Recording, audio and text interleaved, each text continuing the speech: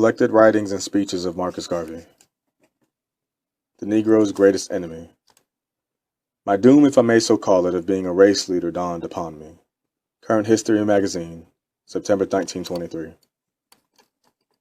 I was born in the island of Jamaica, British West Indies, on August 17, 1887. My parents were black Negroes. My father was a man of brilliant intellect and dashing courage. He was unafraid of consequences. He took human chances in the course of life, as most bold men do, and he failed at the close of his career. He once had a fortune. He died poor. My mother was a sober and conscientious Christian, too soft and good for the time in which she lived. She was the direct opposite of my father. He was severe, firm, determined, bold, and strong, refusing to yield even to superior forces if he believed it was right. My mother, on the other hand, was always willing to return a smile for a blow, and never ready to bestow charity upon her enemy. Of this strange combination, I was born 36 years ago and ushered into a world of sin, the flesh, and the devil. I grew up with other black and white boys. I was never whipped by any, but made them all respect the strength of my arms. I got my education from many sources, through private tutors, 2 public schools, 2 grammar or high schools, and 2 colleges. My teachers were men and women of varied experiences and abilities. 4 of them were eminent preachers. They studied me, and I studied them. With some, I became friendly in after years. Others, and I drifted apart. Because as a boy, they wanted to whip me, and I simply refused to be whipped. I was not made to be whipped. It annoys me to be defeated. Hence, to me, to be once defeated is to find cause for an everlasting struggle to reach the top. I became a printer's apprentice at an early age, while still attending school. My apprentice master was a highly educated and alert man. In the affairs of business and the world, he had no peer. He taught me many things before I reached 12, and at 14 I had enough intelligence and experience to manage men. I was strong and manly, and I made them respect me. I developed a strong and forceful character, and I have maintained it still. To me, at home in my early days, there was no difference between white and black. One of my father's properties, the place where I lived, most of the time was adjoining that of a white man. He had 3 girls and 2 boys. The Wesleyan minister, another white man whose church my parents attended, also had property adjoining ours. He had 3 girls and 1 boy. All of us were playmates. We romped and were happy children playmates together. The little white girl whom I liked the most knew no better than I did myself. We were 2 innocent fools who never dreamed of a race feeling and problem. As a child, I went to school with white boys and girls, like all other Negroes. We were not called Negroes then. I never heard the term Negro used once until I was about 14. At 14, my little white playmate and I parted. Her parents thought the time had come to separate us and draw the color line. They sent her and another sister to Edinburgh, Scotland, and told her that she was never to write or try to get in touch with me, for I was a nigger. It was then that I found for the first time that there was some difference in humanity, and that there were some different races, each having its own separate and distinct social life. I did not care about the separation after I was told about it, because I never thought all during our childhood association that the girl and the rest of the children of her race were better than I was. In fact, they used to look up to me, so I simply had no regrets. After my first lesson in race distinction, I never thought of playing with white girls anymore, even if they might be next-door neighbors. At home, my sister's company was good enough for me, and at school, I made friends with the colored girls next to me. White boys and I used to frolic together. We played cricket and baseball, ran races, and rode bicycles together, took each other to the river and to the sea beach to learn to swim, and made boyish efforts while out in deep water to drown each other, making a sprint for shore, crying out, "Shark! Shark! Shark!" In all our experiences, however, only 1 black boy was drowned. He went under on a Friday afternoon after school hours, and his parents found him afloat half-eaten by sharks on the following Sunday afternoon. Since then, we boys never went back to sea. At maturity, the black and white boys separated and took different courses in life. I grew up then to see the difference between the 2 races more and more. My schoolmates as young men did not know or remember me anymore. Then I realized that I had to make a fight for a place in the world, that it was not easy to pass on to office and position. Personally, however, I had not much difficulty in finding and holding a place for myself, for I was aggressive. At 18, I had an excellent position as manager of a large printing establishment, having under my control several men old enough to be my grandfathers. But I got mixed up with the public life. I started to take an interest in the politics of my country, and then I saw the injustice done to my race because it was black, and I became dissatisfied on that account. I went traveling to South and Central America and parts of the West Indies to find out if it was so elsewhere, and I found the same situation. I set sail for Europe to find out if it was different there, and again I found a stumbling block. You are black. I read of the conditions in America.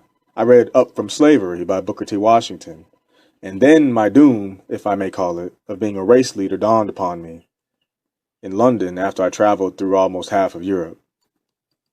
I asked, where is the black man's government? Where is his king and his kingdom? Where is his president, his country, and his ambassador, his army, his navy, his men, or big affairs?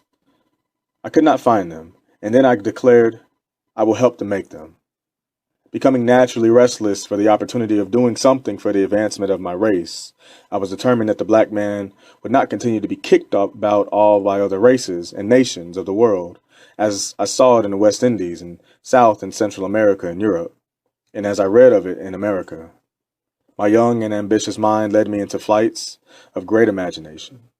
I saw before me then, even as I do now, a new world of black men, not peons, serfs, dogs, and slaves, but a nation of sturdy men making their impress upon civilization and causing a new light to dawn upon the human race. I could not remain in London anymore. My brain was afire. There was a world of thought to conquer.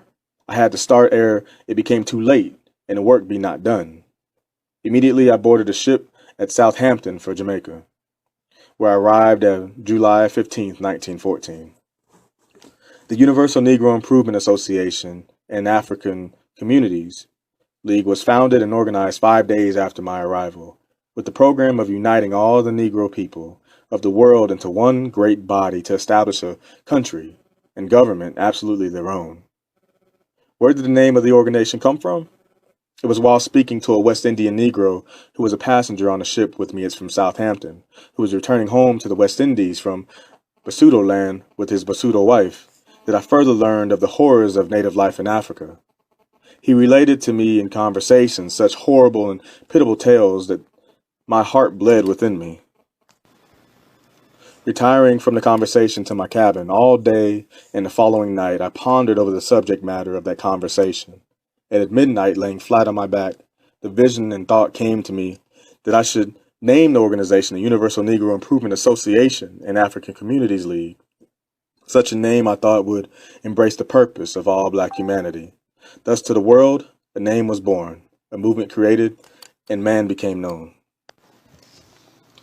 I really never knew there was so much color prejudice in Jamaica, my own native home, until I started the work of the Universal Negro Improvement Association. We started immediately before the war.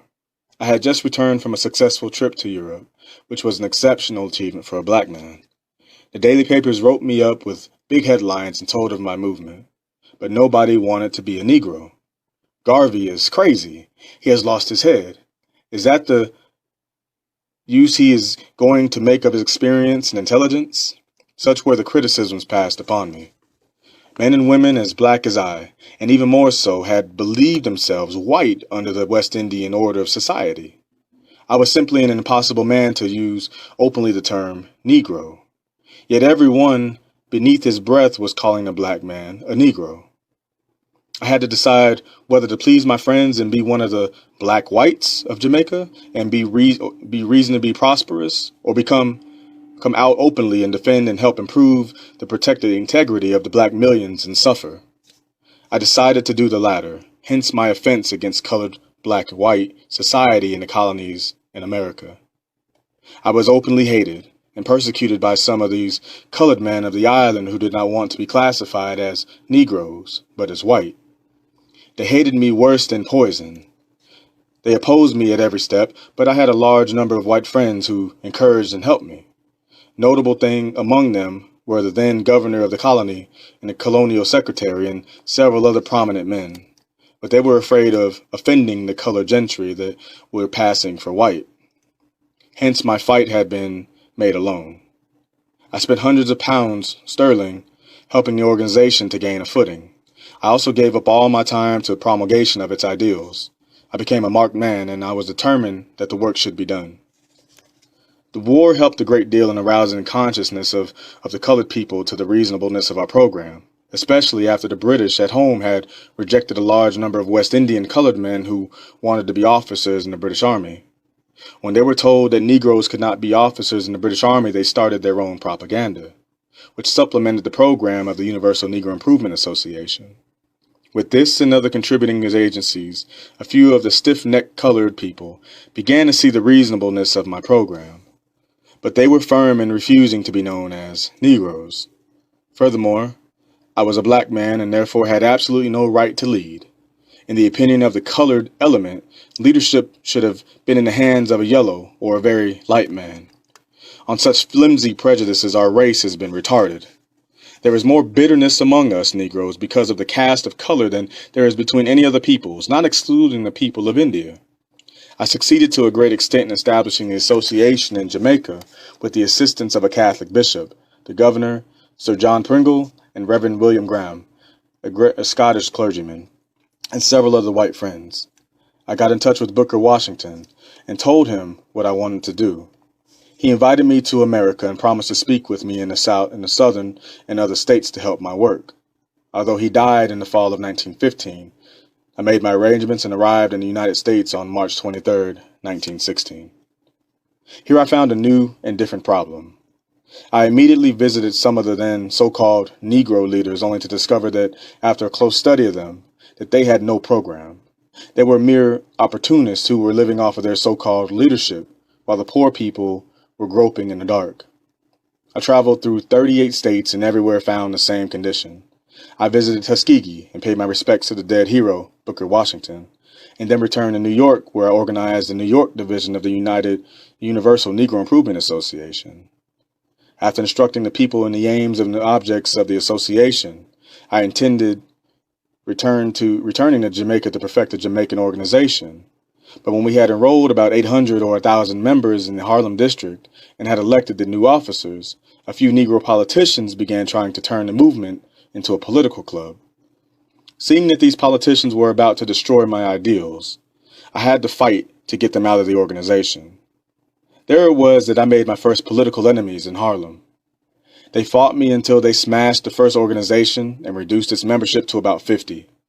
I started again, and in 2 months built up a new organization of about 1,500 members. Again, the politicians came and divided us into two factions. They took away all the books of the organization, its treasury, and all its belongings. At that time, I was only an organizer, for it was not then my intention to remain in America, but to return to Jamaica. The organization had its proper officers elected, and I was not an officer of the New York division, but president of the Jamaican branch. On the second split in Harlem, 13 of the members conferred with me and requested me to become president for a time of the New York organization, so as to save them from the politicians. I consented and was elected president. There then sprang up two factions, one led by the politicians with the books and the money, and the other led by me. My faction had no money. I placed at their disposal what money I had, opened an office for them, rented a meeting place, employed 2 women secretaries, went up to the streets of Harlem at night to speak for the movement. In 3 weeks, more than 2,000 new members joined. By this time, I had the association incorporated so as to prevent the other faction using the name. But in 2 weeks, the politicians had stolen all the people's money and had smashed up their faction. The organization under my presidency grew by leaps and bounds. I started the Negro World. Being a journalist, I edited this paper free of cost for the association and worked for them without pay until November 1920. I traveled all over the country for the association at my own expense and established branches until in 1919 we had about 30 branches in different cities. By my writings and speeches, we were able to build up a large organization of over 2 million by June 1919, at which time we launched the program of the Black Star Line. To have built up a new organization which was not purely political among Negroes in America was a wonderful feat, for the Negro politician does not allow any other kind of organization within his race to thrive. We succeeded, however, in making the Universal Negro Improvement Association so formidable in 1919 that we encountered more trouble from our political brethren. They sought the influence of the District Attorney's Office of the County of New York to put us out of business. Edwin P. Kilrow, at the time an assistant district attorney on a complaint of the Negro politicians, started to investigate us as the association. Mr. Kilrow would constantly and continuously call me to his office for investigation on extraneous matters, without coming to the point. The result was that, after the 8th or 9th time, I wrote an article in our newspaper, The Negro World, against him. This was interpreted as criminal libel, for which I was indicted and arrested, but subsequently dismissed on retracting what I had written. During my many tilts with Mr. Kilrow, the question of the Black Star Line was discussed. He did not want us to have a line of ships. I told him that even as there was a White Star Line, we would have, irrespective of his wishes, a Black Star Line. On June 27, 1919, we incorporated the Black Star Line of Delaware, and in September, we obtained a ship. The following month, in October, a man by the name of Tyler came to my office at 56 West 135th Street in New York City, and at once fired 4 shots at me from a .38 caliber revolver. He wounded me in the right leg and the right side of my scalp. I was taken to the Harlem hospital and he was arrested. The next day it was reported that he committed suicide in jail just before he was taken before a magistrate. The first year of our activities of the Black Star Line added prestige to the Universal Negro Improvement Association. Several $100,000 worth of shares were sold. Our first ship, the steamship Yarmouth, had made 2 voyages to the West Indies and Central America. The white press had flashed the news all over the world. I, a young Negro, as president of the corporation, had become famous. My name was discussed on 5 continents. The Universal Negro Improvement Association gained millions of followers all over the world, and by August 1920, over 4 million persons had joined the movement. A convention of all the Negro peoples of the world was called to meet in New York that month. Delegates came from all parts of the unknown world. Over 25,000 persons packed the Madison Square Garden on August 1st to hear me speak to the first International Convention of Negroes. It was a record-breaking meeting, the first and the biggest of its kind. The name of Garvey had become known as a leader of his race. Such fame among Negroes was too much for the other race leaders and politicians to tolerate. My downfall was planned by my enemies. They laid all kinds of traps for me. They scattered their spies among the employees of the Black Star Line and the Universal Negro Improvement Association.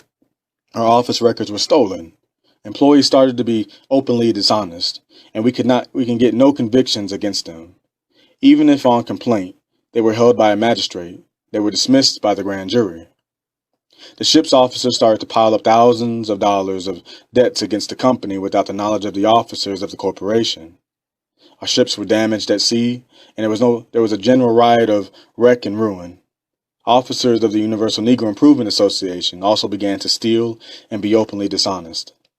I had to dismiss them. They joined my enemies, and thus I had an endless fight on my hands to save the ideals of the association and carry out our program for our race.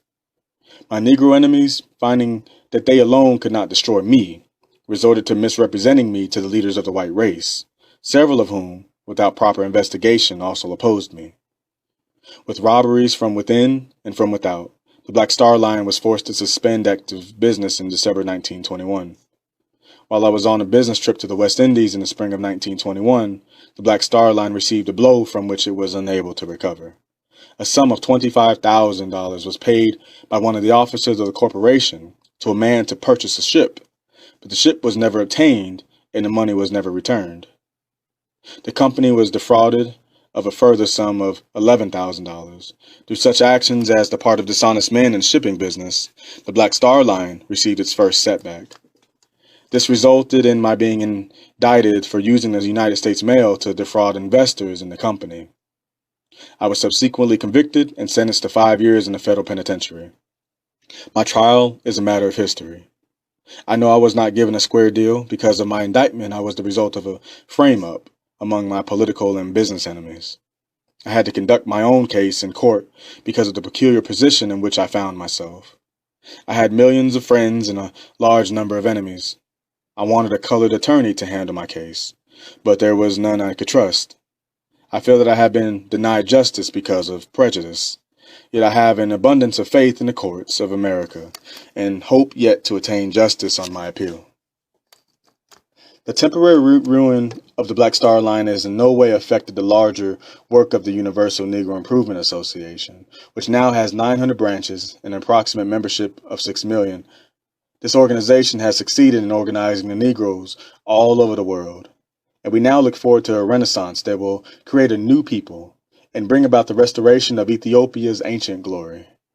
Being black, I have committed an unpardonable offense against the very light-colored Negroes in America and the West Indies by making myself famous as a Negro leader of millions. In their view, no black man must rise above them. But I still forge ahead, determined to give to the world the truth about the new Negro, who is determined to make and hold for himself a place in the affairs of men. The Universal Negro Improvement Association has been misrepresented by my enemies. They have tried to make it appear that we are hostile to other races. This is absolutely false. We love all humanity. We are working for the peace of the world, which we can believe can only come about when all races are given their due. We feel that there is absolutely no reason why there should be any differences between the black and white races. If each stopped to adjust and steady itself, we believe in the purity of both races. We do not believe the black man should be encouraged in the idea that his highest purpose in life is to marry a white woman. But we do believe that the white man should be taught to respect the black woman in the same way as he wants the black man to respect the white woman. It is a vicious and dangerous doctrine of social equality to urge, as certain colored leaders do, that black and white should get together, for that would destroy the racial purity of both. We believe that the black people should have a country of their own, where they should be given the fullest opportunity to develop politically, socially, and industrially. The black people should not be encouraged to remain in white people's countries and expect to be presidents, governors, mayors, senators, congressmen, judges, and social and industrial leaders. We believe that with the rising ambition of the Negro, if a country is not provided for them in another 50 or 100 years, there will be a terrible clash that will end disastrously to him and disgrace our civilization. We desire to prevent such a clash by pointing the Negro to a home of his own. We feel that all well-disposed and broad-minded white men would aid in this direction. It is because of this belief, no doubt, that my Negro enemies, as to prejudice me further in the opinion of the public, wickedly state that I am a member of the Ku Klux Klan, even though I am a black man. I have been deprived of the opportunity of properly explaining my work to the white people of America through the prejudice work up against me by jealous and wicked members of my own race. My success as an organizer was much more than revival Negro leaders could tolerate. They, regardless of consequences, either to me or to the race, had to destroy me by fair means or foul. The thousands of anonymous and other hostile letters written to the editors and publishers of the white press by Negro rivals to prejudice, we, in the eyes of public opinion, are sufficient evidence of the wicked and vicious opposition I have had to meet from among my own people, especially among the very light-colored. But they went further than the press in their attempts to discredit me.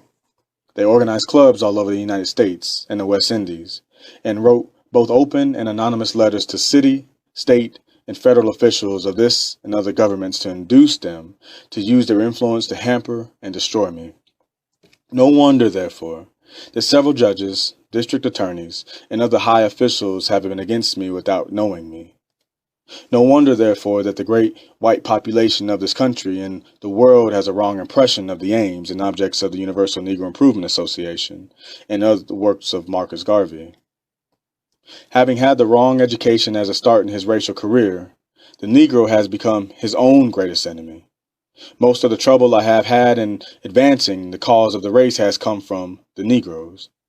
Booker Washington aptly described the race in one of his lectures by stating that we were like crabs in a barrel, that none would allow the other to climb over, but on any such attempt, all would continue to pull back into the barrel the one crab that would make the effort to climb out. Yet those of us with vision cannot desert the race, leaving it to suffer and die. Looking forward a century or two, we can see an economic and political death struggle for the survival of the different race groups. many of our present-day national centers will have become overcrowded with vast surplus populations. The fight for bread and position will be keen and severe. The weaker and unprepared group is bound to go under. That is why visionaries as we are in the Universal Negro Improvement Association, we are fighting for the foundation of a Negro nation in Africa, so that there will be no clash between black and white, and that each race will have a separate existence and civilization all its own without courting suspicion and hatred or eyeing each other with jealousy and rivalry within the borders of the same country. White men who have struggled for and built up their countries and their own civilizations are not disposed to hand them over to Negro or any other race without let or hindrance.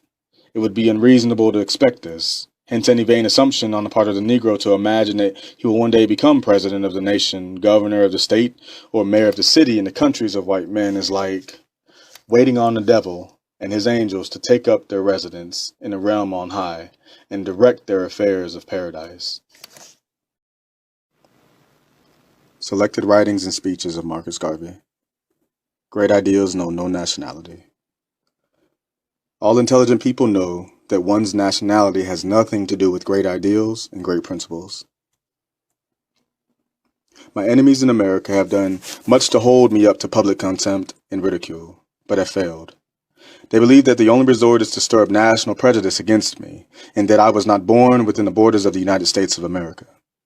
I am not in the least concerned about such a propaganda because I have traveled the length and breadth of America and I have discovered that among the 15 million of my race, only those who have exploited and lived off the ignorance of the masses are concerned with where I was born. The masses of the people are looking for leadership. They desire sincere, honest guidance in racial affairs. As proof of this, I may mention that the largest number of members in the Universal Negro Improvement Association, of which I am President General, are to be found in America, and are native-born Americans. I know these people so well and love them so well that I would not for 1 minute think that they would fall for such an insidious propaganda. All intelligent people know that one's nationality has nothing to do with the great ideals and great principles. If because I am Jamaican, the Negro should not accept the principle of race rights and liberty or the ideal of a free and independent race, then you may well say that because Jesus was a Nazarene, that outside world should not accept his doctrine of Christianity because he was an alien. Because Martin Luther was born in Germany, the world should not accept the doctrine of Protestantism. Because Alexander Hamilton and Lafayette were not born in America, Americans should not accept and appreciate the benefits they bestowed upon the nation. Because Marconi was an Italian, we of the New World should not make use of wireless telegraphy. Again, I say, great principles, great ideas know no nationality. I know no national boundary where the Negro is concerned. The whole world is my province until Africa is free. Selected writings and speeches of Marcus Garvey. I am a Negro. We did not come here of our own free will. We were brought here. And so the question of birth does not enter into the question. From his closing address to the jury at his trial, New York City, June 15, 1923. I am a Negro. I make absolutely no apology for being a Negro because my God created me to be what I am. And as I am, so will I return to my God, for he knows just why he created me as he did. So gentlemen, you will understand that behind the whole business proposition lies the spirit of the movement. I have no time to go into the work of the Universal Negro Improvement Association, but I say this. I know there are certain people who do not like me because I am black. They don't like me because I am not born here, through no fault of mine. I didn't bring myself into this Western world. You know the history of my race. I was brought here. I was sold to some slave master in the island of Jamaica, some Irish slave master who subsequently gave my great-grandfather his name.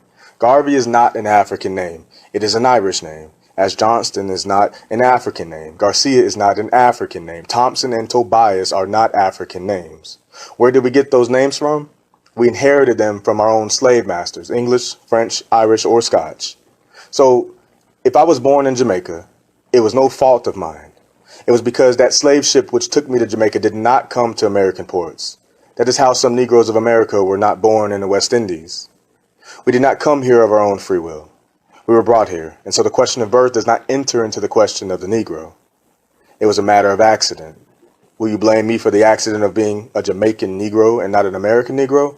Surely you will not. But there is a bigger question involved. It is a question of race. What are you going to do with this question of race?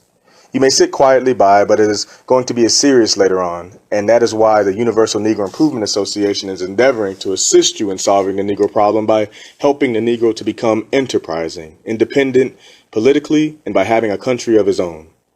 If you follow me down the ages, you will see within 100 years, you're going to have a terrible race problem in America. When you will have increased and the country will become overpopulated, it will be a fight for existence between two opposite races.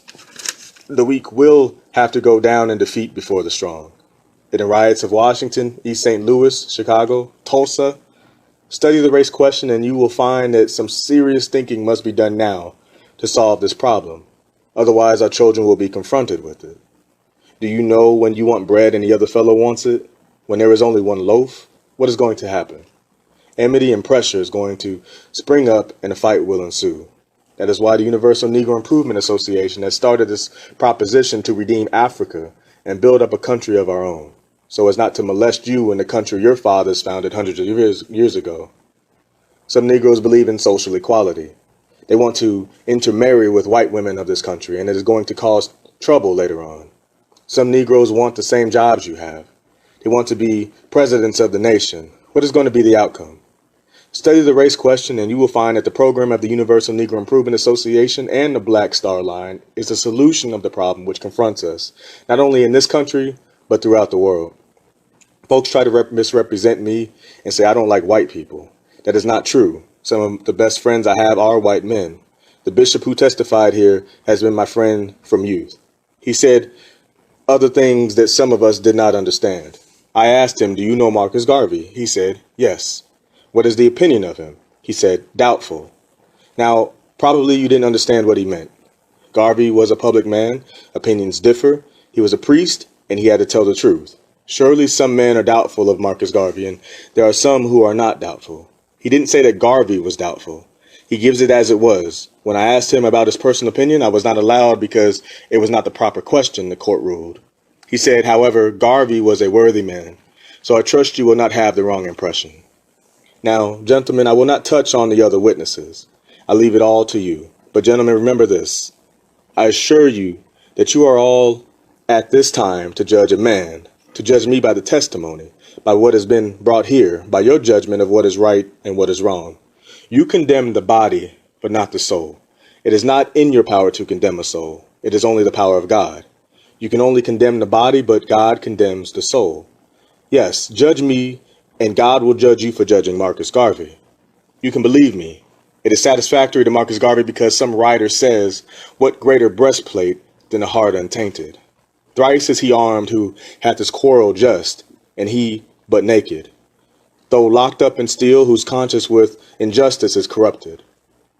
I stand before you in the honorable court for your judgment, and I do not regret what I have done for the Universal Negro Improvement Association. For the Negro race, because I did it from the fullness of my soul. I did it with the fear of my God, believing I was doing the right thing. I am still firm in my belief, and I served my race, people, conscience, and God. I further make no apology for what I have done. I ask for no mercy. If you say I'm guilty, I go to God as I feel, a clear conscience and a clean soul, knowing I have not wronged even a child of my race or any member of my family. I love all mankind. I love Jew, Gentile. I love white and black. I have respect for every race. I believe the Irish should be free. They should have a country. I believe the Jew should be free, and the Egyptian should be free, and the Indian and the Poles. I believe also that the black man should be free. I would fight for the freedom of the Jew, the Irish, the Poles. I would fight and die for the liberation of 400 million Negroes. I expect from the world for Negroes what the world expects from them. I thank you for the patience, gentlemen, and it's honor for the patience he has exhibited also. There has been some differences, but I have great respect for this court. I respect the Constitution of this great country, the most liberal Constitution in the world. This great government, the most liberal in the world. Could I go to Washington without paying my homage and respect to that hero, George Washington and Abraham Lincoln, the emancipator of our million slaves? Then how dare anyone accuse me of being disrespectful to the United States or the courts? I feel that my rights are infringed upon. If I differed from the judge, it is but a human. I know you are businessmen just as I am. My business has been going to pieces, and I know how much yours is going to pieces. But if you were to be tried and I were a juror, I would give you the same consideration as you have given me. Therefore, I leave myself to you, feeling that you should judge me as your God shall judge you, not for friendship, not for satisfying the whims of someone, but because of truth and justice.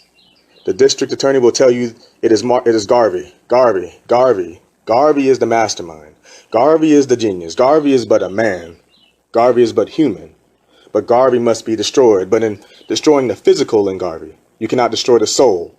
And I feel you, gentlemen, will not do anything except that which is prompted by justice, truth, and the law. As you know, the law is but an expression of the truth, of justice, and of thought. The law demands truth and justice so that justice can be done. I leave myself to you. I have not denied anything that I know of and have done. Selected Writings and Speeches of Marcus Garvey. West Indies in the Mirror of Truth.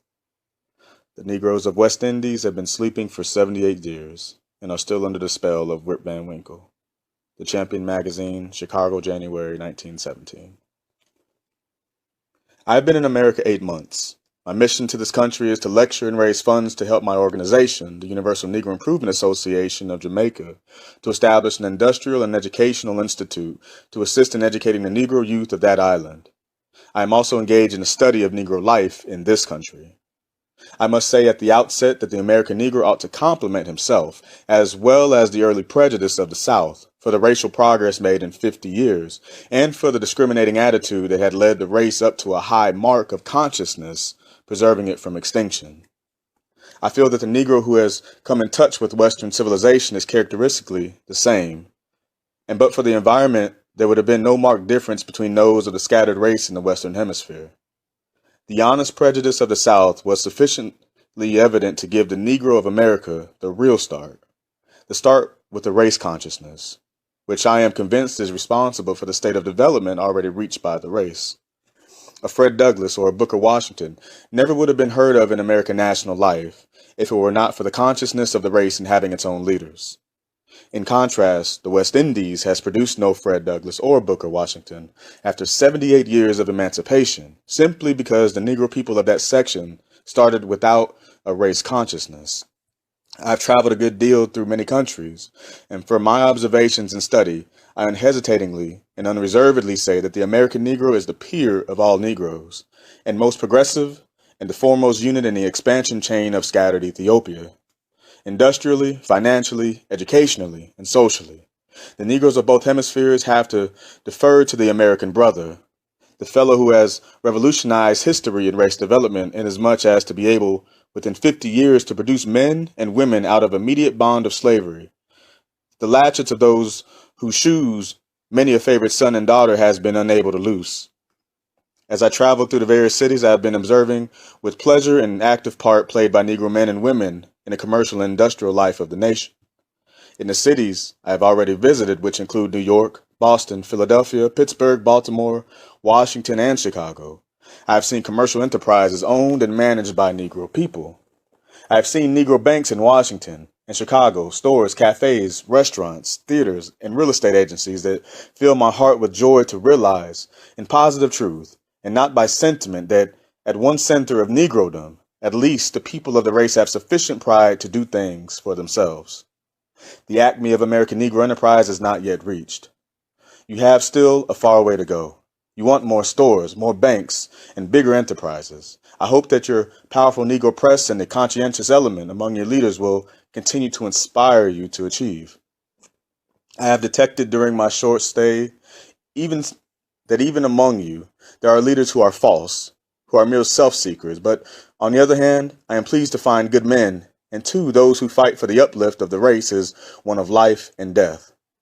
I have met some personalities who are not prominently in the limelight, for whom I have a strong regard as towards their sincerity in the cause of race uplift. I think more of their people as real disciples working for the good of our race than many of the men whose names have become nationally and internationally known. In New York, I met John E. Bruce, a man for whom I have the strongest regard, inasmuch as I have seen in him a true Negro, a man who does not talk simply because he is in a position for which he must say or do something, but who feels honored to be a member. I can also place in this category Dr. R. Wright, Jr., Dr. Parks, Vice President of the Baptist Union, and Dr. Triley of the M.E. Church of Philadelphia, the Reverend J.C. Anderson of Quinn Chapel, and Mrs. Ida Wells Barnett of Chicago. With men and women of this type, who are conscious workers of not mere life service dignitaries, I can quite understand that the time is at hand when a stranger, such as I am, will discover the American Negro firmly and strongly set on the pinnacle of fame. The West Indian Negro who has had 78 years of emancipation has nothing to compare with your progress. Educationally, he has, in the exception, made a step forward, but generally he is stagnant. I have discovered a lot of vain bluff, as propagated by the irresponsible type of West Indian Negro who has become resident of this country. Bluff to the effect that conditions are better in the West Indies than they are in America. Now let me assure you, honestly and truthfully, that they are nothing of the kind. The West Indies in reality could have been the ideal home of the Negro, but the sleeping West Indian has ignored his chance ever since his emancipation, and today he is at the tail end of all that is worthwhile in the West Indies. The educated men are immigrating to the United States, Canada, and Europe. The laboring element are to be found by the thousands in Central and South America. These people are leaving their homes simply because they haven't pride and courage enough to stay at home and combat the forces that make them exiles. If we had the spirit of self-consciousness and reliance such as you have in America, we would have been ahead of you, and today the standard of Negro development in the West would have been higher. We haven't the pluck in the West Indies to agitate for or demand a square deal, and the blame can be attributed to no other source than indolence and lack of pride amongst themselves. Let not the American Negro be misled. He occupies the best position among all Negroes up to the present time. And my advice to him is to keep up his constitutional fight for equity and justice. The Negro of the West Indies have been sleeping for 78 years and are still under the spell of Rip Van Winkle. These people want a terrific sensation to awaken them to their racial consciousness. We are throwing away good business opportunities in the beautiful islands of the West Indies. We have no banks of our own, no big stores and commercial undertakings. We depend on others as dealers while we remain consumers. The file is there open and ready for anyone who has the training and ability to become a pioneer. If enterprising Negro Americans would get a hold of some of the wealthy Negroes of the West Indies and teach them how to trade and do things in the interest of their people, a great good would be accomplished for the advancement of the race. The Negro masses in the West Indies want enterprises that will help them to dress as well as the Negroes in the North of the United States, to help them to live in good homes and to provide them with furniture on the installment plan, to insure them in sickness and death, and to prevent a pauper's grave. Selected Writings and Speeches of Marcus Garvey. Declaration of the Rights of the Negro Peoples of the World. We, the duly elected representatives of the Negro Peoples of the world, invoking the aid of the just and almighty God, do declare all men, women, and children of our blood throughout the world free citizens, and do claim them as free citizens of Africa, the motherland of all Negroes. International Convention of the Negroes of the World, New York City, August 31st, 1920. Drafted and adopted at convention held in New York, 1920, over which Marcus Garvey presided as chairman, and in which he was elected provisional president of Africa. Be it resolved that the Negro people of the world, through their chosen representatives and convention assembled in Liberty Hall in the city of New York and United States of America from August 1st to August 31st in the year of our Lord, 1920, protest against the wrongs and injustices they are suffering at the hands of their white brethren, and state what they deem their fair and just rights, as well as the treatment they propose to demand of all men in the future. We complain, 1, that nowhere in the world, with few exceptions, are black men accorded equal treatment with white men, although in the same situation and circumstances, but, on the contrary, are discriminated against and denied the common rights due to human beings for no other reason than their race and color. We are not willingly accepted as guests in the public hotels and inns of the world for no other reason than our race and color. 2, in certain parts of the United States of America, our races deny the right of public trial accorded to other races when accused of crime, but are lynched and burned by mobs, and such brutal and inhuman treatment is even practiced upon our women. 3, the European nations have parceled out among themselves and taken possession of nearly all of the continent of Africa, and the natives are compelled to surrender their lands to aliens and are treated in most instances like slaves. 4, In the southern portion of the United States of America, although citizens under the federal Constitution, and in some states almost equal to the whites in population, and are qualified landowners and taxpayers, we are nevertheless denied all voice in the making and administration of the laws and are taxed without representation by the state governments, and at the same time compelled to do military service in defense of the country. 5. On the public conveyances and common carriers in the southern portion of the United States, we are Jim Crowed and compelled to accept separate and inferior accommodations and made to pay the same fare charge for first-class accommodations. And our families are often humiliated and insulted by drunken white men who habitually pass through the Jim Crow cars going to the smoking car. 6. The physicians of our race are denied the right to attend their patients while in public hospitals of the cities and states where they reside in certain parts of the United States. Our children are forced to attend inferior separate schools for shorter terms than white children, and the public school funds are unequally divided between the white and colored schools. 7. We are discriminated against and denied an equal chance to earn wages for the support of our families, and in many instances are refused admission into labor unions, and nearly everywhere are paid smaller wages than white men. 8. In civil service and departmental office, we are everywhere discriminated against and made to feel that to be a black man in Europe, America, and the West Indies is equivalent to being an outcast and a leper among the races of men, no matter what the character and attainments of the black man may be. 9. In the British and other West Indian islands and colonies, Negroes are secretly and cunningly discriminated against and denied those fuller rights in government to which white citizens are appointed, nominated, and elected. 10. That our people in those parts are forced to work for lower wages than the average standard of white men and are kept in conditions repugnant to good civilized taste and customs. 11. That the many acts of injustice against members of our race before the courts of law in the respective islands and colonies are of such nature as to create disgust and disrespect for the white man's sense of justice. 12. Against all such inhuman, unchristian, and uncivilized treatment, we here and now emphatically protest and invoke the condemnation of all mankind. In order to encourage our race all over the world and to stimulate it to a higher and grander destiny, we demand and insist on the following declaration of our rights. 1. Be it known to all men that whereas all men are created equal and entitled to the rights of life, liberty, and the pursuit of happiness, and because of this, we, the duly elected representatives of the Negro people of the world, invoking the aid of the all just and almighty God, do declare all men, women, and children of our blood throughout the world free citizens, and do claim them as free citizens of Africa, the motherland of all Negroes. 2. That we believe in the supreme authority of our race in all things racial, that all things are created and given to man as a common possession, that there should be an equitable distribution and appropriation of all such things, and in consideration of the fact that we, as a race, we are now deprived of those things that are morally and legally ours, we believe it right that all things should be acquired and held by whatsoever means possible. 3.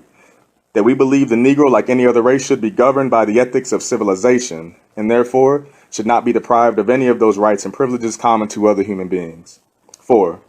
We declare that Negroes, wheresoever they form a community among themselves, should be given the right to elect their own representatives to represent them in legislatures, courts of law, or such institutions as may exercise control over that particular community. 5.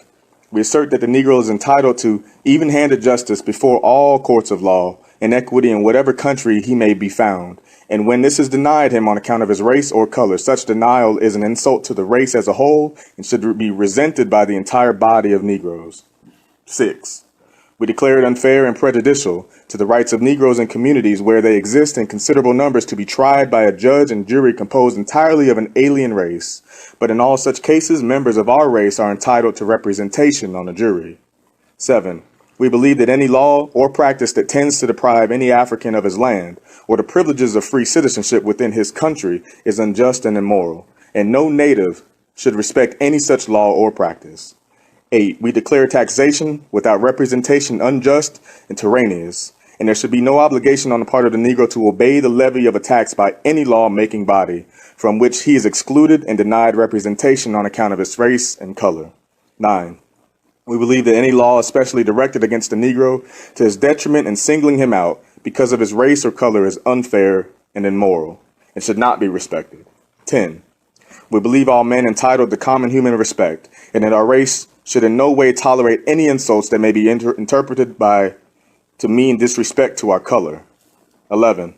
We deprecate the use of the term nigger as applied to Negroes and demand that the word Negro be written with a capital N.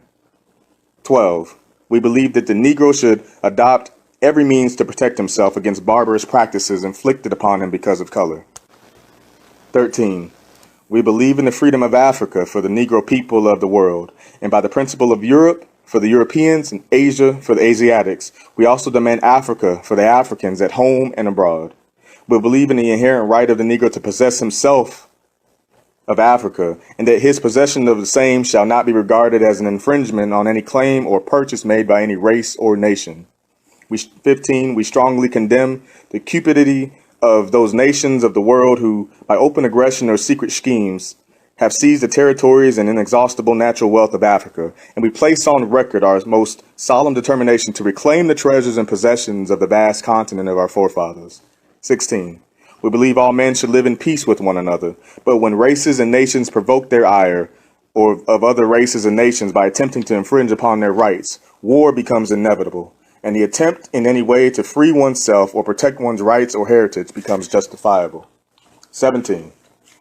Whereas the lynching by burning, hanging, or any other means of human beings is a barbarous practice and a shame and disgrace to civilization, we therefore declare any country guilty of such atrocities outside the pale of civilization. 18. We protest against the atrocious crime of whipping, flogging, and overworking of the native tribes of Africa and Negroes everywhere. These are methods that should be abolished, and all means should be taken to prevent a continuance of such brutal practices. 19. We protest against the atrocious practice of shaving the heads of Africans, especially of African women or individuals of Negro blood, when placed in prison as a punishment for crimes by an alien race. 20. We protest against segregated districts, separate public conveyances, industrial discrimination, lynchings, and limitations of political privilege of any Negro citizen in any part of the world on account of race, color, or creed, and will exert our full influence and power against all such. 21. We protest against any punishment inflicted upon a Negro with severity, as against lighter punishment inflicted upon another of an alien race for like defense, as an act of prejudice and injustice, and should be resented by the entire race. 22. We protest against the system of education in any country where Negroes are denied the same privilege and advantages as other races. 23. We declare it inhuman and unfair to boycott Negroes from industries and labor in any part of the world. 24. We believe in the doctrine of the freedom of the press, and we therefore emphatically protest against the suppression of Negro newspapers and periodicals in various parts of the world, and call upon Negroes everywhere to employ all available means to prevent such suppression. 25. We further demand free speech universally for all men. 26. We hereby protest against the publication of scandalous and inflammatory articles by an alien press tending to create racial strife and the exhibition of picture films showing the Negro as a cannibal. 27. We believe in self-determination of all peoples. 28. We declare for the freedom of religious worship. 29. With the help of Almighty God, we declare ourselves the sworn protectors of the honor and virtue of our women and children, and pledge our lives for the protection and defense everywhere, and under all circumstances from wrongs and outrages. 30. We demand the right of unlimited and unprejudiced education for ourselves and our posterity forever. 31. We declare that the teaching in any school by alien teachers to our boys and girls that the alien race is superior to the Negro race is an insult to the Negro people of the world. 32. Where Negroes form a part of the citizenry of any country and pass the civil service examination of such country, we declare them entitled to the same consideration as other citizens as to appointments in such civil service. 33. We vigorously protest against the increasingly unfair and unjust treatment accorded to Negro travelers on land and sea by the agents and employees of railroad and steamship companies, and insist that for equal fare we receive equal privileges and travelers of other races. 34. We declare it unjust for any country, state, or nation to enact laws tending to hinder and obstruct the free immigration of Negroes on account of their race and color. 35. That the right of the Negro to travel unmolested throughout the world be not abridged by any person or persons, and all Negroes are called upon to give aid to a fellow Negro when thus molested. 36. We declare that all Negroes are entitled to the same right to travel over the world as other men. 37. We hereby demand that the governments of the world recognize our leader and his representatives chosen by the race to look after the welfare of our people under such governments. 38. We demand complete control of our social institutions without the interference by an alien race or races. 39. That the colors red, black, and green be the colors of the Negro race. 40. Resolve that the anthem Ethiopia, thou land of our fathers, etc., shall be the anthem of the Negro race.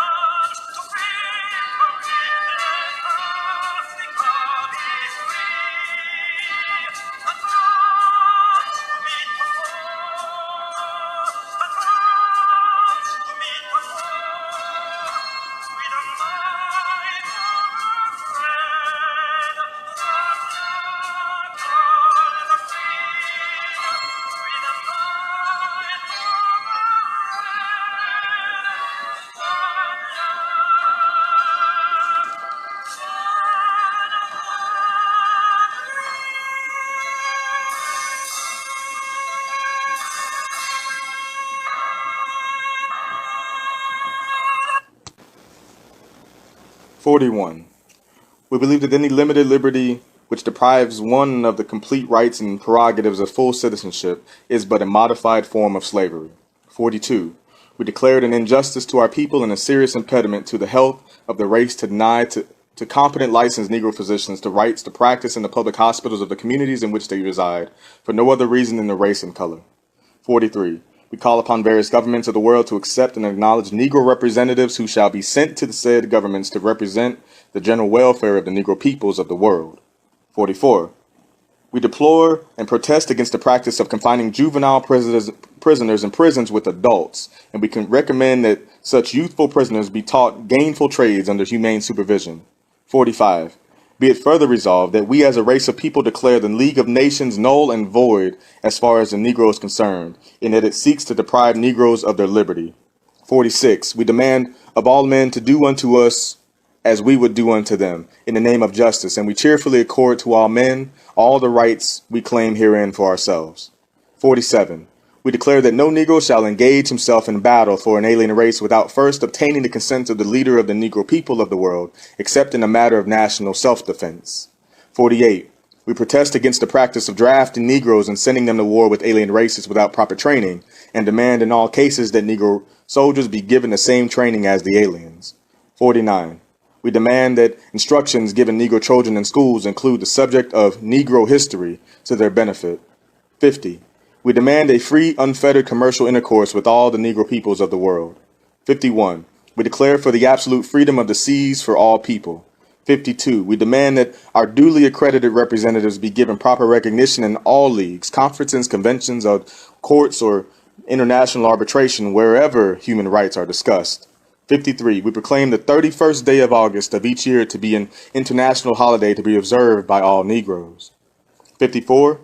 We want all men to know we shall maintain and contend for the freedom and equality of every man, woman, and child of our race, with our lives, our fortunes, and our sacred honor. These rights we believe to be justly ours and proper for the protection of the Negro race at large. And because of this belief, we, on behalf of the 400 million Negroes of the world, do pledge herein the sacred blood of the race in defense, and we hereby subscribe our names as a guarantee of the truthfulness and faithfulness hereof in the presence of Almighty God on the 13th day of August, in the year of our Lord, 1920.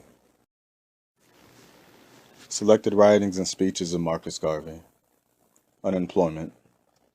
Let a man lose his confidence in his people and in God, and chaos is ushered in, and anarchy sweeps the world, and human society is destroyed. Liberty Hall, New York City, February 11th, 1921.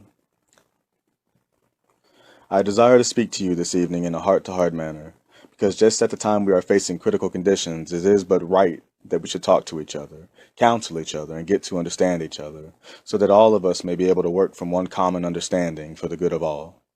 I desire to appeal to the memory of the members of this association.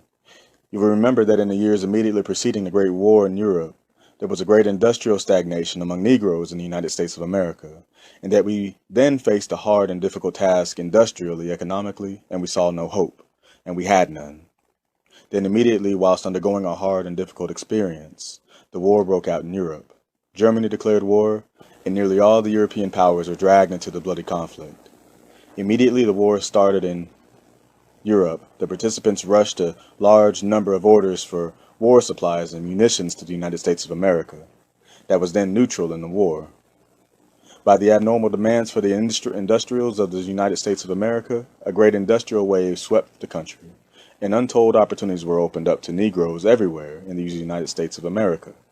Not only to Negroes, but those untold opportunities were opened up to all races, to people within the confines of this country. Factories and mills and industrial plants sprang up everywhere in the great industrial centers, and men who had never had employment, men who had never had any occupations prior to that time, found opportunities then. Men for years who never had the chance of earning a decent wage found jobs ranging in weekly salaries or wages from 25 to 100 and some 200 a week. Men everywhere were employed, and even the peons and the serfs of the South broke loose from the South and ran north, where these great industrial opportunities had opened up themselves for each and every one. Men came from the West Indies, men came from all parts of the world to America to enjoy the benefits of the new industrial opportunities offered in America. These opportunities opened up larger and larger, and out of wealth that was poured out of the Great War, some of the people who enjoyed the distribution of that wealth conserved the portion they got or received, such as the Jews, the Italians, the Irish, and the Poles. Their leaders in the pulpits, through periodicals, through magazines, and from platforms and classrooms, taught their respective groups the value of conserving the wealth that was then poured out into their pockets in the form of salaries and wages, to prepare for the rainy day that would come. Negroes, however, in the most loose, most slack, most indifferent manner, received their portion of the wealth that was poured out, and they made absolutely no effort to conserve it. They distributed it as quickly as they received it. They paid it out back to their employer, or to his friend, or to his brother, or to some of his relatives, as quickly as they received it from him. And just at the time, a large number of the leaders of the country said nothing. They had no advice to give. The preachers said nothing, and they gave no advice to the people. Just about that time, the Universal Negro Improvement Association came upon the scene with an active propaganda. It taught preparedness, industrial preparedness among the Negroes then. It warned them and told them that they should prepare to start industries of their own to save their money, and to make every effort to protect themselves, because after the war, there would be a great industrial dearth. There would be a great industrial stagnation. We taught that doctrine. We preached it. We wrote it in the newspapers. We scattered it near and far. We sent the doctrine everywhere and everywhere. We got the retort that we were crazy, that we were a bunch of lunatics.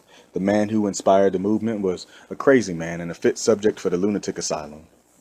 They said all manner of things against him because we dared then, when no others would do so, to teach the doctrine of industrial economic preparedness. The people however, could not see, and they believed we were crazy. But we stuck to our doctrine. We adhered to our belief, and we were able to convert 4 million people scattered all over the world to our doctrine and to our belief. But we did not convert the 4 million people at one time. It took us 4 years to convert them. Some became converted immediately and assumed the burden and responsibility of carrying and conveying the doctrine to others. Hence tonight I am able to look into the faces of some of the people who started with me and when we organized the Universal Negro Improvement Association. People who have made the sacrifices I made, sacrifices in money and in time. They bore the brunt of the situation because on them lay the responsibility to finance and support the propaganda so as to carry the propaganda to others. And they have borne the price of the propaganda for 4 years, reaching the 4 millions. But it reached the 4 millions only too late because the war and the opportunities were over. And when it started and it reached them, they could ill afford to support the doctrine to convey it unto others. Hence the present situation that confronts us now. There are hundreds and thousands and later on millions of men in this country of Negro blood who will be thrown out into the cold. We anticipated it, we saw it, and we warned the people against it. We did it with the feeling of our sympathies for our own. We did it with the feelings of conviction that the men with whom we mingled during the war paid us large wages, paid us large salaries, and with a vengeance. But they were forced, they were compelled to do so, and they did it with a spite and with a vengeance. Some did not see it, and did not appreciate the fact of those who saw it and warned the people against it. The attitude of the employers in this country was to pay the Negro as small a wage as possible on which he could hardly subsist or hardly live, because he desired to keep the Negro as an industrial peon, as an industrial serf, and make it impossible for him to rise in the great industrial economic ladder of life. He kept him down, not because the Negro before the war was not worth more than he was paid for his labor, for at all times the Negro was worth more than $20, $30, or $40 a month. Yet that was all that was paid to us prior to the war, and all of you know it. He was paid to the elevator man, to the porter man, and everybody nearly got the maximum of $40 or $50 or $60 a month from his employer prior to the war. Not because we were not worth more than that for our labor, but because the other man was prejudiced against paying us more than that. He desired not to give us a chance to rise in the industrial and economic world.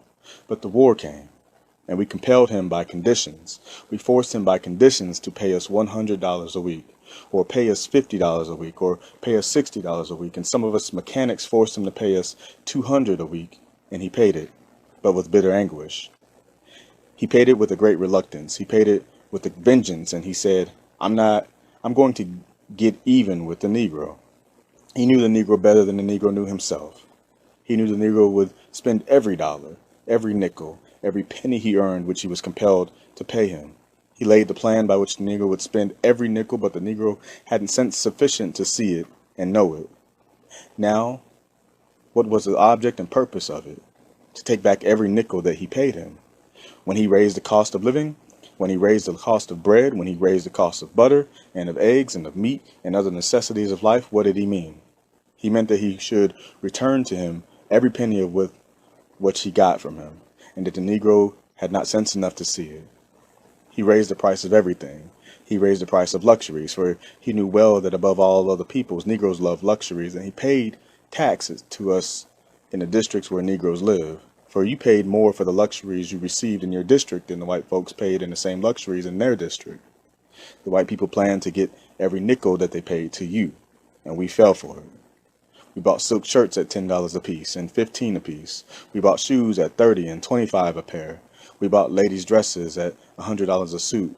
We bought the most expensive hats, silk socks, at $3 a pair, at $2 a pair, at $1.50 a pair.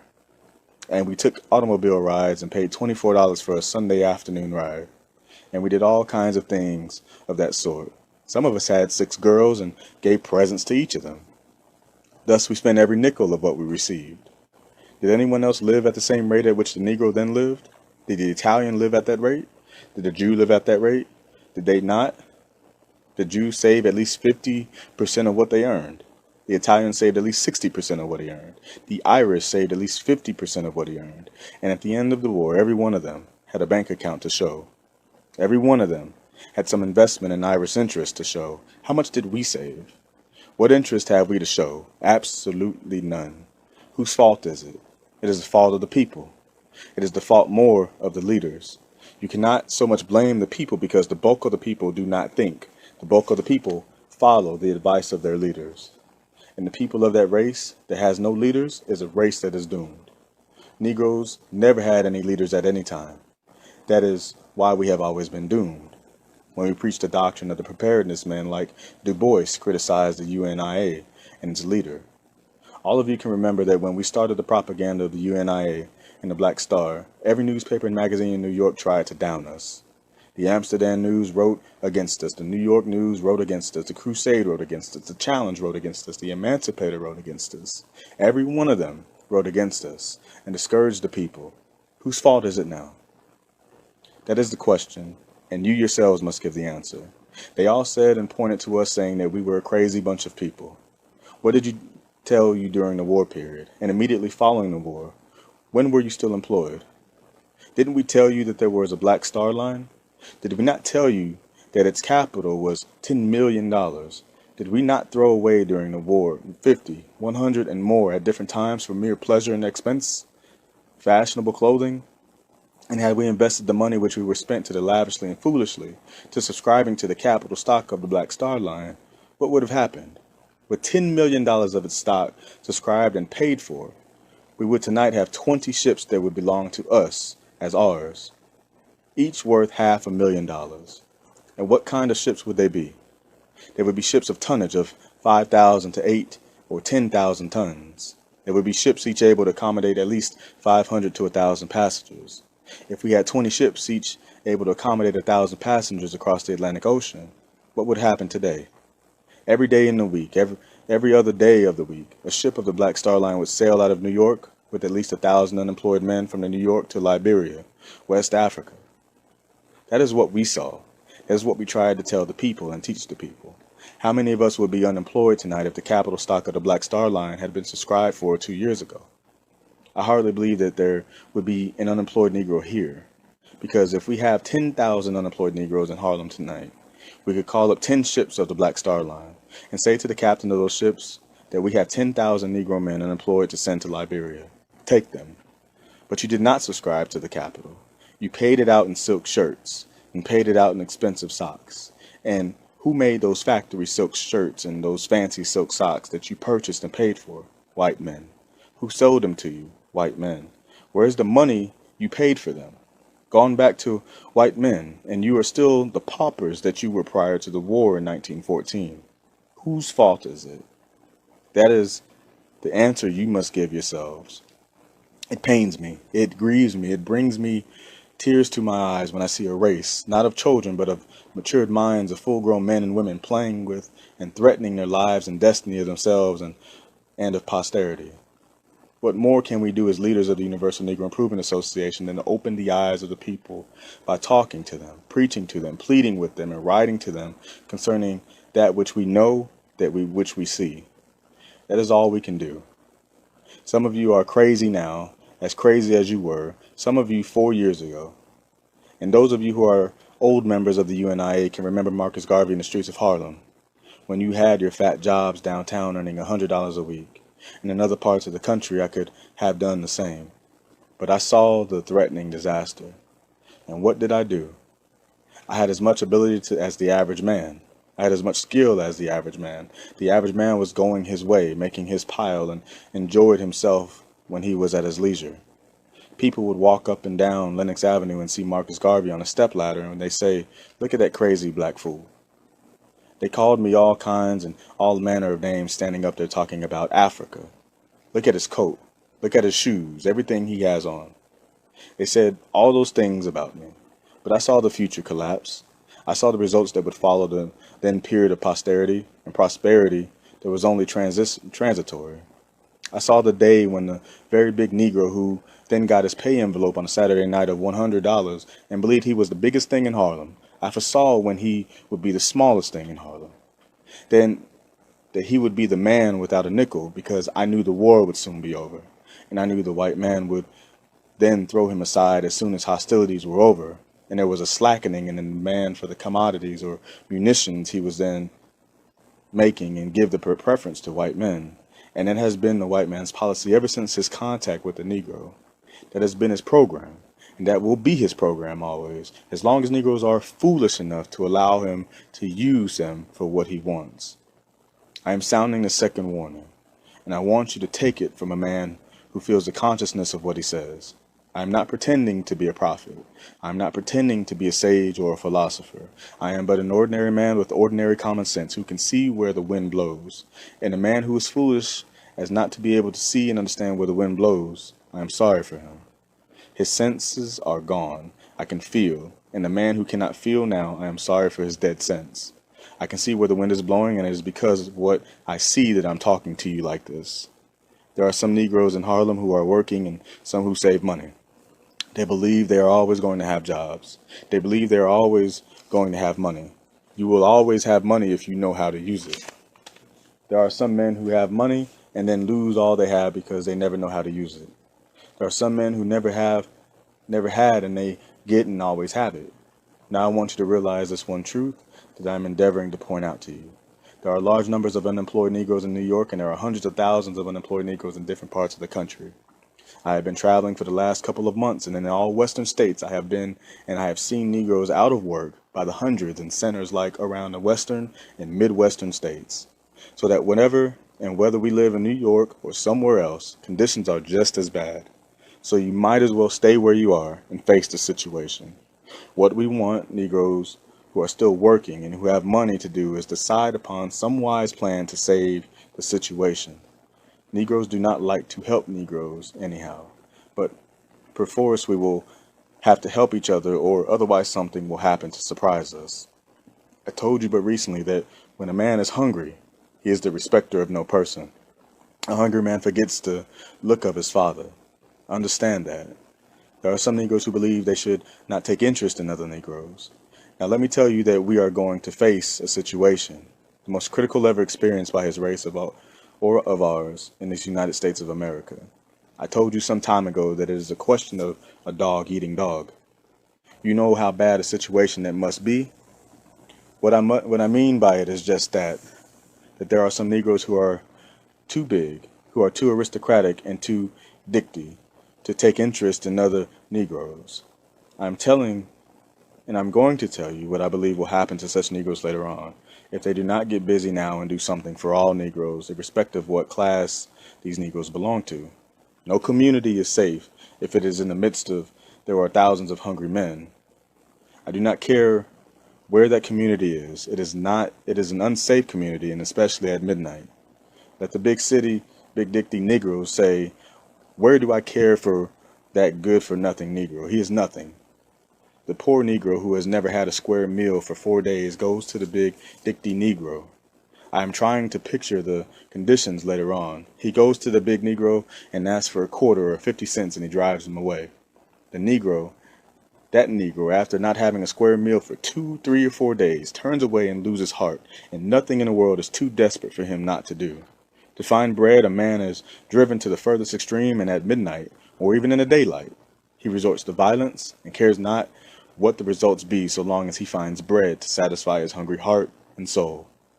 I have just come from Chicago, and there I heard of hungry Negro who never had a square meal for 2 or 3 days. He had begged everybody around town, and everybody drove him away. He said, "Why should I die of hunger when somebody can give me bread? Since they have refused me, I will take it." And he goes to the house of the preacher somewhere in the outskirts of Chicago, and he gets into the house where he sleeps the lonely preacher, and at midnight, what did that hungry Negro do? He took a razor or some sharp object and severed the head of that sleeping preacher from the body to get $2. He got $2 and killed a man for $2 as to find bread. When he had spent the $2 and could not get any more bread, he called the police and said, "I will confess to you what I did if you give me a square meal." He was given a meal of chicken and something else and confessed that he had killed the man. Those are the conditions that hungry men are not responsible for. I do not care how religious a man is or how many Sunday schools he goes to. I do not care how long he can pray. When the man is hungry, he is a dangerous character. And that is the practical common sense issue that you have to face in a practical common sense way. White folks have stopped looking out for Negroes. They stopped before there was a war. The war robbed them of all that there was in the world. Now they have nothing because they have used up all that is in the world. It is a question now of every man looking out for himself. That is all. The white man is deaf to your sympathy and to your cries. He may cry and beg for jobs, and he will not give you except you are only a fellow who can fill that job that he wants done. But the first man of his own race he finds able to fill the same job with the same ability as you have, you are gone. And he does not wait to ask where the white man comes from. He only wants to know he is a white man, and out you go. He does not wait to know where you are from. He says you are a Negro, and out you go. Now, what do? We are saying to the men of the Universal Negro Improvement Association and to the Negro race, I'm speaking only to those who have confidence. If you do not have any confidence in yourselves, if you do not have any confidence in your own race movements, I am sorry for you, and I would ask you to go your way. Men must have confidence in something and in someone. Without confidence, the world is lost. Mankind has retrograded and the world has gone back. The world is built upon confidence. Confidence in someone. Confidence in some institution. Confidence in something. We live as rational human beings, social human beings, because we have confidence in people and in God, the Creator. Let a man lose his confidence in his people and in God, and chaos is ushered in, and anarchy sweeps the world, and human society is destroyed. It is only the belief and the confidence that we have in God why man is able to understand his own social institutions and move and live like rational human beings. Take away the highest ideal, the highest faith and confidence in God, and mankind at large is destroyed. As with your confidence in God, as with your confidence in religion, whether it be Christianity or any other religion, so must you have confidence in your institutions that mean anything to you as individuals, as a community. Now I am saying to you who have confidence in the United Negro Improvement Association, and if you have no confidence, you should not be here. I am here because I have confidence that the men and the women who make up the movement will continue and continue until victory be written on the banner of the red, the black, and the green. I'm here because I have confidence in humanity. I'm here because I have confidence in God. And I expect that all those who wear the red, black, and green are here because they have confidence in the ultimate triumph of this great cause of ours. If you have confidence, if you have faith in it, you will have confidence and faith in your confidence, in your religion. Therefore, it is time for you to support the movement and make it the success that you want it to be. Make your support not a half-hearted one, but make it a wholehearted one. You have seen the first practical demonstration of the utility of the Universal Negro Improvement Association. You have seen the first mistake made by this race of ours. As I have tried to preach to you in these few years, the mistake during the war period. I'm asking you now not to repeat or not to make the same mistake.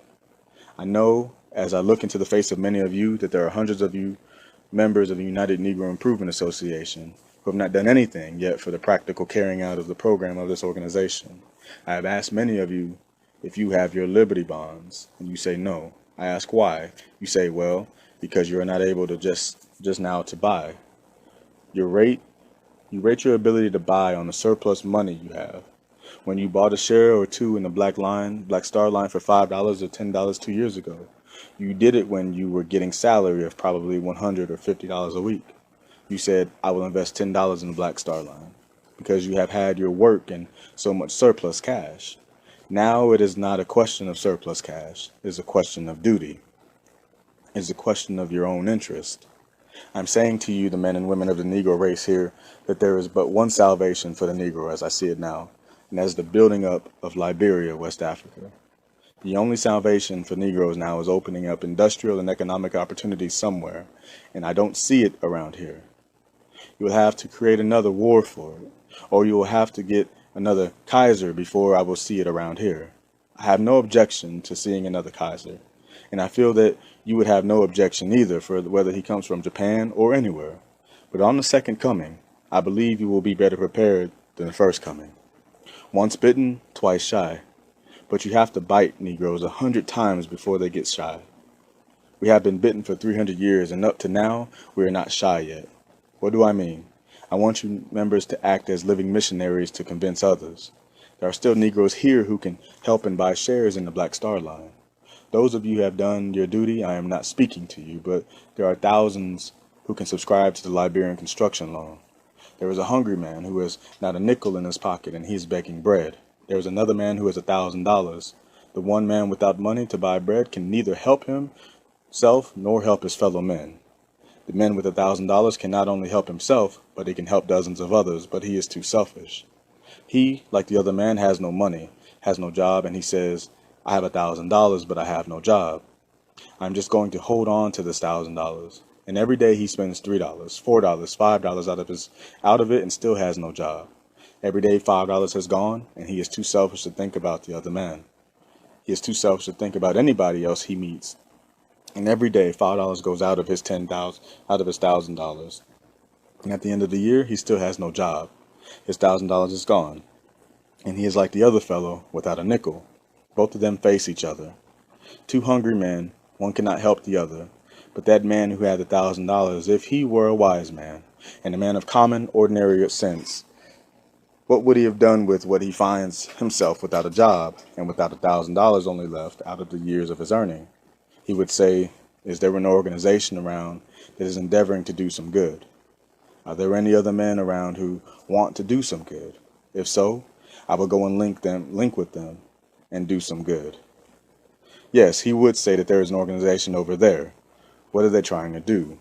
They're trying, among other things, to raise $2 million or $10 million to put a line of steamships on the ocean to carry hundreds of men from these ports of the world to Africa, where they are going to build factories, mills, railroads, and etc., and find employment for hundreds of men.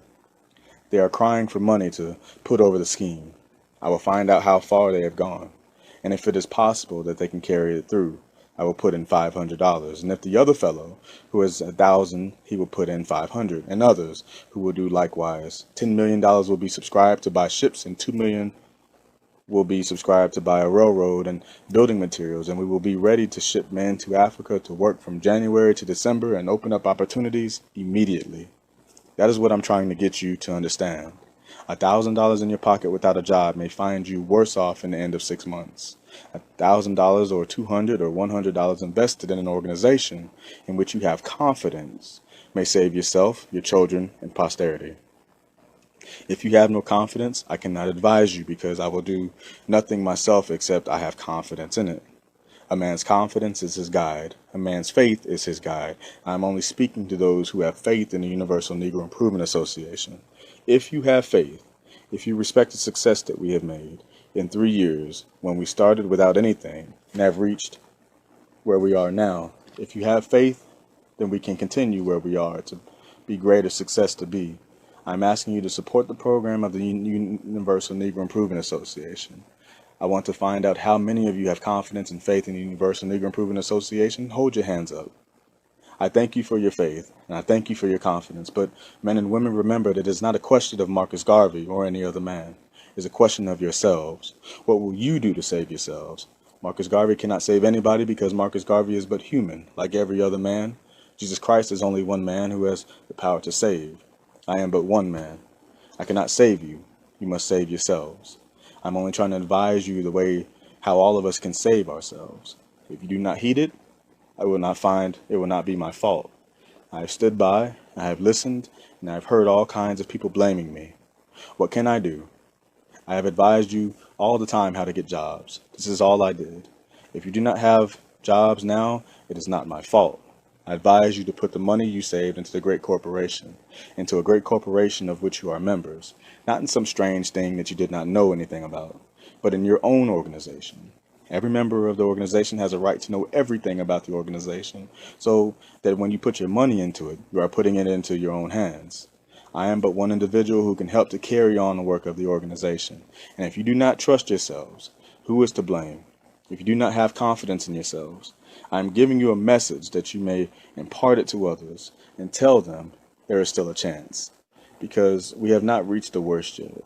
But that chance you must grasp in the next 60 days. I have met men coming to the office who have been out of work for 3 months, and 2 months, and 1 month. It brings tears to my eyes to see them. I saw a fellow whom I believe 4 years ago was raising Cain up in Harlem. He used to look at me on the street and laugh and walk on. But now he has been reduced to dire straits, and he came to the office and would not leave until I gave him 50 cents. That is way with the majority of Negroes. That fellow earned as much money as any other man around here, and every evening you saw him on the avenue with a new girl. The girls are belonging to somebody else, and he is down and out. And that is the situation, not with one man, but with hundreds of our men. I am going to give this one advice. I have been waiting for the last 60 days to see what the politicians would do in making an effort to present the case of the Negro to the proper authorities. I have searched all the papers, and I have not seen anything done. No attempt made, and because they have done nothing, I have started to do something. You will all understand that I am an African citizen, and I am not supposed to interfere in domestic politics. But if the other fellow would not start out before I see the people perish, I will take my chance. I know that this nation owes a solemn obligation to the Negro, and I could not stand and see the Negro perish without a hearing. And since the politicians have not spoken, we shall send a delegation of the Universal Negro Improvement Association to the governor of New York to find out what he means by allowing Negroes to be closed out of jobs. When Negroes, and especially the boys of New York 15th, fought so nobly in France and Flanders for the preservation of American freedom. What does the state mean by allowing the politicians and citizens of the state to close out Negroes and give alien enemies jobs now? We will send a deputation to Albany to ask Albany, will you want us again? And we will expect a direct answer from Albany. He will ask Albany, will you want us in the American-Japanese War? Will you want us in the Anglo-American War? Because David Lloyd George is scheming now to write off the war debt, and no American citizen is going to stand for it. Therefore, it may end somewhere else. Will you want us then? And will you listen for the answer from Albany? And from Albany, we will send the same deputation to Washington a couple of days after to ask the same question. This is no time for bowing and scraping and pussyfooting. It is time to let other fellows know that you are alive. Negroes do not want to beg jobs. Negroes must demand jobs, and there is all there is about it. But you must demand jobs in the proper way. Let the leaders of the race, if they are leaders, as Dubois and men like Moulton, go out and let President Harding know that 10 or 15 million Negroes stood behind the country in time of war, and they must now stand behind those 10 or 15 million Negroes. If you have any men posing as leaders, you are going to about among white people bowing and scraping, they will brush you aside. You must have as your leaders and representatives men who will let our high officials and other influential white people know that you are alive and that you are going to stay alive. I cannot see the philosophy of taking any other stand but this. I cannot see the reason for it. That Negro should be drafted and sent 3,000 miles away to fight and die at the command of the country, to help make conditions in life safe for other people. That Negroes whom their government did not send to war remained at home and engaged in making munitions and other necessities for carrying on the war so as to win the victory. I repeat, I cannot see wherein Negroes, who have made sacrifices such as these for the country, now that the war is over and condition of business depression exists through the country, should be discriminated against and in favor of other men who are their country's foes and who have no other claim to preferential consideration than the color of their skin.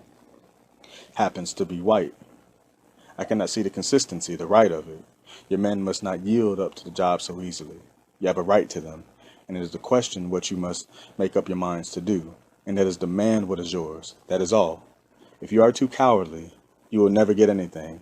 It is better to die demanding what is yours than starve getting nothing. That's how I feel.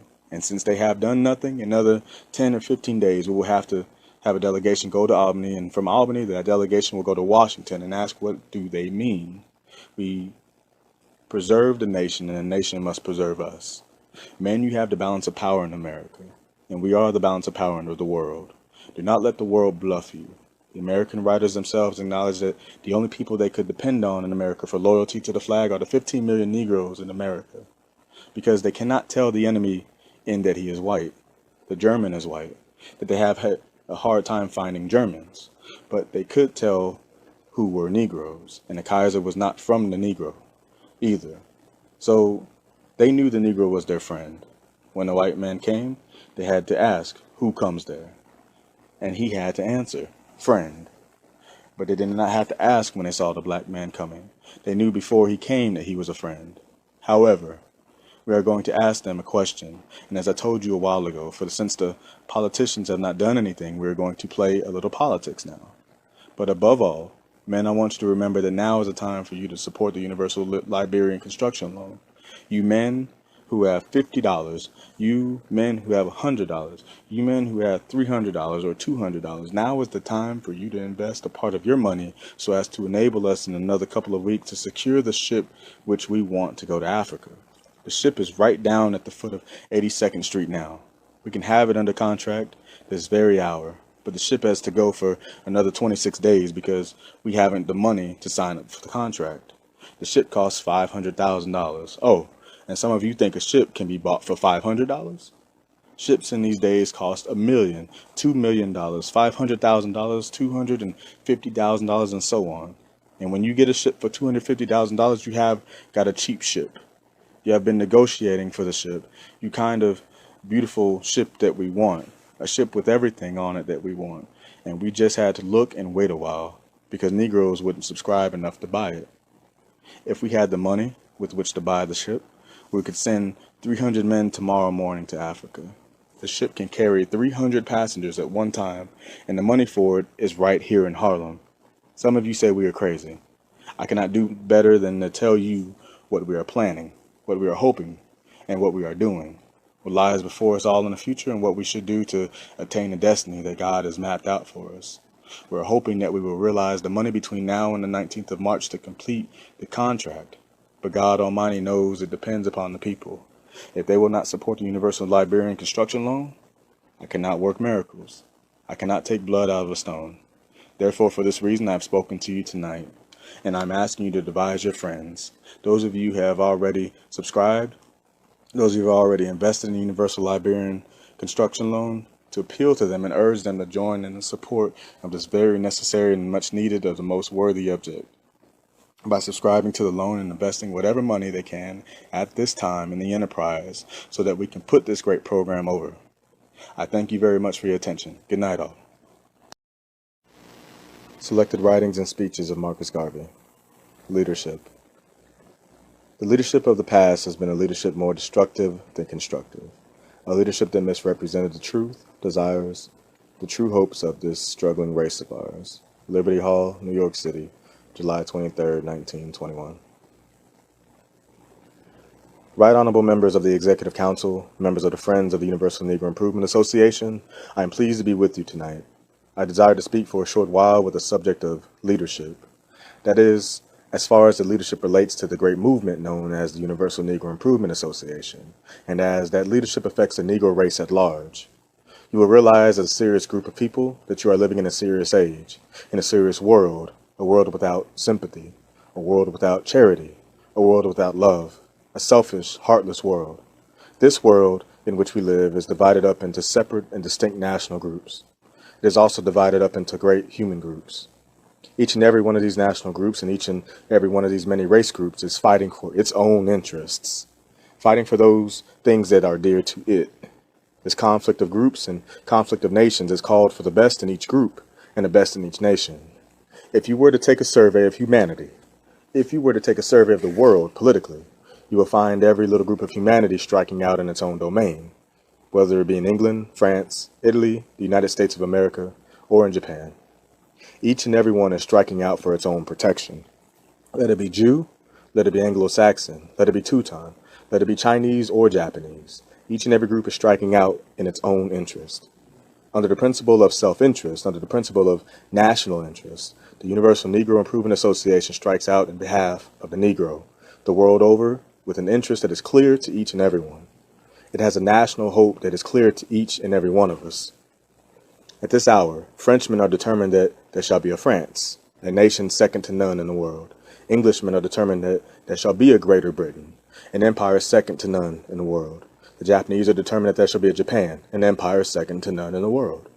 The republic known as the United States of America, under whose flag of protection we live, is determined that America shall be the greatest republic in the world, second to none. And a new hope seems to be springing up throughout the universe among the despised group of humanity that has been kept back for at least 300 years. The hope of the group is that there shall be an African republic, second to none in the world. In the performance of these desires, the Anglo-Saxons of Great Britain present within their ranks the best of their statesmanship. They give us David Lloyd George. They give us Arthur J. Balfour. They give us an Earl Reading. We turn to the statesmen of the great republic known as the United States of America, and they give us Warren G. Harding, Charles Evan Hughes, Leonard Wood, William Howard Taft, and William Randolph Hearst. We turn to the Great Republic and the Great Empire and Kingdom of Italy, and they give us an Orlando and a Marconi. We turn to French Republic that desires to live forever, and they give us a Joffrey. They give us a Clemenceau. And we turn to the rising race of ours, and up to now we cannot discover a man. We have searched the world, 400 million of us, and we have not yet found the leaders worthy of leadership of a great race like the Negro race. When we come to match the statesmanship of the world, Englishmen are able to match their intellect to protect their interest of their government, to match the intellect of any other statesmanship representing any other government in the world. And simultaneously, you will find other governments and other races able to present men capable of foresight, men capable of leading a race and a nation to greater destiny. But apparently, it will appear that whenever fools are to be made, of everybody turns to the Negro. The leadership of the past has been a leadership more destructive than constructive, a leadership that misrepresented the true desires, the true hopes of the struggling race of ours. At no time in history of creation has the Negro ever made up its mind to be a slave. At no time in the history of creation has the Negro ever made up his mind to be a serf or a peon. At no time in the history of the creation has the Negro ever made up his mind to take a back place in the onward march of humanity. And these things have happened in the past because we have not the kind of leadership to represent the true sentiments of the Negro. The Negroes of Central America, the Negroes of the West Indies have absolutely no compromise to make on the question of liberty, freedom, and democracy for the 400 million Negroes of the world. And I take it also to be the desire of the sentiment of 15 million Negroes in the United States of America. The world has reached a turning point of humanity. The world has reached the crossroads of humanity when each race will travel in its own direction, and each national group will travel in its own avenue. Let the Anglo-Saxon go the way he desires to go. Let the Frenchman go the way he desires. Let the Teuton go the way he desires to go. And we are now organizing the 400 million Negroes so that they can go the way they desire to go. Now we cannot travel that way without leadership. Where is the leadership? I call upon Dubois, who for years represented himself as a leader, and I ask him, in what direction are you traveling? And his answer is, wheresoever my master leads, I will follow. I call upon Kelly Miller and ask him, whither leadest thou? And he says, by the bidding of my master shall I follow.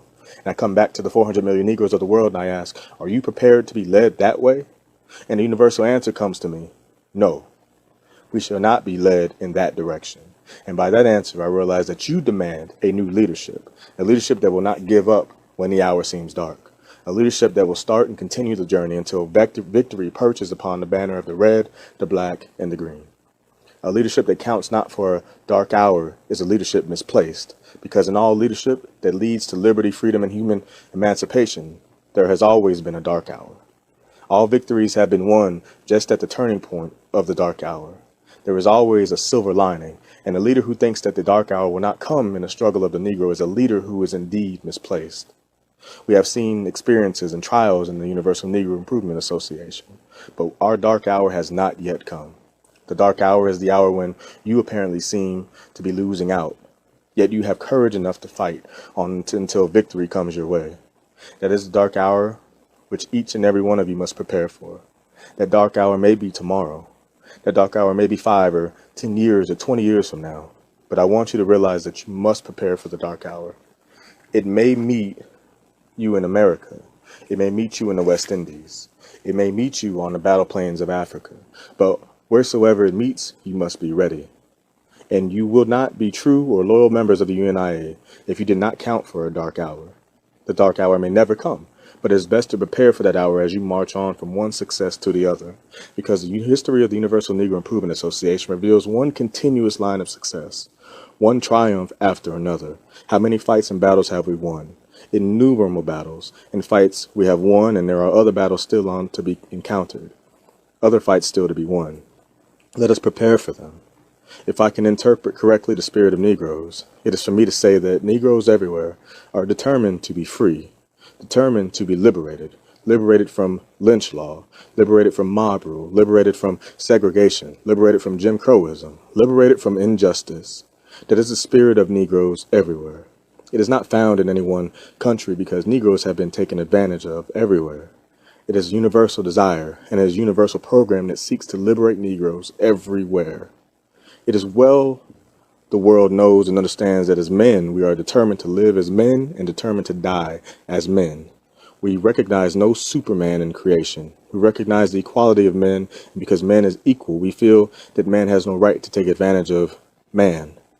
Let the world understand that 400 million Negroes are determined to die for liberty. If we must die, we shall die nobly. We shall die gallantly, fighting on the battle heights of Africa to plant the standard that represents liberty. Some people seem to misunderstand us in this African question. They desire us to locate the part of Africa we intend to fight. Now, you know that no general is going to give away his plans, and we never told anybody we were going to fight anyhow. We only said that if you remain there until we get there, what happens to you is not our fault. That is all we say. If you want to interpret that as fighting, that is your business. Now listen, some people try to misrepresent us by saying that we're going to locate ourselves as a certain place in Africa and start fighting from there. I want to disavow any knowledge of any particular place where we're going to start from, because anywhere I land, I'm going to start a fight right there. We feel that the time has come for universal action. I really would like to have the world understand the Negro so that there can be no blame given to the Negro for hiding his attitude, his suppression, his intention, for stultifying his desires. The old leadership represented us as a race of beggars. The old leadership represented us as wanting only an industrial school and a few churches. The old leadership said we were satisfied to shout, "Give me Jesus," and take the world. The old leadership represented us as wanting to have no hand in politics, but that we were satisfied to cast our vote for Tom, Dick, and Harry for any other race without trying to exercise it on our own behalf. That is a misrepresentation of the Negro, and if any of the old leaders make any such representations, they are misinterpreting the spirit of the new Negro. That is a warning to civilization. That is notice to the world. We no longer are satisfied with industrial schools and churches only. We are no longer satisfied to have the vote and not to exercise it in our own behalf.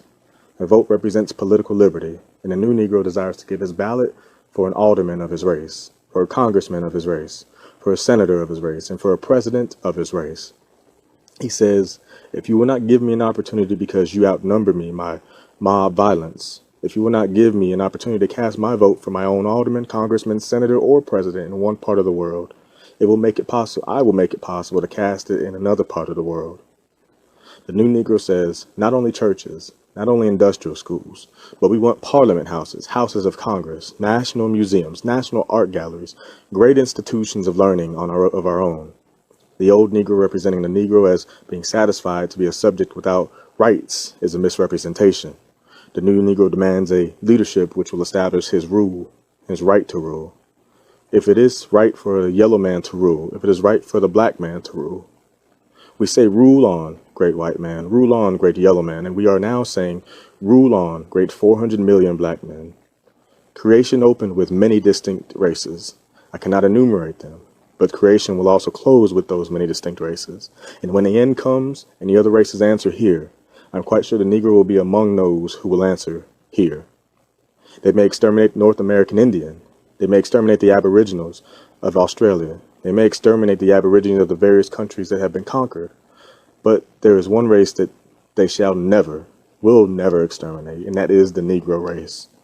I would like to see the race that would be so audacious as to make the attempt to exterminate the black race of today. A race of warriors who have never fought. Words whose deeds in war have never been reckoned because they have never been performed. They talk about the New York 15th. That was only an experiment in warfare. They talk about the Illinois 8th. That was only a pastime for the boys. They talk about the prowess of the West Indian regiments. Those fellows were only having a picnic. It was a gala day. No man has ever yet seen the Negroes fighting at his best, because the Negro has never yet fought for himself. Civilization and statesmanship have flattered themselves that there shall be peace, but intelligent students of political economy and political science know that there will be war and rumors of war. And all political students know that the world is more preparing for war today than ever before. And all students of political history and political science know that any moment humanity will face its common battleground. The world of political scientists know that the conflict may originate in Asia as well as it may originate in Europe. But to be originated, we know it will, and all races and peoples are preparing for it. The old leadership of the Negro prepared for nothing. We foresee the conflicts of races, and we know that no conflict in the future or at the present can be successfully decided except the Negro casts his vote. I do not only mean politically this time by going to the ballot box, but cast his vote on the battlefield.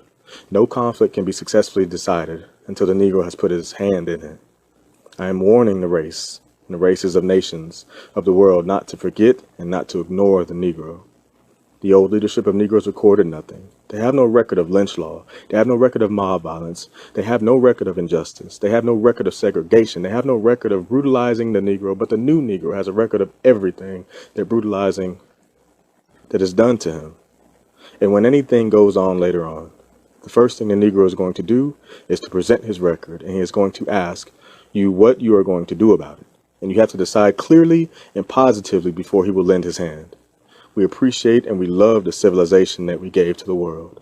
Thousands of years ago, when the white man was a savage, the Negro was the custodian of civilization. The Negro held civilization and in turn handed it to the white man to keep. You will always love your property anywhere you see it. If I have a suit of old clothes and I give it to somebody, anytime I see that suit, I smile because I loved it before I bought it. And this civilization that the white man has was not originally his. The Negro gave it to him. Therefore, the Negro loves the civilization that's held today by the white man. And the Negro, when fighting, will always fight to preserve the civilization that he gave to the white man. That is, to maintain it and keep it. But since the white man has it and claims it, we want him to understand that we are going to fight for it on condition. It is an easy thing to take away something you gave to somebody else. We do not want to take away civilization. We want to shore it up. We say to the white man, take a part of civilization, and whenever your civilization is in trouble, you can call on us, and we will help you out of it. But the condition is, give us what is belonging to us. That is all we ask. I feel sure that there is no statesman in the world foolish enough to ignore the fighting force or power of the Negro. I cannot see where narrow-minded men get the argument from. Brutalizing the Negro and legalizing it. Jim Crowing and Negro and legalizing it. When they know that the Negro is a man and nothing can be decided in the world except the Negro is in it. In a time of peace, you kick down a man. You slap him in the face. And when you are in trouble, you want the man to help you. Are you not a fool? I trust the world would understand the new attitude of the Negro.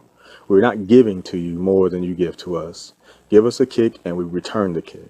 Give us a smile and we return the smile. And you know nobody can smile like the Negro. He smiles broadest and he fights longest.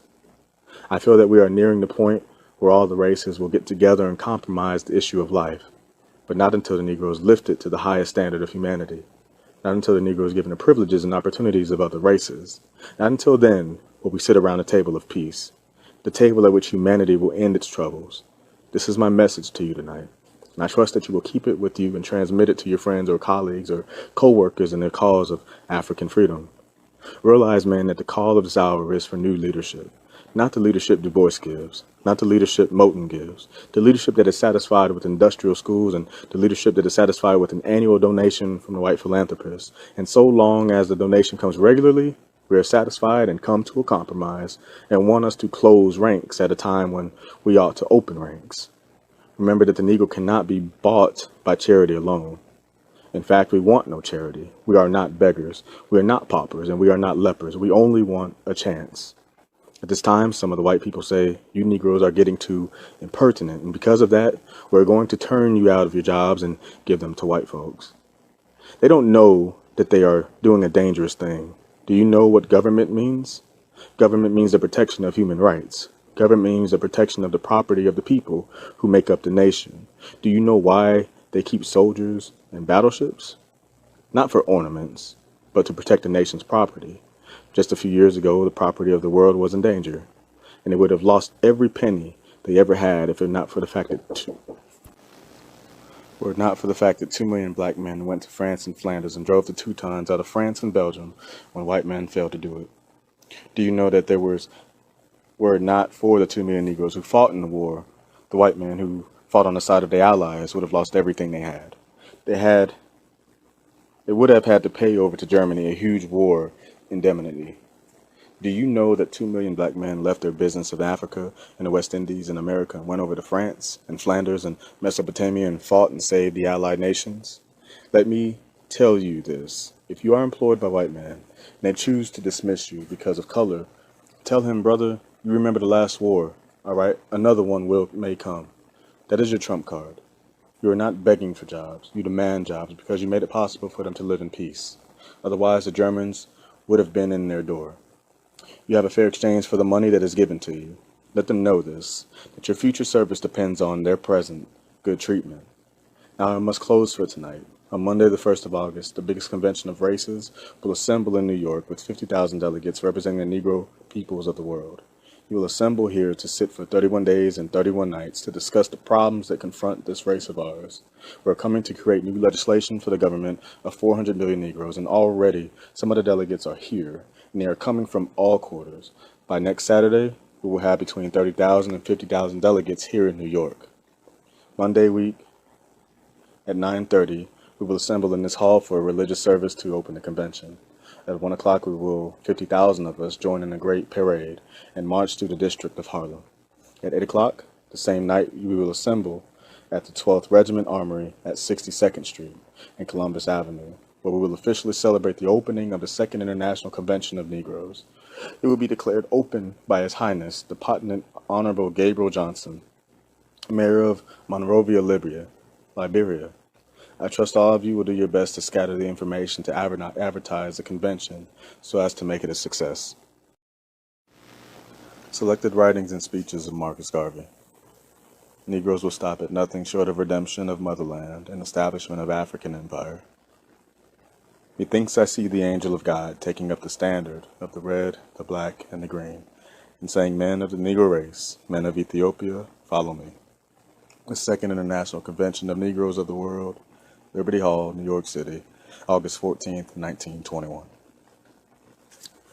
4 years ago, realizing the oppression and hardships from which we suffered, we organized ourselves into an organization for the purpose of bettering our condition and founding a government of our own. The 4 years of organization have brought good results, and that from an obscure, despised race, we have grown into a mighty power, a mighty force whose influence is being felt throughout the length and breadth of the world. The Universal Negro Improvement Association existed but in name 4 years ago. Today it is known as the greatest moving force among Negroes. We have accomplished this through unity of effort and unity of purpose.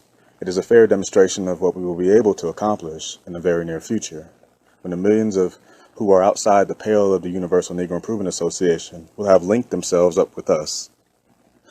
By our success of the last 4 years, we'll be able to estimate the grander success of a free and redeemed Africa. In climbing the heights of where we are today, we have had to surmount difficulties. We have had to climb over obstacles, but the obstacles were stepping stones to the future greatness of this cause we represent. Day by day, we are writing a new history, recording new deeds of valor performed by this race of ours. It is true that the world has not yet valued us at our true worth, but we are climbing up so fast and with such force that every day the world is changing its attitude toward us. Wheresoever you turn your eyes today, you will find the moving influence of the United Negro Improvement Association among Negroes from the corners of the globe. We hear among Negroes the cry of Africa for the Africans. This cry has become a positive, determined one. It is a cry that is raised simultaneously the world over because of the universal oppression that affects the Negro. You are congregated here tonight as delegates representing the hundreds of branches of the United Negro Improvement Association in different parts of the world will realize that we in New York are positive in this great desire of a free and redeemed Africa. We have established this Liberty Hall as a center from which we send out the sparks of liberty to the four corners of the globe. And if you have caught the spark in your section, we want you to keep it a burning for the great cause we represent. There is a mad rush among races everywhere towards national independence. Everywhere we hear the cry of liberty, of freedom, and a demand for democracy. In our corner of the world, we are raising the cry for liberty, freedom, and democracy. Men who have raised the cry for freedom and liberty in ages past will always made up their minds to die for the realization of the dream. We who are assembled in this convention as delegates representing the Negroes of the world give out the same spirit that the fathers of liberty in this country gave out over 100 years ago. We give out a spirit that knows no compromise, a spirit that refuses to turn back, a spirit that says liberty or death. And in prosecution of this great ideal, the ideal of free and redeemed Africa, men may scorn, men may spurn us, and men may say that we are wrong on the wrong side of life. But let me tell you that way in which you are traveling is just the way of all peoples who are free have traveled in the past. If you want liberty, you yourselves must strike the blow. If you must be free, you must become so through your own effort, through your own initiative. Those who have discouraged you in the past are those who have enslaved you for centuries, and it is not expected they will admit that you have a right to strike at this late hour for freedom, liberty, and democracy. At no time in the history of the world for the last 500 years was there ever a serious attempt made to free Negroes. We have been camouflaged into believing that we were made free by Abraham Lincoln, that we were made free by Victoria of England. But up to now, we are still slaves. We are industrial slaves. We are social slaves.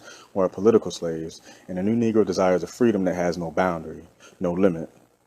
We desire a freedom that will lift us into the common standard of all men, whether they be white men of Europe or yellow men of Asia. Therefore, in our desire to lift ourselves to the standard, we shall stop at nothing until there is a free and redeemed Africa.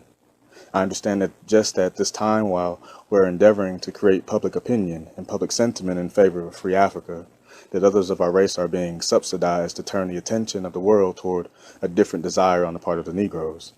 But let me tell you that we who make up this organization know no turning back. We have pledged ourselves, even to the last drop of our sacred blood, that Africa must be free. The enemy may argue with you to show you the impossibility of a free and redeemed Africa. But I want you to take as your argument the 13 colonies of America that once owned their sovereignty to Great Britain. That sovereignty has been destroyed to make a United States of America. George Washington was not God Almighty.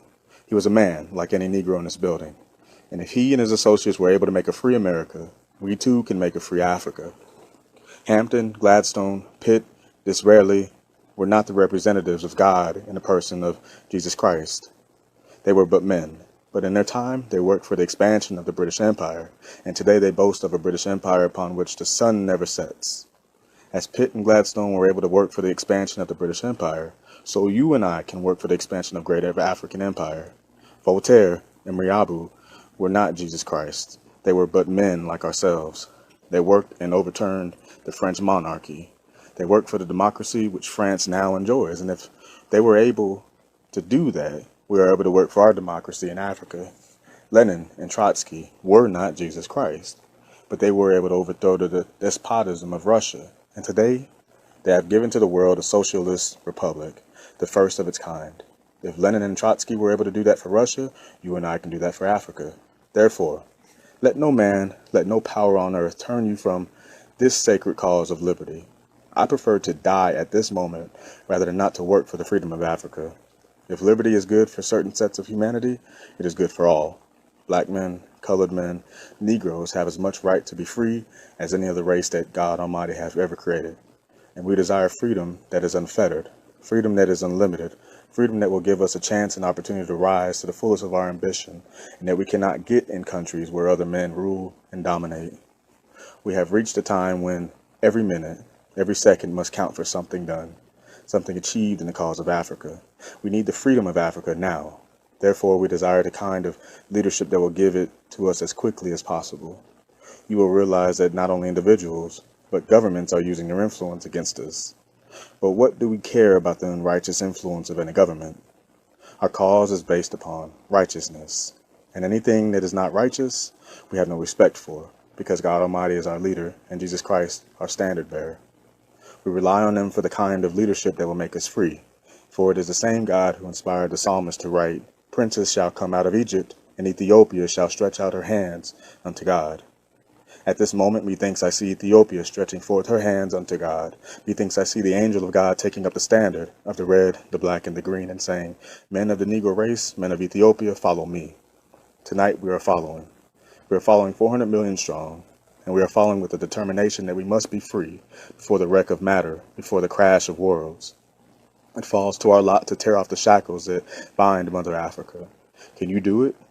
You did it to a revolutionary war. You did it in the Civil War. You did it in the battles of Marne and Verdun. And you did it in Mesopotamia. You can do it marching up the battle heights of Africa. Let the world know that 400 million Negroes are prepared to die or live as free men. Despise us as much as you care. Ignore us as much as you care. We are coming 400 million strong. We are coming with our woes, behind us, with the memory of suffering behind us, woes and suffering of 300 years, they shall be our inspiration. My bulwark of strength in the confliction for freedom in Africa will be the 300 years of persecution and hardship left behind in this Western Hemisphere. The more I remember the suffering of my forefathers, the more I remember the lynchings and the burnings in the southern states of America, the more I will fight on, even though the battle seems doubtful. Let me then tell me that I must turn back, and I laugh you to scorn. Go on, go on. Climb you the heights of liberty and cease not in well doing until you have planted the banner of the red, the black, and the green on the hilltops of Africa. Selected writings and speeches of Marcus Garvey. The handwriting is on the wall. No portion of humanity, no group of humanity has an abiding right, an everlasting right, an eternal right to oppress other sections or portions of humanity. The Second International Convention of Negroes of the World, Liberty Hall, New York City, August 31st, 1921. The Negro World account describes how Garvey got up to deliver the speech before the cheering crowd, smiling and bowing to the right and then to the left like a black Napoleon, whereupon the audience again broke into great cheering and hurrahing, followed by the association yell of Junior Motor Corps girls. We are assembled here tonight to bring up to a close our great convention of 31 days and 31 nights. Before we separate ourselves and take our departure to the different parts of the world from which we came, I desire to give you a message, one that you will, I hope, take home and propagate among the scattered millions of African sons and daughters. We have been here, sent here by the goodwill of 400 million Negroes of the world to legislate in their interests, and in the time allotted to do us, we did our best to enact laws and to frame laws that in our judgment, we hope, will solve the great problem that confronts us universally. The Universal Negro Improvement Association seeks to emancipate the Negro everywhere, industrially, economically, educationally, politically, and religiously. It also seeks a free and redeemed Africa. It has a great struggle ahead. It has a gigantic task to face. Nevertheless, as representatives of the Negro people of the world, we have undertaken the task of freeing the 400 million of our race and of freeing our bleeding motherland, Africa. We counseled with each other during the 31 days. We debated with each other during the 31 days. And out of all we did and out of all we said, we have come on to the one conclusion, that speedily Africa must be redeemed. We have come to the conclusion that speedily there must be an emancipated Negro race everywhere. And on going back to our respective homes, we go with our determination to lay down, if needs be, the last drop of our blood for the defense of Africa and for the emancipation of our race. The handwriting is on the wall. You see it as plain as daylight. You see it coming out of India, the tribes of India rising in rebellion against their overlords. You see it coming out of Africa, our dear motherland Africa, the Moors rising in rebellion against their overlords and defeating them at every turn. According to the last report flashed to this country from Morocco by the Associated Press, the Moors have again conquered and subdued the Spanish hordes. The same Associated Press flashes to us the news that there is a serious uprising in India, and the English people are marshaling their troops to subdue the spirit of liberty, of freedom, which is now permeating India. The news has come to us, and I have a cable in my pocket that comes from Ireland that the Irish are determined to have liberty and nothing less than liberty. The handwriting is on the wall, and as we go back to our respective homes, we shall serve notice upon the world that we are also coming with a united effort, coming with a united determination, a determination that Africa shall be free from coast to coast. I have before me the decision of the League of Nations. Immediately after the war, a Council of the League of Nations was called, and at the council, they decided that the territories wrested from Germany in West Africa, taken from her during the conflict, should be divided between France and England, 608,000 square miles, without even asking the civilized Negroes of the world what disposition shall be made of their homeland, of their own country. An insult was hurled at the civilized Negroes of the world when they thus took upon themselves the right to parcel out and apportion as they pleased 608,000 square miles of our own land. For we never gave it up. We never sold it. It is still ours. They parceled it out between these two nations, England and France, gave away our property without consulting us, and we are aggrieved. And we desire to serve notice on civilization and on the world that 400 million Negroes are aggrieved. And we are the more aggrieved because of the lynch rope, because of the segregation, because of the Jim Crowism that is used, practiced and exercised here in this country and in other parts of the world by the white nations of the earth, wherever Negroes happen accidentally or otherwise to find themselves. If there is no safety for Negroes in the white world, I cannot see that what right they have to parcel out Homeland, the country of Negroes, without consulting Negroes and asking their permission to do so. Therefore, we are aggrieved. This question of prejudice will be downfall of civilization, and I warn the white race of this and of their doom. I hope they will take heed, because the handwriting is on the wall. No portion of humanity, no group of humanity has an abiding right, an everlasting right, an eternal right to oppress other sections or portions of humanity. God never gave them the right, and if there is such a right, man arrogated it to himself, and God in all ages has been displeased with the arrogance of man. I warn those nations which believe themselves above the law of God, above the commandments of God. I warn those nations that believe themselves above human justice. You cannot ignore the laws of God. You cannot long ignore the commandments of God. You cannot long ignore human justice and exist. Your arrogance will destroy you, and I warn the races and the nations that I have arrogated to themselves the right to oppress, the right to circumscribe, the right to keep down other races. I warn them that the hour is coming when the oppressed will rise in their might, in their majesty, and throw off the yoke of ages. The world ought to understand that the Negro has come to life, possessed with a new conscience and a new soul. The old Negro is buried, and it is well, and the world knew it. It is not my purpose to deceive the world. I believe in righteousness. I believe in truth. I believe in honesty. That is why I warn a selfish world of the outcome of their actions toward the oppressed. There will come a day, Josephus Daniels wrote about it, a white statesman in the world has talked about it, and I warn the world of it, that the day will come when the races of the world will marshal themselves in great conflict for the survival of the fittest. Men of the Universal Negro Improvement Association, I am asking you to prepare yourselves and prepare your race the world over, because the conflict is coming, not because you will it, not because you desire it, because you will be forced into it. The conflict between the races is drawing nearer and nearer. You see it. I see it. I see it in the handwriting on the wall as expressed in the uprising in India. You see the handwriting on the wall of Africa. You see the handwriting on the wall of Europe. It is coming. It is drawing nearer and nearer. 400 million Negroes of the world. I'm asking you to prepare yourselves so that you will not be found wanting when that day comes. Ah, what a day, what a sorry day it will be. I hope it will never come, but my hope, my wish will not prevent its coming. All that I can do is to warn humanity everywhere so that humanity may change its tactics and warn them of the danger. I repeat, I warn the white world against the prejudice that they are practicing against Negroes. I warn them against the segregation and injustice they mete out to us. And the perpetuation of these things will mean the ultimate destruction of the present civilization and the building up of a new civilization founded upon mercy, justice, and equality.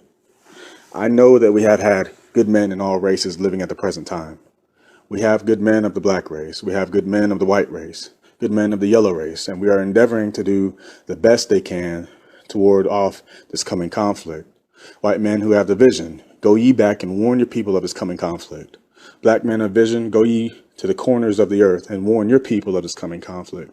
Yellow men, go out ye out and warn your people of this coming conflict, because it is drawing nearer and nearer, nearer and nearer. Oh, if the world will only listen to the heart throbs, to the soul beats of those who have the vision, those who have God's love in their hearts. I see before me white men, black men, and yellow men working assiduously for the peace of the world, for the bringing closer of this thing called human brotherhood. I see them working through their organizations. They have been working during the last 50 years. Some worked to bring out the Emancipation because they saw the danger of perpetual slavery. They brought about the liberation of 4 million black people. They passed away, and others started to work, but the opposition against them is too strong, and the opposition against them is weighing them down. The world has gone mad, and the world has become too material. The world has lost its spirit of kinship with God, and man can see nothing else but prejudice, avarice, and greed. Avarice and greed will destroy the world, and I am appealing to the white, black, and yellow, whose hearts, whose souls are touched with the true spirits of humanity, with the true feeling of human brotherhood, to prepare to preach the doctrine of human love, more to preach it louder, preach it longer, because there is great need for it in the world at this time. Ah, if they could but see the danger, the conflict between the races fighting against each other. What a destruction, what a Holocaust it will be. Can you imagine it? Just take your idea from the last bloody war, wherein a race is pitted against itself, for the whole white race united as one for a common origin, the members of which on both sides fought so tenaciously that they killed off each other in frightful, staggering numbers. If a race pitted itself against could fight so tenaciously to kill itself without mercy, can you imagine the fury? Can you imagine the mercilessness, the terribleness of the war when it would come when all races of the world would be on the battlefield, engaged in deadly battle for the destruction or overthrow of the one or the other, when beneath it and as cause of it lies prejudice and hatred? Truly it will be an ocean of blood. This is all it will be. So that if I can sound a note of warning now, that I will echo and reverberate around the world and thus prevent such a conflict. God help me to do it. For Africa, like Europe, like Asia, is preparing for that day. You may ask yourselves if you believe Africa is still asleep. Africa has been slumbering, but she was slumbering for a purpose. Africa still possesses her hidden mysteries. Africa has unused talents, and we are unearthing them now for the coming conflict. Oh, I hope it will never come. Therefore, I hope the white world will change its attitude towards the weaker races of the world, for we shall not be weak everlastingly.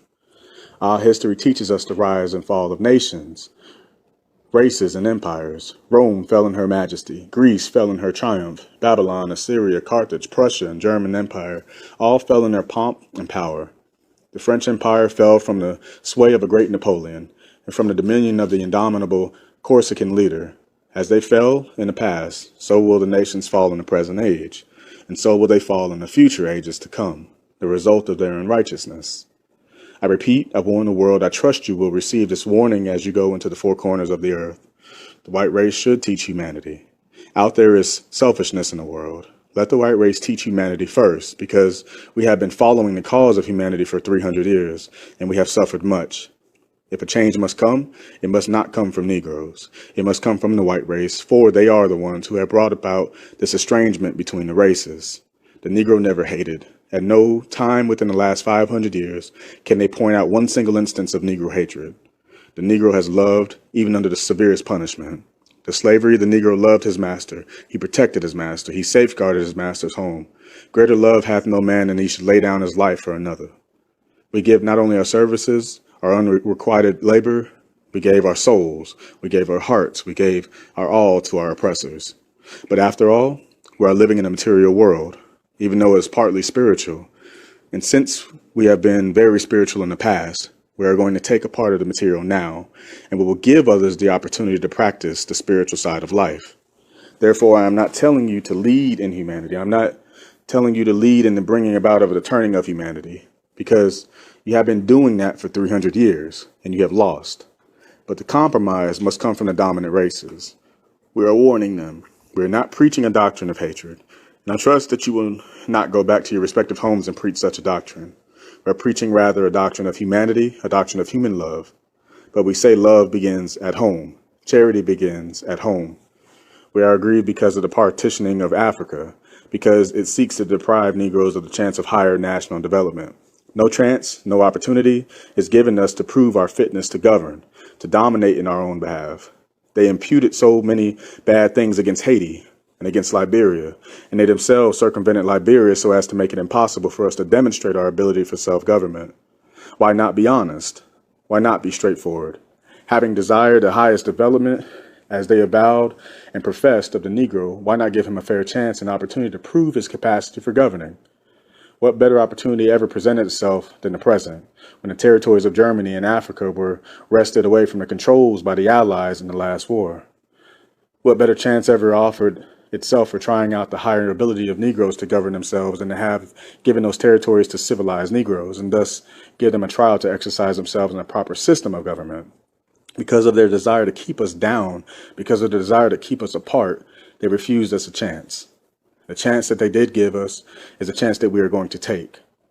Hence tonight, before I take my seat, I will move a resolution, and I think it is befitting at this time to pass such a resolution as I will move, so that the League of Nations and the Supreme Council of the Nations will understand that Negroes are not asleep, that Negroes are not false to themselves, that Negroes are wide awake, and that Negroes intend to take a serious part in the future government of this world, that God Almighty created him and placed him in it.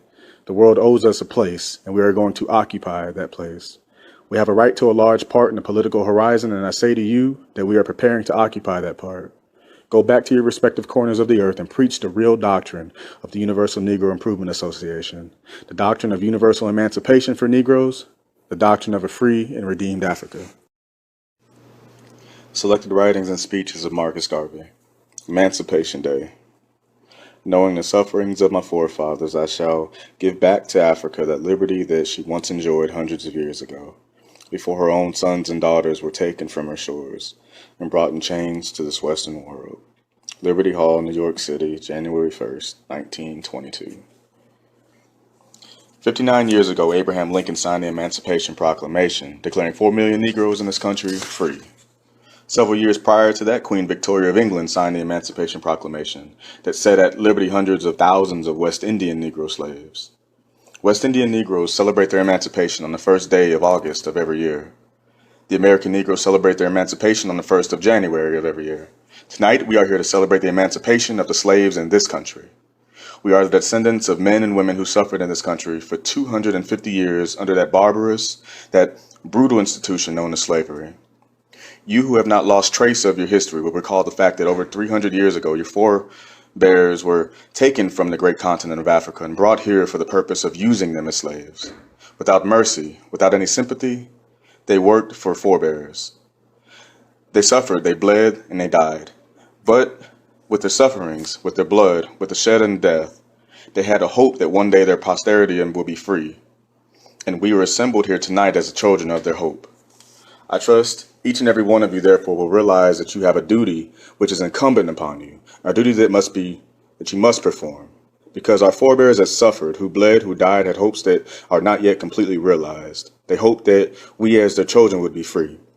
But they also hoped that the country from whence they came would be free to their children, their grandchildren, and their great-grandchildren at some time in the future. It is for the freedom of that country, that motherland of ours, that 4.5 million Negroes as members of the Universal Negro Improvement Association are laboring today. This race of ours gave civilization, gave art, gave science, gave literature to the world. But it has been the way with races and nations. The one race stands out prominently in the one century or in the one age. And in another century or age, it passes off the stage of action, and another race takes its place. The Negro once occupied a high position in the world, scientifically, artistically, and commercially. But in the balance of the great scale of evolution, we lost our place, and someone, other than ourselves, occupies the stand which we once held. God never intended that man should enslave his fellow, and the price of such a sin or such a violation of heaven's law must be paid by everyone. As for me, because of the blessed past, because of the history that I know, so long as there is within me the breath of life and the Spirit of God, I shall struggle on and urge others of our race to struggle on to see that justice is done to the black peoples of the world. Yes, we appreciate the sorrows of the past, and we are going to work in the present that the sorrows of our generation shall not be perpetuated in the future. On the contrary, we shall strive that by our labors, succeeding generations of our own shall call us blessed, even as we call the generations of the past blessed today. And they indeed were blessed. They were blessed with the patience not yet known to man, a patience that enabled them to endure the tortures and the sufferings of slavery for 250 years. Why? Was it because they loved slavery so? No.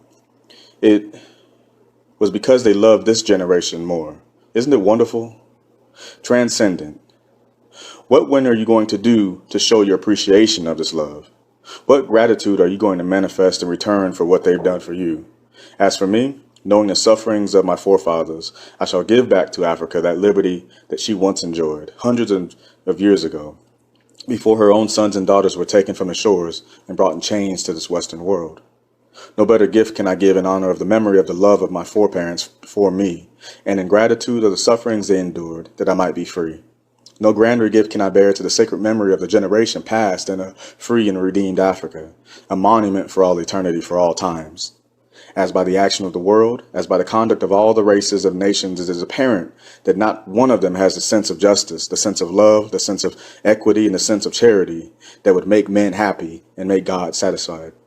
It is apparent that it is left to the Negro to play such a part in human affairs. For when we look to the Anglo-Saxon, we see him full of greed, avarice, no mercy, no love, no charity. We go from the white man to the yellow man, and we see the same enviable characteristics in the Japanese. Therefore, we must believe that the psalmist had great hopes of this race of ours when he prophesied, "Princes shall come out of Egypt, and Ethiopia shall stretch forth her hand unto God." If humanity is regarded as made up of the children of God, and God loves all humanity, we all know that, then God will be more pleased with the race that protects all humanity than with the race that outrages the children of God. And so tonight, we celebrate the anniversary of our emancipation, and we do it with regret. Not with regret. On the contrary, we do it with an abiding confidence, a hope and faith in ourselves and in our God. And the faith that we have is a faith that will ultimately take us back to that ancient place, that ancient position that we once occupied, when Ethiopia was in all her glory. Selected writings and speeches of Marcus Garvey. Statement on arrest. Jews, Irish, and reformers of all races have had their troubles and trials with their own people. So I am satisfied to bear the persecution of my own, that they might be free. New York City, January 13th, 1922. I believe that true justice is to be found in the conscience of the people, and when one is deprived of it by the machinations and designs of the corrupt, there can be no better tribunal of appeal than that of public opinion, which gives voice to conscience, and that is why I now appeal to the conscience of the American people for justice. I believe that all races have their peculiar characteristics. The Jew fights the Jew, the Irish fights the Irish, the Italian fights the Italian, and so we have the Negro fighting the Negro. As a Negro schooled in the Academy of Adversity, with the majority of my race, I have ever had a whole-souled desire to work for the race's uplift. Recently out of slavery, we have had but a meager chance to rise to the higher heights of human development as a people. At emancipation, we were flung upon the civilized world without a program. Unlike the Irish and the Jew, we had no national aspiration of our own. We were left to the tender mercies of philanthropists and humanitarians who helped us to the best of their ability. In the Negro struggle to get somewhere, every member of the race took a selfish course all his own. There was no group program or group interest. The only cause that held us together as a people was religion. During the days of slavery, religion was the only consolation of the Negro, and then it was given to him by his masters. Immediately after the emancipation, when the Negro was thrown back upon his own resources, the illiterate race preacher took charge of us, and with the eye of selfishness, he exploited the zeal of the religious. Our emotions were worked upon by our illiterate preacher leaders of the early days. The masses of us, having found new employment for which we received pay, were able to contribute to the partial upkeep of our own church life, thus making it profitable for the preachers of our race to exploit us in the name of God, without giving us a program by which we could redeem ourselves. After the illiterate preacher leader came the illiterate race politician, who also had no program for the higher temporal development of the race. He, like the preacher, had his selfish plans of using and feeding upon the emotions of the people. These two illiterate parasites, who extracted all that was worthwhile from the people, traveled hand in hand until we reached the first milestone of higher intelligence. Then the illiterate preacher and politician had to give way to a more intelligent class who, unfortunately, with only a few exceptions scattered here and there, followed and are still following in the footsteps of the old preacher and politicians to plunder and exploit the masses, because they had no vision. And now I come to the source of my troubles. In fighting the battles of the masses, I come to the people in the role of the reformer and say to them, awake. The day is upon you. Go forth in the name of the race and build yourselves a nation. Redeem your country, Africa, the land from whence you came, and prove yourselves men worthy of the recognition of others. This is the offense I have committed against the selfish Negro preacher and politicians who have more than half a century waxed fat at the expense of the people. The shout goes up. We cannot allow Garvey to preach his reformation and expose us to the people. The people will become too wise. We will lose our standing among them, and they will not support us. We must get Garvey. We must discredit him before the people. We cannot do it ourselves because we have no power. We will frame him up. We will lay traps for him. We will state all manner of charges against him to the various departments of government so that the government will prosecute him for us. Such have been the ravings, the machinations, and designs of a certain class of Negro politicians and preachers against me because of my reform work of 3.5 years among my people that has over 4 million followers. Jews, Irish, and reformers of all races have had their troubles and trials with their own people, so I am satisfied to bear the persecution of my own that they might be free. I trust no one from the people would believe that I could be so mean as to defraud a fellow Negro, either directly or indirectly. I have an ideal that is far above money, and that is to see my people really free. Others of my race expose me because they fear my influence among the people, and they judge me from their own corrupt, selfish consciences. There is an old adage that says, "A thief does not like to see another man carrying a long bag." And thus the dishonest ones of our preachers and politicians, believing that I am of their stamp, try to embarrass me by framing me up with the law. I have had to dismiss from my employ of the association and cause the arrest of many dishonest preachers and politicians, and now their fraternities are out for revenge. Poor misguided mortals. How can they, when the conscience and soul of a man cannot be incriminated from without? The Negro ministry needs purging, and with the help of God and the people, we shall in a short while show to the world a new race by the purification of those who led. I desire to say that I have a great amount of confidence in several of the preachers and politicians of my race today, but the great majority need purging, because among them we have gamblers, thieves, rogues, vagabonds, and these are the ones who are fighting me at this time. Selected Writings and Speeches of Marcus Garvey, The Hidden Spirit of America. History recalls where a race of slaves, through evolution, through progress, has risen to the heights where they ruled and dominated those who once enslaved them. Liberty Hall, New York City, February 13th, 1922. My subject for tonight is the hidden spirit of America. Before I speak on the subject, I will read to you a bit of news. It is important because it strikes at the vitals of the great matter of the Negro problem, the solution of it. Those of you who are readers of the Negro World will remember seeing in the paper this week that bit of news that comes from Mississippi, which reads as follows. Jackson, Mississippi, January 31st. Senator McCollum today introduced in the state Senate in session here a concurrent resolution providing for the legislature of Mississippi to memorialize the President of the United States and the National Congress to secure by treaty, by purchase or other negotiation, sufficient territory in Africa to make a suitable and final home for the American Negro, where, under the tutelage of the American government, he can develop for himself a great republic to become in time a free and sovereign state and take its place at the council board of the nations of the world. Senator McCollum proposes to use such a part of the Allied war debt as may be necessary to acquire such territorial possessions to the end that America shall become a nation of one blood, as it is in spirit, and as he says, to give the American Negro opportunity for the development of racial rights under the most advantageous circumstances. The subject, the hidden spirit of America, is brought out forcibly in this bit of news and recounts Senator McCollum's intention for proposing that this nation seeks in some way or other to establish for the American Negro a sovereign state of his own, a nation of his own in Africa, because he desires that America shall become a nation of one blood as it is in spirit. I trust you will readily grasp the meaning of the sentence of Senator McCollum's intended resolution. It brings out without any camouflage the very thing that the Universal Negro Improvement Association has been preaching for 4.5 years, that America in spirit at the present time is a white man's country. And it is going to be so, in fact, and as far as it will be, in fact, that is why Senator McCollum is trying in his way to solve the great problem by having the President and the Congress decide that America shall establish for the Negroes of America a sovereign state somewhere in Africa. After all, the Universal Negro Improvement Association is not so crazy in thinking that the possibility of an Africa nation of Negroes. We find that we have a crazy senator who is trying to get the President and Congress and the whole nation crazy also. So that it would appear that the whole country is going crazy with this idea of an African nation for the Negroes of the world.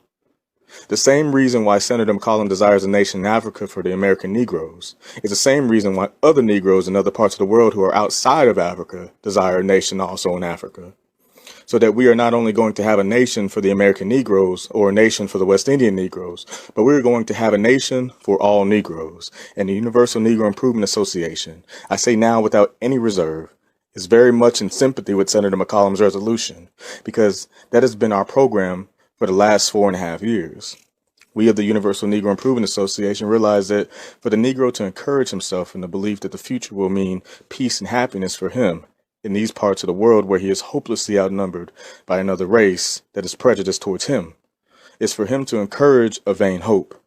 As we can see it, as the two races continue to live side by side in this Western world, and as competition becomes keener between the two races, industrially and politically, that prejudice that is being demonstrated and acted against us now will increase to such an extent that we will suffer the more and we will die the quicker from the results of the prejudice that I have outlined to you.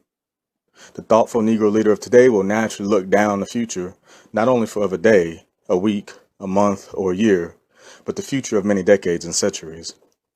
As touching our condition, the thoughtful leader can come to no other conclusion than that in another 100 years, America will be a changed country, quite different to what it is. That America's attitude towards a weaker race, if that race happens to be here, if that race works in competition with a stronger one that will always be here, that it will mean death for the weaker race. The thoughtful leader realizes that, well, the industrial, economic, and political competition among peoples of different races breeds prejudice, hatred, and ends generally in massacres and civil wars, to the detriment of the weaker group. It has been so in all history. It is so now, and it will be so in the future. The stronger group of any race living in any country, let it be America, Europe, or anywhere, will not tolerate the keenness and competition industrially or politically with the weaker race within the same bounds. As that stronger race multiplies in numbers, that stronger race will perforce adopt an attitude of hostility toward the weaker race that seeks to compete industrially and politically. America, as I have said, will be a different country as far as the number of inhabitants is concerned in another 100 years. You're going to have probably 3 times as many white people in this country in another 100 years as you have now. It will mean that industrial rivalry and competition among them as a people will be keener than that they will perforce have to protect their own interests as against the interests of any other competitive group. And whether that group happens to be Negroes, Chinese, or Japanese, they're going to fare very badly in that day when competition will force the other people to protect their interests industrially, economically, and politically. As we grow more numerous and more determined in demanding our rights in these times, when a nation is not fully developed, we will politically arouse the ire and indignation of our fellow citizens of the other race because of our determination to hold political offices. They render us politically competitive with the other people who believe that America is theirs, if not now, in fact, in spirit. Some of us as leaders flatter ourselves into believing that the problem of the black and white will work itself out in America in another few years, and that all Negro has to do is to be humble and submissive and do what he is told to do, and everything will work out well in the sweet by and by. But the keen student will observe this, that a terrible mistake was made, that as far as other people were concerned, there was a state of disorganization. And in that state of disorganization, certain things happened just by mere chance. And in a chance, dozens of black men became senators, state senators, and congressmen, and opened up to the eyes of the nation the possibility of the black man governing a white man in these United States of America. The possibility of the black man making laws to govern the white man in these United States of America. The possibility drove them to madness, almost madness, and suddenly rejecting the spirit of the Constitution and the Declaration of Lincoln that all men are created equal. And the determination was arrived at that never again would it be possible for a race of slaves to govern a race of masters within these bounds. Some of us right now flatter ourselves to believing that the slave race of ours will live right in the United States of America and in the future be lawmakers for the race of our slave masters of 60 years ago. Now, let me tell you that nothing of the kind has ever happened in all human history. You students go back in history as far as you possibly can, and you cannot show me one instance where a slave race living in the same country within the same bounds as the race of masters that enslaved them, a slave race being in numbers less than a race of masters, and that race has ever yet ruled and governed within the same territory, the race of slave masters. It has never yet been in history, and it will never be. And the hidden spirit of America is determined that that shall never be.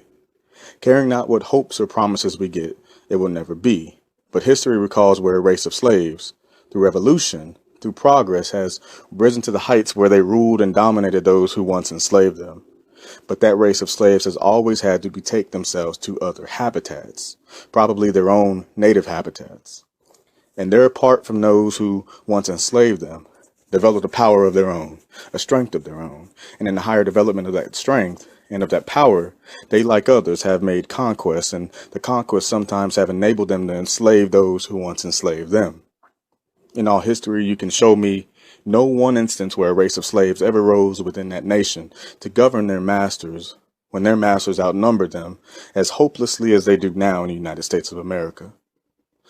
So that for us to encourage the idea that one of these days, some Negro will be the Attorney General of the United States, for us to encourage the idea that one of these days the Negro will be Postmaster General of the United States, or that Negro will be Vice President of the United States of America, or that a Negro will be Secretary of State of the United States of America, is only to encourage a vain hope that will take you from here into eternity without being realized.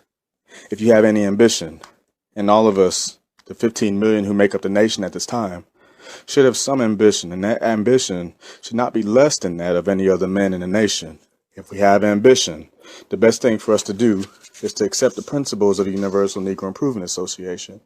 The ideas of the Universal Negro Improvement Association, and that is, all Negroes the world over get together and build up for the race, a nation of our own on the continent of Africa. In this race of slaves that cannot get recognition and respect in the country where there were slaves, by using their own ability, by using their power, their genius, will develop for themselves another country, in their own habitat, a nation of their own to be able to send back from that country, from the native habitat, to that country where they were once enslaved. Representatives of their own race will get as much respect in that country where they were enslaved as any other ambassadors that ever enter that country from any other nation or from any other race. What a Southern senator would not concede to the Negro in the United States, he is willing to give to Negroes in Africa. The same Southern senator who moved this resolution that the President of the United States and the National Congress secure by treaty or purchase a home in Africa for the American Negro, where he can develop a free and sovereign state, a nation that will take its place at the Council Board of the Nations of the world. That Southern senator who moved a resolution in the Senate of Mississippi is the same Southern senator who would object and stand behind the objection with his whole life and with the last drop of his blood for the Negro in the United States of America to dine with the President of the United States at the White House. He would die first, then see a Negro in the United States under present conditions be an Attorney General of the United States of America. He would die first and stand and see without protesting that a Negro was Vice President of the United States of America. Yet he says that he wants to see the American Negro develop a nation of his own in Africa that would cause him to take his place at the Council Board of the Nations of the world. The prejudice of the white folks of the United States of America is not so much because they hate your color. It is because they hate your condition. It is because they are human beings why they hate. Should you reverse the positions, you would do the same thing as they did to us. Why do I say that? There is no man in this hall tonight, no Negro man or woman in this hall tonight, because all of us are human, who would for the whole lifetime labor and work himself industrially and thriftily to save everything that you possibly can to build up a home of your own and save a little fortune of your own to make yourself happy. And then after you did all of that, you have your children, you have your own family to take care of and to look after with that which you individually worked for. There is no one of you who would go out into the street and see a tramp and take that tramp and bring him into your house and let him sleep in the same bed with you. Let him occupy your drawing room. Let him enjoy all the comforts of it. And later on, have him say to you, "Let me tell you how to run your house." There is no one human being in this building who would do that. Yet, that is what we expect the white man to do.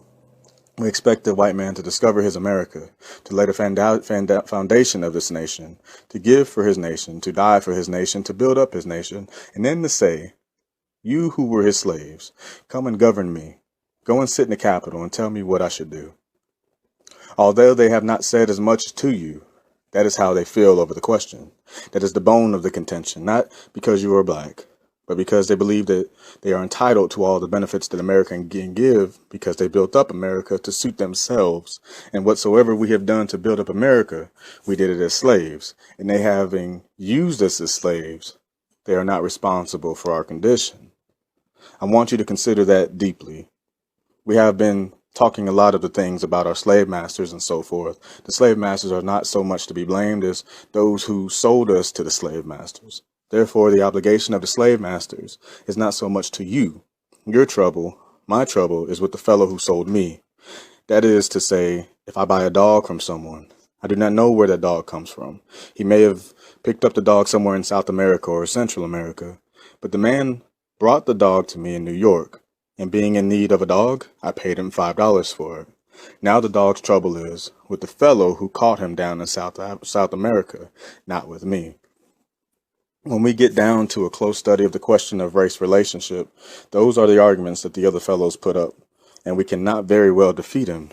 And those are the arguments that actuate him in acting towards us as he has been doing. As I have said, it is a human question, and if the situation was reversed, you would do just what he is doing.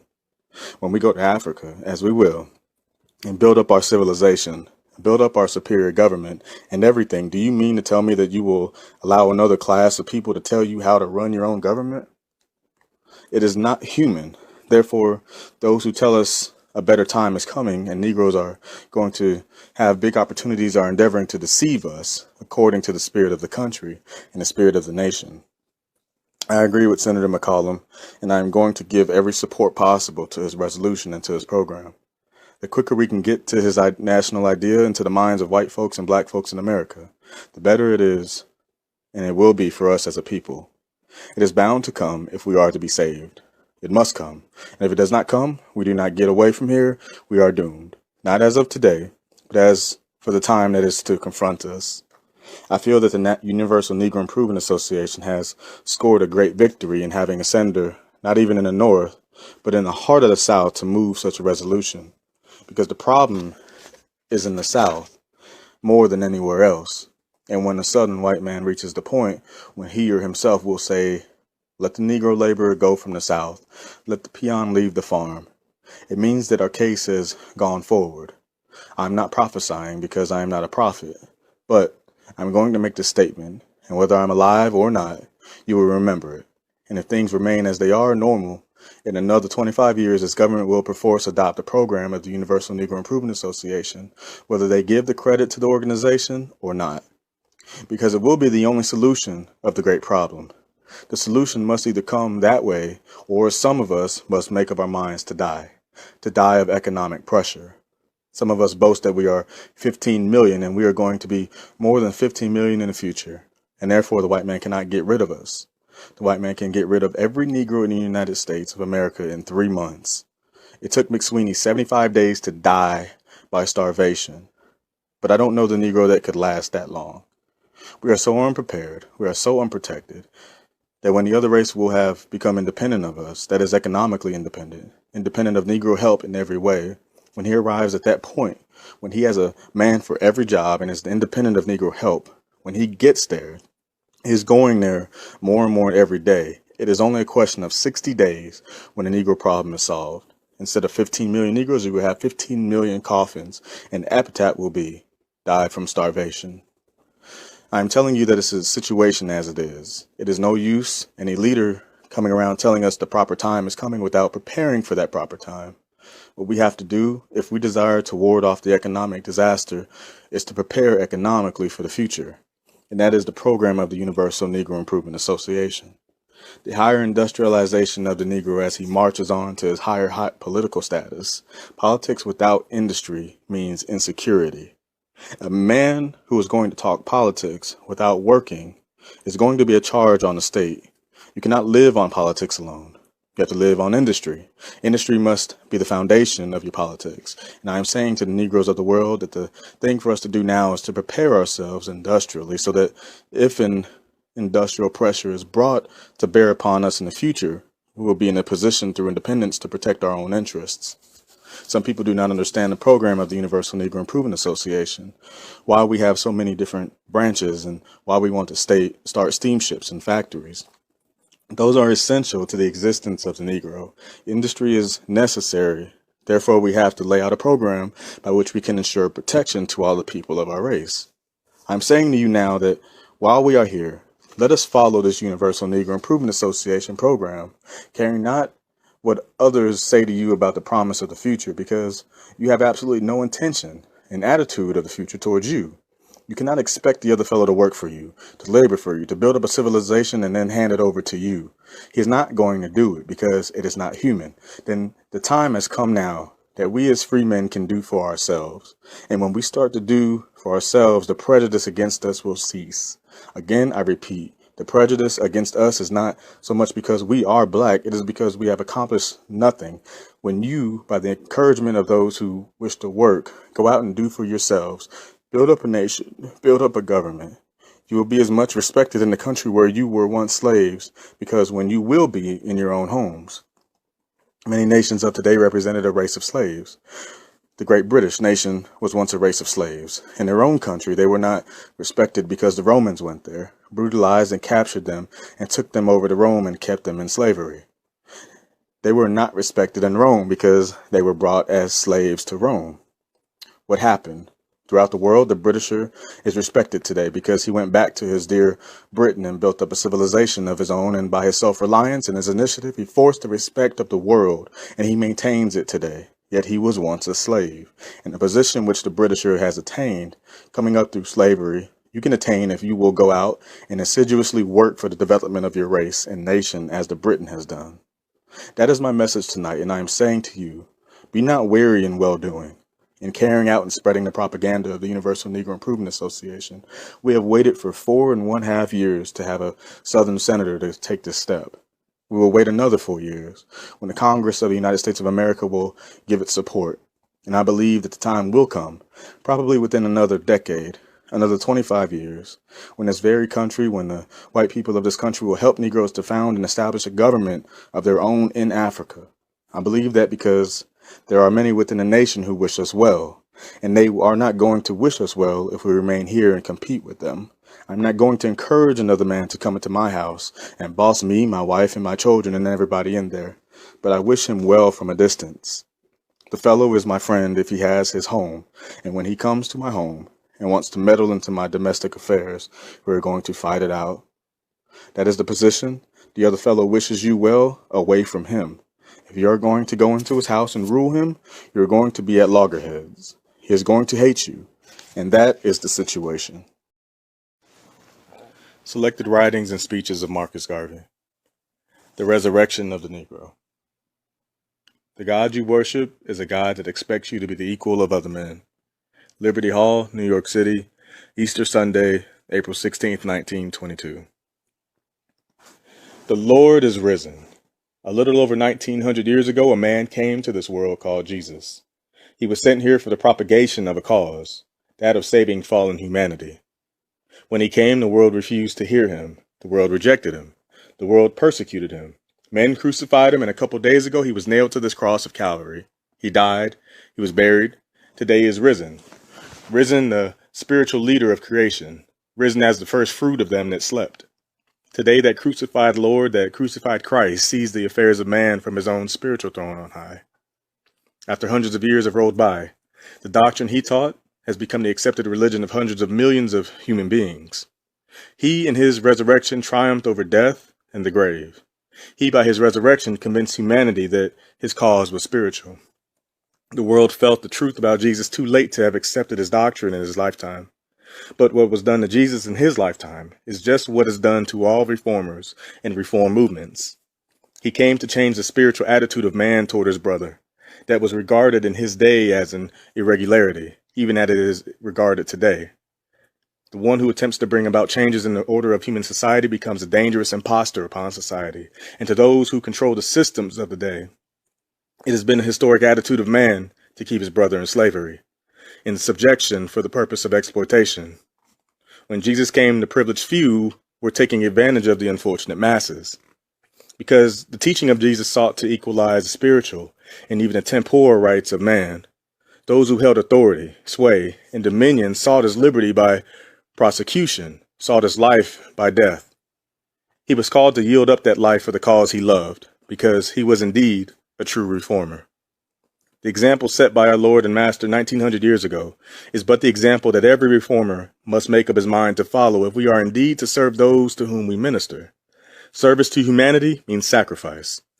That has been demonstrated by our blessed Lord and Redeemer, whose resurrection we commemorate this day. As Christ triumphed nearly 2,000 years ago over death and the grave, as he was risen from the dead, so do I hope that 400 million Negroes of today will triumph over the slavishness of the past, intellectually, physically, morally, and even religiously. That on this anniversary of our risen Lord, we ourselves will be risen from the slumber of the ages, risen in thought to higher ideals, to a loftier purpose, to a truer conception of life. It is the hope of the Universal Negro Improvement Association that 400 million Negroes of the world will get to realize that we are about to live a new life, a risen life, a life of knowing ourselves. How many of us know ourselves? How many of us understand ourselves? The major number of us for ages have failed to recognize in ourselves the absolute masters of our own destiny, the absolute directors and creators of our own fate. Today, as we think of our risen Lord, may we not also think of the life he gave to us, the life that made us instruments, his children. The life that he gave to us makes us possessors of the land that he himself created through his Father. How many of us can reach out to that higher life, that higher purpose, that creative world that says to you, you are a man, a sovereign, a Lord, Lord of creation. On this beautiful spring day, may we not realize that God made nature for us. God has given to us our province, our dominion. May we not realize that God has created no superior being to us in the world but himself. May we not know that we are the true lords and creators of our own fate and of our own physical destiny. The work of the Universal Negro Improvement Association for the past 4.5 years has been that of guiding us to realize that there should be a resurrection in us. And if at no other time, I trust that at this Eastertide, we will realize that there is a great need for a resurrection from the lethargy of the past, the sleep of the past, from that feeling that made us accept the idea and opinion that God intended that we should occupy an inferior place in the world. Men and women of Liberty Hall, men and women of my race, do you know that the God we love, the God we adore, the God who sent his son to this world nearly 2,000 years ago, never created an inferior man? The God we love, the God we worship and adore has created man in his own image, equal in every respect, whosoever, wherever he may be. Let him be white, let him be yellow, let him be red, let him be black. God has created him the equal of his brother. He is such a loving God. He is such a merciful God, and he is such a God that he is no respecter of persons, that he would not, in his great love, create a superior race and an inferior one. The God that you worship is a God that expects you to be the equal of other men. The God that I adore is such a God, and he could be no other. Some of us seem to accept this fatalist position, the fatalist attitude that God accorded to us a certain position and condition, and therefore there is no need to trying to be otherwise. The moment you accept such an attitude, the moment you accept such an opinion, the moment you harbor such an idea, you hurl an insult at the great God who created you because you question him for his love. You question him for his mercy. God has created man and has placed him in the world as the Lord of the creation, as the sovereign of everything that you see. Let it be land, let it be sea, let it be lakes, rivers, and everything therein. All that you see in creation, all that you see in the world was created by God for the use of man, and you, 400 million black souls, have as much right to your possessions in this world as any other race. Created in the image of the same God, that we have the same common rights, and today, I trust that there will be a spiritual and material resurrection among Negroes everywhere, that you will lift yourselves from the doubts of the past, and you will lift yourselves from the slumbers of the past, that you will lift yourselves from the lethargy of the past, and strike out in this new life, in this resurrected life, to see things as they are. The Universal Negro Improvement Association desires that the 400 million members of our race see life as other races see it. The great white race sees life in an attitude of sovereignty. The great yellow race sees in a similar way, and that is to say that man, let him be white or yellow, sees that he is master and owner and possessor of everything that God has created in this world and given to us in nature, and that is by knowing himself, by understanding himself, and by understanding his God, man has gone throughout the length and breadth of his world, conquering the very elements, harnessing nature, and making a servant of everything that God placed within his reach. As he has done that for thousands of years, pleasing God and justifying his existence, so we are appealing to the members of our race to do that now in this risen life. And if you have never made up your minds before, I trust on this Easter Sunday, you will do so. I repeat that God created you masters of your own destiny, masters of your own fate, and you can pay no higher tribute to your divine master than function as man as he created you. The highest compliment we can pay to our Creator, the highest respect we can pay to our risen Lord and Savior, is that of feeling that he has created us as his masterpiece, his perfect instruments of his own existence, because in us is reflected the very being of God. When it is said that we are created in his own image, we ourselves reflect his greatness. We ourselves reflect the part of God the Father, God the Son, and God the Holy Ghost. And when we allow ourselves to be subjected and create others as our superior, we hurl an insult at our Creator who made us in the fullness of ourselves. I trust that you will so live today as to realize that you are masters of your own destiny, masters of your fate. If there is anything you want in this world, it is for you to strike out with confidence and faith in self and reach for it, because God has created it for you and for your happiness wheresoever you may find it in nature. Nature is bountiful, nature is resourceful, and nature is willing to obey the command of man. Man, the sovereign Lord, man who is supposed to hold dominion and take possession of this great world of ours. The difference between the strong and the weak races is that the strong races seem to know themselves, seem to discover themselves, seem to realize and know fully that there is but a link between them and the Creator, that above them there is no other but God, and that anything that bears human form is but their equal in standing, and to that form there should be no obedience. There should be no regard for superiority, because of that feeling that they have been able to hold their own in this world. They have been able to take care of the situation as it confronts them in nature. But because of our lack of faith and confidence in ourselves, we have caused others created in a like image to ourselves to take advantage of us for hundreds of years. For hundreds of years, we have been the footstool of other races and nations of the earth simply because we have failed to realize, to recognize, and to know ourselves as other men have known themselves and felt that there is nothing in the world that is above them except the influence of God. The understanding that others have gotten out of life is the same understanding that 400 million Negroes must get out of this existence of ours. I pray that a new inspiration will come to us as a race, that we will think nature as our servant, that we will think of man as our partner throughout life, and go through the length and breadth of this world, achieving and doing as other men, as other nations, and other races. Selected writings and speeches of Marcus Garvey. Africa for the Africans. It is hoped when the time comes for American and West Indian Negroes to settle in Africa, they will realize their responsibility and their duty. New York City, April 18, 1922. Fellow men of the Negro race, greeting. For 4.5 years, the Universal Negro Improvement Association has been advocating for the cause of Africa for the Africans. That is, that the Negro peoples of the world should concentrate upon the object of building up for themselves a great nation in Africa. When we started our propaganda toward the end, several of the so-called intellectual Negroes who had been bamboozling the race for over half a century said that we were crazy, said the Negro peoples of the Western world were not interested in Africa and could not live in Africa. One editor and leader went so far as to say at his Pan-African Congress that American Negroes could not live in Africa because the climate was too hot. All kinds of arguments have been adduced by these Negro intellectuals against the colonization of Africa by the black race. Some said that the black man would ultimately work out his existence alongside of the white man in countries founded and established by the latter. Therefore, it was not necessary for Negroes to seek independent nationality of their own. The old-time stories of African fever, African bad climate, African mosquitoes, African savages have been repeated by these brainless intellectuals. Of ours as a scare against our people in America and the West Indies taking a kindly interest in a new program of building a racial empire of our own in our motherland. Now that years have rolled by, and the Universal Negro Improvement Association has made the circuit of the world with its propaganda, we find eminent statesmen and leaders of the white race coming out boldly advocating the cause of colonizing Africa with the Negroes of the Western world.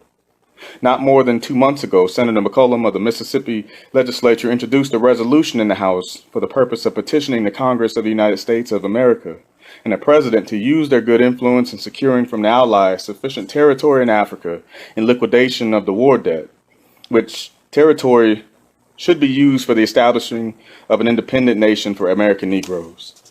Just a few weeks ago, Senator France of Maryland gave expression to a similar desire in the Senate of the United States during a speech on the soldiers' bonus and the Allied duty. He said, "We owe a big duty to Africa, and one which we have too long ignored. I need not enlarge upon our peculiar interest in the obligation to the people of Africa. Thousands of Americans have for years been contributing to the missionary work which has been carried out by the noble men and women who have been sent out in the field by the churches of America. This reveals the real change on the part of a prominent statesman in the attitude of the African question. Now comes another suggestion from Germany, for which Dr. Heinrich Schnee, a former governor of German East Africa, is author.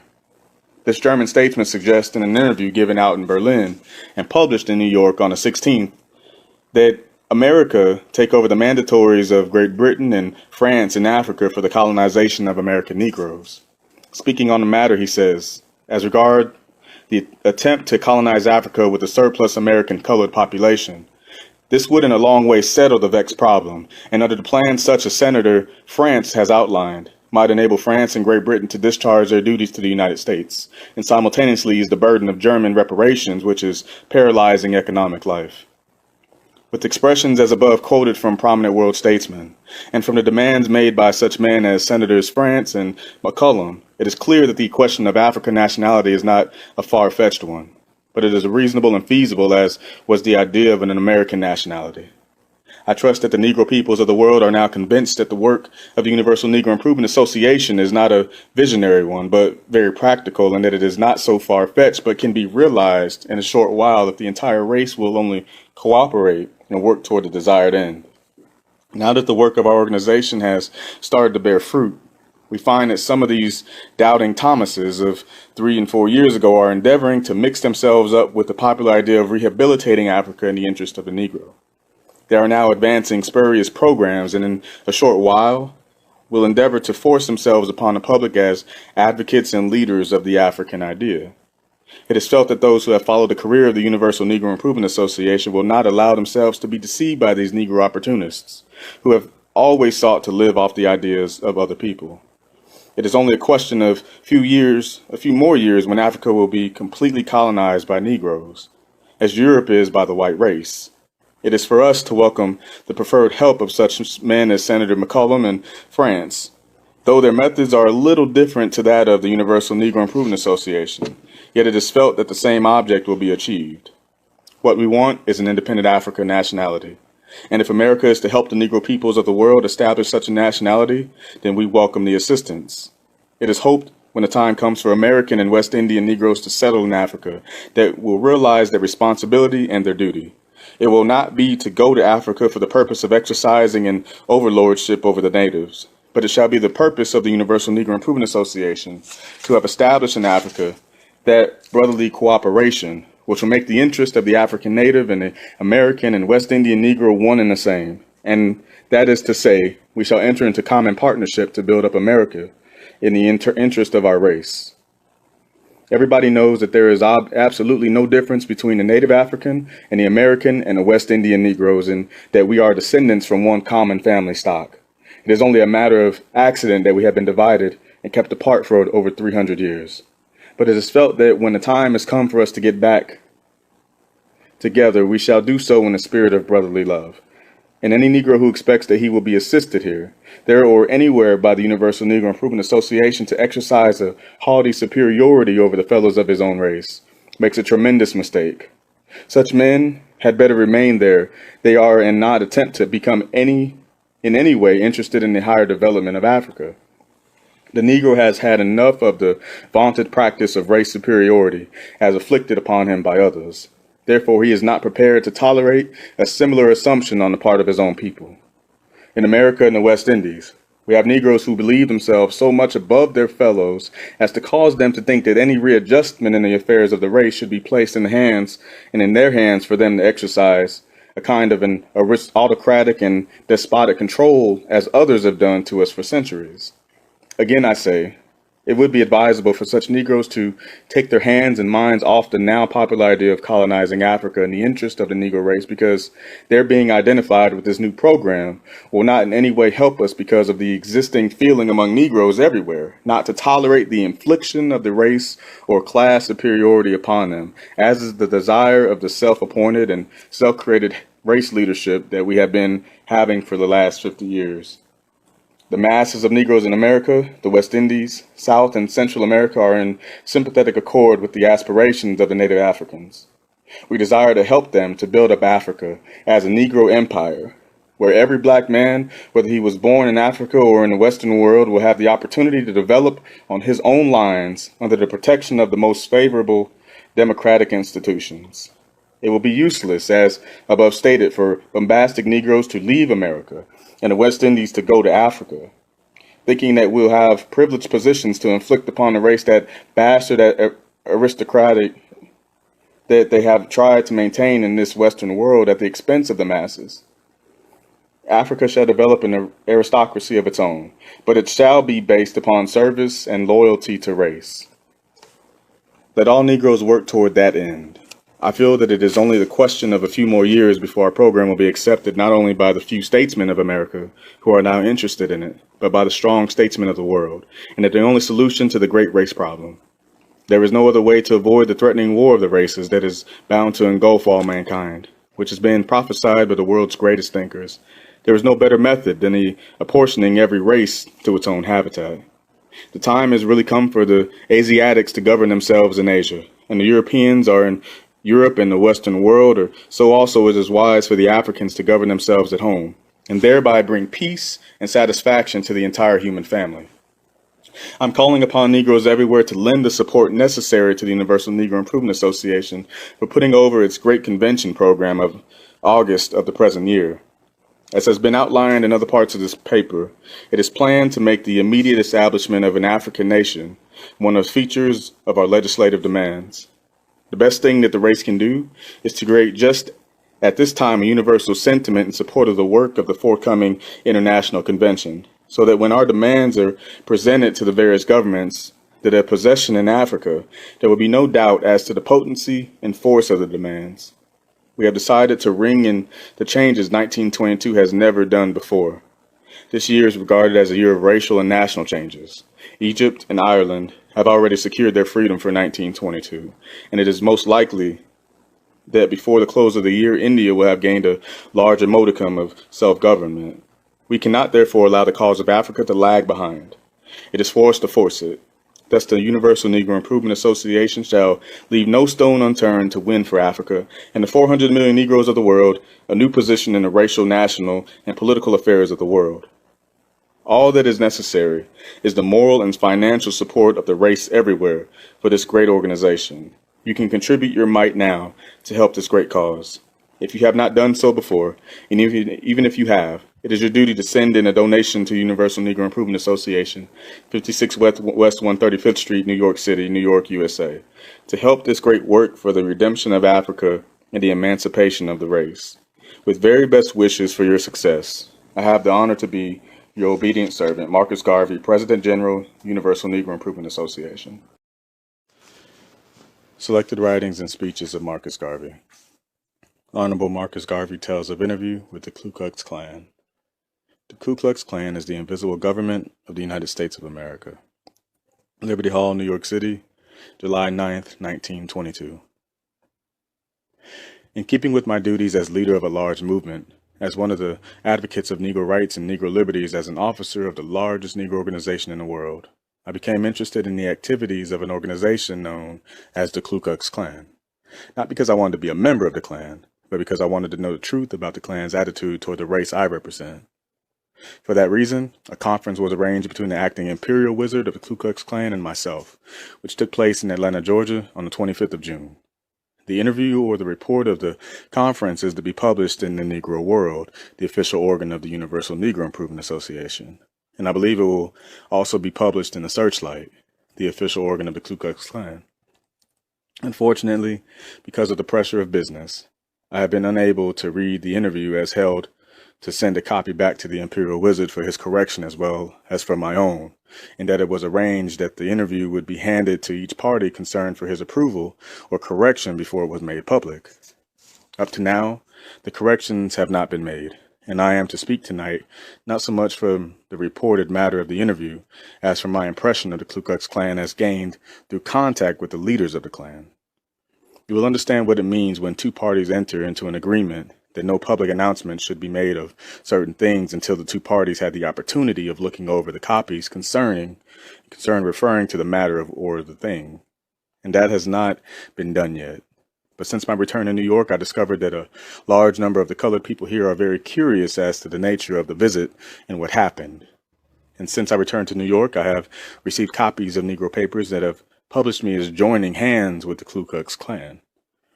I know, and you know, the attitude of the Negro press in America, a senseless, ignorant attitude, an attitude that does not tend to help educationally in the development of this race of ours in America, especially to a young, growing race as ours.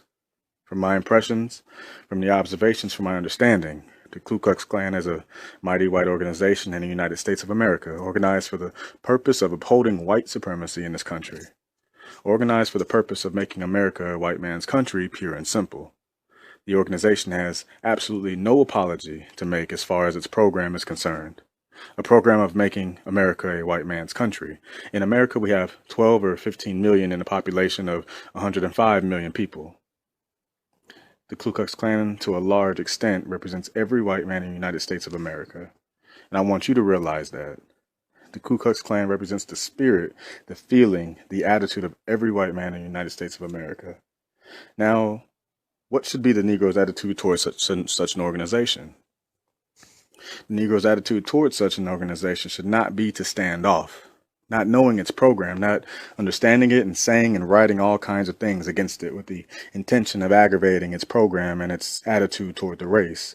But the duty of the leadership of the Negro race, finding itself in such an unenviable position, is to study the thing, to understand the thing, and get as much information as possible about the thing in your own interests. Aggravating the Ku Klux Klan or aggravating any organization in the world organized for the specific purpose of white supremacy is not going to help the race in America, placed at a disadvantage as it is. There's much more beneath the surface of the Ku Klux Klan than you can see on the surface. Some of us Negro leaders and some of us Negro newspapermen get crazy because the New York World and the New York American about 2 months ago tried to expose the activities of the Ku Klux Klan. Now let me tell you that the World nor the American has absolutely no intention to put down the Ku Klux Klan to please Negroes. The World and the American expose the activities of the Ku Klux Klan for their own set reason, for their own set purpose, without having in mind the good that would accrue to Negroes by putting down the Ku Klux Klan. And let me tell you this, that it was not so much the real intention of their expose to put down the Ku Klux Klan. Negro editors and Negro leaders got wild and started to lambaste the Ku Klux Klan and write all kinds of things against them. Let me tell you this, that the Ku Klux Klan is really the invisible government of the United States of America, and that there are more people identified with the Klan than you think. That there are more people in sympathy with the activities of the Ku Klux Klan than you think, and that there is more sympathy in this country for the Ku Klux Klan than the ordinary literate Negro newspaperman thinks and sees on the surface. As proof that the Ku Klux Klan is worthy organization in their opinion of the white leaders of this country, the expose of the New York World led to what? Led to an investigation of the activities of the Klan by the Congress of the United States, and what has happened up to now? The Ku Klux Klan is still at large. The Ku Klux Klan has grown twice as strong since the expose as ever. The expose of the Ku Klux Klan was solely a skillful method of advertising the activities of the Klan at very little cost to the Klan. After the activities of the Ku Klux Klan were exposed, California was besieged with the Ku Klux Klan, and New York itself became a stronghold of the Klan. And if I am to take the words of the acting imperial wizard, the Ku Klux Klan is stronger in the northern states than it is in the southern states of the United States of America. Now, what are you going to do about it? Stand off and refuse to investigate and refuse to understand the attitude of the Klan toward you, and in that way expect to solve the problem? Our belief is that the leadership of a large group of people must be intelligent enough to be on guard in protecting the interests of the rights of the people. Because of that intention, because of that feeling, because of that attitude, I interviewed the imperial wizard of the Ku Klux Klan to find out the Klan's attitude toward the race. You may believe it or not, I made several statements to him in which he said this, that the Klan is not organized for the absolute purpose of interfering with Negroes, for the purpose of suppressing Negroes, but the Klan is organized for the purpose of protecting the interest of the white race in America. Now, anything that does not spell the interest of the white race in America does not come within the scope of the Ku Klux Klan.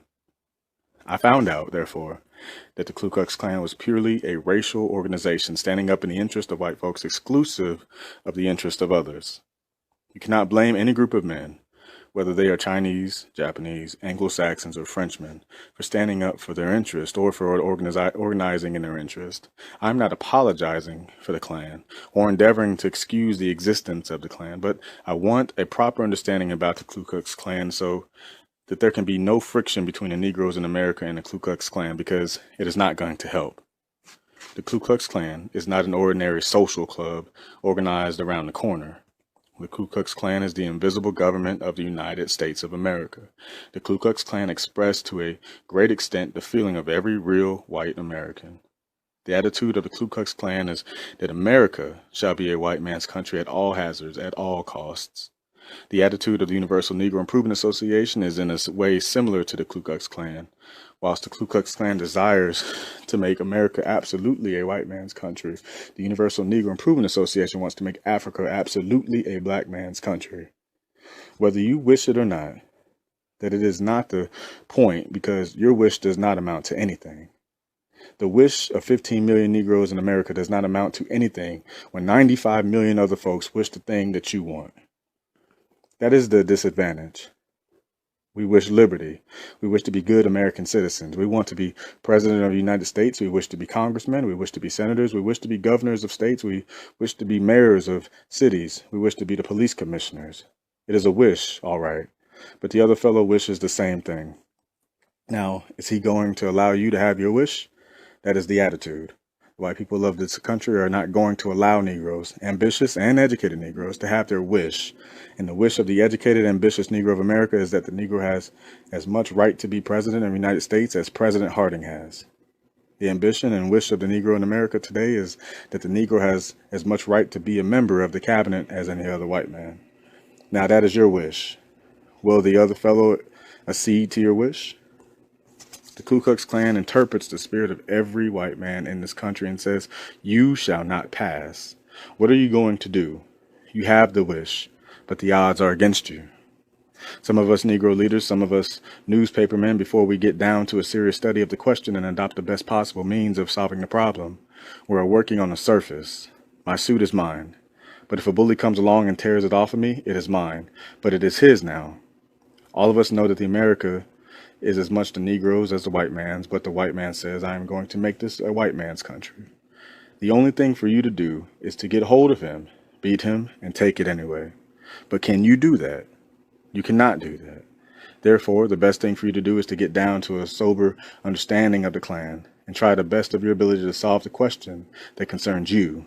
And the Universal Negro Improvement Association says the only way the problem can be solved is for the Negro to create a government of his own, strong enough to the continent of Africa that can compel the respect of all men in all parts of the world. We're not going to have any fight as an organization with the Ku Klux Klan because it is not going to help. The Ku Klux Klan, as I said a while ago, is the invisible government of the United States of America. And what do I mean by that? The Klan represents a spiritual feeling and even a physical attitude of every white man in this country.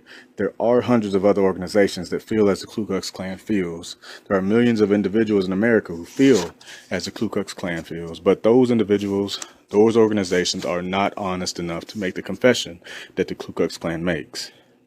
I prefer and have a higher regard for the man who intends to take my life, who will warn me and say, Garvey, I'm going to take your life, so as to give me time to prepare my soul for my God, rather than the man who will pretend to be my friend, and as I turn my back, he ushers me into eternity without even giving me a chance to say my Lord's Prayer.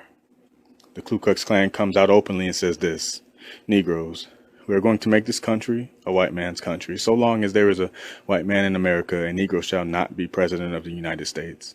So long as there is a white man in America, a Negro shall never be a member of the cabinet. So long as there is a white man in America, a Negro shall never again be a congressman or a senator. So long as there is a white man in America, a Negro shall never be a governor or lieutenant governor of a state. Now, the man that says that gives you enough information about yourself and about him as to enable you to make some plans to help yourself one way or the other, but the other fellow who comes and says nothing to you, but on the other hand flatters you and says, I'm your friend and I'm have the same feeling or attitude towards you and as the other fellow who told you. Which is the better friend? The one who tells you or the one who keeps the information from you but means the same thing? I asked the acting Imperial Wizard of the Ku Klux Klan whether he was interpreting the spirit or just a few people who make up his organization or not. And he said, no, we are interpreting the spirit of every true white American, but we are honest enough to say certain things that others do not care to say. Now, in a nutshell, you have the situation. What is the use of staying outside, not understanding the attitude and the lambasting of those people who are in power? Sentiment cannot put down the Ku Klux Klan. Newspapers, writings cannot put down the Ku Klux Klan. The Ku Klux Klan is expressing the feeling of over 95 million people. No law can put down the prejudice of a race. You may legislate between now and eternity. If I hate you, no law in the world can make me love you. If I am prejudiced against you for reasons, no constitution in the world can make me change my attitude toward you. The Ku Klux Klan is therefore expressing the feeling and the sentiment of a large number of people in this country towards us as a race. The attitude of refusing to allow the Negro to enjoy political, economic, and social equality. The Ku Klux Klan made me to understand that their attitude is based on the assumption that this country was discovered by white men. This country was first peopled and colonized by white men. That this country's existence is brought about by white men fighting, suffering, and dying to create a government of their own. And because of the suffering of white men in the past, to bequeath to the children of today a country of their own, the children of today are not disposed to give up their rights racially to any other race, whether it be Negro, Japanese, or any other race on the face of the globe. Now, what are you going to do? This is their attitude. Our lambasting them and publishing all kinds of things without studying them will not help the situation. A lot of Negro leaders are to be found up north who write a lot of stuff, but have not the nerve to go south to give expression to the same sentiments. The largest number of Negroes in the United States of America live below the Mason and Dixon line, where the Ku Klux Klan rules. It is all right for the fellow up north who does not live under the influence of the Klan to say things about the Klan. But who is going to pay the price of it? The poor, unfortunate fellow who lives next door to the Klan and comes in contact with him every day. The Universal Negro Improvement Association realizes that, therefore, and while some of us stand up and say all kinds of things criticizing the Klan, millions of our brothers are suffering because of this criticism up north. We desire to prevent that suffering, and it is for that reason we went down south to have a proper understanding, to see if we could diplomatically at least help the Negro to throw off the suffering and throw off this yoke without causing anyone to suffer. That is really the attitude of the organization. That is the reason I interviewed the Imperial Wizard of the Ku Klux Klan. He told me this when I put these pointed questions to him. I asked him, Mr. Clark, you will understand that the Negro of today is quite different to the Negro of 60 years ago. 60 years ago, the Negro was a slave, untutored, unintelligent, uncivilized, so to speak, knew nothing about civilized culture or about civilization, and he was satisfied to be a farmer's help, to be a laborer, even to be a slave. Today we have a cultured, civilized Negro, an educated man, a graduate of the best universities in the country and the world. The Negro of 60 years ago had no ambition because he had no civilization, no culture, and that could not appreciate the benefits and advantages of civilization. Now that he is civilized and cultured, he is ambitious and desires the things that every man desires. Now, Mr. Clark, what is the Klan's attitude toward the Negro who desires to be president of the United States of America? And he said this: he shall never be so long as there is one white man living in the United States of America. I said, Mr. Clark, what is the attitude of the Klan toward the Negro who wants to be governor of the state? And he gives the same answer: not so long as there is one white man in the United States of America. Again, I asked, Mr. Clark, does your organization represent only the group of white men in it, or the sentiment of your race? The answer was this: the organization represents the sentiments of the entire white race. Mr. Clark did not tell me anything new. He told me what I discovered 7 years ago. He told me the thing that caused me to have organized the Universal Negro Improvement Association for 4.5 years ago. So I was not disturbed. I was not nervous at all. I was speaking to a man who was brutally a white man and was speaking to him as a man who was brutally a Negro. He had his interests to protect, and I had mine to protect. His one idea, his one greatest hope is to see the great white race, the masters of civilization. My one dream, my one hope is to see the great black race, the masters of civilization. Now, I'm not going to waste time fighting with the Ku Klux Klan. I'm going to use my time fighting for the ideals that we have. And then I asked him, Mr. Clark, if your organization is organized for the purpose of offending or killing Negroes or suppressing Negroes, what do you think the end will be? He said, we are not organized for that purpose. I then said to him, I want you to understand that the Negro question is no longer a Southern question or a national question. It is as President Harding said in his Birmingham speech, that the Negro question is no longer a Southern or national question in America. It has become an international question. I said to him, if you are organized for the sole purpose of suppressing Negro ambition and advancement, do you know that Negroes are getting together all over the world and may return the compliment to you. He said, I realize that, and it is because of that we are organized. We are not organized to be unfair to the Negro. We want to see the Negro develop as the white man has developed. To be fair, I advised every Negro and those who aspire to leadership to form an organization similar to that of the Ku Klux Klan so that the Negroes may be able to look out for their own interest and not continue to be begging white people to do for them what they ought to do for themselves. He spoke to me in that frank and open way. I made him to understand that the Universal Negro Improvement Association adopted this attitude, that if the Ku Klux Klan in America was going to outrage Negroes simply because they are black, we may return a compliment somewhere because some other folks do not like and look like us. He realized that and said, we are willing to see a great Negro organization with which we can enter into negotiations and understanding to solve this great question of race, and especially the social question of race. And then we discussed the social side. I said, Mr. Clark, what is your attitude on white men raping black women? And he said, we are so much against any that as any self-respecting Negro can be, and we are organized to see that the purity of the race, and especially the purity of the white race, is upheld. Because of that, we would not desire to impose upon you that which we do not intend to accept from you. I asked him, what would be your attitude if a white man was to go into a colored neighborhood and endeavor to take advantage of the womanhood of our race? And he said that his attitude would be against the white man. Let me tell you this, he said further, that I would be in sympathy with any Negro organization that would uphold the integrity of the Negro race, even as the white organizations are endeavoring to uphold the integrity of the white race. The Universal Negro Improvement Association is carrying out that doctrine splendidly. When I arrived at Baton Rouge in Louisiana, I was visited by the president and some officers of the nearby division. They brought to me this report.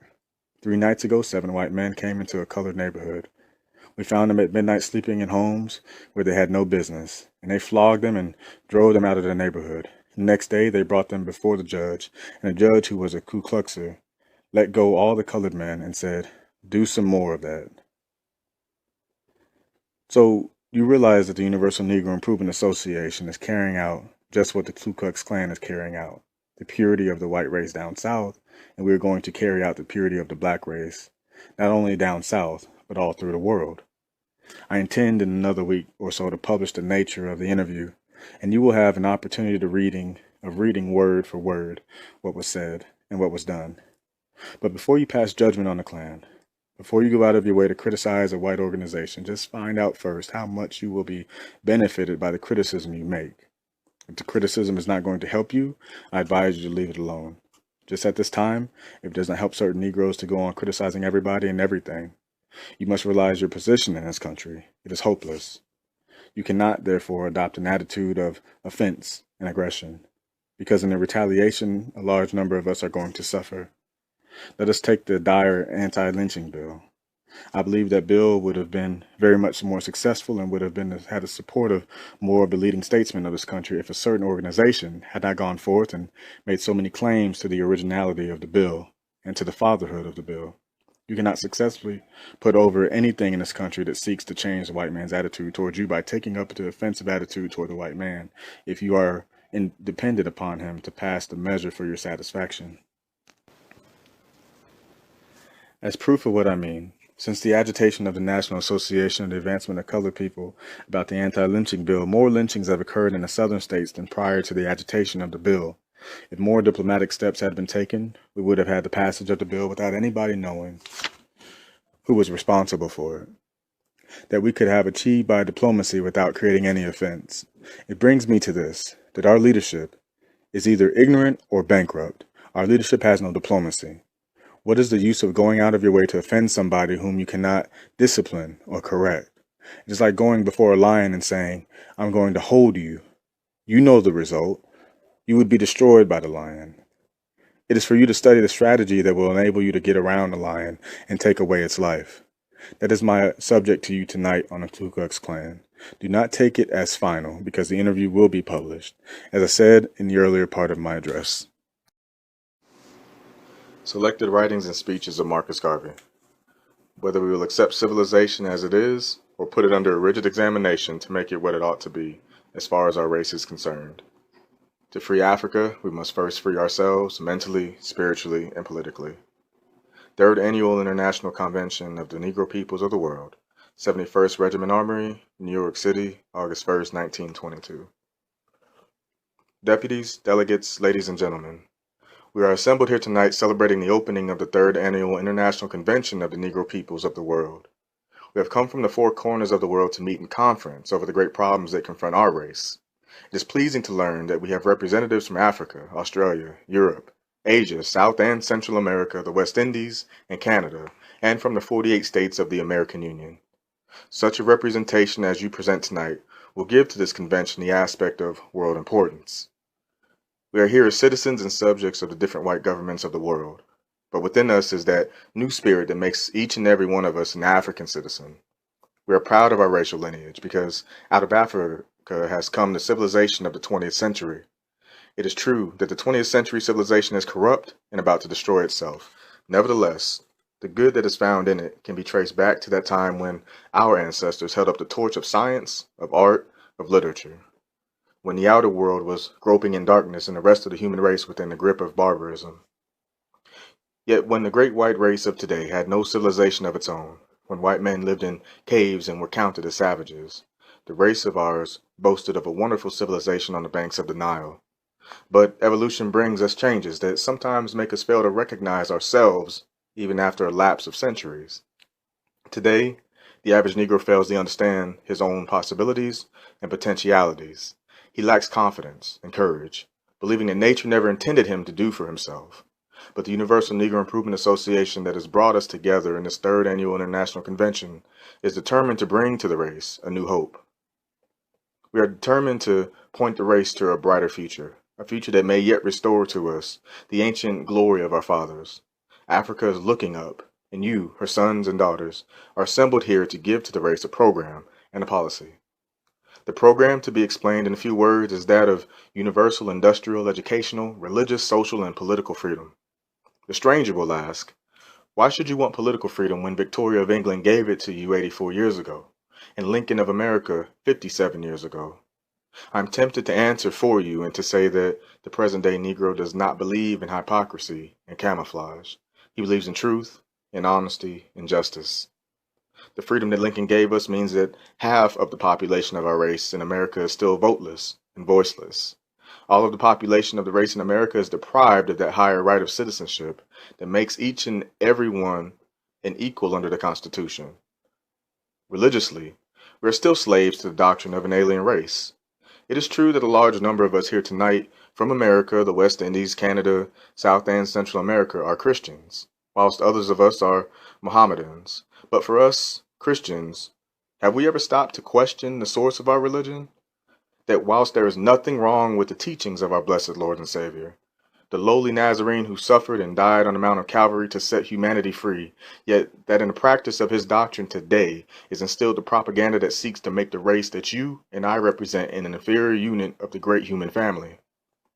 Have you ever stopped to think that in the Christian doctrine of today is injected a propaganda that seems to humiliate you and me? These are things that the Universal Negro Improvement Association questions. These are things that we are to discuss at our present convention, whether we'll accept civilization as it is or put it under a rigid examination to make it what it ought to be as far as our race is concerned. Not only are we not politically and religiously free, as I have foresaid, but socially we are not free, economically we are not free, and we of the Universal Negro Improvement Association, who have called you together in this mighty convention, believe that if you must be free, you yourselves must strike the blow.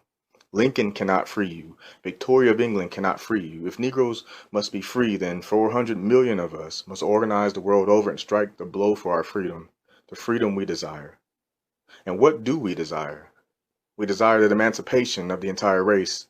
We desire the freedom of our country, Africa, free from the domination of an alien race, free from exploitation, free from the pernicious influence of an alien civilization and an alien creed.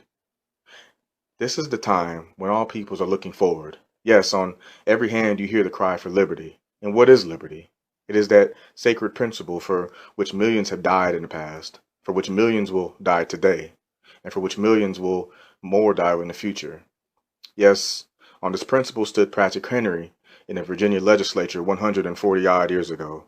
There he defied the organized power of a mighty empire. I think I can hear the words of that noble patriot ringing through his hall tonight. I care not what others may say, but as for me, give me liberty or give me death. Such were the words that inspired the early colonists to fight the battle of independence to make America the greatest republic in the world. Such are the words that will inspire the 400 million Negroes throughout the world to fight for the freedom of our motherland, Africa. To free Africa, we must first free ourselves mentally, spiritually, and politically. So long as we remain the religious slaves of another race, so long as we remain educationally the slaves of another race, so long as we remain politically the slaves of another race, so long shall other men trample upon us and call us an inferior people.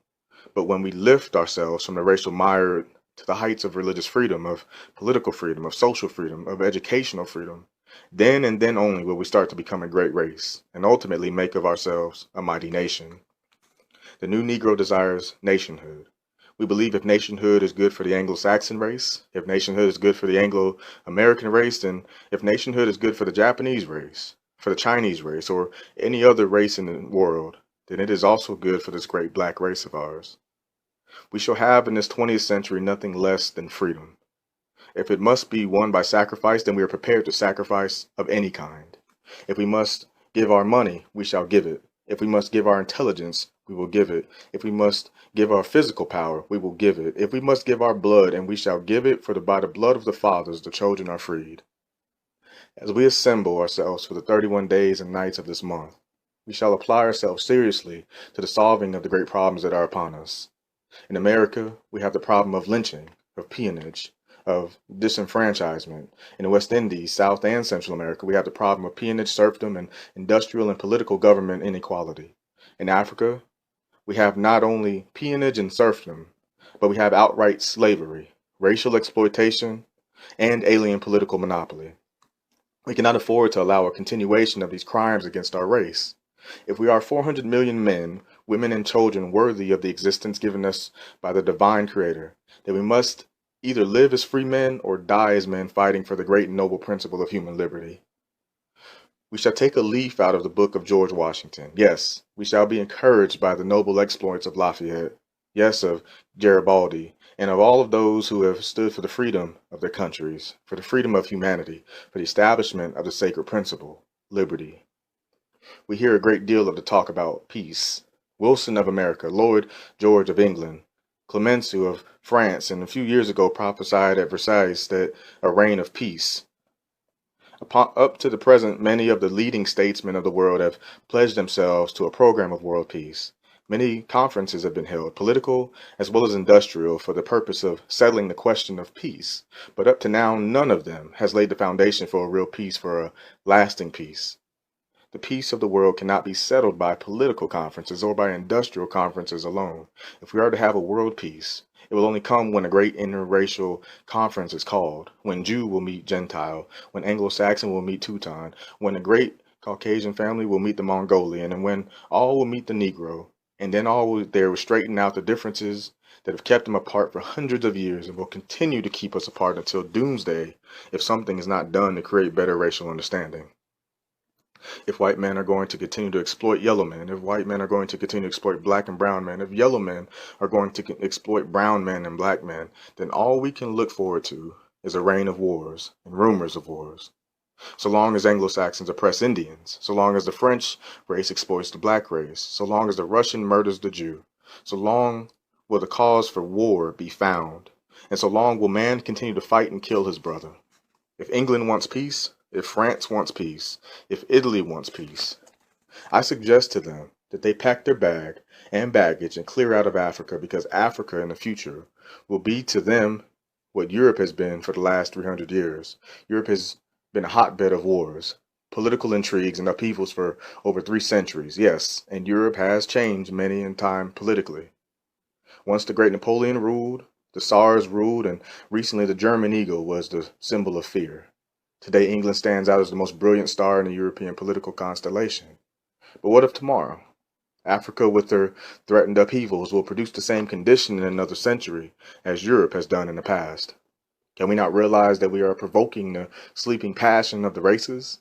How long do you believe that 400 million Negroes will allow themselves to be exploited by alien races, robbed and murdered, just so long until the truth is brought home to them.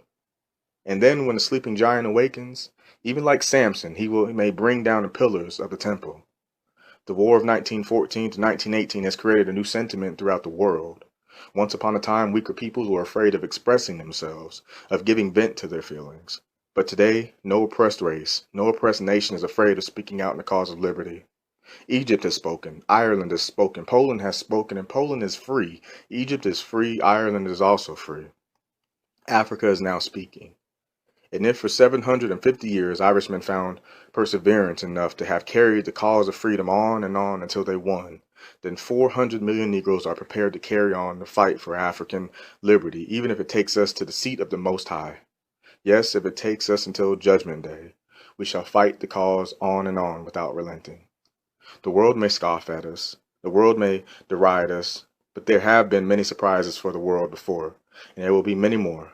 Englishmen scoffed at the colonists when they agitated for independence in America, but their scoff and derisions did not prevent George Washington from giving us the glorious stars and stripes.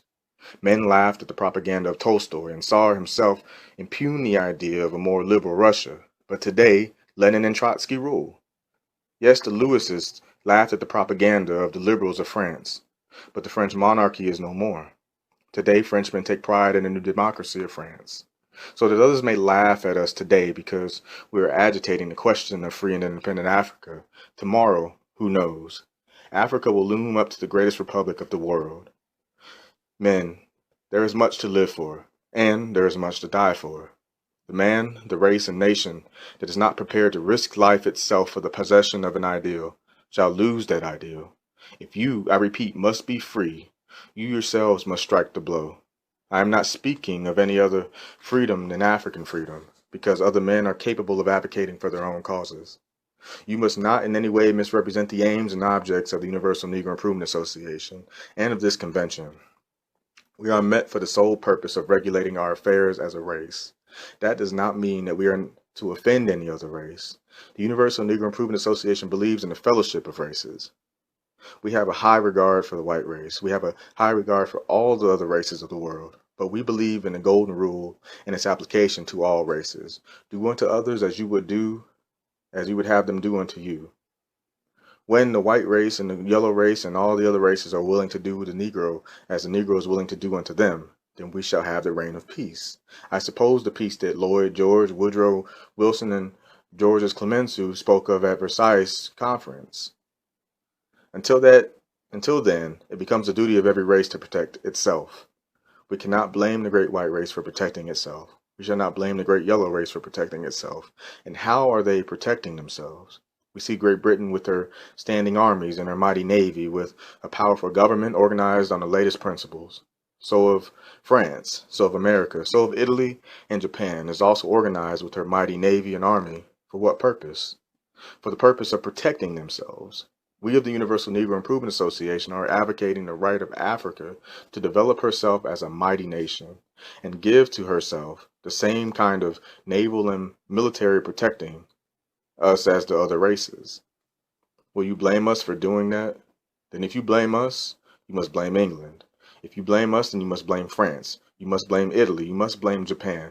You must blame all the other civilized peoples and nations of the world. And that we believe if government is good for one race, government is good for the other race. If the Negro should have no government, if the Negro should have no army, if the Negro should have no navy of his own, then the white race should have no government, the white race should have no army, the white race should have no navy of its own. But ladies and gentlemen, we are not all angels. From the fall of Adam, man became a rebellious, wicked, covetous, murderous creature.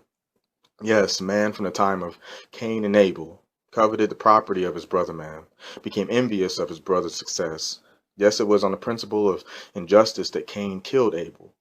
It is on the same principle of injustice that England exploits Africa, that France exploits Africa, that Italy exploits Africa, that Belgium exploits Africa, that the stronger nations of the world exploit the weak. Jesus, the great Redeemer, came to save man from his fallen state. But man, because of his wickedness, because of his murderous principles, rejected the teachings of Christ, and man was never satisfied until he nailed even the Christ to the cross of Calvary. Man is wicked, man is envious, man is rebellious, man is murderous. If you can expect very little of man.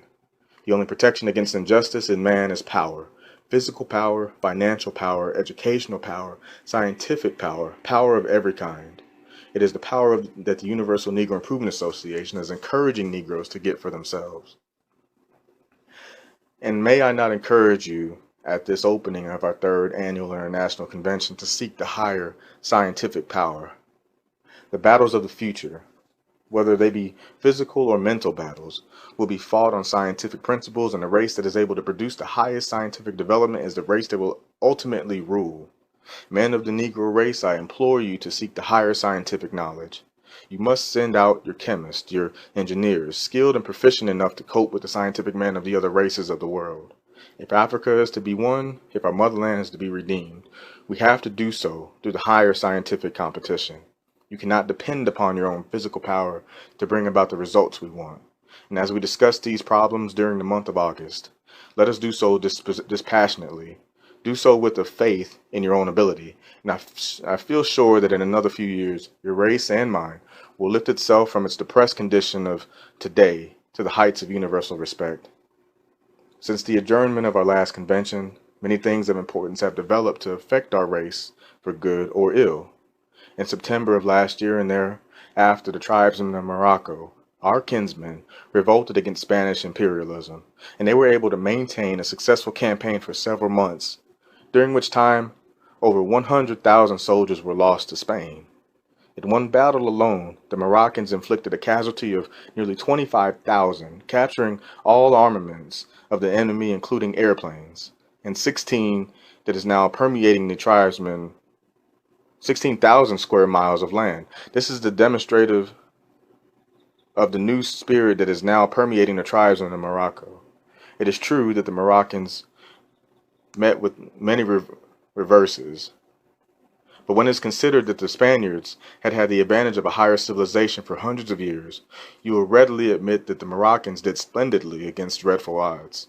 The Associated Press reported in January that Reuters had given out the information that a great Pan-African spirit was sweeping all over Africa, and that the propaganda was traveling so fast as to have reached nearly every nook and corner of the black continent. Great stress was laid on the strength of the propaganda in the Union of South Africa, French Equatorial Africa, Uganda, Nyasaland, Belgian Congo, Abyssinia, and Kenya, East Africa.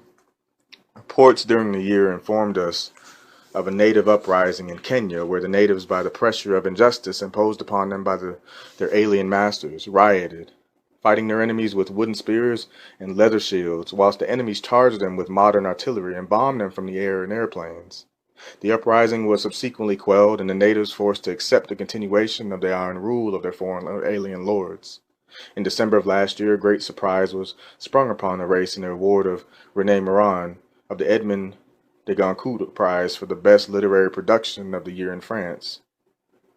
The volume that won for Morin the prize was Batula, a book in which the author attacked the colonial system of government in Africa, further proving the universality of the dissatisfaction that now exists among far-seeing and self-respecting Negroes over the misgovernment and exploitation that is carried on in Africa by the so-called colonizing and civilizing governments of the world.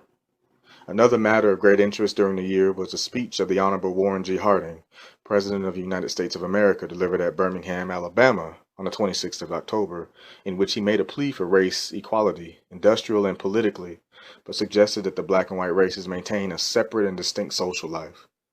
President Harding impressed upon his hearers the fact that the race problem of the South was not only of the South or of the nation, but that it had become an international question.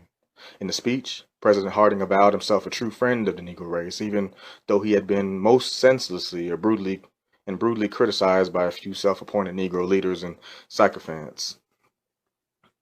It was also reported in October that the Kenya colony of East Africa was raided by Abyssinian troops. This suggested a political move of great significance. In November and December, a disarmament conference was held in Washington, in which several of the first-rate nations of the world took part. Many questions affecting armaments and war in general were discussed at the conference. The Negro was not represented at this conference, neither was he taken into consideration as one of the great possible forces of the future. The conference terminated in a treaty among the United States and British Empire and Japan and France. Among the items agreed upon were 1. The high contracting parties agree as between themselves to respect their rights in relation to the insular possessions and insular dominions in the region of the Pacific Ocean. If there should develop between any of the high contracting parties a controversy arising out of the Pacific question, and involving their said rights, which is not satisfactorily settled by diplomacy and is likely to affect the harmonious accord now happily subsisting between them, they shall invite the other high contracting parties to a joint conference. To the whole subject will be referred for consideration and adjustment. 2. If the said rights are threatened by the aggressive action of any other power, and high contracting parties shall communicate with one another fully and frankly in order to arrive at an understanding as to the most efficient method to be taken, jointly or separately, to meet the exigencies of the particular situation. 3. The agreement shall remain in force for 10 years from the time it shall take effect, and after the expiration of said period it shall continue to be in force subject to the right of any of the high contracting parties to terminate it upon 12 months' notice. This agreement was subsequently ratified. Several other conferences have been held since the adjournment of the Disarmament Conference in Washington, at which many other vital issues have been discussed to the exclusion of the Negro. We are still waiting to see when the other races will recognize us as an integral part of the human family. During the month of July of the present year, the Council of the League of Nations met in London and decided among themselves the appointment of the late German African colonies. They distributed among themselves the African spoils of war without taking into consideration the aspirations and feelings of the native Africans of the Negro race that rendered such signal service during the conflict of 1914 and 1918. The Council apportioned parts of the Cameroon to England, other parts to France. Togoland was also given to France, and East Africa was given to England. The high-handed attitude of the members of the League is demonstrative of the spirit of peace. How these statesmen can expect to have permanent peace after such acts of injustice, you and I are unable to tell.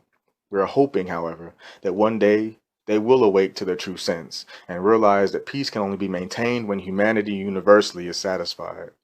I am pleased to report that during the year, Egypt was given her independence and Ireland was declared a free state. All of us feel glad that the Irish people have, after struggling over 700 years, have won at least a large modicum of self-government. We must congratulate the Egyptians for the splendid step forward.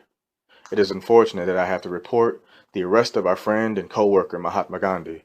Gandhi was arrested by the British authorities in India in March and sentenced to imprisonment for 6 years. The incarceration of Gandhi, however, will not affect the non-cooperationist movement of India. New India is marching forward, and with New Africa, we hope in short while there will be a great union of the darker races of the world in self-protection. America, the hereditary friend of the Negro, has, during the war, through the kind services of President Harding and Secretary Hughes, extended a loan of $5 million to Liberia, which is highly appreciated by the thoughtful members of our race. President Harding's government was also brought to a close the American occupation of Santo Domingo, making the Negro country once more free and independent. During the year, we were also surprised with the friendly suggestion and effort of Senator McCallum of Mississippi in introducing the legislature of this state a bill asking the government of America to take steps to create the Negro race in Africa a racial national government. The effort of Senator McCallum was supported by the state Senate, but was subsequently defeated in the House of Representatives. Senator France of Maryland has also advocated a similar act on the part of the national government, thereby proving to us that we have many good friends and among the white race in America, confined not only to the North, but also to be found in the South. The past year has been a successful one of the work of the Universal Negro Improvement Association, although the enemies within our race have done so much to retard our progress. Many have been misrepresentations against the organization for the year by jealous and unprincipled Negroes. Those who have indulged in the misrepresentation have been men heretofore regarded as leaders of the race. Despite all that has been said and done, our organization has carried on most successfully since the adjournment of the last convention. Our work has expanded so in Africa, especially in the French colonies, that the French government has become alarmed, believing that the natives are becoming uncontrollable and undisciplined. Why France should act in this manner I am unable to say, because it has always been the belief of a large number of us that France was friendly disposed toward the higher development of the Negro race. But recent happenings have proved to us that France is no better than the other colonial powers that have ravished and exploited Africa for hundreds of years. France continues to keep her black troops on the Rhine. She continues to exploit their military training for the good of France and Europe, without any consideration for the men themselves. For the purpose of counteracting the usefulness of the work of the Universal Negro Improvement Association in Africa, France invited last month a number of African kings and chiefs for the purpose of convincing them of France's unselfish attitude toward Africa. But unfortunately, the reception committee made a muddle of the whole affair. Instead of receiving the African kings and chiefs in the way that men of such rank should be received, they unwittingly herded them together in a camp on the outskirts of Paris, which provoked a great deal of resentment on the part of the chiefs, a resentment that I feel sure they will take back to Africa as one of the convincing proofs of the worthiness of the Universal Negro Improvement Association in calling all Negroes to realize that they are all one and have a common cause in the work of racial progress. I feel sure that you will during this convention adopt measures which we shall be able to bring about to a universal adjustment in racial affairs. Let us go forth lovingly, in loving all humanity, but remembering that we owe a supreme obligation to ourselves of this generation and to posterity. Our work must not be interpreted as being hostile to any other race. We are willing now to form an alliance with the great white race of the preservation of civilization and for the good of lasting peace, but it must be clearly understood that the new Negro is quite a different man to the Negro of 7 or 8 years ago. Universally, we stand on the platform of human justice, human rights, and human liberty. We are not going to yield one bit on these great principles.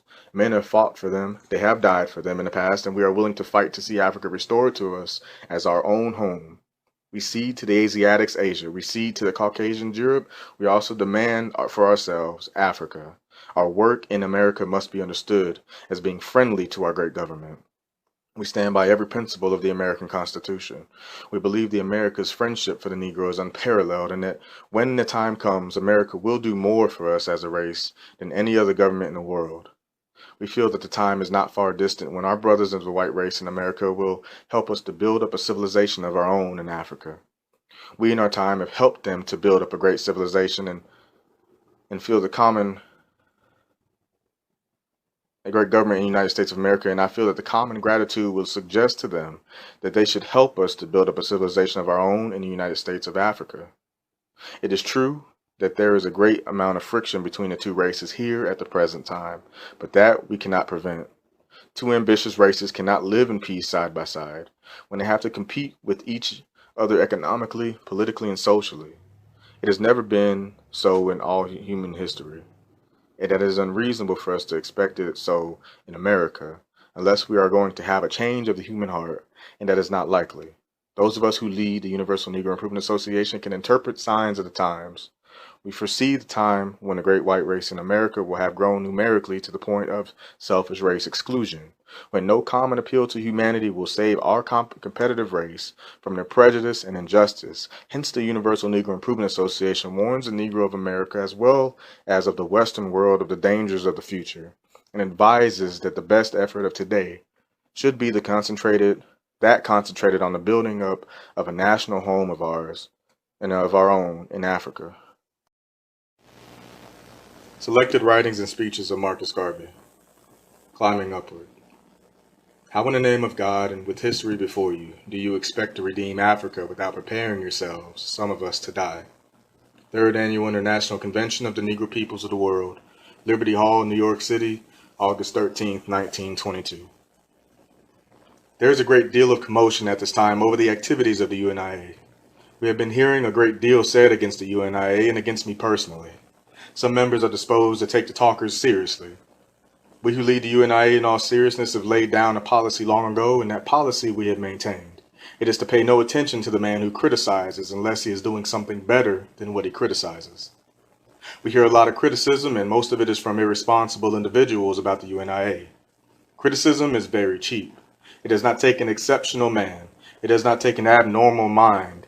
It does not take an intelligent mind to criticize. Even the fool can criticize, and generally it is the fool who criticizes. And at this time, we have a large number of fools around New York criticizing the U.N.I.A. Some of them state that they are solidly against the Back to Africa movement, that they are not concerned with Africa, and that they have nothing to do with Africa. And some of them are as black as Africa. That is the sad part of it. On some of them, you see Africa written all around them. And yet, they can tell us they have nothing in common with Africa simply because someone who is disposed to continue his disposition, as far as we are concerned, about Africa, leads them into thinking what they are thinking. It suits certain people in the world today to speak disparagingly of Africa, as they have been doing for many centuries. This propaganda of disassociating Western Negroes from Africa is not a new one. It is an old one. For hundreds of years, the white propagandists have been printing millions and tons of literature to impress the minds of scattered Ethiopia, especially that part within civilization. The idea that Africa is a despised place where no civilized person should go.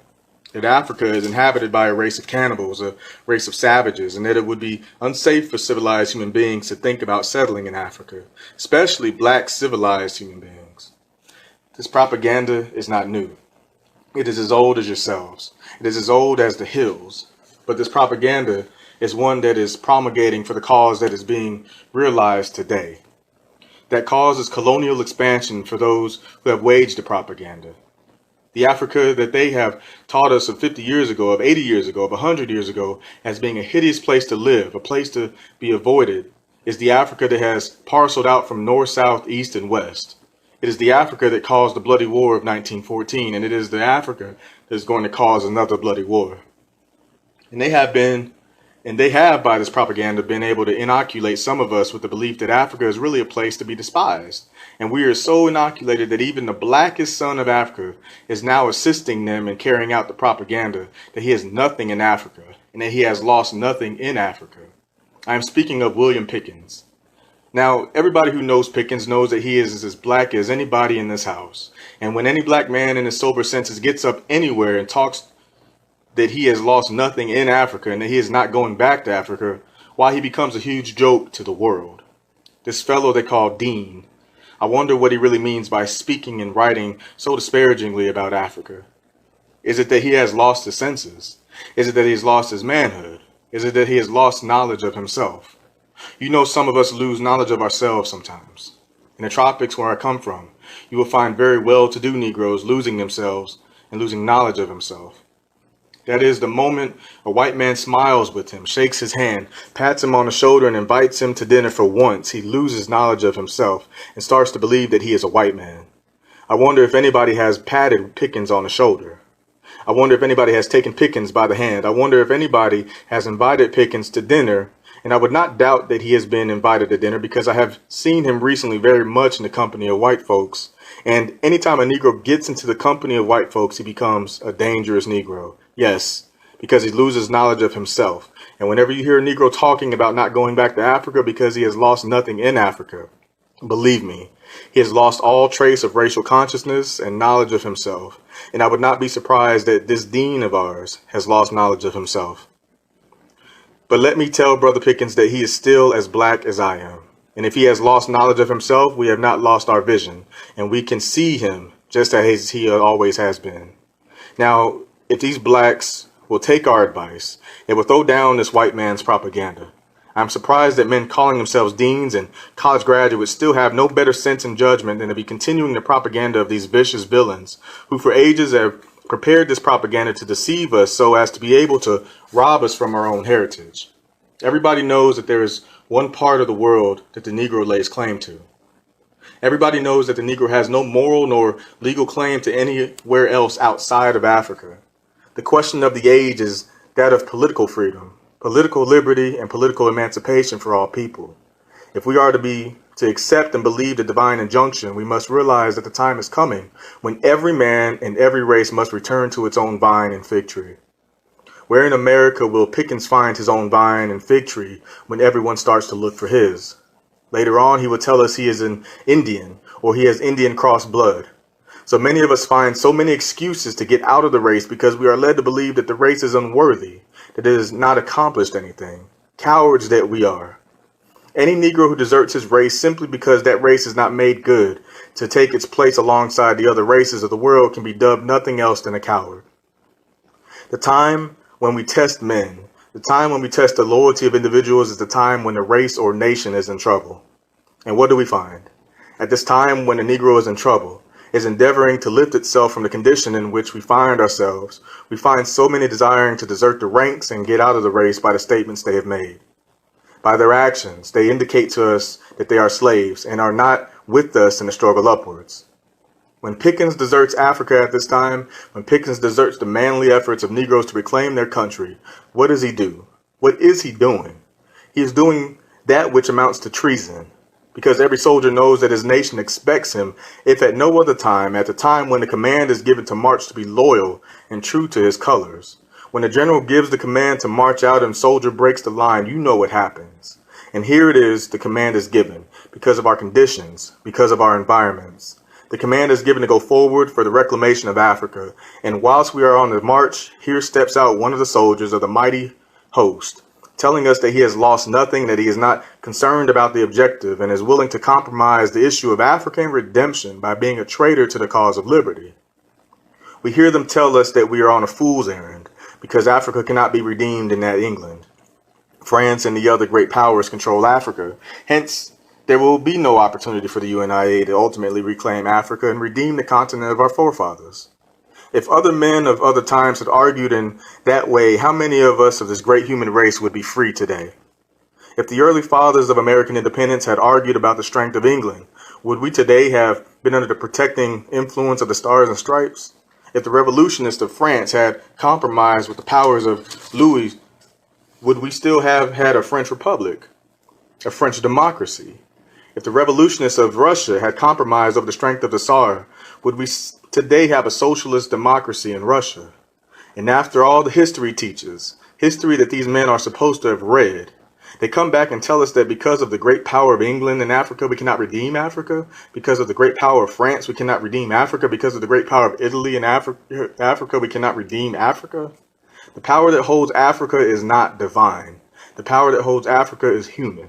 And it is recognized that whatsoever man has done, man can do. Until God takes possession of Africa, there is no impossibility in the redemption of Africa by the 400 million Negroes of the world, and God has not yet taken possession of Africa. The Englishman is in possession of Africa, the Frenchman is in possession of Africa, and the Italian is in possession of Africa. The English, French, and Italian are men. What are you? If you are men, how dare anyone say that Africa cannot be redeemed when we have 400 million men who are determined to fight for the redemption of Africa? The redemption of Africa is going to be a spiritual as well as a physical one. If your heart is not right, you cannot redeem Africa. If your soul pulse does not beat correctly, you cannot redeem Africa. If you are as cowardly as those who tell Africa cannot be redeemed when Africa cannot be redeemed. But all of us are not cowards anyhow. We have buried so many cowards, and we have resurrected so many bold men who are determined to do or die in the cause of African freedom. We of the U.N.I.A. that we feel, unlike Pickens and his crowd, that Africa can be redeemed. We know that Africa cannot be redeemed by mere speeches, by mere editorial articles. We know that Africa can only be redeemed by the sacrifice of human blood. And we are prepared to give even the last drop of the blood so that one of these days the red, the black, and the green will flutter on the loftiest hilltop of our motherland, Africa. You know the old-time darky. He does not think of liberty in the terms of blood, and that is why he has never been free. Any sane man of race or nation that desires freedom must first of all think in the terms of blood. Why even the Heavenly Father tells us that without the shedding of blood, there cannot be any remission of sin. And how in the name of God, with history before you, do you expect to redeem Africa without preparing yourselves, some of us, to die? The U.N.I.A. is preparing to go all the way of all of the peoples who have fought for liberty. We are preparing to go the way of George Washington and the noble patriots of this great country. It is the way of the sword and of blood. And let me tell you that the hour is drawing nearer, nearer than some of us seem to understand, nearer than some of us seem to anticipate. Do you not know, men and women, that in every 10 years the world undergoes a change of some kind through warfare? Even in our own country, America, for the last 100 or 150 years, every 10 years, this country has been at war. Take the history of the great European powers. Nearly every 10 years, everyone has been at war, and let me tell you, in another few years, we're going to come in contact with the bloodiest war mankind has ever seen. The stage is set for a bloody Holocaust. You may expect it tomorrow, you may expect it next week, you may expect it next year. You may expect it 5 years from now or 10 years from now, but let me tell you, it is coming. And all students of political economy and of political science hear the rumble and see the signs. It is coming, it is coming, it is coming, and it will soon be here. The U.N.I.A. will not make the mistake of Frederick Douglass, of Samuel Constantine Burke, of Samuel Lewis, of Conrad Reeves, of Booker Washington, for not preparing the minds of the people for their approaching age. No, we won't make the mistake. We are today preparing the minds and hearts and souls and vision of the 400 million Negroes of the world in readiness for the day. It is coming. I say it is coming, and I want to say it is traveling fast, and in a short while, it will be here. And when it comes, with God's help, with God's benediction, 400 million of us shall march, not on the battle heights of Cuba in the Spanish-American War, not in the battlefields of France and Flanders in the war between the great European powers, but we shall be found walking out on the battlefields of Africa. There, once and for all eternity, to declare for the freedom of 400 million oppressed souls. Men who lack vision, men who lack knowledge cannot see what we are talking about, cannot see what we are prophesying. But every sober-minded student of history sees and knows the possibilities that we are attempting as an organization.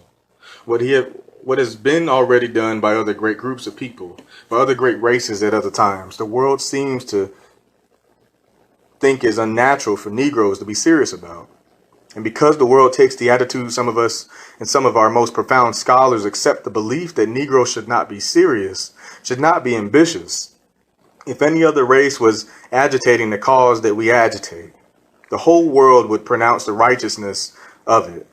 If Irishmen were agitating for the cause we were agitating, the world would believe it righteous. If the Jews were agitating for the cause we agitate, the world would believe it righteous. But because we are Negroes, the world thinks it's a joke. One of these days, the Joker is going to surprise the world. The sleeping Joker may yet become the most serious man of the age, and the U.N.I.A. is preparing the race for such an attitude. So that I trust you, make up the membership, that none of you will pay any attention to these irresponsible, shallow-brained individuals who have been trying to criticize the U.N.I.A. I say irresponsible because no one of them can show anything done, anything accomplished. Let us take them individually. We start with Pickens and we end with Chandler Owens. What has Pickens done for the advancement and elevation of the race industrially, commercially, politically, since he has been here? All that he has done is talk, and everybody has been talking here. Talk is cheap, brother. Everybody can do that except the man who is born dumb. And the things that Pickens is speaking about for the last 40 years, they has been here all the things that even a Negro child today is speaking about. So after all, he is no more use than the smallest child. He is no better use to the community than a child, and you know how much use a child is to the community. Any irresponsible idiot can get up in his hall and say that President Harding is no good, that he is not a statesman, that he does not know how to run American government. Any idiot can get up here and say that Woodrow Wilson was a fool for declaring war against Germany, but that does not make him so. So that I want you to realize that what Pickens has said is saying any fool can. The thing is not what you say, but what you do. Now, I am willing to be classified as the greatest fool in the world. And I'm willing to be classified as the greatest idiot in America. I'm willing to be classified as an impossible man if we have been compared the work of Marcus Garvey with W.B. Du Bois and Weldon Johnson, with Pickens, Chandler, Owen, and with Randolph. Garvey cannot show accomplishment for accomplishment on par with the achievement of other men. Let us ask what they have done. We have all lived in New York for the last 5 years. Du Bois lived first out in Brooklyn, and now he lives at Edgecombe Avenue. Johnson has been living here for the past 5 years. Now, I am willing to stand comparison in the way of achievement with these gentlemen this minute or tomorrow morning. Let us ask Du Bois what he has done for the Negro people in this immediate vicinity. Let us ask Johnson what he has done for the Negro people in his own community. Let us ask Pickens what he has done for the Negro people in his immediate vicinity. And let us ask Owens and Randolph the same question. And let them ask me the same question. And I will tomorrow morning at 9 o'clock take you to 56 West 135th Street, show you between 70 and 80 Negro men and women employed. Then I will take you to the various enterprises in Harlem controlled by the U.N.I.A. and I will show you the hundreds of Negro men and women employed in these enterprises at grocery stores, laundry, hotel, printing establishments, etc. I will also show you property owned by the thousands of dollars, all results of our work in 3 years. And if you say we cannot be measured by what has been done in the immediate community, I will take you to other parts of America, and I will show you a duplication of the same thing as in New York. Now, if these men can show me where they employ 50 or employ 100 or 1,000 Negro men and women, then I am willing to say that I am a big fool, that I am willing to say that I am an idiot, and hand the palm over to Pickens and company. But my friends, what have they done? They have been talking for the last 10 years and have had to pay for their talk. They have been writing for the last 10 years and you've had to buy their trash for 10 and 15 cents every month. That is the agitation. That is all their agitation amounts to. Can any race be saved that way? Every student of political science, every student of political economy, every student of economics knows that the race can only be saved through a solid industrial foundation, that the race can only be saved through political independence. Take away industry from a race, take away political freedom from a race, and you have a slave race. Thus you realize the usefulness of the Universal Negro Improvement Association in advocating an industrial program for the race. Hence you realize the purpose of the Universal Negro Improvement Association in declaring for an independent nation of our own. The fools who condemn a movement like this are without sense, are without brains. But men, let me tell you, there are not such fools after all. They are the paid agents of the ancient enemy to cut you off from the vision that you have husbanded. They are the paid agents of the ancient enemy to disrupt you in this hour of world readjustment. If these ancient enemies of ours obstruct the vision of 400 million Negroes for a while, they will be able to ultimately to completely control Africa and once and for all seal the doom of this race of ours. It is a bigger question than you seem to understand. These socialist time servers who have been trying to inoculate us with the doctrine of socialism know nothing about the thing they advocate. If these men had sense, if they had vision, if they had common honesty as Negroes, they would keep as far from socialism as Michael and the archangel keeps from the devil. Because socialism is only another form of white control that the white man is going to fasten around the neck of the Negro peoples of the world.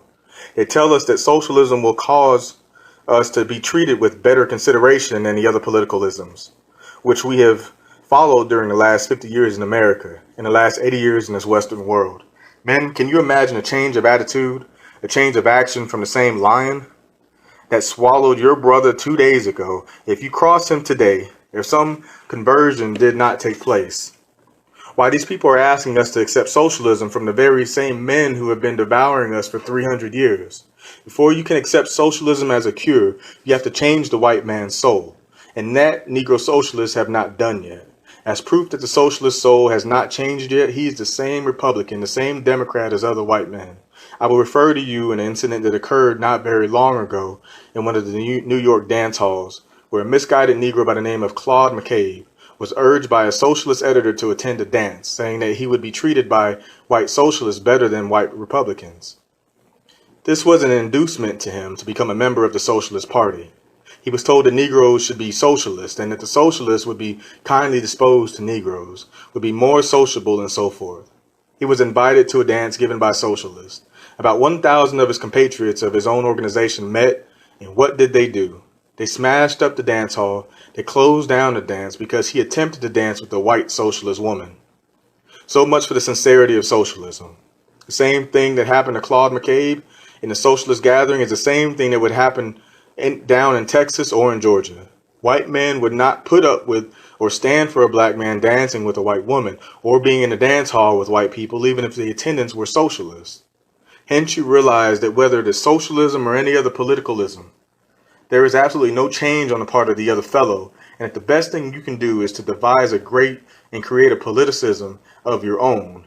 That is the work, the propaganda of the Universal Negro Improvement Association, and I again present to you tonight for your favorable consideration.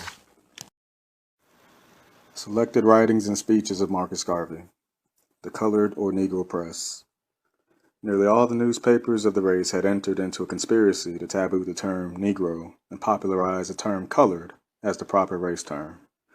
Third Annual International Convention of the Negro Peoples of the World, New York City, August 15th, 1922. The colored or Negro press is the most venal, ignorant, and corrupt of our time. This is a broad statement to make against an entire institution and one so essential to the educational and corporate life of a people. But to be honest and to undeceive the Negro, whom I love above all God's creatures, the truth must be told. I make and again emphasize the statement without any regard for friendship and with the full knowledge that the said false, vicious, and venal press will unmercifully criticize me for telling the truth to the unfortunate of my race. Unfortunately, the colored or Negro press of today falls into the hands of unprincipled, unscrupulous, and characterless individuals whose highest aims are to enrich themselves and to find political berths for themselves and their friends, or rather Confederates. The white press of today has its element of venality and corruption, but the higher ethics of the professions are generally observed and maintained, and at no time will you find the influence of white journalism used to debase or humiliate its race, but always to promote the highest ideals and protect the integrity of the white people everywhere. The Negro press, to the contrary, has no constructive policy nor ideal. You may purchase its policy and destroy or kill any professed ideal if you would make the offer in cash. Negro newspapers will publish the gravest falsehoods without making any effort to first find out the authenticity. They publish the worst crimes and libels against the race if it pays in circulation or advertisements. A fair example of the criminality of the Negro press against the race is reflected through its most widely circulated sensational publications, namely the Chicago Defender of Chicago and the Afro-American of Baltimore. These newspapers lead all others in the feature of crime, false news, and libels against the race. The primary motive of Negro newspaper promoters is to make quick and easy money. Several of such promoters are alleged to have made large fortunes through their publications, especially through corrupt politics and bad advertisements, and should have been refused in respect for the race. It is plain to see, and is well known, that the sole and only purpose of these promoters is to make money, with absolutely no race pride or effort to help the race toward a proper moral, cultural, and educational growth that would place the race in a category so much desired by the masses and those honest leaders and reformers who have been laboring for the higher development of the people. To attempt reform or higher leadership that would permanently benefit the race is to court the most vicious and cowardly attack from the promoters of Negro newspapers. If you're not in a ring with them to support their newspaper or split with them, what they would term the spoils, then you become marked for their crucifixion. All the Negro leaders or organizations that escape the merciless criticism and condemnation of the Negro press are those who stoop to feed their graft or who, as fellows of the same fold, scratch each other's backs. To be honest and upright is to bring down upon you and your head heavy a hammer of condemnation, as such an attitude would spoil the game or the game to enrich itself of the ignorant of the masses, who are generally led by these newspapers, their editors and friends. When I arrived in this country in 1916, I discovered that the Negro press had no constructive policy. The news published were all of the kind that reflected the worst of the race's character in murder, adultery, robbery, etc. These crimes were announced in the papers on front pages by glaring and catchy headlines. Other features played up by the newspapers were dancing and parlor socials of questionable intent. The long columns of what is generally called social or society news of Mrs. Mary Jones entertained at lunch last evening, Mr. So-and-so and Mr. and Mrs. John Brown had the pleasure of entertaining last evening at their elaborate apartment, Miss Minnie Baker, after which she met a party of friends. Miss Minnie Baker probably was some octoroon of questionable morals, but made a fuss of because of her color. And thus runs the kind of material that made up the average Negro newspaper until the Negro world arrived on the scene. The Chicago Defender, that has become my archenemy in the newspaper field, is so because in 1918 to 1919 I started the Negro world to preserve the term Negro to the race as against the desperate desire of other newspapermen to substitute the term colored for the race. Nearly all the newspapers of the race had entered into a conspiracy to taboo the term Negro and popularize the term colored as the proper race term. To augment this, they also fostered the propaganda of bleaching out black skins to light complexions and straightening out kinky or curly hair to meet the standard of the new society that was being promoted. I severely criticized the Chicago Defender for publishing humiliating and vicious advertisements against the pride and integrity of the race. At the time, the Defender was publishing full-page advertisements about bleaching the skin and straightening the hair. One of these advertisements was from the Plow Manufacturing Company of Tennessee. There were many degrading exhortations to the race to change its black complexion as an entrant to society. There were pictures of two women, one black and the other very bright. Under the picture of the black woman appeared these words, "Lighten your black skin," indicating perfection to be reached by bleaching white like the light woman. There were other advertisements such as bleach your dark skin, take the black out of your face. If you want to be in society, lighten your black skin. Have a light complexion and be in society. Light skin, beauty overnight. Amazing bleach works under skin. The only harmless way to bleach the skin white. The most wonderful skin whitener. Straighten your kinky hair. Take the kink out of your hair and be in society. Knock the kink out. Straighten hair in 5 days, and etc. These advertisements could also be found in any of the Negro newspapers, published all over the country, influencing the poor, unthinking masses to be dissatisfied with their race and color, and to aspire to look white so as to be in society. I attacked this vicious propaganda and brought down upon my head the damnation of the leaders who sought to make a new race and a monkey out of the Negro. The Negro world has rendered a wonderful service to Negro journalism in the United States. It has gradually changed the tone and makeup of some of the newspapers. And where in 1914, 15, and 16 there is no tendency, no notice matters of great importance, today several of the papers are publishing international news and writing intelligent editorials on pertinent subjects. It has been a long and costly fight to bring this about. I do hope that the statements of truth I have made will further help to bring about a reorganization of the Negro press. I fully realize that very little can be achieved by way of improvement for the race when its press is controlled by crafty and unscrupulous persons who have no pride or love of race. We need crusaders in journalism, and who will seek to enrich themselves off the crimes and ignorance of our race, but men and women who will risk everything for the promotion of racial pride, self-respect, love, and integrity. The mistake the race is making is to accept and believe that our unprincipled newspaper editors and publishers are our leaders. Some of them are our biggest crooks and defamers. Situated as we are, in a civilization of prejudice and contempt, it is not for us to inspire and advertise the vices of our people, but by proper leadership to form characters that would reflect the highest credit upon us and win the highest opinion of an observant and critical world. Selected Writings and Speeches of Marcus Garvey. The Principles of the Universal Negro Improvement Association. The U.N.I.A. stands for the Bigger Brotherhood. The U.N.I.A. stands for human rights, not only for Negroes, but of all races. Liberty Hall, New York City, November 25th, 1922. Over 5 years ago, the Universal Negro Improvement Association placed itself before the world as the movement through which the new and rising Negro would give expression of his feelings. This association adopts an attitude not of hostility to other races and peoples of the world, but an attitude of self-respect, of manhood rights on behalf of 400 million Negroes of the world. We represent peace, harmony, love, human sympathy, human rights, and human justice. And that is why we fight so much. Wheresoever human rights are denied to any group, wheresoever justice is denied to any group, there the U.N.I.A. finds a cause. And at this time, among all peoples of the world, the group that suffers most from injustice, the group that is denied most of those rights that belong to all humanity, is the black group of 400 million. Because of that injustice, because of that denial of our rights, we go forth under the leadership of the one who is always on the side of right to fight the common cause of humanity. To fight as we fought in the Revolutionary War, as we fight in the Civil War, as we fight in the Spanish-American War, and as we fought in the war between 1914 and 1918 on the battle plains of France and Flanders. As we fought up the heights of Mesopotamia, even so under the leadership of the U.N.I.A., we are marshaling the 400 million Negroes of the world to fight for the emancipation of the race and of the redemption of the country of our fathers. We represent a new line of thought among Negroes. Whether you call it advanced thought or reactionary thought, I do not care. If it is a reactionary for people to seek independence in government, then we are reactionary. If it is advanced for people to seek liberty and freedom, then we represent an advanced school of thought among the Negroes of this country.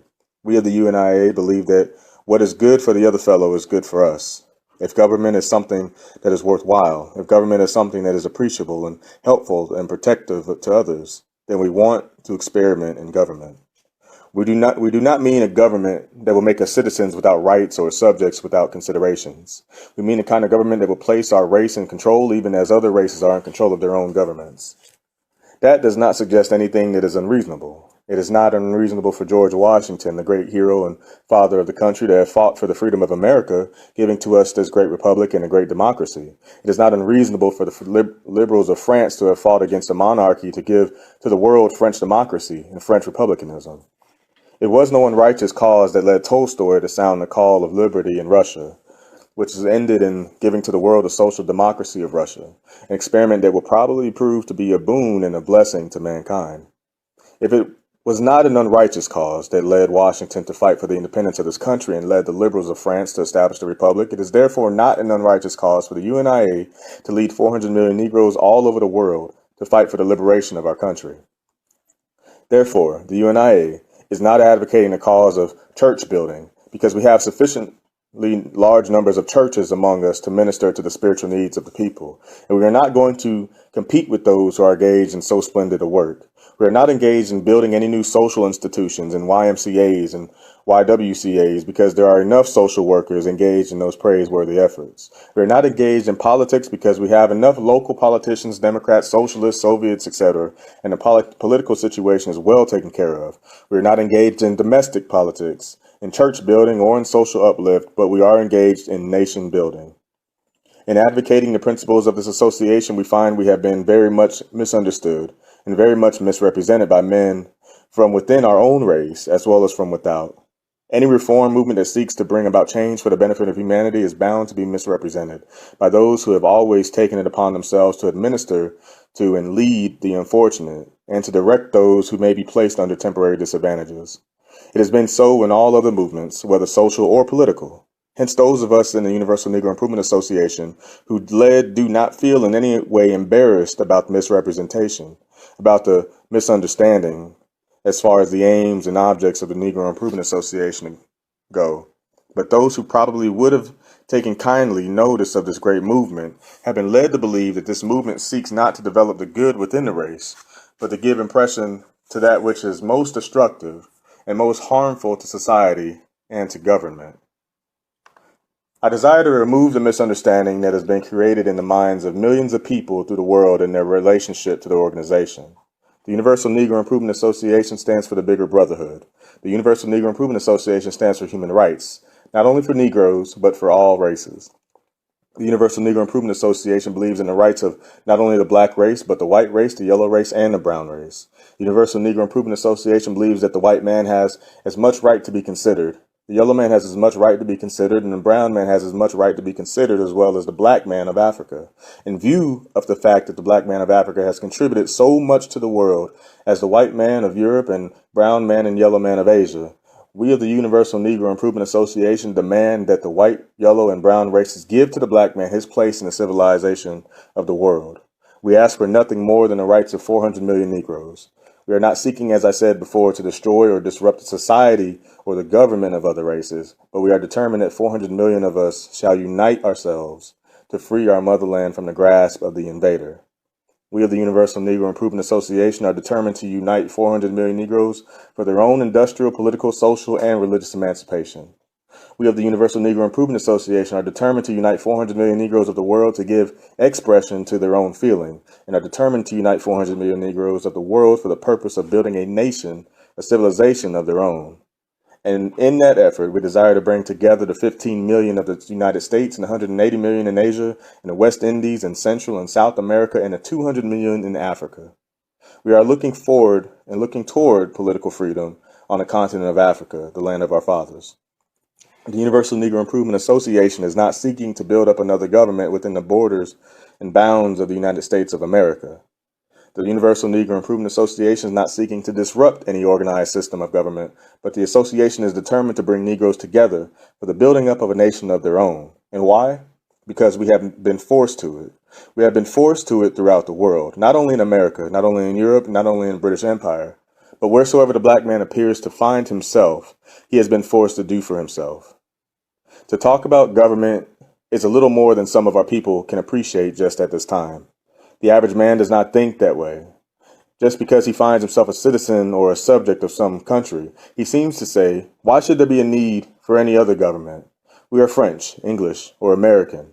But we of the U.N.I.A. have studied seriously the question of nationality among Negroes. This American nationality, this British nationality, is French, Italian, or Spanish nationality, and have discovered that it counts for naught when the nationality comes in conflict with the racial idealism of the group that rules. When our interests clash with those of the ruling faction, when we find that we have absolutely no rights, in times of peace when everything is all right, Negroes have a hard time, wherever we go, whereversoever we find ourselves, getting those rights that belong to us, in common with others whom we claim as fellow citizens.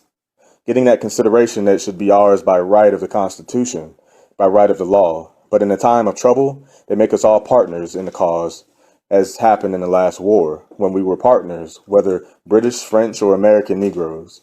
And we were thought and told that we must forgive and forget everything in an effort to save the nation. We have saved many nations in this manner, and we have lost our lives doing that before. Hundreds of thousands, nay, millions of black men lie buried under the ground due to that old-time camouflage of saving the nation. We saved the British Empire, we saved the French Empire, we saved a glorious country more than once. And all that we have received for our sacrifices, all that we have received for what we have done, even in giving up our lives, is just what you are receiving now, just what I am receiving now. You and I fared no better in America, in the British Empire, or in any other part of the white world. We fared no better than any black man wheresoever he shows his head. And why? Because we have been satisfied to allow ourselves to be led, educated, to be directed by other fellow, who has always sought to lead in the world that direction that would satisfy him and strengthen his position. We have allowed ourselves for the last 500 years to be a race of followers, following every race that is led in a direction that would make them more secure. The U.N.I.A. is reversing the old-time order of things. We refuse to be followers anymore. We are leading ourselves. That means if in saving is to be done later on, whether it's saving this one nation or that one government, we are going to seek a method of saving Africa first. Why? And why Africa? Because Africa has become the grand prize of the nations. Africa has become a big game of the nation hunters. Today, Africa looms as the greatest commercial, industrial, and political prize in the world. The difference between the Universal Negro Improvement Association and the other movements of this country, and probably the world, is that the Universal Negro Improvement Association seeks independence of government, while the other organizations seek to make the Negro a secondary part of existing governments. We differ from the organizations in America because they seek to subordinate the Negro as a secondary consideration in a great civilization, knowing that in America, the Negro will never reach the highest ambition. Knowing that the Negro in America will never get his constitutional rights, all those organizations which are fostering the improvement of Negroes in the British Empire know that the Negro in the British Empire will never reach the highest or his constitutional rights. What do I mean by constitutional rights in America? If the black man is to reach the height of his ambition in this country, if the black man is to get all of his constitutional rights in America, then the black man should have the same chance in the nation as any other man to become president of the nation or a street cleaner in New York. If the black man in the British Empire is to have all his constitutional rights, it means that the Negro in the British Empire should have at least the same right to become premier of the Great Britain as he has to become a street cleaner in the city of London. Are they prepared to give us such political equality? You and I can live in the United States of America for 100 or more years, and our generations may live for 200 years or 5,000 more years. And so long as there is a black and white population, when the majority is on the side of the white race, you and I will never get political justice or get political equality in this country. Then why should a black man with rising ambition, after preparing himself in every possible way to give expression to that highest ambition, allow himself to be kept down by racial prejudice within the country? If I am as educated as the next man, if I am as prepared as the next man, if I have passed through the best schools and colleges and universities as the other fellow, why should I not have a fair chance to compete with the other fellows of the biggest position in the nation? I have feelings, I have blood, I have senses like the other fellow. I have ambition, I have hope. Why should he, because of some racial prejudice, keep me down, and why should I concede to him the right to rise above me and to establish himself as my permanent master? That is where the U.N.I.A. differs from other organizations. I refuse to stultify my ambition, and every true Negro refuses to stultify his ambition to suit anyone. And therefore, the U.N.I.A. decides if America is not big enough for two presidents, if England is not big enough for two kings, then we are not going to quarrel over the matter. We will leave the president in America, and we will leave one king in England, and we will leave one president in France, and we will have one president in Africa. Hence, the Universal Negro Improvement Association does not seek to interfere with the social and political systems of France, but by the arrangement of other things, the U.N.I.A refuses to recognize any political or social system in Africa, except that which we are about to establish for ourselves. We are not preaching a propaganda of hate against anybody. We love the white man, we love all humanity because we feel that we cannot live without the other. The white man is as necessary to the existence of the Negro as the Negro is necessary to his existence. There is a common relationship that we cannot escape. Africa has certain things that Europe wants, and Europe has certain things that Africa wants. And if a fair and square deal must bring white and black with each other, it is impossible for us to escape it. Africa has oil, diamonds, copper, gold, and rubber, and all the minerals that Europe wants. And there must be some kind of relationship between Africa and Europe for fair exchange, so we cannot afford to hate anybody. The question often asked is, what does it require to redeem a race in a country? If it takes manpower, if it takes scientific intelligence, if it takes education of any kind, or if it takes blood, then the 400 million Negroes of the world have it. It took the combined manpower of the Allies to put down the mad determination of the Kaiser to impose German will upon the world and upon humanity. Among those who suppressed his mad ambition were 2 million Negroes who have not yet forgotten how to drive men across the firing line. Surely those of us who faced German shot and shell at the Marne and Verdun have not forgotten the order of the commander-in-chief. The cry that caused us to leave America in such mad haste, and when white fellow citizens of America refused to fight and said, we do not believe in war, and therefore, even though we are American citizens, and even though the nation is in danger, we will not go to war. When many of them cried out and said, we are German Americans and we cannot fight. When so many white men refused to answer to the call and dodged behind all kinds of excuses, 400,000 black men were ready without a question.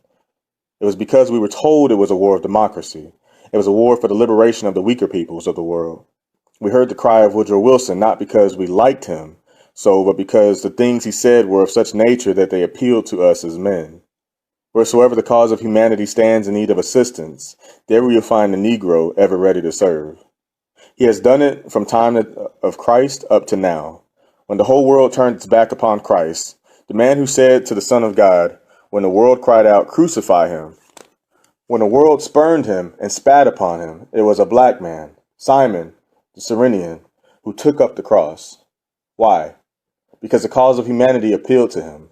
When a black man saw the suffering Jew struggling under the heavy cross, he was willing to go to his assistance, and he bore that cross up to the heights of Calvary. In the spirit of Simon, the Cyrenian 1900 years ago, we answered the call of Woodrow Wilson, the call of larger humanity, and it was for that we willingly rushed into the war from America and from West Indies, over 100,000. It was for that we rushed into the war from Africa, 2 million of us. We met in France, Flanders, and in Mesopotamia. We fought unfalteringly. When the white man faltered and fell back to the battle lines at the Marne and at the Verdun, when they ran away from the charge of the German hordes, the black hell fighters stood before the cannonade, stood before the charge, and again they shouted, there will be a hot time in the old town tonight. We made it so hot a few months after our appearance in France and on the various battlefronts, we succeeded in driving the German hordes across the Rhine, and driving the Kaiser out of Germany, and out of Potsdam into Holland. We have not forgotten the prowess of war. We have been liberal-minded enough to give our life's blood in France, in Mesopotamia, and elsewhere, fighting for the white man whom we have always assisted. Surely we have not forgotten to fight for ourselves. And when the time comes that the world will again give Africa an opportunity for freedom, surely 400 million black men will march out on the battle plains of Africa under the colors of the red, the black, and the green. We shall march out, yes, as black American citizens, as black British subjects, as black French citizens, as black Italians, or as black Spaniards, but we shall march out with the greater loyalty, the loyalty of race. We shall march out in answer to the cry of our fathers, who cry out to us for the redemption of our own country, our motherland, Africa. We shall march out not forgetting the blessings of America. We shall march out not forgetting the blessings of civilization. We shall march out with history of peace before and behind us, and surely that history shall be our breastplate. For how can man fight better than knowing that the cause for which he fights is righteous?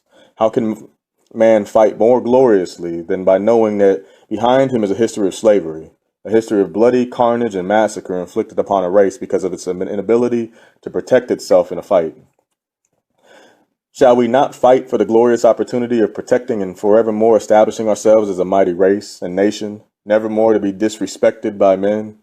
Glorious shall be the battle when the time comes to fight for our people and our race. We should say to the millions who are in Africa to hold the fort, for we are coming, 400 million strong. Selected writings and speeches of Marcus Garvey. W.E. Burghhardt Dubois as a hater of dark people. Calls his own race black and ugly, judging from the white man's standard of beauty. Trick of National Association for the Advancement of Colored People to solve problem by assimilation and color distinction. New York City, February 13, 1923.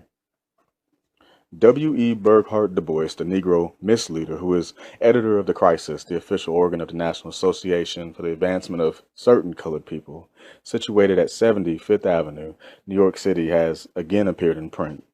This time he appears as author of an article in the February issue of the Century magazine under the caption, Back to Africa, in which he makes the effort to criticize Marcus Garvey, the Universal Negro Improvement Association, and the Black Star Line. This unfortunate mulatto, who bewails every day the drop of Negro blood in his veins, being sorry that he is not Dutch or French, has taken upon himself the responsibility of criticizing and condemning other people, while holding himself up as a social unapproachable and the great I am of the Negro race. But we will see who Mr. Du Bois is, and that he invites his own characterization. So we will, therefore, let him see himself as others see him. In describing Marcus Garvey in the article before mentioned, he referred to him as a little fat black man, ugly with intelligent eyes and a big head. Now, what does Du Bois mean by ugly? This so-called professor of Harvard and Berlin ought to know by now that the standard of beauty within a race is not arrived at by comparison with another race. As for instance, if we were to desire to find out the standard of beauty among the Japanese people, we would not judge them from the Anglo-Saxon viewpoint, but from the Japanese. How he arrives at this conclusion that Marcus Garvey is ugly, being a Negro, is impossible to determine, and that if there is any ugliness in the Negro race, it would be reflected more through Du Bois than Marcus Garvey, and that he himself tells that he is a little Dutch, a little French, and a little Negro. Well, in fact, the man is a monstrosity.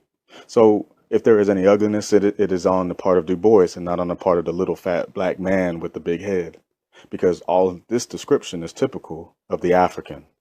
But this only goes to show how much hate Du Bois has for the black blood in his veins. Anything that is black to him is ugly, is hideous, is monstrous, and this is why in 1917 he had but the lightest of colored people in his office. When one could hardly tell whether it was a white show or a colored vaudeville, he was running at Fifth Avenue. It was only after the Universal Negro Improvement Association started to pounce upon him and his National Association for the Advancement of Colored People that they admitted that Negro, the colored element, into the association that could be distinguished as Negro. And it is during that period of time that the Weldon Johnson and Pickens got to look in. But even Pickens must have been ugly for Du Bois, for they made it so warm for him to a few months ago that he had to go hunting for another job. The time when Marcus Garvey was willing to welcome him into the Universal Negro Improvement Association. It is no wonder that Du Bois seeks the company of white people, because he hates black as being ugly. That is why he likes to dance with white people and dine with them and sometimes sleep with them, because from his way of seeing things, all that is black and ugly and all that is white is beautiful. Yet this professor who sees ugliness in being black essays to be a leader of the Negro people and has been trying for over 14 years to deceive them through his connection with the National Association for the Advancement of Colored People. Now, what does he mean by advancing colored people if he hates black so much? In what direction must we expect his advancement? We can conclude in no other way that this is the direction of losing our black identity and becoming as nearly as possible the lowest whites by assimilation and miscegenation. This probably is accountable for the bleaching process and the hair-straightening escapades of some of the people who are identified with the National Association for the Advancement of Colored People in their mad desire of approach to the white race, in which they see beauty as advocated by the professor from Harvard and Berlin. It is no wonder that some of these individuals use the lipstick. That is no wonder that the erudite doctor who keeps a French beard. Surely that is not typical of African. It is a typical of that blood which he loves so well, in which he bewails in not having more in his veins, French. In referring to the effort of Marcus Garvey and the Universal Negro Improvement Association to establish a building in Harlem, he says in the article, there was a long, low, unfinished church basement roofed over. It was designed as the beginning of a church long ago but abandoned. Marcus Garvey roofed it over, and out of this squat and dirty old Liberty Hall he screams his propaganda. As compared with the homes, the business, and the church, Garvey's basement represents nothing in accomplishment and only waste in attempt. Here we have this lazy, dependent mulatto condemning the honest effort of his race to create out of nothing something which could be attributed to their ownership, and that the dirty old Liberty Hall he speaks of is the property of Negroes. While in another section of his article he praises the beautiful and luxurious buildings he claims to be occupied by other black folk, making it appear that these buildings were really the property of these people referred to, such as, according to his own description, a brick block on 7th Avenue stretching low and beautiful from the YWCA, with a moving picture house of the better class and a colored 5 and 10-cent store, built and owned by black folks. Dubois knows he lies when he says that the premises herein referred to were built and are owned by black folk. They are the property of the industrious Jews who have sought an outlet for the surplus cash in the colored district. The YWCA is a donation from the good white people, but he continues by saying down beyond on 138th Street, the sun burns the rising spire of the Abyssinian Church, and fine structure built by Negroes who for 100 years have supported the organization and are now moving to their luxurious home of soft carpet, stained windows, and swelling organ.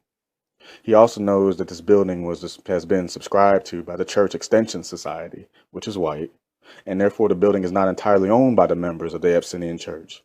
Finally, he says the dying rays hit a low rambling basement in brick and rough stone. This in reference to Liberty Hall. Liberty Hall represents the only independent Negro structure referred to in the classification of Dubois about buildings up in Harlem, but he calls this independent effort dirty and old. But that which has been contributed by white people he refers to in the highest terms. This shows the character of the man. He has absolutely no respect and regard for independent Negro effort, but that which is supported by white charity and philanthropy. And why so? Because he himself was educated by charity and kept by philanthropy. He got his education by charity, and now he is occupying a position in the National Association for the Advancement of Colored People, and it is felt that his salary is paid by the funds that are gathered from the charity and philanthropy of white people. This soft carpet idea is going to be the undoing of W.E.B. Du Bois. He likes too much the luxurious home and soft carpets, and that is why he is naturally attracted to white folks, because they have a lot of this. But if he were in Georgia or Alabama, he would now be stepping on the carpets of paradise. But that is not all of the man, as far as this is concerned. He ridicules the idea that the Universal Negro Improvement Association should hold a social function in Liberty Hall on the 10th of August, 1922, at which certain social honors were bestowed upon a number of colored gentlemen, such as knighthood and the creation of the peerage. In referring to the manner, he says in the article, many American Negroes and some others were scandalized by something which they could but regard as simple child's play. It seemed to them sinister. This enthronement of a demagogue, a blatant boaster who, with monkey shines, was deluding all the people and taking their hard-earned dollars, and in high Harlem there rose an insistent cry, Garvey must go. Indeed, Du Bois was scandalized by the creation of a peerage and knighthood by Negroes. And in truth, the person who is responsible for the creation of such a thing should go, because Du Bois, and those who think like him, can see and regard honor conferred only by their white masters. If Du Bois was created a knight commander of the Bath by the British king, or awarded a similar honor by some white potentate, he would have advertised it from cover to cover of the Crisis, and he would have written a book and told us how he was recognized above his fellows by such a potentate, but it was not done that way. This was an enthronement of Negroes, in which Du Bois could see nothing worthwhile.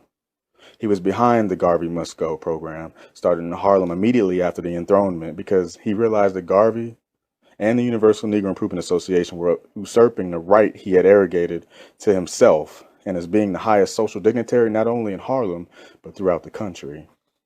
In the 7th paragraph of his article, Du Bois has the following to say. Let us note the facts. Marcus Garvey was born on the northern coast of Jamaica in 1887. He was a poor black boy, his father dying in the almshouse. He received a little training in the Church of England grammar school and then learned the trade of printing, working for years as foreman of a printing plant. Then he went to Europe and wandered about England and France, working and observing until he finally returned to Jamaica. He found himself facing a stone wall. He was poor, he was black, and he had no chance for a university education. He had no likely chance for preferment in any line, but could work as an artisan at small wage for the rest of his life. Now let us consider Marcus Garvey in comparison with Du Bois. W.B. Du Bois was born in Great Barrington, Massachusetts in 1868. Some wealthy white people became interested in him and assisted in his education. They sent him to Fisk University. From Fisk University, where he graduated as a commencement orator, he raised part of the money for his later education by giving recitals in white summer hotels, where he was born, that is, in Great Barrington, Massachusetts. He had early association with white surroundings. He was brought up with white boys and girls of the better type and more aristocratic class as found in rural towns. He had no love for the poor, even for the poor whites in his neighborhood, although he was but a poor, penniless, and humble Negro. As proof of that, he wrote the following of the 10th page of his book known as Dark Water. I greatly despise the poor Irish and South Germans who slaved in the mills, that is, the mills of the town in which he was born, and I annexed myself with the rich and well-to-do as my natural companions. Marcus Garvey's father, who was also named Marcus Garvey, was one of the best-known men in the parish in which he was born, St. Anne, Jamaica. For a number of years, he held prominent positions in the parish and was regarded as one of the most independent black men on the island, owning property that ran into thousands of pounds. Through his own recklessness, he lost his property and became poor. His poverty did not in any way affect Marcus Garvey Jr., and that the mother and the latter assumed the responsibility that the father failed to assume, and he therefore got an early education, not only through charity, as did Du Bois, but through the support of a loving mother. Marcus Garvey Jr. never knew the consideration of a father, because at the time when he was born, his father had already lost all he had, and had shifted his obligation to his children onto the shoulders of their mother. With the assistance Marcus Garvey got from his mother, he educated himself not only in Jamaica, but traveled throughout South and Central America, the West Indies, and Europe, where for several years he studied in completing the education that he already laid the foundation for in his native home. All that was not done by the charity of anyone, but by Marcus Garvey himself, and the support he got from his mother. While on the other hand, Du Bois started even from the elementary stage of his education up to his graduation from Harvard and his passing through Berlin, got all that through the charity and philanthropy of good white people. Admitting that Marcus Garvey was born poor, he never encouraged a hatred for the people of his kind of class, but to the contrary devoted his life to the improvement and higher development of that class within the race, which he has been struggling under the disadvantage that Du Bois himself portrays in his article. Marcus Garvey was born in 1887. Du Bois was born in 1868. That shows that Du Bois is old enough to be Marcus Garvey's father. But what has happened?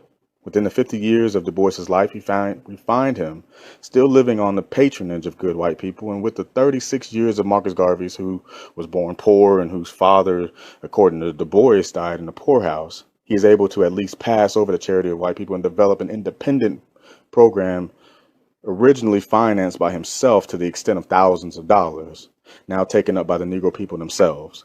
Now, which of the two is poorer in character and in manhood?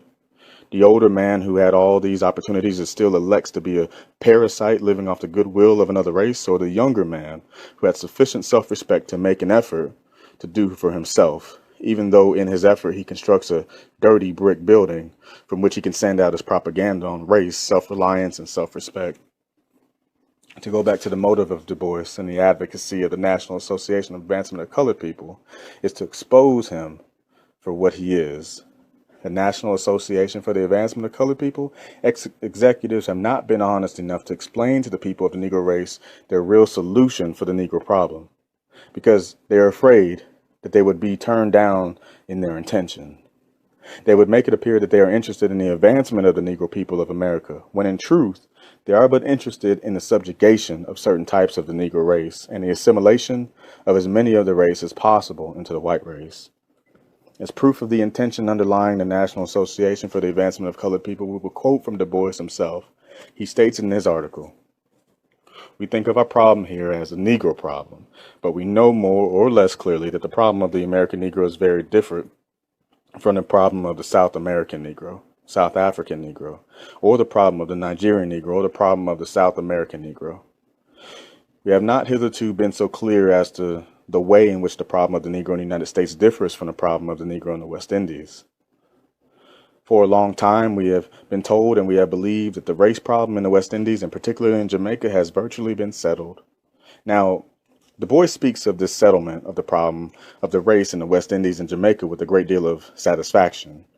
What kind of settlement is it? Dubois knows well that, but he is not being honest enough to admit it, because he himself visited Jamaica and saw the situation there, wherein an arrangement has been effected whereby the white man is elevated to the highest social and economic heights, and between him is socially and economically elevated the mulatto type of Dubois, and beneath them both is the black man, who is crushed to the very bottom socially and economically. Dubois regards this as a settlement of the problem in the West Indies and Jamaica. Now, this is the kind of settlement that he and the National Association for the Advancement of Colored People want in America. And they have not been honest enough to come out and tell us so, and that we might act accordingly. This is why Du Bois bewails the black blood in his veins. This is why he regards Marcus Garvey and the Universal Negro Improvement Association as impossible. This is why he calls Marcus Garvey black and ugly. But while this settlement in Jamaica and the West Indies satisfies Du Bois, and probably would satisfy him in America, he must realize that the 15 million Negroes in the United States of America do not desire such a settlement. That outside of himself and a half a dozen men of his school of thought, who make up the Executive and National Association of the Advancement of Colored People, the majority of Negroes are not studying him and his solution of the problem. But all of us colored people of whatsoever hue are going to fight together for the general upbuilding of the Negro race, so that in the days to come, we may be able to look back upon our effort with great pride, even as others worse positioned than ourselves have struggled upward to their present social, economic, and political standing among races and nations. To show the deception and hypocrisy of Du Bois, he pretends in the above quoted paragraph from his article as if he were not thoroughly acquainted with the problem in the West Indies, when in another paragraph he states the following. This is the West Indian solution of the Negro problem. The mulattoes are virtually regarded and treated as whites, with the assumption that they will, by continued white intermarriage, bleach out their color as soon as possible. There survive, therefore, few white colonials, save newcomers who are not of Negro descent and some more or less remote ancestor. Mulattoes intermarry then largely with the whites, and then so-called disappearance of the color line is the disappearance of the line between the whites and mulattoes, and not between the whites and the blacks, or even between the mulattoes and the blacks. Thus, the privileged and exploiting group in the West Indies is composed of whites and mulattoes, while the poorly paid and ignorant proletariats are the blacks, forming as peasantry vastly in the majority, but socially, politically, and economically helpless and nearly voiceless.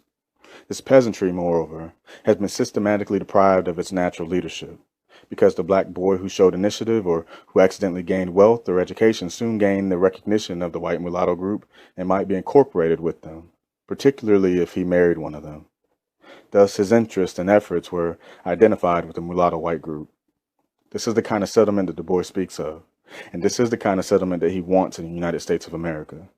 Du Bois, you shall not have it. Du Bois says that Garvey had no thorough education and a very hazy idea of the technique of civilization. Du Bois forgets that Garvey has challenged him over a dozen times to intellectual combat, and he has for many times failed to appear.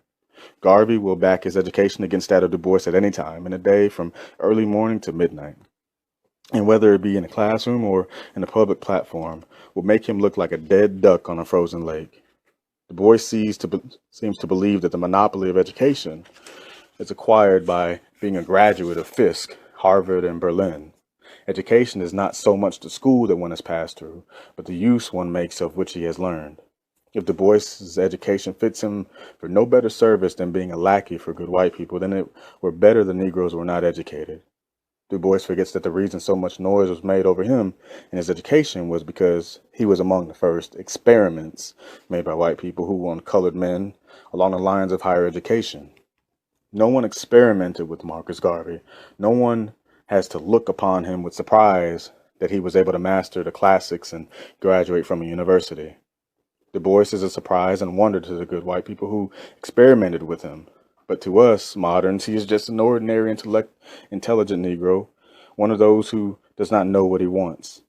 Du Bois is such a liar when it comes to anything relating to the Universal Negro Improvement Association, the Black Star Line, and Marcus Garvey that he will not consider his attacks on the Black Star Line seriously. He lied before in reference to his corporation, and had to swallow his own vomit. He has lied again, and we think a statement is quite enough to dispose him in this matter. This envious, narrow-minded man has tried in every way to surround the Universal Negro Improvement Association and Marcus Garvey with suspicion. He has been for a long time harping on the membership of the Universal Negro Improvement Association as to whether we have millions of members or thousands. He is interested because he wants to know whether these members are all paying dues or not, and that he will become very interested in the financial end of it, as there would be a lot of money available. Du Bois does not know that whether the Universal Negro Improvement Association had money or not, he wouldn't have the chance of laying his hands on it. That there are very few leaders that we can trust with a dollar and get the proper change. This is the kind of leadership that the Universal Negro Improvement Association is about to destroy for the building up of that which is self-sacrificing. The kind of leadership that will not hate poor people because they are poor, as Du Bois himself tells us he does, but a kind of leadership that will make itself poor and keep itself poor so as to be able to interpret the poor in their desire for general uplift. He hates the poor. Now, what kind of leader is he? Negroes are all poor black folk. They are not rich. They are not white. Hence, they are despised by the great professor. What do you think about this logic, this reasoning, Professor?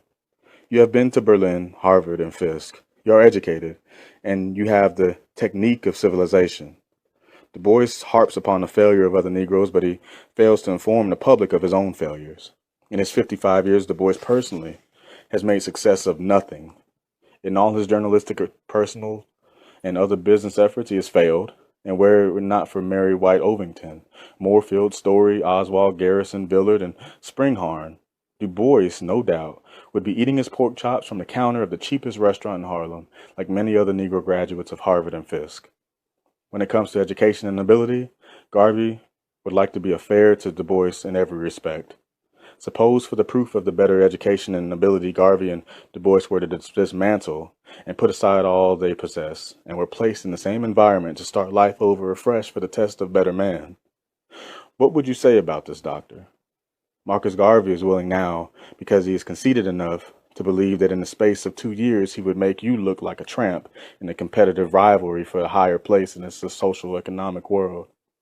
Let not our hearts be further troubled over Du Bois, but let 15 million Negroes of the United States of America and the millions of the West Indies, South and Central America and Africa work toward the glorious end of an emancipated race and redeemed motherland. Du Bois cares not for the empire for Negroes, but contents himself with being a secondary part of white civilization.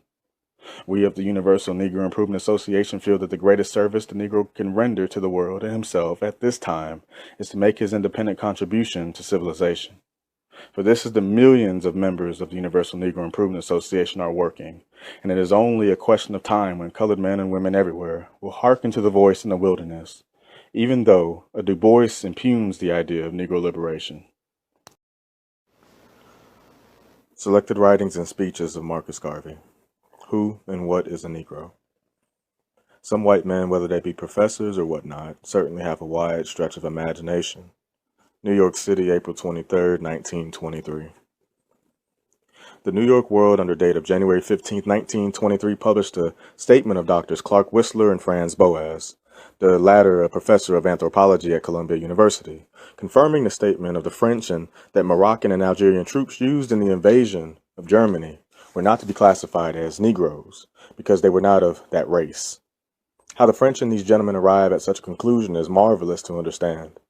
But I feel it is old-time method of depriving a Negro of anything that would tend to make him recognized in any useful occupation or activity.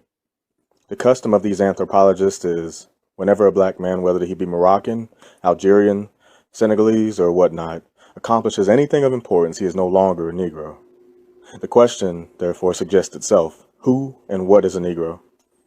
The answer is, a Negro is a person of dark complexion or race who has not accomplished anything and to whom others are not obligated for any useful service.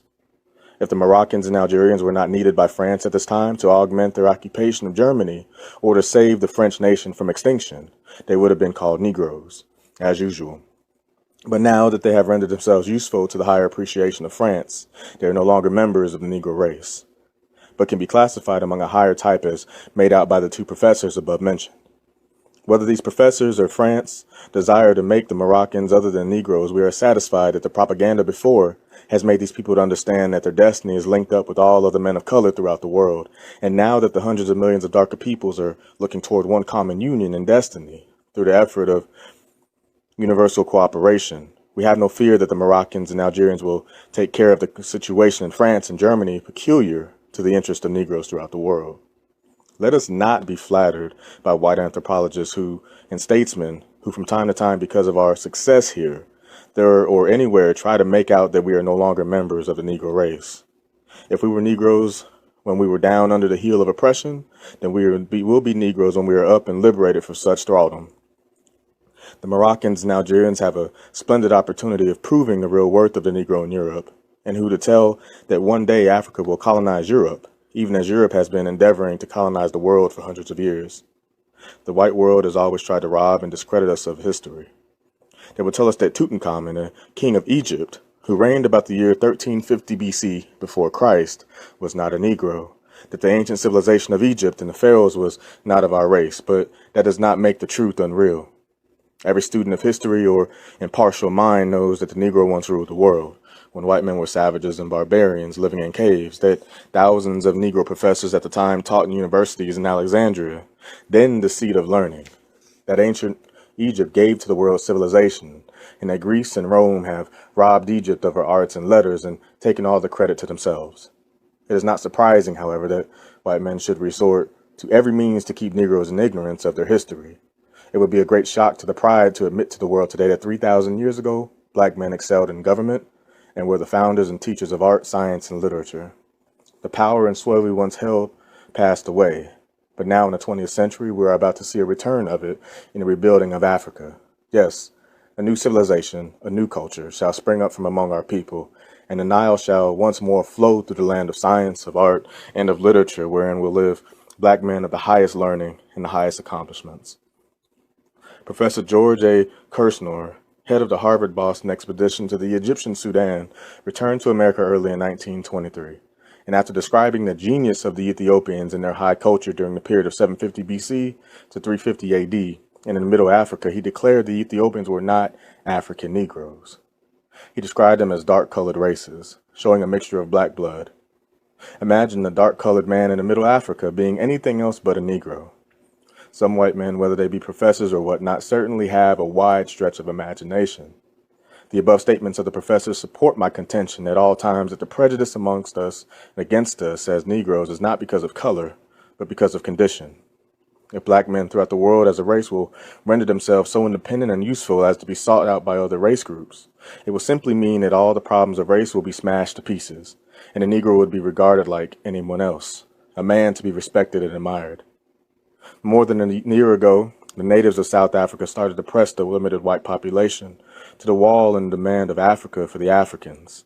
The prejudiced Boers and others will willingly lend to let down the color part and the color bar and admit to their ranks socially and otherwise the half-breed colored people whom they once classified as impossible hybrids to be despised by both whites and natives. Now they are endeavoring to make common cause with these so-called half-breeds of South Africa, so as to strengthen their position against the threatening ascendancy of the demand for free and redeemed Africa for the blacks of the world. In an editorial dated March 29, 1923, the Mbantu Botho of Johannesburg states, among other things, the Cape-colored people have been promised absorption by politicians, particularly those of the Dutch race. Indeed, we are suspicious all this talk about absorption is a political trap which has been set to capture the colored vote in the Cape. It is the business of the politician to strengthen his position by getting as many supporters as possible. To do this, he must of necessity be diplomatic. That is to say, he must know how to get around the people, and the only way to get around the people is to put before them a beautiful picture of what one intends to do. There can be no doubt that to the Cape colored people, the idea of their absorption by the white race presents a beautiful idea that the attainment of which they are prepared to sacrifice everything. They cannot be blamed for this. As a distinct community, they have no past, no traditions, no laws, and no language, which things constitute the pride of every race of mankind. The sons of Hagar are in an awkward position. They despise the people of Hagar because Hagar's people are despised by the people of Abraham. They are suffering because of the gulf that exists between their mother's people and those of their fathers. The difference between the treatment meted out to the colored people and the Africans does not in any way signify that the whites have more consideration for the colored people. It will be remembered when Lord Selborne left this country in 1909. He warned the white people of South Africa against putting the Cape colored people in the same category as Africans because that would unite the two sections of the African peoples to fight for their common rights. Since then, the policy has been to differentiate in the treatment of the two sections so as to make combined action impossible. Thus, it is not saying too much to aver that the real object of the white race is to make the Cape-colored people a buffer between the Africans and Europeans. As a buffer, the Cape-colored people can never have the same rights as whites. Now the question is, what are they to do? Will they be satisfied with a position of this kind? Or will they follow the lead of our cousins in America and classify themselves as Africans?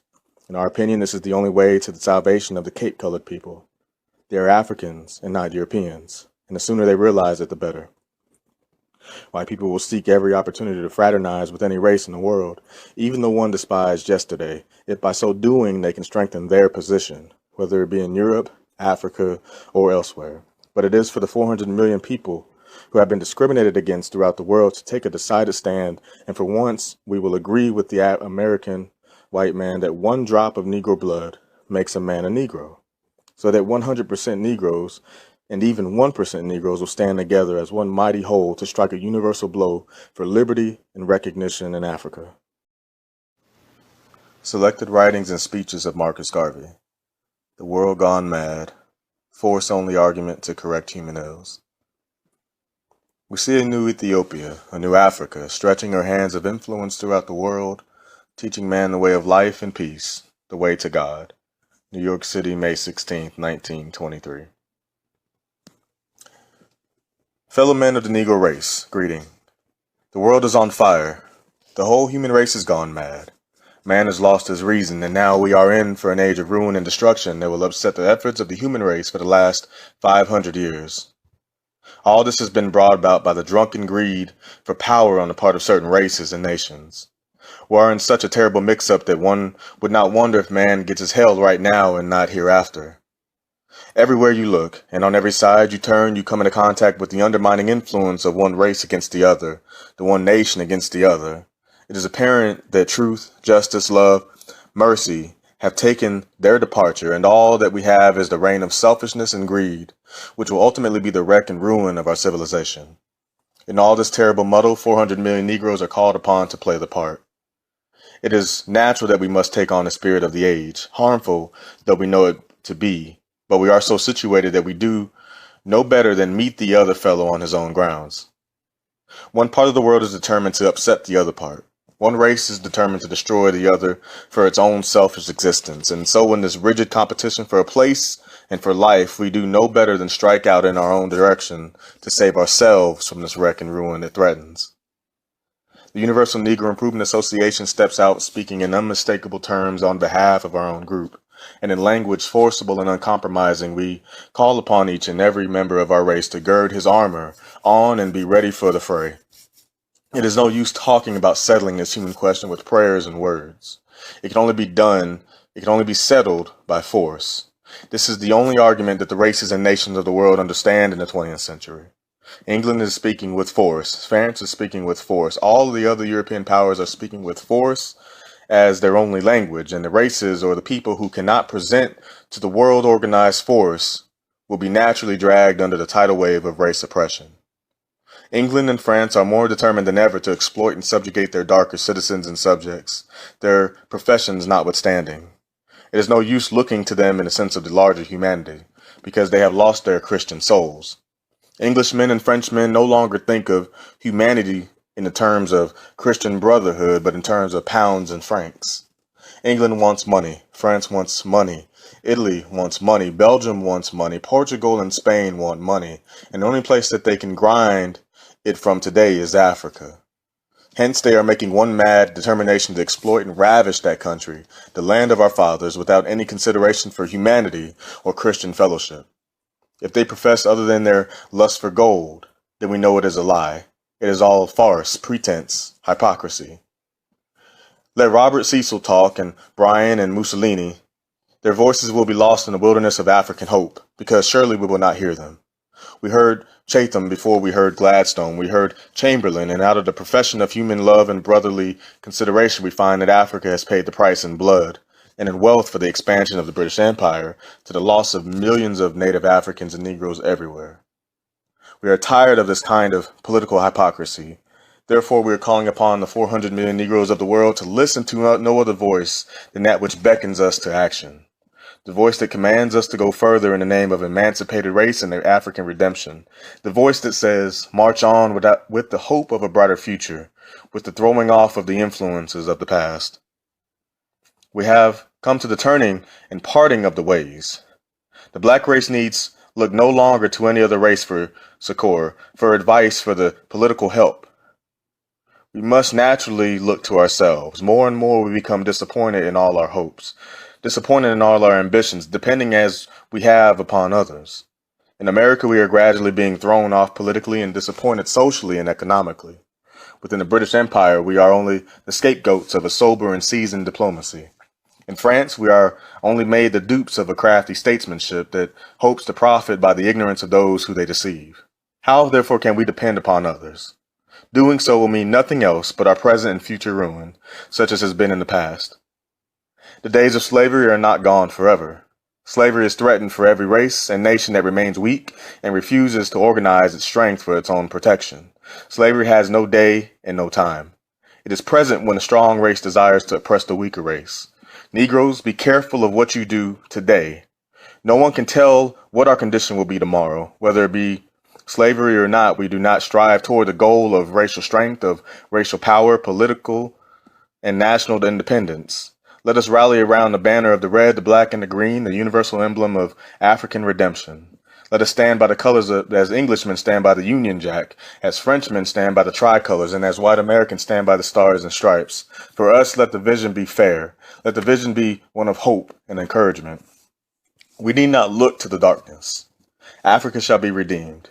Negroes shall be emancipated, but all depends upon our present deeds, our present acts. Shall we go backward? The Universal Negro Improvement Association answers, no. We have come upon the stage in time to save the entire race from destruction. All that we want is that each and every one will enter the fold of this great and noble organization and let us unitedly march to our destiny. Turn your attention not away from Africa, because Africa shall be the only salvation and solution of this great problem of race in America and Western world. Africa, the land of our fathers, beckons us home, if not in person, in sympathy, in sentiment, and in moral and financial help. So shouldn't we help her to throw off the shackles placed upon her by an alien civilization and alien races? Why shouldn't we help her to put flight the enemy within her doors who seeks her very vitals? O Mother Africa, our land of our fathers, to thee we come. To thee we pledge our lives, our manhood, our strength, our all, because through thee and thee alone we see the avenue to happiness, to peace, to everlasting glory. Ethiopia shall once more arise from the ashes of material ruin to the heights of temporal glory. We see a new Ethiopia, a new Africa, stretching her hands of influence throughout the world, teaching man the way of life and peace, the way to God. He, the great creator himself, inspires others to say of us that princes shall come out of Egypt. Ethiopia shall soon stretch out her hands. This hour we are stretching forth our hands and with the desire to teach the world the true principles of mercy and justice. The Universal Negro Improvement Association desires the ascendancy of the Negro race, not for the purpose of brutalizing and destroying the hopes of the human race, but for the purpose of giving further encouragement to man to live in a true sense, in the sense of brotherhood, in the sense of the common fatherhood.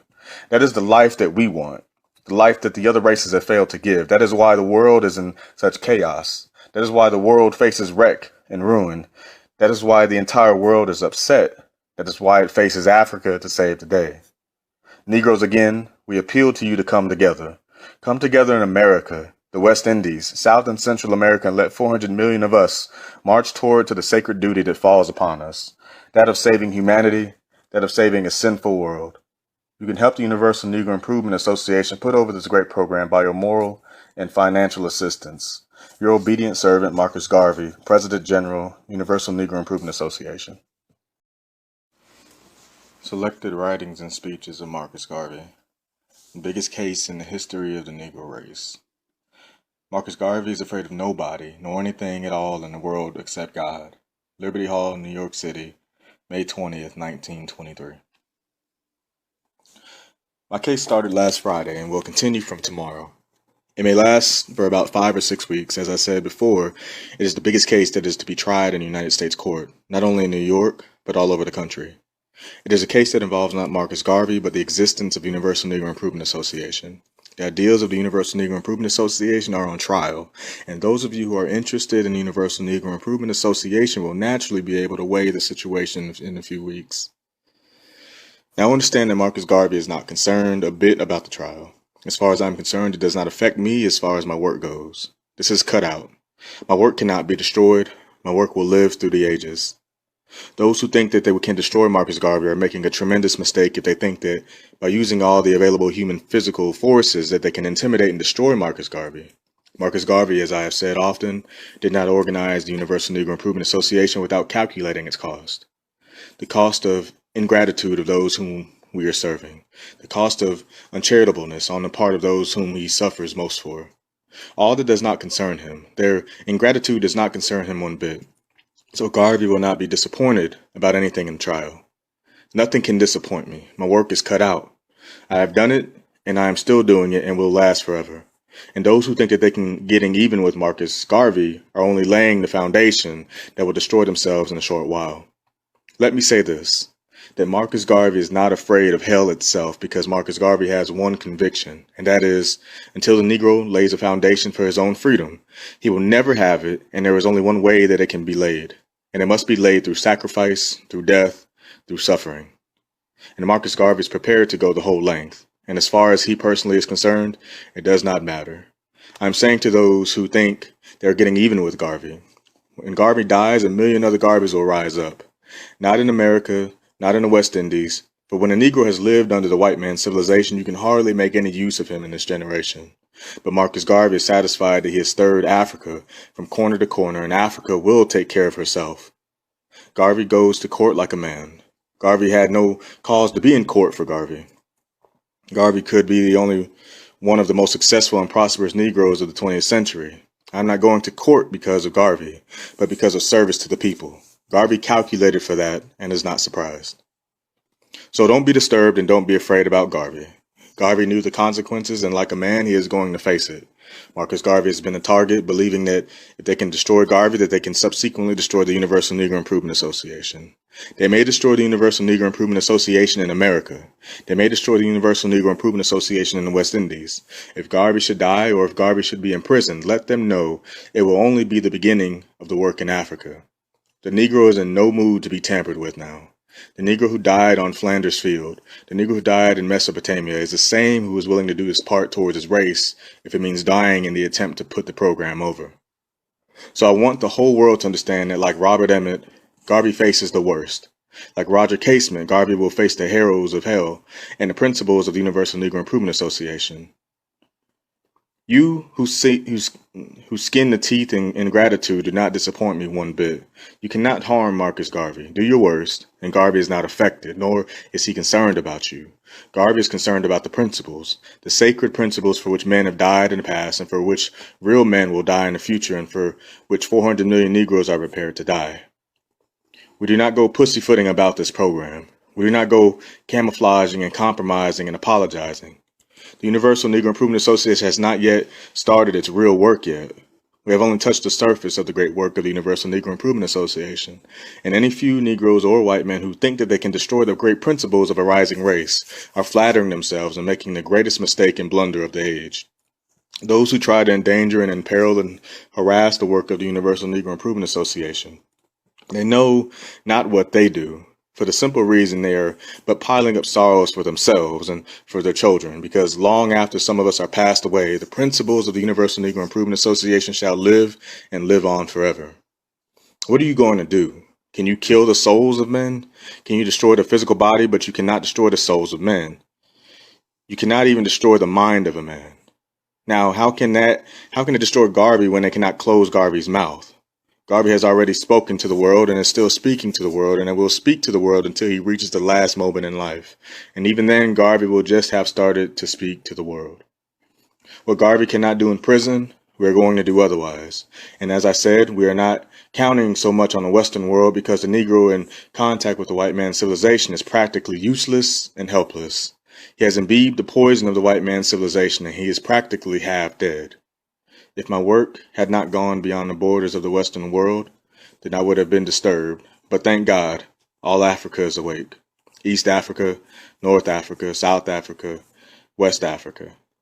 Thank God they have all caught the principles and propaganda of the Universal Negro Improvement Association. Therefore, our work of 5 years has not been in vain. The National Association for the Advancement of Colored People, the cheap Negro politicians in Harlem, and the brainy white men who have sense enough to know what they want and how to get it, who have combined to fight the Universal Negro Improvement Association, are going to be disappointed because they cannot harm Garvey.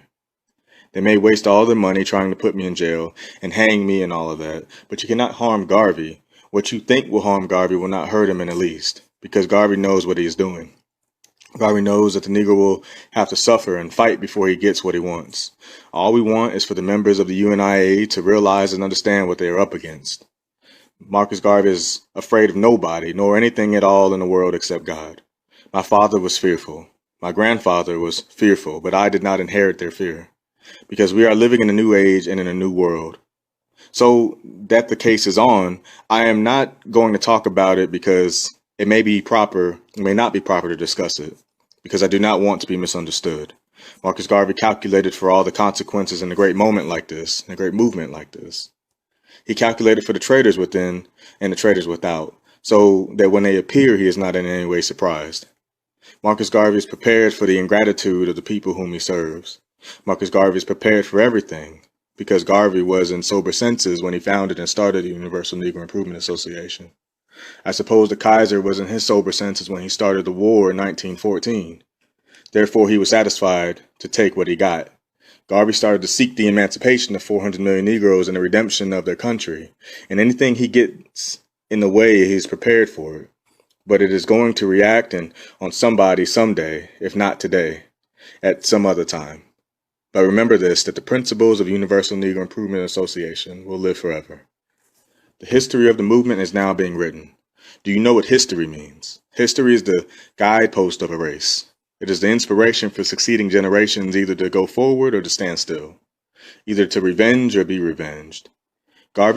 Marcus Garvey, when he dies, will not die alone. When Marcus Garvey dies for the principles of the Universal Negro Improvement Association, mark well.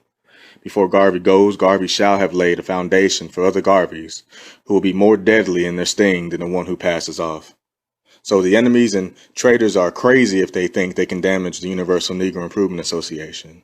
I'm speaking to you as the man who founded and organized the Universal Negro Improvement Association, as the man who sacrificed and suffered to bring into existence the Universal Negro Improvement Association. I had a motive and a purpose. It was not the money, because I could have gotten that for myself and been satisfied. It was not position, because I could have gotten that for myself. What is it? It was the crying voice from the grave that said, Garvey, we have suffered for 250 years for your day and for your time. We expect something from you at this hour.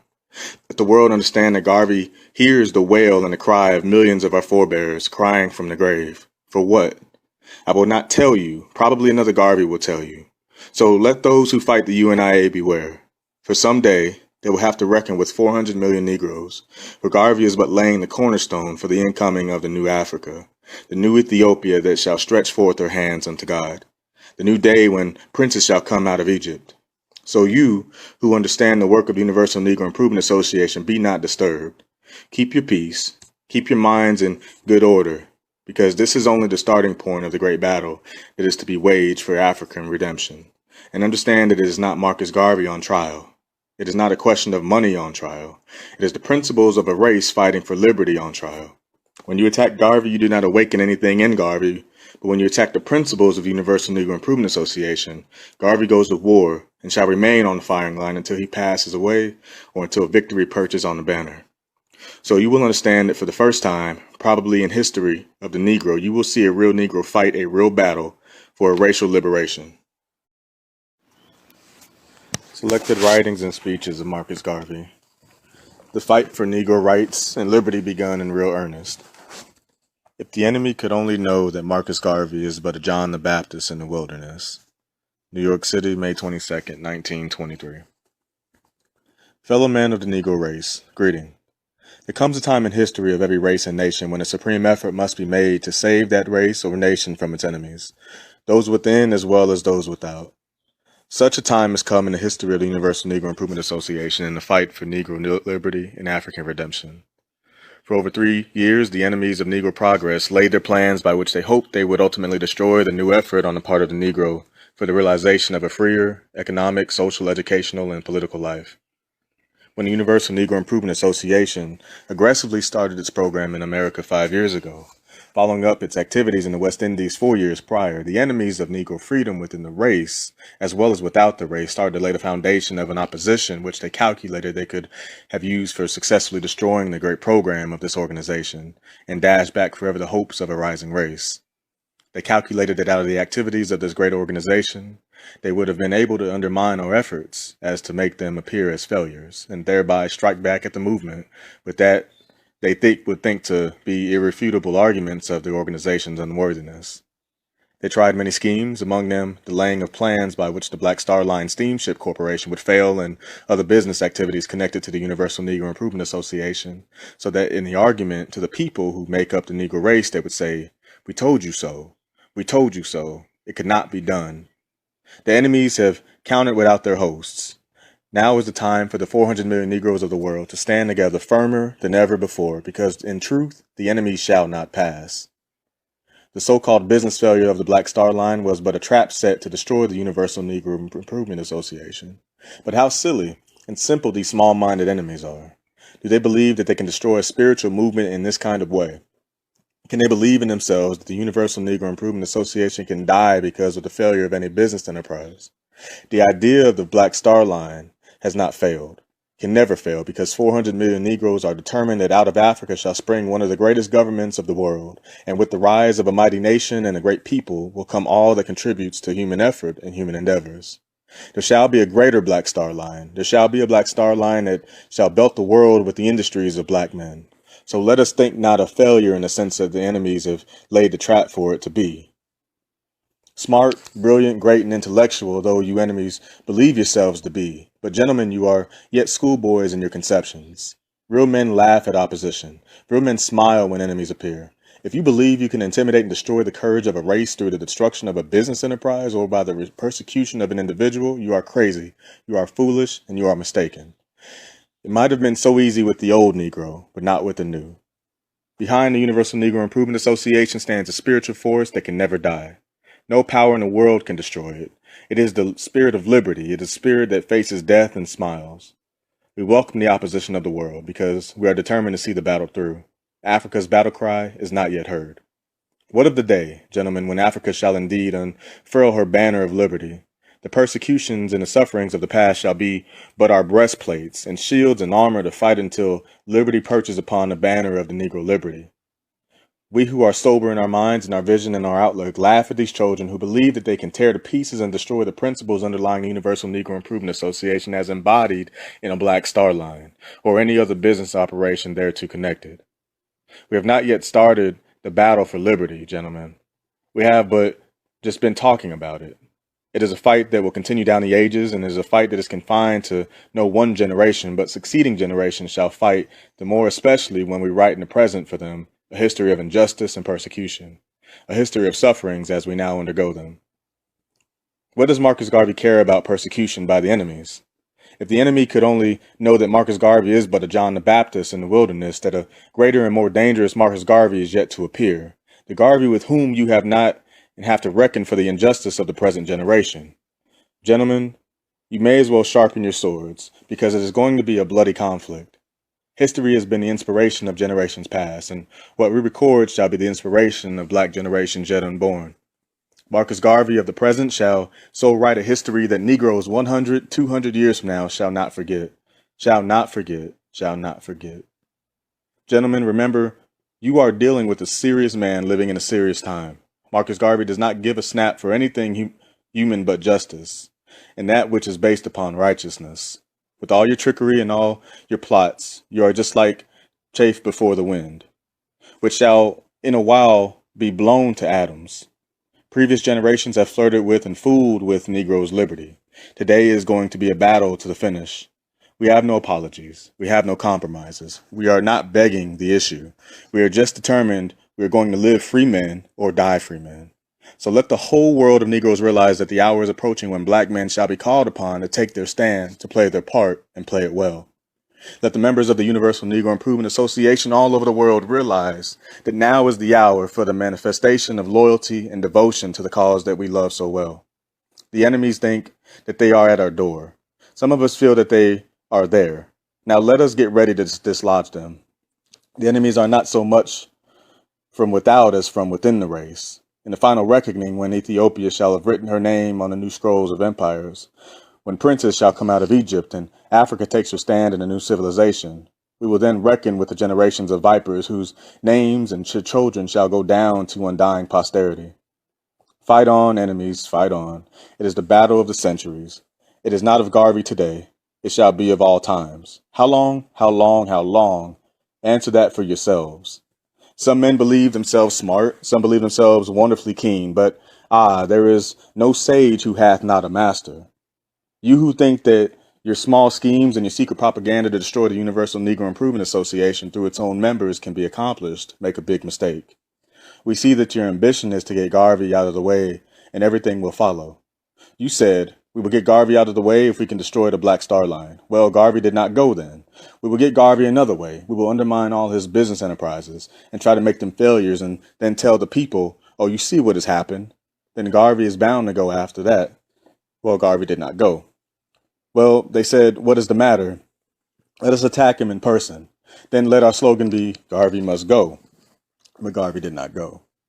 Well, we will try to get him otherwise, because this Universal Negro Improvement Association idea must be throttled. But Garvey is here, and both of them shall go down the ages. If Garvey dies, Garvey lives. If the Universal Negro Improvement Association is embarrassed, a greater Universal Negro Improvement Association arises. Gentlemen, what are you going to do?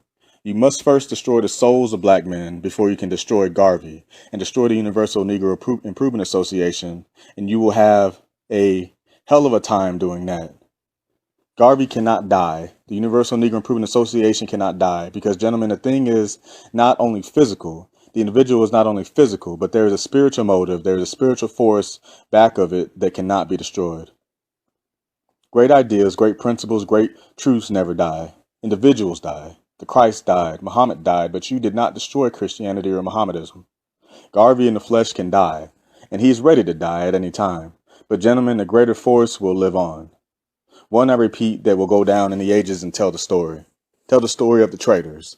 Tell the story of those who tried to block the passage of the rising Ethiopia, of the new Africa. What shall be your defense before the bar of African redemption, gentlemen? Will you plead innocent?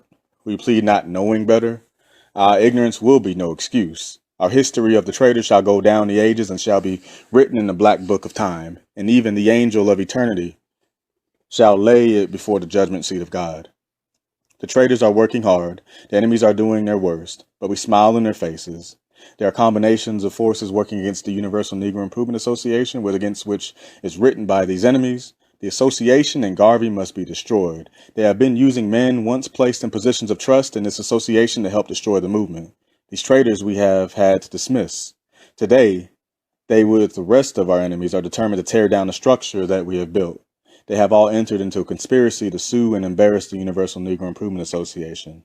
The fools, they know no better. Survive we must. Go forward we must. So long as there is a God. So long as there is a world. So long as there is a human race. But members, I repeat, these traitors are endeavoring to embarrass us before the courts, suing us for salaries, trying to force judgments upon us at a time when we are supposed to be fighting the common enemy, so that they could glory down in the downfall of the movement. They also are mistaken. Members and friends, let us pay these traitors, let us pay them off in bits of silver. Therefore, I appeal to each and every member of the Universal Negro Improvement Association to do this bit of service now. Tend to the parent body whatsoever financial support you can give to help us pay off these traitors who are endeavoring to sue us. Let us dispose of them that way, and then let us continue to fight against the common enemy. These bits of silver shall bring them tears in the years to come. Let us hand them over now the 30 pieces of silver. That which Judas received did not help him very long. He was willing to return it, but nobody would receive it. These enemies, these traitors, may not yet rule the day when they turn their backs upon the Universal Negro Improvement Association, the organization that made them. Did we not make them? We picked them up from the lowest and poorest of the race and made gentlemen of them, because we believed that by the sufferings they would be able to appreciate the service to which they were called. It takes a slave to appreciate liberty. It takes a man who suffers to understand freedom. And that is why we thought that in taking these men and making them gentlemen, that we were rendering a service to the race. We made a terrible mistake. It is true, all of us make mistakes. Some of these Negroes who never earned more than $25 a week. Because of their intelligence, we thought we could give them a chance to make a good and make something of themselves. We gave them grand and noble positions. We tried to make statesmen of them, but they fell by the wayside. Yes, you know that, and you will see them drift back to the condition they were back before they came into Universal Negro Improvement Association. Our generation and posterity may yet smile in their faces, but let us pay them. And you can do it now by sending your contributions to the Bit of Silver Fund, to the Secretary General, Universal Negro Improvement Association, 56 West 135th Street, New York City, USA. With very best wishes, I have the honor to be your obedient servant, Marcus Garvey, President General, Universal Negro Improvement Association. Selected writings and speeches of Marcus Garvey. Incarceration in the Tombs Prison. We are not fighting America, we are fighting hypocrisy and lies, and that we are going to fight to the bitter end. Liberty Hall, New York City, June 17, 1923.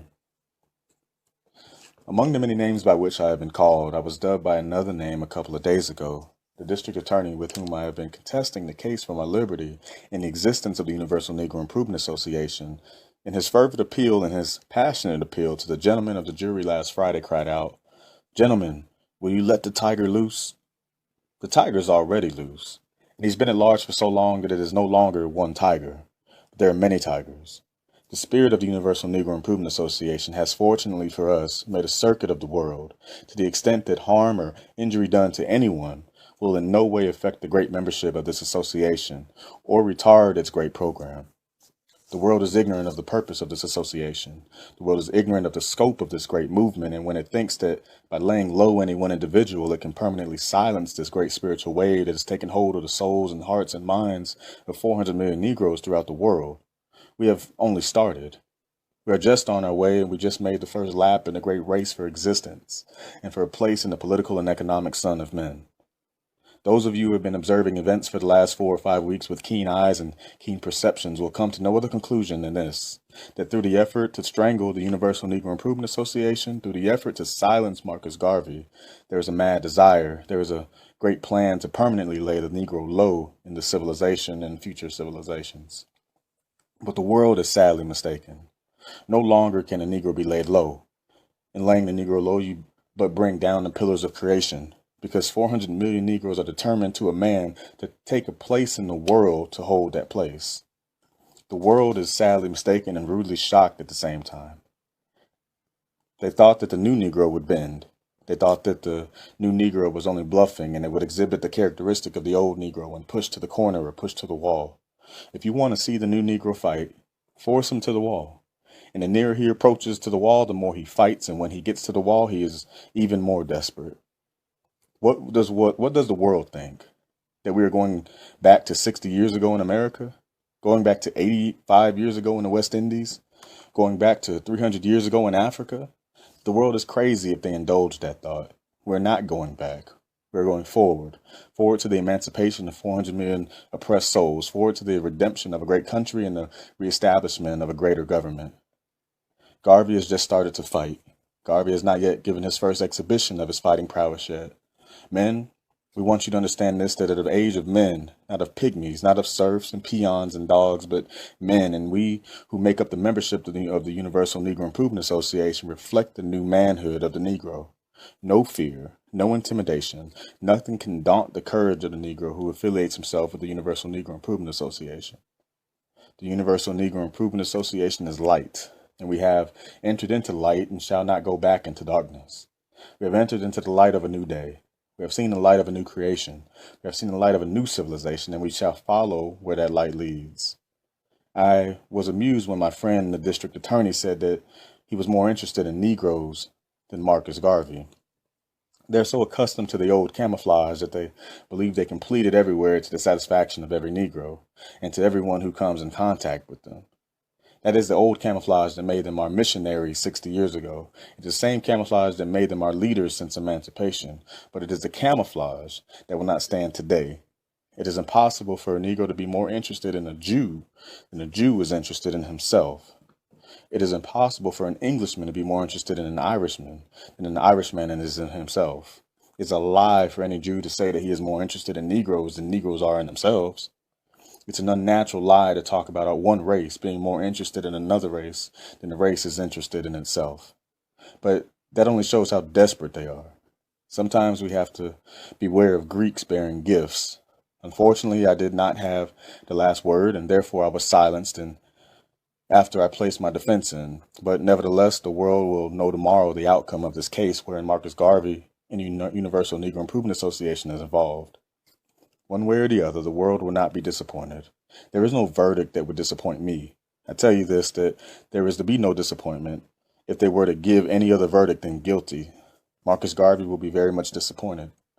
Marcus Garvey knows them so well that Marcus Garvey will expect anything from them. So whether they give a verdict of guilty or not guilty, it is immaterial to Marcus Garvey. The fight will just then be starting. Now understand this is a fight to the finish. If we are not fighting this great government because all Negroes in America, all Negroes all over the world know that the great democracy in the world is the American democracy. The greatest government in the world is the American Republic. We're not fighting America. We're fighting hypocrisy and lies, and that we're going to fight to the bitter end. Now understand me well, Marcus Garvey has entered the fight for the emancipation of a race. Marcus Garvey has entered the fight for the redemption of a country.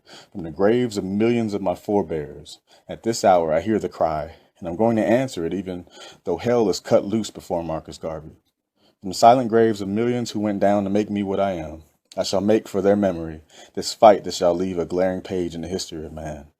They do not know what they are doing. They brought millions of black men from Africa who never disturbed the peace of the world, and they shall put up a constitutional fight, and they shall write a page upon the history of human affairs that shall never be effaced until the day of judgment. I do not bring myself here. They brought me from my silent repose in Africa 300 years ago, and this is only the first Marcus Garvey. They have thought that they could, for 300 years, brutalize a race. They have thought that they could, for 300 years, steep the soul of a race in blood and darkness and let it go at that. They make a terrible mistake. Marcus Garvey shall revenge the blood of his sires. So don't be afraid of Marcus Garvey. When Marcus Garvey goes to jail, the world of Negroes will know they have come at the wrong time. I appreciate the splendid way in which you have behaved and conducted yourselves during the trial. We shall observe to the letter the laws of this great country, but Africa shall tell the tale. Marcus Garvey has no fear about going to jail, like McSweeney or like Carson, like Roger Casement, like those who have led the fight for Irish freedom. So Marcus Garvey shall lead the fight for African freedom. I repeat that if they think that they can stamp out the souls of 400 million black men, they make a tremendous and terrible mistake. We are no longer dogs. We are no longer peons. We are no longer serfs. We are men. The spirit that actuated George Washington in founding this great republic. The spirit that actuated 6 million black men who were at the present time members of the Universal Negro Improvement Association. It is a spirit that will actuate 400 million Negroes in the redemption of the motherland, Africa. Tell us about fear. We were not born with fear. Intimidation does not drive fear into the soul of Marcus Garvey. There is no fear but the fear of God. Man cannot drive fear into the heart of man, because man is but the equal of a man. The world is crazy and foolish if they think that they can destroy the principles and the ideals of the Universal Negro Improvement Association. Selected writings and speeches of Marcus Garvey. An appeal to the conscience of the black race to see itself. The Negro will have to build his own government, industry, art, science, literature, and culture before the world will stop to consider him. To Tombs Prison, New York City, August 14th, 1923. It is said to be a hard and difficult task to organize and keep together large numbers of the Negro race for the common good. Many have tried to congregate us but have failed. The reason being that our characteristics are such as to keep us more apart than together. The evil of internal division is wrecking our existence as a people, and if we do not seriously and quickly move in a direction of readjustment, it simply means that our doom becomes imminently conclusive. For years, the Universal Negro Improvement Association has been working for the unification of our race, but not on domestic national lines only, but universally. The success which we have met in the course of our effort is rather encouraging, considering the time consumed and the environment surrounding the object of our concern. It seems that the whole world of sentiment is against the Negro, and the difficulty of our generation is to extricate ourselves from the prejudice that hides itself beneath as well as above the action of an international environment. Prejudice is conditional on many reasons, and it is apparent that the Negro supplies consciously or unconsciously all the reasons by which the world seems to ignore and avoid them. No one cares for a leper, for lepers are infectious persons, and all are afraid of the disease. So, because the Negro keeps himself poor, helpless, and undemonstrative, it is natural that no one wants to be of him or with him. Progress is the attraction that moves humanity, and to whatever people or race this modern virtue attaches itself, there will you find the splendor of pride and self-esteem that will never fail to win the respect and admiration of all. It is the progress of the Anglo-Saxon that singles them out for the respects of the world. When a race had no progress or achievement to its credit, then like all the other inferior peoples, they paid the price in slavery, bondage, as well as through prejudice. We cannot forget the time when even the ancient Britain was regarded as being too dull to make a good Roman slave. Yet today the influence of that race rules the world. It is the industrial and commercial progress of America that causes Europe and the rest of the world to think appreciatively of the Anglo-American race. It is not because 110 million people live in the United States that the world is attracted to the Republic with so much reverence and respect. A reverence and respect not shown to India with its 300 millions, or to China with its 400 millions. Progress of and among any people will advance them in the respect and appreciation of the rest of their fellows. It is such a progress that the Negro must attach to himself if he is to rise above the prejudice of the world. The reliance of our race upon the progress and achievements of others for consideration and sympathy, justice and rights is like a dependence upon a broken stick, resting upon which will eventually consign you to the ground. The Universal Negro Improvement Association teaches our race self-help and self-reliance, not only in one essential, but in all those things that contribute to the human happiness and well-being. The disposition of the many to depend upon the other races for a kindly and sympathetic consideration of their needs without making the effort to do for themselves has the race standing disgrace by which we have been judged and through which we have created the strongest prejudice against ourselves. There is no force like success, and that is why the individual makes all efforts to surround himself throughout life with the evidence of it. As of the individual, so should it be of the race and nation. The glittering success of Rockefeller makes him a power in the American nation. The success of Henry Ford suggests as an object of universal respect, but no one cares about the bum or hobo who is Rockefeller's or Ford's neighbor. So also in a world attracted by the glittering success of races and nations, and pays absolutely no attention to the bum or hobo race that lingers by the wayside. The Negro must be up and doing if he will break down the prejudice of the rest of the world. Prayer alone is not going to improve our condition, nor the policy of watchful waiting. We must strike out for ourselves in the course of material achievement, and by our own effort and energy present to the world those forces by which the progress of man is judged. The Negro needs a nation and a country of his own where he can best show evidence of his own ability in the art of human progress. Scattered as an unmixed and unrecognized part of an alien nation's and civilization is but to demonstrate his imbecility and points him out as an unworthy derelict, fit neither for the society of Greek, Jew, nor Gentile. It is unfortunate that we should so drift apart as a race and not see that we are but perpetrating our own sorrow and disgrace and failing to appreciate the first great requisite of all peoples, organization. Organizing an organization is a great power in directing the affairs of a race or nation toward a given goal. To properly develop the desires that are uppermost, we must first concentrate through some system of method, and there is none better than organization. Hence, the Universal Negro Improvement Association appeals to each and every Negro to throw in his lot with those of us who, through organization, are working for the universal emancipation of our race and the redemption of our common country, Africa. No Negro, let him be American, European, West Indian, or African, shall be truly respected until the race as a whole has emancipated itself through self-achievement and progress from universal prejudice. The Negro will have to build his own government, industry, art, science, literature, and culture before the world will stop to consider him. Until then, we are but wards of a superior race and civilization, and the outcasts of a standard social system. The race needs workers at this time, not plagiarists, copyists, and mere imitators, but men and women who are able to create, to organize and improve, and thus make an independent racial contribution to the world and civilization. The unfortunate thing about us is that we take the monkey apings of our so-called leading men for progress. There is no progress in Negroes aping white people and telling us that they represent the best in the race, for in respect any dressed monkey would represent the best of its species, irrespective of the creative matter of the monkey instinct. The best in race is not reflected through or by the actions of its apes, but by its ability to create of it and by itself. It is such a creation that the Universal Negro Improvement Association seeks. Let us not try to be the best or worst of others, but let us make the effort to be the best of ourselves. Our own racial critics criticize us as dreamers and fanatics and call us benighted and ignorant because they lack racial backbone. They are unable to see themselves creators of their own needs. The slave instinct has not yet departed from them. They still believe that they can only live or exist through the good graces of their masters. The good slaves have not yet thrown off their shackles. Thus, to them, the Universal Negro Improvement Association is an impossibility.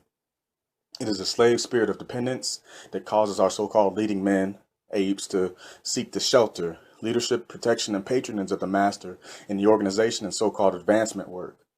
It is a spirit of feeling secured as good servants of the master rather than as independents, why our modern Uncle Toms take pride in laboring under alien leadership and becoming surprised at the audacity of the Universal Negro Improvement Association in proclaiming for racial liberty and independence. But the world of white and other men deep down in their hearts have much more respect for those of us who work for our racial salvation under the banner of the Universal Negro Improvement Association than they could ever have in all eternity for a group of helpless apes and beggars who make a monopoly of undermining their own race and belittling themselves in the eyes of self-respecting people by being good boys rather than able men. Surely, there can be no good will between apes, seasoned beggars, and independent-minded Negroes who will at least make an effort to do for themselves. Surely the dependents and wards, and may I not say racial imbeciles, will rave against and plan a destruction of movements like the Universal Negro Improvement Association that expose them to be the liberal white minds of the world as not being representative of the best in the Negro, but, to the contrary, the worst. The best of a race does not live on the patronage and philanthropy of others, but makes an effort to do for itself. The best of the great white race doesn't fawn before and beg black, brown, and yellow men. They go out and create for themselves, and thus demonstrate the fitness of the race to survive. And so the white race of America and the world will be informed that the best in the Negro race is not the class of beggars who send out to be the race's piteous appeals annually for donations to maintain their coterie, but the groups within us that are honestly striving to do for themselves with the voluntary help and appreciation of the class of the other races that is reasonable, just, and liberal enough to give to each and every one a fair chance in the promotion of these ideals that tend to be greater human progress and human love. The work of the Universal Negro Improvement Association is clear and clean-cut. It is that of inspiring an unfortunate race with pride in self, and with the determination of going ahead in the creation of those ideas that will lift them to the unprejudiced company of races and nations. There is no desire for hate or malice, but every wish to see all mankind linked into common fraternity of progress and achievement that will wipe away the door and the odor of prejudice, elevate the human race to the height of real godly love and satisfaction. Selected Writings and Speeches of Marcus Garvey, an expose of the caste system among Negroes. Dubois represents a group that hates the Negro blood in its veins and has been working subtly to build up a caste aristocracy. The Tombs Prison, New York City, August 31st, 1923. The policy of the Universal Negro Improvement Association is so clean-cut, and my personal views are so well known that no one, for even one moment, could reasonably accuse us of having any other desire than that of working for the united Negro race. The program of the Universal Negro Improvement Association is that of drawing together into the one universal whole all the Negro peoples of the world with prejudice toward none. We desire to have every shade of color, even those with one drop of African blood in our fold, because we believe that none of us, as we are, is responsible for our birth. In a word, we have no prejudice against ourselves in a race. We believe that every Negro racially is just alike, and therefore you have no distinction to make. Hence, wherever you see the Universal Negro Improvement Association, you will find us giving every member of the race an equal chance and opportunity to make good. Unfortunately, there is a disposition on the part of certain element of our people in America, the West Indies and Africa, to hold themselves up as the better class or privileged group on the cast of color. The subject is such a delicate one that no one is honest enough to broach it yet. The evil of its working great harm to our racial solidarity, and I personally feel it my duty to right now bring it to the attention of all concerned.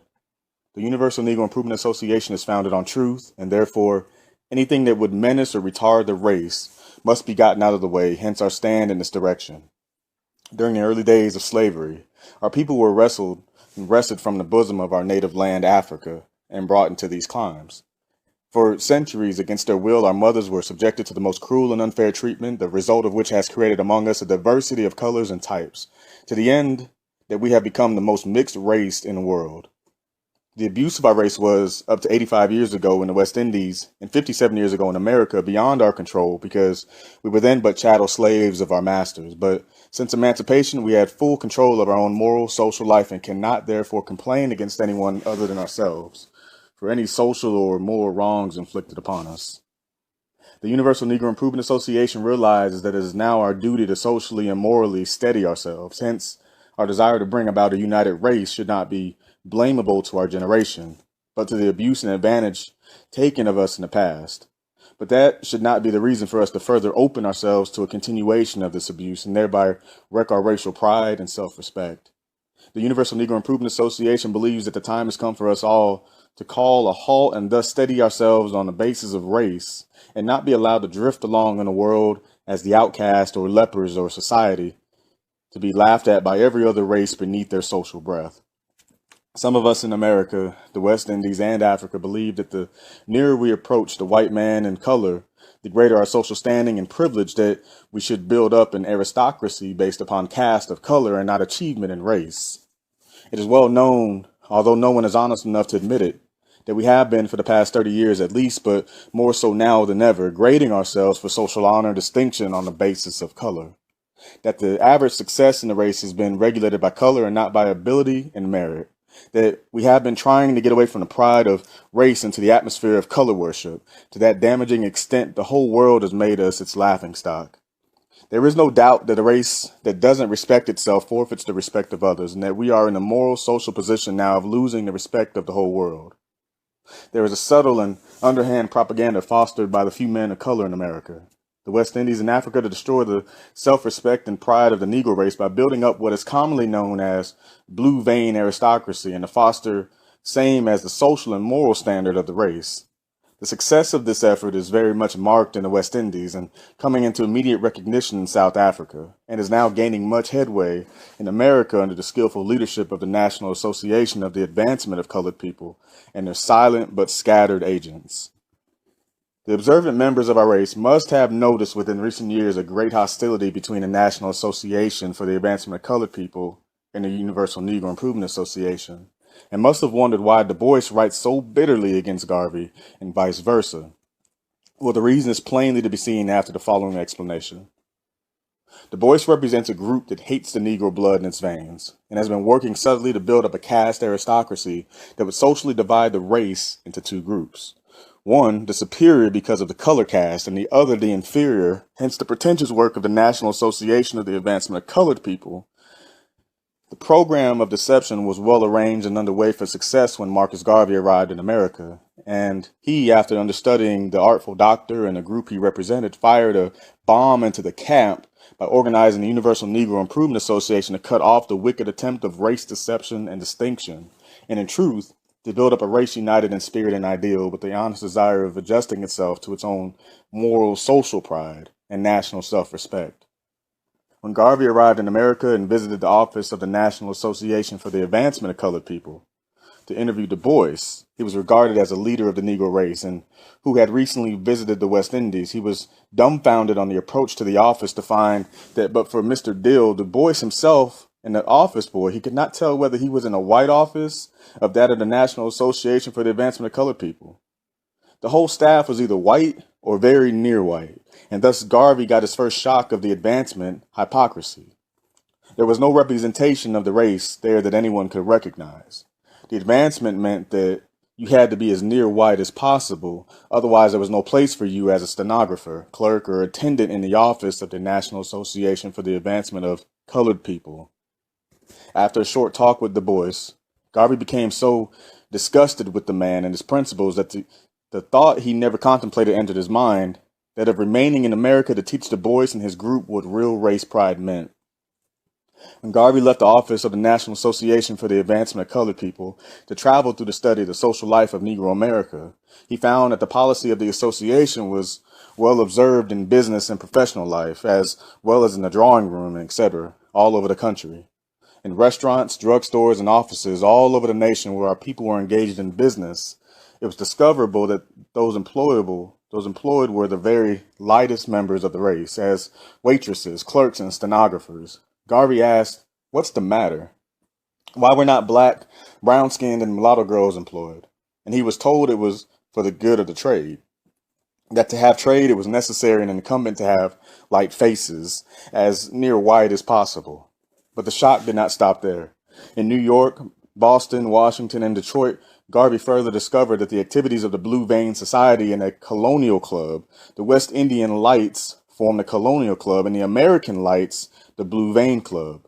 The Colonial Club would give annual balls beside regular or monthly soirees to no less than a quadroon would be admitted, and gentlemen below the complexion were only admitted if they were lawyers, doctors, or very successful businessmen with plenty of cash, who were known to uphold the caste aristocracy.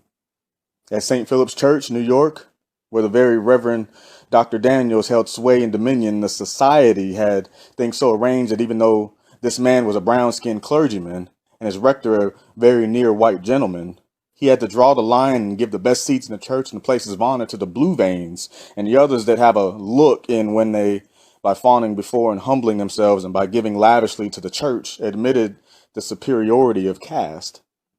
By the way, Dr. Daniels was also an executive officer or director of the National Association for the Advancement of Colored People.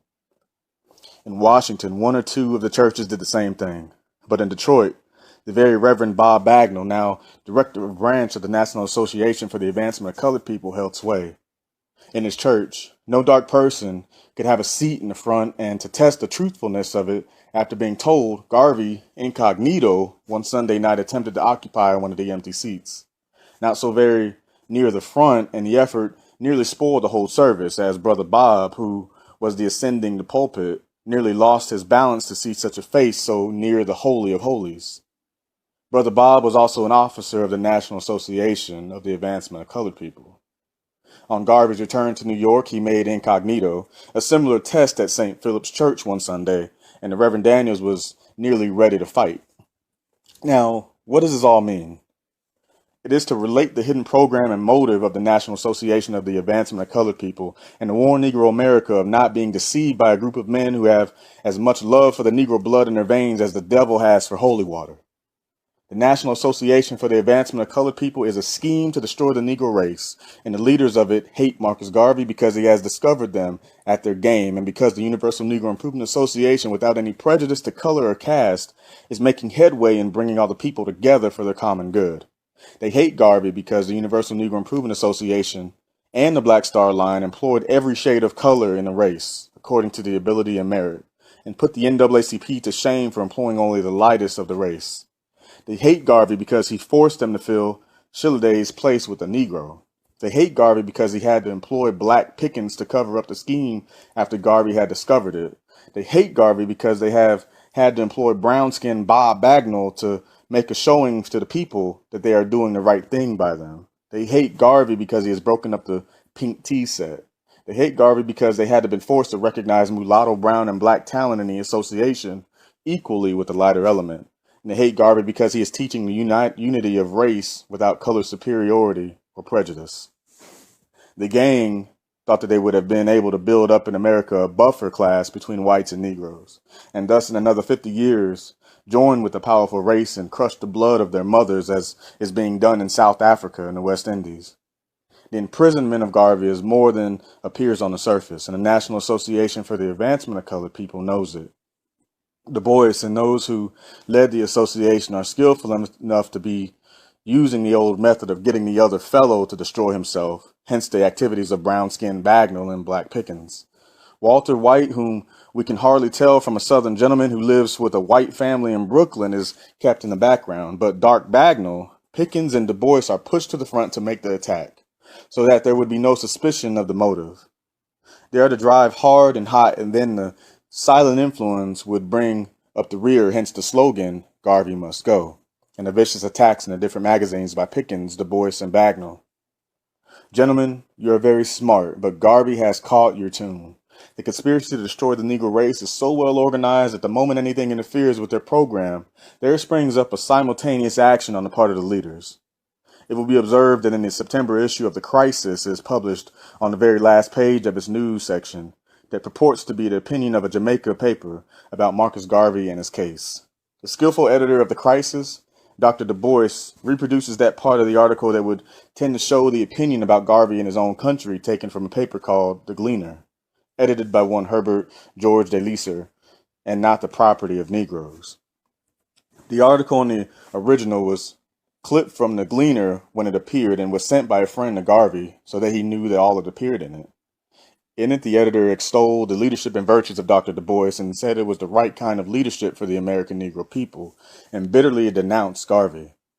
Dubois published that part that denounced Garvey, but suppressed the part that gave him the right of leadership, and he failed to enlighten his readers that the editor of The Gleaner is a very light man who hates the Negro blood of his mother and is a part of the international scheme to foster the Blue Vein Society scheme. Dr. Dubois failed to further enlighten his readers that he visited Jamaica and was part of the Colonial Society scheme. He also failed to state that in the plan, the lister who is to hold down the West Indian end of the Caste scheme, and he and others to hold down the American end, while their agents hold down the South African section. But now we have reached a point where the entire race must get together and stop these schemes at their game. Whether we are light, yellow, black, or whatnot, there is but one thing for us to do, and that is to get together and build up a race. God made us in his own image, and he had some purpose when he thus created us. Then why would he seek to destroy ourselves? If a few Duboises and Delissers did not want their progeny to remain of our race, why not be satisfied to bide their time and take their peaceful exit? But why try in this subtle manner to humiliate and destroy our race? We as a people have a great future before us. Ethiopia shall once more see the day of her glory, and then why destroy the chance and opportunity simply to be someone else? Let us work and wait patiently for the day of racial triumph will come. Let us not divide ourselves into castes, but let us work together for the common good. Let us remember the sorrow of our mothers. Let us not forget that it in our duty to remedy any wrong that has already been done, and not ourselves perpetuate the evil of race destruction. To change our race is no credit. The Anglo-Saxon doesn't want to be a Japanese. The Japanese doesn't want to be a Negro. Then in the name of God and all that is holy, why should you and we want to be somebody else? Let the National Association for the Advancement of Colored People stop its hypocrisy and settle down to real race uplift. If Dr. Dubois, Johnson, Pickens, and Bagnall do not know, let me tell them that they are only being used to weaken the race, so that in another 50 or 100 years, the race can easily be wiped out as a social, economic, and political force or menace.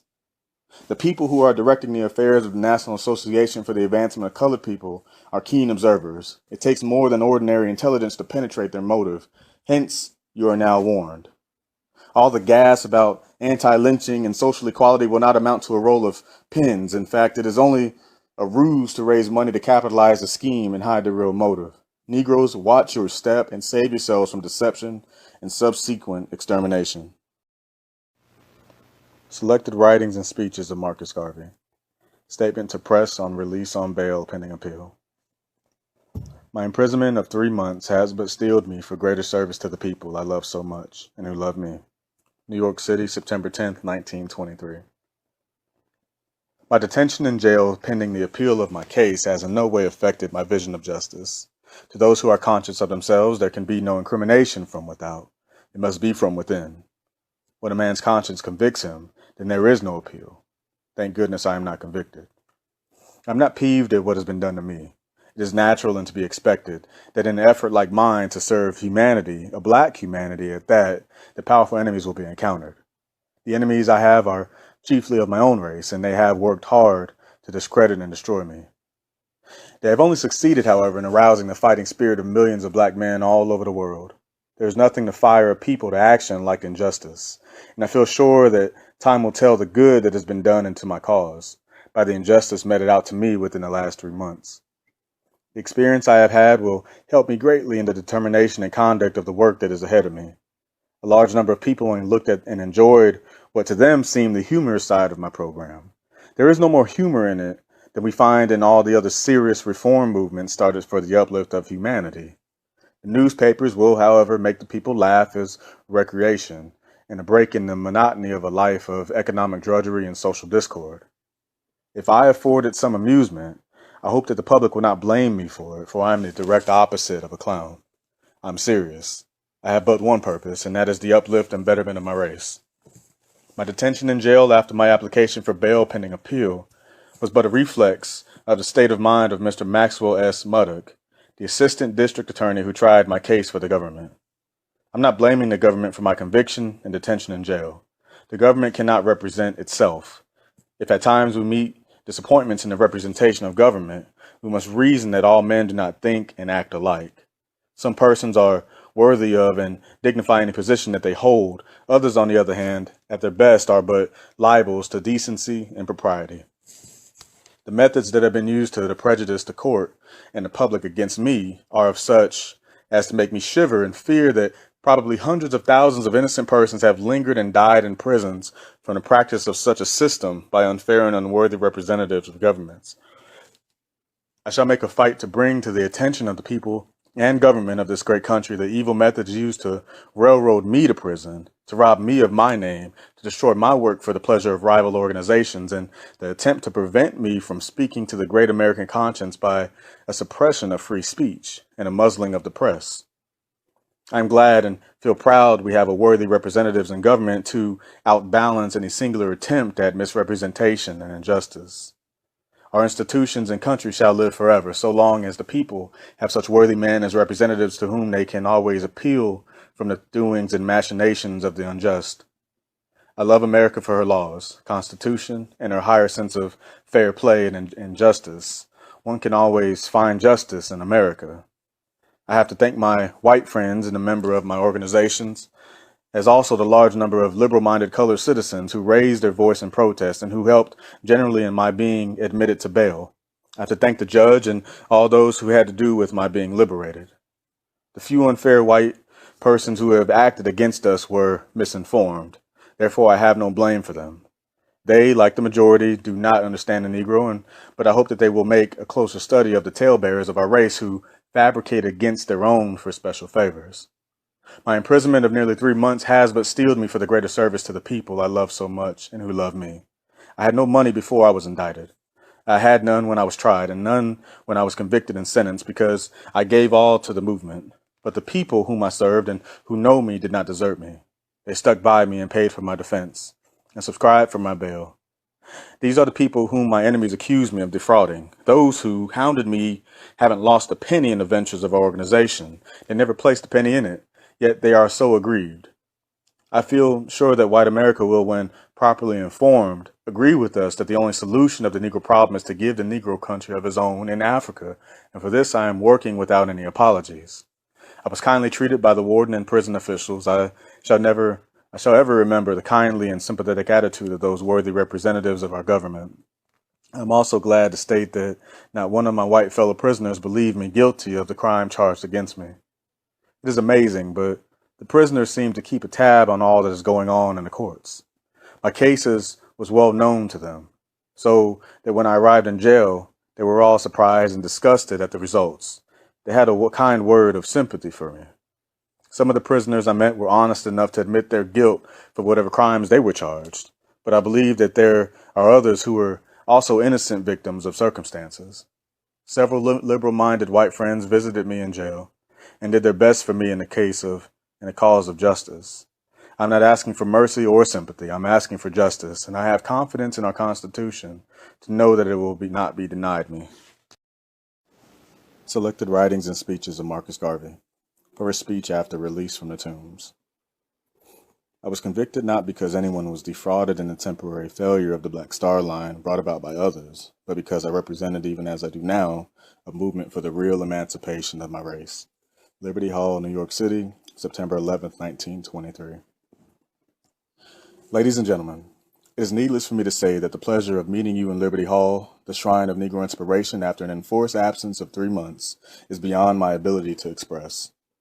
The news of the trial of the celebrated case of fraud and my so-called conviction have made the circuit of the world, and Black humanity everywhere, even to the remotest parts of our homeland, Africa, have formed their opinion of Western 20th century civilization and justice, as controlled and administered by the white man. My absence from you did not leave me despondent, nor desolate, for in the daily silence of the passing hours in my cell I thought of you, the warriors of true liberty, who were working for the consummation of our ideal, a free and redeemed Africa, and my meditations led me into greater flights of hope that shall strengthen me for the noble work of self-sacrifice for the cause that we represent. The amusing part of my trial is that I was indicted along with others for conspiracy to use the United States mails to fraud in the promotion of the Black Star Line Steamship Company, yet my conviction was void of conspiracy, and that I alone was convicted, and if I understand my conviction clearly, I was convicted for selling stock in the Black Star Line after I knew it would be insolvent. The difference between us and the trial court is that they wanted a conviction, caring not how it came about, and they had it to suit themselves, to the extent that all the others who had more to do with the actual selling of stock than I went free, because they were not wanted, because while I received the fullest penalty that the law would impose, 5 years in the penitentiary, the maximum fine of $1,000 as provided by law and the entire cost of the case, a condition not generally imposed, but maybe once in 25 years.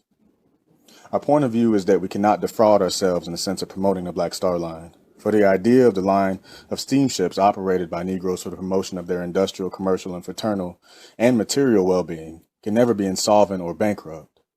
For as long as the race lasts, and as long as humanity indulges in the pursuit of progress and achievements, the new Negro will be found doing his part to hold a place in the affairs of the world. It is true that we have been defrauded, but it was done not by those of us who love our work and our race, but by disloyal and dishonest ones, whom we thought had the same feelings as we do, and by crooked white men who were not even ashamed of hiding their crookedness. One white man said in the court that he sold us a ship when he knew it was not worth the money paid for it. Another took $25,000 and an additional $11,000 to buy the Phyllis Wheatley to go to Africa, which never materialized and which money was never returned, the reason of which supplied the legal cause for my indictment. And yet it is said in the law of those who tried me that there was fraud and I should pay for the penalty. The Black Star Line, as we all know, was but a small attempt or experiment of the race to fit and prepare ourselves for the bigger effort in the direction of racial self-reliance and self-determination. To say that we have failed because a few black and white unscrupulous persons deceived and robbed us is to admit that the colonization scheme of America failed because a few pilgrim fathers died at Plymouth, and that the fight of the Allies to save the world for a new civilization failed because the Crown Prince met with early success at Verdun. The Black Star Line was only part of an honest effort on the part of real Negroes to reestablish themselves as worthy people among the other races and nations of the earth, and but a small contribution in the plan of a free and redeemed African nation for the Negro peoples of the world. The idea of the Black Steamship Line, therefore, can only fail when the Negro race has completely passed away, and that means eternity. I was convicted, not because anyone was defrauded in the temporary failure of the Black Star Line brought about by others, but because I represented, even as I do now, a movement for the real emancipation of my race. I was convicted because I talked about Africa and about its redemption for Negroes. I was convicted because an atmosphere of hostility was created around me. I was convicted because wicked enemies, malicious and jealous members of my own race misrepresented me to those in authority for the purpose of discrediting and destroying me.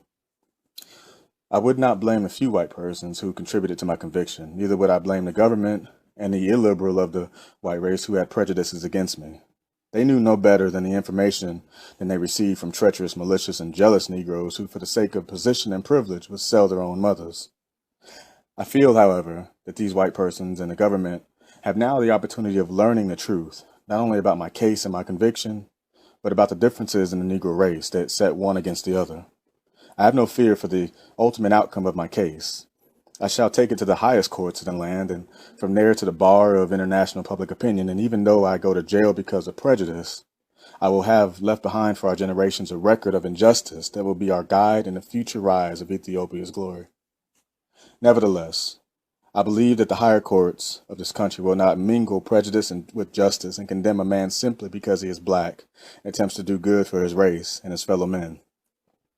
Whatsoever happens, the world may know that the jail or penitentiary has no terrors for me. Guilty men are afraid of jail, but I am as much at home in jail for the cause of human rights as I am in my own drawing room. The only difference being that I have not my good wife's company, even as I know how glad she would have been to share my lot, but hers be a life of sacrifice also, painful though it may be. When my life is fully given for the cause, and she is left behind, I trust that you will give her the consideration that is due a faithful and devoted wife, who gave up her husband for the cause of human service. During my trial, cowards tried to blemish her character, but it is an accepted truth that character is not blemished from without. It is from within, and the noblest souls that ever peopled this world were those maligned and outraged by the vile and wicked. Service to my race is an undying passion with me, so the greater the persecution, the greater my determination to serve. As leader of the Universal Negro Improvement Association, of which the Black Star Line was an auxiliary, I must state that the millions of our members in this country and abroad look to America as a national friend, and citizens and residents as we are jealous of their fair name among the other nations of the world and jealous in the effort to be her loyal and true. The Universal Negro Improvement Association seeks to do for Africa similarly what the Pilgrims and later George Washington sought to do for America. We Negroes want a government of our own in Africa so that we can be nationally, if not industrial and commercially, removed from the competition in race and condition that will make both races better friends, but with malice toward none, but respect and appreciation for each. Our greatest trouble, however, is with our own people. There are some in the race who are not in sympathy with an independent Negro nation. To them, they have lost nothing in Africa. They believe in the amalgamation of races for the production of new racial and national types, hence their doctrine of social equality and creating of a new American race. Feeling as they do divides us into two separate and distinct schools of thought, and apparently we are now at war with each other, and they have gained the first victory in having me through their misrepresentation, indicted and convicted for the purpose of rendering me hors de combat. We who believe in race purity are going to fight the issue out of the salvation of both races, and this can only be satisfactorily done when we have established for the Negro a nation of his own. We believe that the white race should protect itself against racial contamination, and the Negro should do the same. Nature intended us morally, as I may, and I not say socially, apart. Otherwise, there never would have been this difference. Our sins will not make the world better. Hence, to us, the Universal Negro Improvement Association, the time has come to rebuild our ancient and proud race. My personal suffering for the program of the Universal Negro Improvement Association is but a drop in the bucket of sacrifice.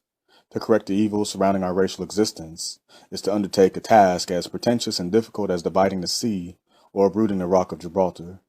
But with the grace of God and the grace of God, all things are possible. For in truth, there is prophecy that Ethiopia shall stretch forth her hand, and princes shall come out of Egypt. We are expecting the cooperation and support of liberal white America in the promulgation of the ideal of race purity, and the founding of a nation for Negroes in Africa, so that those who, after proper industrial and other adjustments, desire to return to their original native homeland can do so in peace and security. Now that the world is readjusting itself and political changes and distributions are being made of the Earth's surface, There's absolutely no reason why certain parts of Africa should not be set aside absolutely for the Negro race as our claim and heritage. If this is not done, then we may as well look forward to eternal confusion among the races. Negro men will never always feel satisfied with being ruled, governed, and dictated by other races.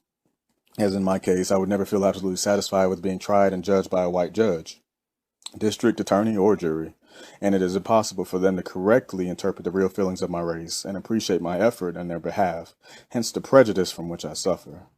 The white man before a black district attorney, judge, and jury would feel the same way, and thus we have the great problem that can only be solved by giving a Negro a government of his own. The Black Star Line was an effort in this direction and bore a relationship to the Universal Negro Improvement Association as the shipping board does to government. My effort was not correctly understood, and that is why some people have become prejudiced toward me. Yet in the final presentation of truth, the fair-minded is bound to come to the conclusion that the program of the Universal Negro Improvement Association is reasonable and proper for the solution of the vexed question of races.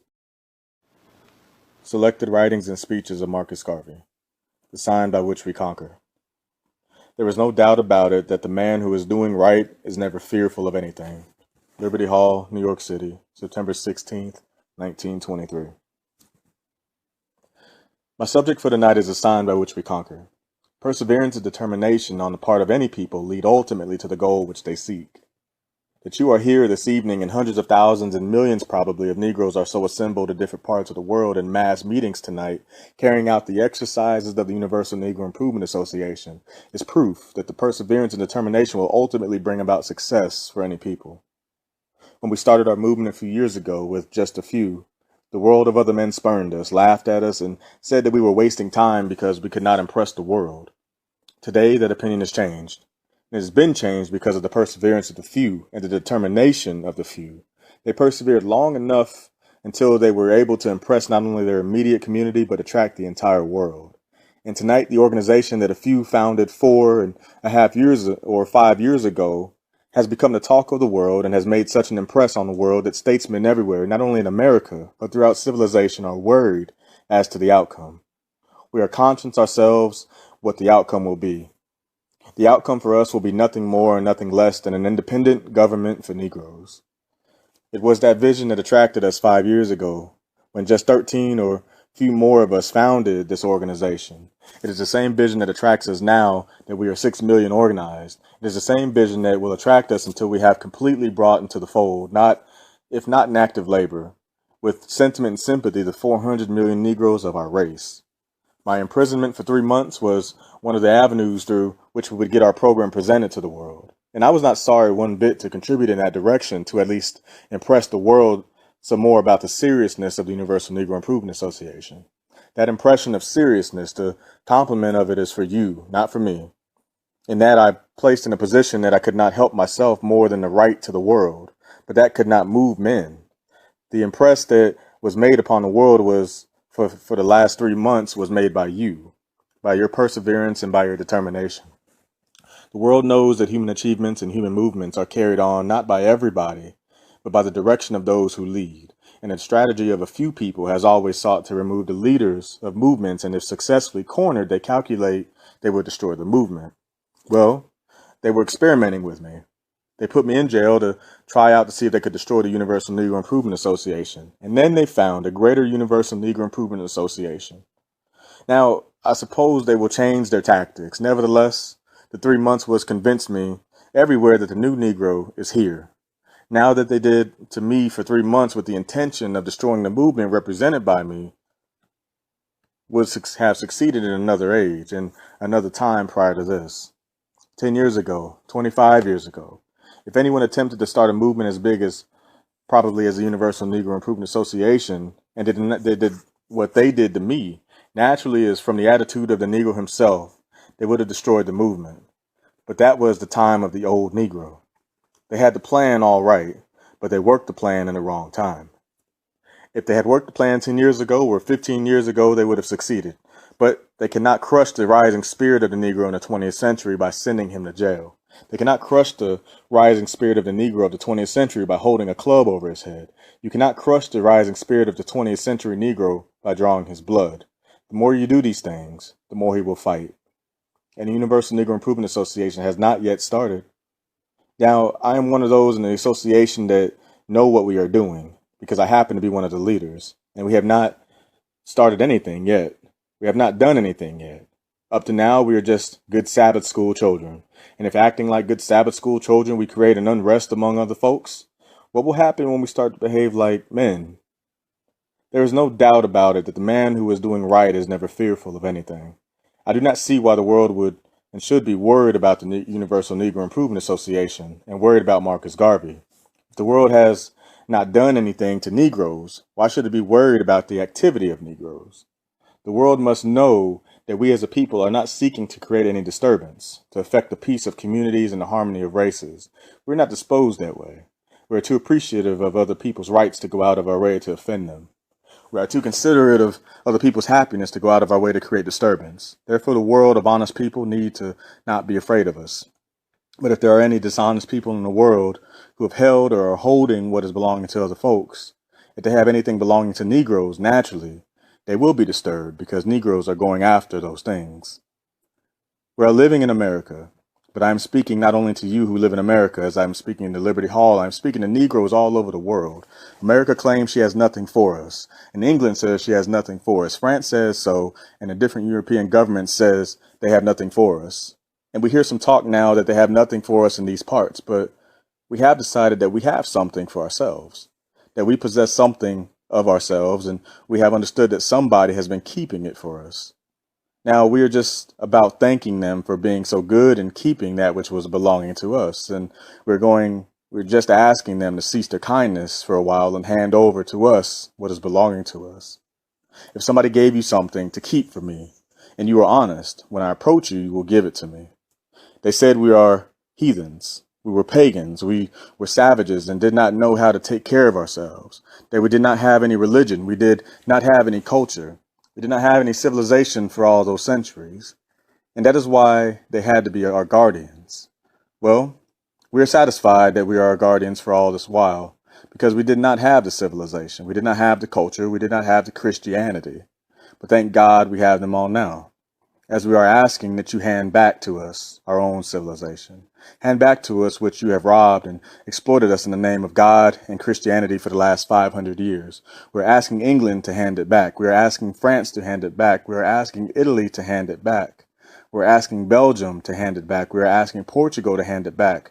We're asking Spain to hand it back. And by God, the Moroccans made them hand it back. And if you will not hear the voice of a friend crying out in the wilderness to hand back those things, then remember, one day you will find marching down the avenue of time 400 million black men and women ready to give up even the last drop of their blood for the redemption of their motherland, Africa. If you don't want us in Johnstown, Pennsylvania, if you don't want us in Tulsa, if you don't want us in East St. Louis, we want ourselves where we want to be. And we are not going to remain here and create any trouble longer than is necessary. We're not going to leave now. All of us didn't come at the same time, and therefore all of us won't leave at the same time. It took time bringing us here, so we will take time going there. Some of us have to take our clothes out of pawn. Some of us have to sell our property before we can go, so naturally we cannot all go at the same time, and then the Black Star Line has not sufficient ships yet. You know, they have a peculiar and queer notion about the Black Star Line. Some people say that the Black Star Line has failed. Now, stars don't fall every day. Like the sun, sometimes they go into eclipse, but they come out again, don't they? And sometimes they shine more brilliantly than at other times. And when the Black Star Line comes back, she's going to shine forevermore. The Black Star Line is rising hope of a race, and we have placed it the star in the firmament of stars, and the Black Star Line shall only fall when the great firmament of stars has passed away. Don't be discouraged. We have been temporarily embarrassed because we did not know ourselves. Believe me, I did not know the Negro when I started to work with the Negro. I had a mistaken notion of the Negro. I believed all Negroes felt like me. What I suffered from the other fellow, what I went through at the hands of the other fellow, I thought every Negro went through the same suffering and hardship and felt like me. But all Negroes did not feel like us. We have to sort ourselves. And the big mistake we made in the Black Star Line was that we believed when we started everybody felt like us. But we now know we have a lot of sorting to do. And once bitten, we shall be twice shy. so that those of us who are stockholders in the Black Star Line, we need not lose heart. And I trust none of you will tear up your stock certificates or give them away, because these very stock certificates you think little of now will turn up like the German mark 20 years from now. You cannot keep a good thing down. You cannot destroy a good thought. You cannot destroy great minds, great characters. The whole world laughs at Germany now because the mark is low. But the German mind is not low. But the mind of the black man is still active and idealistic. Before you can successfully destroy the Black Star Line, even as before you can successfully destroy German activities, you must destroy the minds of men. Imprisonment cannot destroy that. You cannot destroy the mind. You can only imprison the body. The mind is ever active. It is impossible at this time to tell any person in the world to hold the minds of the 20th century Negro. They may as well keep us out of jail as in jail.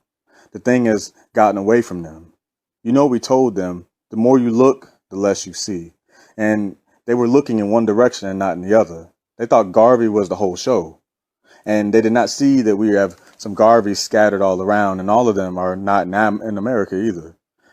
The most of them are now in Africa and raising hell down there. The thing has gotten away from them.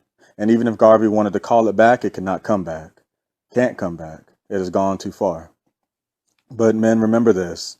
You at this time can only be destroyed by yourselves, from within and not from without. You have reached the point where the victory is to be won from within and can only be lost from within. The time has come when we have, as I said a while ago, to sort ourselves. I have been placed recently in a very embarrassing position. I have no secrets to keep from you or anybody. I like frankness, honesty of expression of thought and deed. I calculated when I started this movement that we would have worked together and kept our own counsel as a race of people without mixing such with other folks, without going to other folks, and I was successful in keeping to that policy up to 3 months ago. I calculated not only until the proper time that we had to approach the other fellow and tell him what we wanted. The time naturally would come. We could not do everything on this side of the Atlantic without ultimately telling the white man what we want. But I believe the time had not yet come. I do not believe in doing anything prematurely, and I calculated we would have just worked among ourselves until we were ready, and then gone to the other fellow and said, "We're ready. We're asking you to let us come to terms and get this thing done." But apparently, some of our folks are forcing us to talk with the other fellow before the time comes. You know, we are in a white man's country, not a black man's country. This is our disadvantage. And you can't very well move around the other fellow's country without telling him what you're doing. He becomes suspicious, and we have been moving around for all these years, not even paying the other fellow the compliment of letting him know what we were doing. And because of that, others went and lied and told what we were not doing and got me into a pickle and you in a bad fix. Every fellow believed he was doing a great deed when he started to talk and tell. Well, there are two sides to a story. They told and they thought by telling that they would have done to us a great deal of harm. They caused me to be sent to jail for 5 years and caused you to have to put up $5,000 to get me out. But they alone are not going to do the talking. We're going to do some of the talking, too. And it is going to be tell for tell. You understand what I mean? Our people are so wicked to themselves that they are not satisfied until they're telling the enemy something about themselves. And because they have resorted, the NAACP, the African Blood Brotherhood, the Friends of Negro Freedom, because they have resorted to telling the white man what they do not know about the Universal Negro Improvement Association for the purpose of destroying us. We're not fools to keep our mouths closed, but we are not going to tell about as they told on us. We were only forced to approach the white man quicker than we anticipated.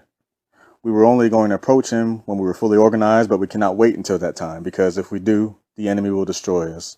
So if you see me talking to white folks now, you will know what for.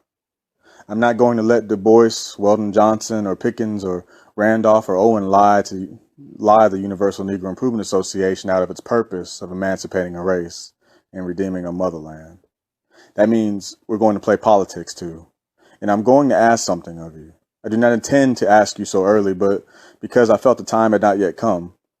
I was hoping in 2, 3, 4, 5, or 6 years, politically, we would go to the president of the nation and to different parties, the Republican and Democrat, and say, our program is 6 million of us want to go back to Africa. We want you to make it a plank in your platform. We wanted to do that in 6 years' time, but they're forcing it on us now. And I'm saying to you now, get registered wherever you are. If you're not citizens for your own convenience and for the convenience of carrying out the program, You must get naturalized. It won't do you any harm. It will do you a great deal of good because when the final time comes, we're not going to beg this question. We're going to force it. And if the NAACP feels they can play politics with 200,000, we can play politics with 200 million. If they can get one man in jail with 200,000, we can get a dozen men in jail with 2 million. So now you quite understand if you see us talking to white folks and bringing them here, you know what we're up to. It's because the other fellow is trying to undermine us. And remember, we are in a white man's country. That is why we have to play this game. We're hoping the time will come when we'll be able to deal with our folks other than through the white man. I may not be living then, but my son may be a judge. My son may be a warden of the tombs someday, and he may lock the tombs and throw away the key. I thank you for this good humor, and I have to thank you for the deep and sincere interest in me. I have no doubt about that. I was in no way doubtful during the 3 months, and I remained in the tombs, and because you expressed the interest in me day by day. I must thank you for the loans you made to raise my bail bond so that I could be with you tonight and will be up with you always. We're fighting in the fight. Be satisfied, however, if one of the generals goes down in the fight. Other generals will rise.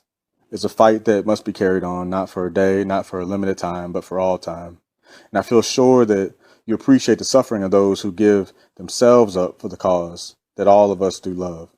I thank you all, and I trust that you will better understand ourselves and continue the great work for the good of the Universal Negro Improvement Association. Selected writings and speeches of Marcus Garvey. An appeal to the soul of white America. The Negro must have a country and nation of his own. Youngstown, Ohio, October 2nd, 1923. Surely the soul of liberal, philanthropic, liberty-loving white America is not dead. It is true that the glamour of materialism has, to a great degree, destroyed the innocence and purity of the national conscience, but still, beyond our politics, beyond our soulless industrialism, there is a deep feeling of human sympathy that touches the soul of white America, upon which the unfortunate and sorrowful can always depend for sympathy, help, and action. It is to that feeling that I appeal for 400 million Negroes of the world and 15 millions of America in particular. There is no real white man in America who does not desire a solution of the Negro problem. Each thoughtful citizen has probably his own idea of how the vexed question of races should be settled. To some, the Negro could be gotten rid of by wholesale butchery, by lynching, by economic starvation, by return to slavery, and legalized oppression, while others would have the problem solved by seeing the race all herded together and kept somewhere among themselves. But a few, those in whom they have an interest, should be allowed to live around as the wards of a mistaken philanthropy, yet none so generous as to desire to see the Negro elevated to a standard of real progress and prosperity, welded into a homogeneous whole, creating themselves a mighty nation with proper systems of government, civilization, and culture, to mark them admissible to the fraternities of nations and races without any disadvantage. I do not desire to offend the finer feelings and sensibilities of those white friends of the race who really believe that they are kind and considerate to us as a people, but I feel it my duty to make a real appeal to the conscience and not to belief. Conscience is solid, convicting, and permanently demonstrative. Belief is only a matter of opinion, changeable by superior reasoning. Once the belief was that it was fit and proper to hold the Negro as a slave, and in this the bishop, priest, and layman agreed. Later on, they changed their belief or opinion, but at all times, the conscience of certain people dictated to them that it was wrong and inhuman to hold human beings as slaves. It is to such a conscience in white America that I am addressing myself. Negroes are human beings. The particular and strange opinions of writers, ethnologists, philosophers, scientists, and anthropologists notwithstanding, they have feelings, souls, passions, ambitions, desires, just as other men. Hence, they must be considered. Has white America really considered the Negro in the light of permanent human progress? The answer is no. Men and women of the white race, do you know what is going to happen if you do not think and act now? One of two things. You're either going to deceive and keep the Negro in your midst until you have perfectly completed your wonderful American civilization with its progress of art, science, industry, and politics, and then, jealous of your own success and achievements in those directions, and with greater jealousy of seeing your race pure and unmixed, cast him off to die in a whirlpool of economic starvation, thus getting rid of another race that was not intelligent enough to live or You simply mean by the largeness of your hearts to assimilate 15 million Negroes into the social fraternity of an American race that will neither be white nor black. Don't be alarmed. We must prevent both consequences. No real race-loving white man wants to destroy the purity of his race, and no real Negro conscious of himself wants to die. Hence, there is room for an understanding and an adjustment, and that is just what we seek. Let white and black stop deceiving themselves. Let the white race stop thinking that all black men are dogs and not to be considered as human beings. Let foolish Negro agitators and so-called reformers, encouraged by deceptive or unthinking white associates, stop preaching and advocating the doctrine of social equality, meaning thereby the social intermingling of both races, intermarriages, and general social co-relationships. The two extremes will get us nowhere, other than breeding hate and encouraging discord, which will eventually end disastrously to the weaker race. Some Negroes in the quest of position and honor have been admitted to the full enjoyment of their constitutional rights. Thus, we have some of our men filling high and responsible government positions. Others, on their own account, have established themselves in the professions, commerce, and industry. Thus, the casual onlooker, and even the men themselves, will say, carries a guarantee of hope and social equality and permanent racial progress. But this is a mistake. There is no progress of the Negro in America that is permanent, so long as we have with us the monster evil, prejudice. Prejudice we shall always have between black and white, so long as the latter believes that the former is intruding upon their rights, so long as the white laborers believe that the black laborers are taking and holding their jobs, so long as white artisans believe that black artisans are performing the work that they should do, so long as white men and women believe that black men and women are filling the positions that they covet. So long as white political leaders and statesmen believe that black politicians and statesmen are seeking the same positions in the nation's government. So long as white men believe that black men want to associate with and marry white women, then we will ever have prejudice, and not only prejudice, but riots, lynchings, burnings, and God to hell what next will follow. It is this danger that drives me mad. It must be prevented. We cannot allow white and black to drift along unthinkingly toward the great gulf and danger that is nationally ahead of us. It is because of this that I speak and now call upon the soul of great white America to help. It is no use putting off. The work must be done and it must be started now. Some people have misunderstood me. Some don't want to understand me. But I must explain myself for the good of the world and humanity. Those of the Negro race who preach social equality and who are working for an American race that will, in complexion, be neither white nor black, have tried to misinterpret me into the white public and create prejudice against my work. The white public not stopping to analyze and question the motive behind criticisms and attacks aimed against new leaders and their movements, condemn without even giving a chance to criticize to be heard. Those of my own race who oppose me because I refuse to endorse their program of social arrogance and social equality gloat over the fact that by their misrepresentation and underhand methods, that they were able to have me convicted and imprisoned for a crime which they calculate would so discredit me as to destroy the movement that I represent, in opposition to their program of a new American race. But we will not now consider the opposition to a program or a movement, but state the facts as they are, and let deep-souled white America pass its own judgment. In another 100 years, white America will have doubled its population. In another 200 years, it would have trebled itself. The keen student must realize that the centuries ahead will bring us an overcrowded country. Opportunities, as the population grows larger, will be fewer. The competition for bread between the peoples of their own class will become keener, and so much more.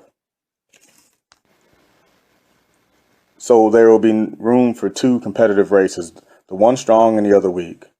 To imagine Negroes as district attorneys, judges, senators, congressmen, assemblymen, aldermen, government clerks, and officials, artisans, and laborers at work, while millions of white men starve, is to have before you the bloody picture of a wholesale mob violence that I fear and against which I am working. No preaching, no praying, no presidential edict will control the passion of hungry, unreasoning men of prejudice when the hour comes.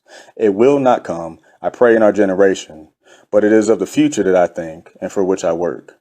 A generation of ambitious Negro men and women out from the best colleges, universities, and institutions, capable of fulfilling the highest and best positions in the nation, in industry, commerce, society, and politics. Can you keep them back? If you do so, they will agitate and throw your Constitution in your faces. Can you stand before civilization and deny the truth of your Constitution? What are you going to do then? You who are just will open the door of opportunity and say to all and sundry, enter in. But ladies and gentlemen, what about the mob, that starving crowd of your own race? Will they stand by, suffer and starve, and allow an opposite competitive race to prosper in the midst of their distress? If you can conjure these things up in your mind, then you have the vision of the race problem in the future in America.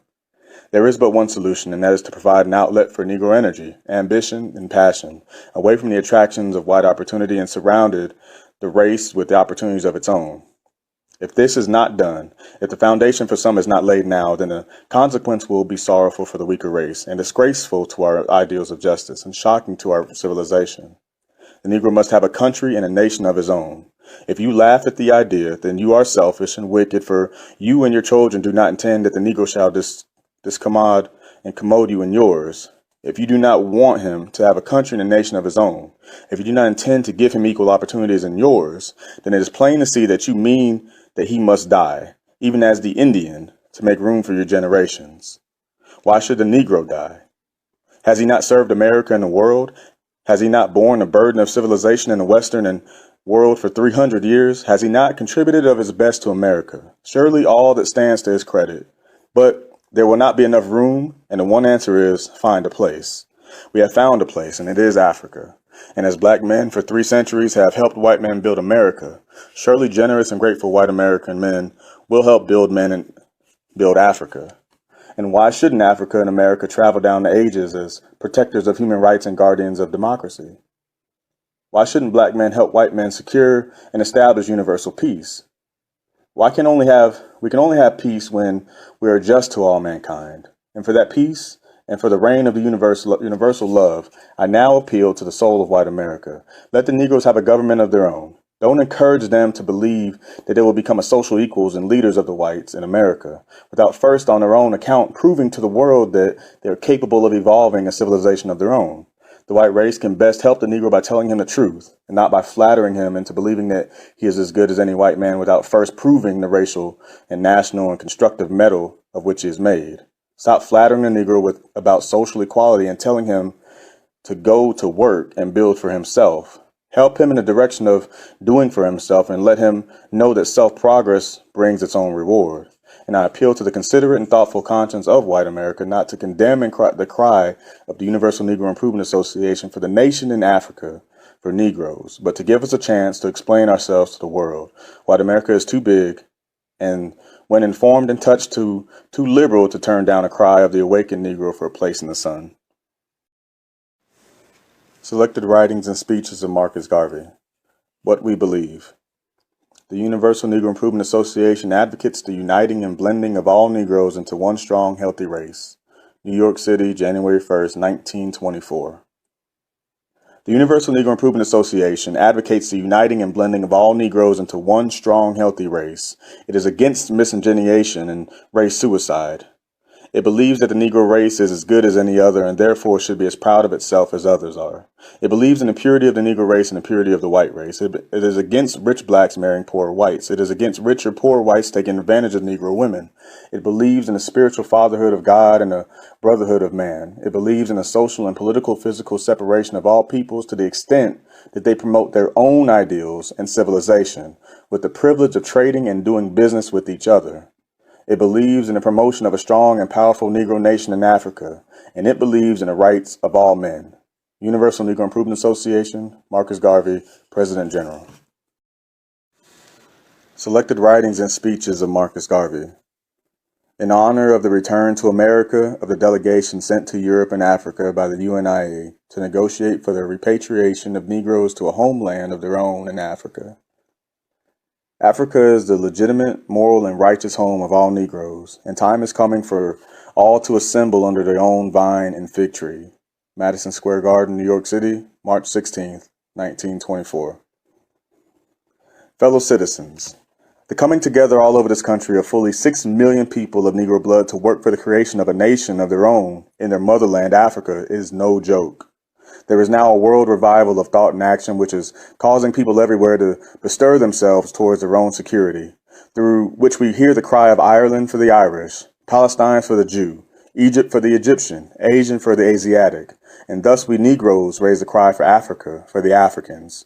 those at home and those abroad. Some people are not disposed to give us credit for having feelings, passions, ambitions, and desires like other races. They are satisfied to relegate us to back heap of human aspirations. But this is a mistake. The Almighty Creator made us men, not unlike others, but in His own image. Hence, as a race, we feel that we too are entitled to the rights that are common to humanity. The cry and desire for liberty is justified and is made holy everywhere. It is sacred, holy to the Anglo-Saxon, the Teuton, the Latin, and to the Anglo-Saxon it precedes that of all religions, and now come to Irish, the Jew, the Egyptian, the Hindu, and last but not least, the Negro, clamoring for their share as well as to their right to be free. All men should be free, free to work out their own salvation, free to create their own destinies, free to nationally build up themselves for the upbringing and rearing of culture and civilization of their own. Jewish culture is different from Irish culture. Anglo-Saxon culture is unlike Teutonic culture. Asiatic culture differs greatly from European culture. And in the same way, the world shall be liberal enough now to allow the Negro latitude to develop a culture of his own. Why should the Negro be lost among the other races and nations of the world and to himself? Did nature not make of him a son of soil? Did the Creator not fashion him out of the dust of the earth, out of the rich soil which he bears such a wonderful resemblance, a resemblance that changes not even though the ages have flown? No, the Ethiopian cannot change his skin, and so we appeal to the conscience of the white world to yield us a place of national freedom among the creatures of present-day temporal materialism. We Negroes are not asking white man to turn Europe and America over to us. We are not asking the Asiatic to turn Asia over for the accommodation of blacks, but we're asking a just and righteous world to restore Africa to the scattered and abused children. We believe in justice and human love. If our rights are to be respected, then we too must respect the rights of all mankind.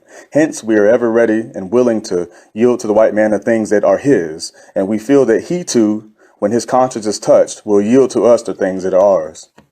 We should like to see a peaceful, prosperous, and progressive white race in Africa or in America and Europe, a peaceful, prosperous, and progressive yellow race in Asia, and in like manner, we want and demand a peaceful, prosperous, and progressive black race in Africa.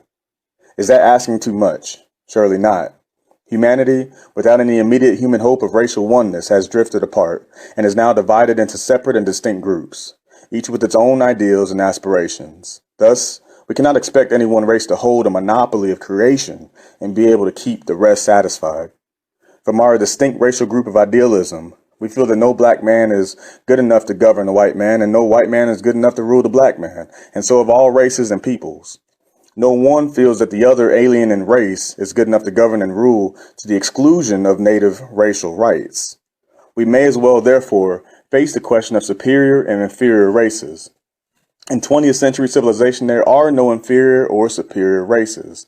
There are backward peoples, and that does not make them inferior. As far as humanity goes, all men are equal, and especially where peoples are intelligent enough to know what they want. At this time, all peoples know what they want. It is liberty. When a people have sense enough to know that they ought to be free, and that they naturally becomes the equal of all the other higher calling of man to know and direct himself. It is true that economically and scientifically certain races are more progressive than others, but that does not imply superiority. For the Anglo-Saxon to say that he is superior because he introduced submarines to destroy life, or the Teuton because he compounded liquid gas to outdo in the art of killing, and that the Negro is inferior because he is backward and the direction is to leave oneself open to the retort, "Thou shalt not kill," as being a divine law that sets the moral standard of the real man. There is no superiority in the one race economically monopolizing and holding all that would tend to sustenance of life, and thus cause unhappiness and distress to others. For our highest purpose should be to love and care for each other, and share with each other the things that our Heavenly Father has placed at our common disposal. And even in this, the African is unsurpassed, in that he feeds his brothers and shares with him the product of the land. The idea of race superiority is questionable. Nevertheless, we must admit that from the white man's standard, he is far superior to the rest of us, but the kind of superiority is too inhuman and dangerous to be permanently helpful. Such a superiority has and was shared and indulged in by other races before, and even by our own, when we boasted of a wonderful civilization on the banks of the Nile, when others were still groping in darkness. But because of our unrighteousness, it failed, as all such will. Civilization can only last when we have reached a point where we will be our brother's keeper. That is to say that when we feel it righteous to live and let live. Let no black man feel that he has the exclusive right to the world, and the other man none, and let no white man feel that way either. The world is the property of all mankind, and each and every group is entitled to a portion. The black man now wants his, and in terms uncompromising, he is asking for it. The Universal Negro Improvement Association represents the hopes and aspirations of the awakened Negro. Our desire is for a place in the world, not to disturb the tranquility of other men, but to lay down our burden and rest our weary backs at the feet and the banks of the Niger and sing our songs and chant our hymns to the God of Ethiopia. Yes, we want to rest from the toil of centuries, rest of political freedom, rest of economic and industrial liberty, rest to be socially free and unmolested, rest from lynching and burning, and rest from discrimination of all kinds. Out of slavery, we have come with the tears and sorrows, and now we lay them at the feet of American white civilization. We cry to the considerate whites for help, because in their midst we can scarce help ourselves, but we are strangers in a strange land. We cannot sing, we cannot play on our harps, for our hearts are sad. And we are sad because of the tears of our mothers and the cry of our fathers. Have you not heard the plaintive wail? It is your father and my father burning at a stake. But thank God there is a larger humanity growing among the good and considerate white people of this country, and they're going to help. They will help us to recover our soul. As children of captivity, we look forward to a new day and new yet ever old land of our fathers and land of refuge, the land of the prophets, the land of the saints, and the land of God's crowning glory. We shall gather together our children and treasures and our loved ones, and as the children of Israel, by the command of God, face the promised land. So in time, we shall also stretch forth our hands and bless our country. Good and dear America that has succored for us for 300 years knows our story. We have watered her vegetation with our tears for 250 years. We have built her cities and laid the foundations of her imperialism with the mortar of our blood and bones for 3 centuries. And now we cry for her to help. Help us, America, as we have helped you. We helped you in the Revolutionary War. We helped you in the Civil War. And although Lincoln helped us, the price is not half paid. We helped you in the Spanish-American War. We died nobly and courageously in Mexico, and we did not leave behind us on the stained battlefields of France and Flanders, and our rich blood to mark the poppy's bloom and to bring back to you the glory of the flag that never touched the dust. We have no regrets in service to America for 300 years, but we pray that America will help us for another 50 years until we have solved the troublesome problem that now confronts us. We know and realize that two ambitious and competitive races cannot live permanently side by side without friction and trouble, and that is why the white race wants a white America, and the black race wants and demands a black Africa. Let white America help us for 50 years honestly, as we have helped her for 300 years. Before the expiration of many decades, there shall be no more race problem. Help us to gradually go home, America. Help us as you have helped the Jews. Help us as you have helped the Irish. Help us as you have helped the Poles, the Russians, the Germans, the Armenians. The Universal Negro Improvement Association proposes a friendly cooperation with all honest movements seeking intelligently to solve the race problem. We are not seeking social equality. We do not seek intermarriage. We are hankering after in the impossible. We want the right to have a country of our own and there foster and reestablish a culture and a civilization exclusively ours. Don't say that it can't be done. The Pilgrims and colonists did it for America, and the new Negro, with sympathetic help, can do it for Africa. The thoughtful and industrious of our race want to go back to Africa because we realize that it will be our only hope of permanent existence. We cannot all together go in a day or a year or in 20 years. It will take time under the rule of modern economics to entirely or largely depopulate a country of a people who have been in residence for centuries. But we feel that with proper help for 50 years, the problem can be solved. We do not want all the Negroes in Africa. Some are no good here, and naturally will be no good there. The no good Negro will naturally die in 50 years. The Negro who is wrangling about the fighting for social equality will naturally pass away in 50 years, to yield his place to the progressive Negro who wants a society and a country of his own. Negroes are divided into 2 groups, the industrious and the adventurous, and the lazy and independent. The industrious and adventurous believe that whatsoever others have done, it can do. The Universal Negro Improvement Association belongs to this group, and so you will find us working 6 million strong to the goal of an independent nationality. Who will not help? Only the man, the mean and despicable, who never to himself hath said, "This is my own, my native land." Africa is the legitimate, moral, and righteous home of all Negroes. And now that the time is coming for all to assemble under their own vine and fig tree, we feel it our duty to arouse every Negro to a consciousness of himself. White and black will learn to respect each other when they cease to be active competitors in the same countries for the same things in politics and society. Let them have countries of their own, wherein to aspire and climb without rancor. The races can be friendly and helpful to each other, but the laws of nature separate us to the extent of each and every one developing by itself. We want an atmosphere all our own. We would like to govern and rule ourselves and not to be encumbered and restrained. We feel now just as the white race would feel if they were governed and ruled by Chinese. If we live in our own districts, let us rule and govern those districts. If we have a majority in our communities, let us run those communities. We form a majority in Africa, and we should naturally govern ourselves there. No man can govern another man's house as well as himself. Let us have fair play. Let us have justice. This is the appeal we make to white America. Selected writings and speeches of Marcus Garvey. The work started. You're not going to Africa like the Pilgrim Fathers came to America. Nobody invited them to America. Liberty Hall, New York City, June 4th, 1924. We are making history tonight. It is the brightest chapter in the history of the Universal Negro Improvement Association. Tonight, we finally send away to Africa a serious and well-prepared group of men. To do what? To visit Africa? No. This group of men go to the historic country of Liberia, a country founded a little over 100 years ago by another serious and responsible group of people for the purpose of encouraging a work just like this. It was in the minds of the people who constituted the American Colonization Society over 100 years ago that this hour would come in the history of the black people, in the development of the black people and the only independent nation of the west coast of Africa. The people who live in Liberia today are blood of our blood and flesh of our flesh, especially the ruling element, the American West Indian Liberians. They represent in Liberia today the offspring of an earlier generation of Negroes who went from this country and from the West Indies 100 years ago, 80 years ago, 50 years ago, 1/4 of a century ago, to make it possible to find a half freedom, a freedom that would indeed be worthwhile, not only for themselves, but for the rest of their kind, and the hour has come. Years ago, a small group of Negroes left this country.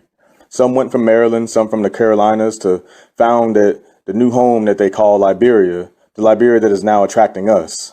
They got together there and they made laws among themselves, imitative of the laws of the great republic, for the purpose of ensuring and perpetuating their society. Coming down the ages as they have developed to it, the extent that today Liberia is one of the most recognized nations of the world. Her constitution is as liberal and modern as that of any other nation. Only that in the constitution and in the laws that they made, because they had an eye to the future, an eye to this hour. They saw to it that the constitution was so made and the law was so constructed that the country would be preserved not only for them, but their children and for succeeding generations of Negroes exclusively, so much so that because of these protecting laws, they were able to keep out alien intruders, alien self-seekers, who desired to have robbed them from their country years ago under the guise of friendship and diplomacy. But because of the keenness of our fathers who founded the Liberian Republic, and because of their loyalty to their race and to their native land, Africa, they held the country even against odds, tremendous difficulties, insomuch that the world seems to misunderstand them to the extent of saying that for 100 years they have done nothing. But if they have done nothing, they have had a method in not doing anything. There was a method in their madness. If they had attempted to do anything as something that the outer world desired, there would have been no Liberia today, and there would have been no free country on the continent of Africa. But we are satisfied that our fathers did what the rulers of dictators of Liberia have done for 100 years. They have occupied the country. They have been able to arouse the sleeping consciousness of 400 million Negroes of the world to go to the rescue, to help build Liberia and to make her one of the greatest nations of the world. And we are going to do it. The answer of the 6 million active members of the Universal Negro Improvement Association in the Western world The answer of the 400 million Negroes who have got the vision of the Universal Negro Improvement Association is that, yes, we're going to do it. And we feel that with the men we are sending out as forerunners in practical work and practical achievement, give us 20 years, 25 years, and we will compel the world to change its opinion about the backwardness of Liberia and the inability of the Negro to demonstrate the ability of government. We're asking the world for a fair chance. That is all we ask for, and we are asking the world for a fair chance to assist the people of Liberia in developing the country, as the world is giving a Jew a fair chance to develop Palestine. And if they do not give us a fair chance, we are going to raise hell. The world will have to make room for us, or we will realize the world has no sympathy for us, and we must die. We may as well die fighting with our backs to the wall. But I feel sure a sensible world will not inflict that much upon us, because the world ought to know that the Negro, like everybody else, is entitled to just liberty and fair consideration. That is all we ask. We ask for a liberal America. We ask America to help us in this enterprise, and that they have helped different countries of Europe, Russia, France, Belgium, Serbia. So do we ask the liberal white man of America to help the Universal Negro Improvement Association put over this program for the development of our country, of our own in Africa. We ask the liberal minds of Europe for the same consideration that they have shown to other people seeking self-development. We're going there on a peaceful mission, a mission for the industrial, agricultural, commercial, and cultural development of that country. We want to prove our worth, and surely men who are going to prove it. We have already demonstrated our worth in helping others to climb the ladder of success. We have splendidly helped America for 300 years to her position in the world today. We have splendidly helped the British Empire for over 300 years to her position. We have, for nearly 300 odd years, helped France build the French Empire, and we're asking them for nothing more than their friendly encouragement and consideration in this program of self-help. We want to help ourselves, and we feel that when the appeal is made to the conscience of America, America will respond to us as we responded to the call of America. We have never failed America in any circumstances. From the Revolutionary period to this, we have been willing and ready to answer the call of America, the adopted home of 15 million of us. We have never failed the British when they called. From the time of the Ashanti War, from the time of the Zulu War to the War of 1918, British Negroes, millions of them, never failed the British in their call to service and to help. The Negroes have never failed the French from the first days of the French colonizing in Africa to the Guard of the Rhine, and the French Negro has never failed to hearken to the call of France. And now we are making a similar appeal and similar call for help to these great peoples and great nations. If they hear us not, it is because they have lost a sense of humanity. It is because they have lost a sense of justice and fair play. And if their souls are so dead, surely we will not be responsible for the consequences in dealing with dead souls. We are a serious group of people just at this time. We want a chance to live because we know that if we do not exert ourselves to live, we are bound to die. And if we're not going to allow anybody to kill us before our time, we know the consequences if we do not start out on our own initiative and our own count. And that is why we do not understand our critics and those who seem to condemn us. What do they mean? Do they mean that we must sit down and prepare ourselves to die as the world intends weak and inactive people to do? They cannot be our friends if they do not want us to be active and updoing. But we count our friends by the million outside of this race and ours, because the world must be sober enough to understand that in an age like this, you cannot keep so many people down for 400 years, millions of them. Some of us at least are alive to this. And the Universal Negro Improvement Association is thinking for the race, and we are presenting the program for the Negro, the program of self-development and initiative. We're going to try it at least, if nothing more. I feel sure, men and women, that as these men go away from us in a few days, that they will take with them our best wishes and united determination to stand to them to the last. So long as I am President General, they shall be in want of nothing in the desire to carry out the program of the Universal Negro Improvement Association. They're going, I say, to do serious work. They're going to prepare for the group of those of us who will sail from the country in another few months. As you know, we are preparing for the first group of colonists sail from New York in September. They will arrive in Liberia around the first week in October, and by the time these men sail and land, by the time you get there, these men will supposed to have to be ready for you certain accommodations. You are not going to Africa like the Pilgrim Fathers came to America. Nobody invited them to America. They came of their own accord, and they did not know where they were going. And a storm drove them around the New England coast, and they got off the boats and made trees their home, and they lived in and under those trees for a long while. Now, we have been invited home. We have been requested to come home, and then we have been told how to get ready to come home. And the sending of these experts is a part of the arrangements under which we are going to go home. We're not going home to live under trees. We're going home, and when we get off of these boats, these men are going to have ready for us temporary homes in which we will live until we build permanently for ourselves. And please, leave your native laziness behind. Don't think that these men will furnish you with homes. You will get busy and build permanent homes of your own. Negroes like to pay too much rent anyhow. We will introduce a new system. We're going to pay so much rent. This engineer of ours is going to lay out plans whereby every industrious man and woman can have a home of his own when you get there. As I said before, we do not want any bums to go to Africa now. And if I have any friends who are bums, take my advice and stay where you are, because we will put you in jail. If you look up the engineer's plans, you will find one of the first buildings to be erected is a jail. The fellow who has a grudge or a spite against the other fellow's goods, please stay in Harlem, in America, and make the best you can with the Irish cop. Leave the part of the white man's civilization in New York, in Harlem, and in America, because we have a new civilization in Africa. We have made arrangements whereby every industrious family going to Liberia will have 25 acres of land, which you can develop agriculturally or industrially. And in addition to that, you will get a free house lot in the city to build your home. And after you have built your house on the government will give you a free title in fee simple for the occupation of the land.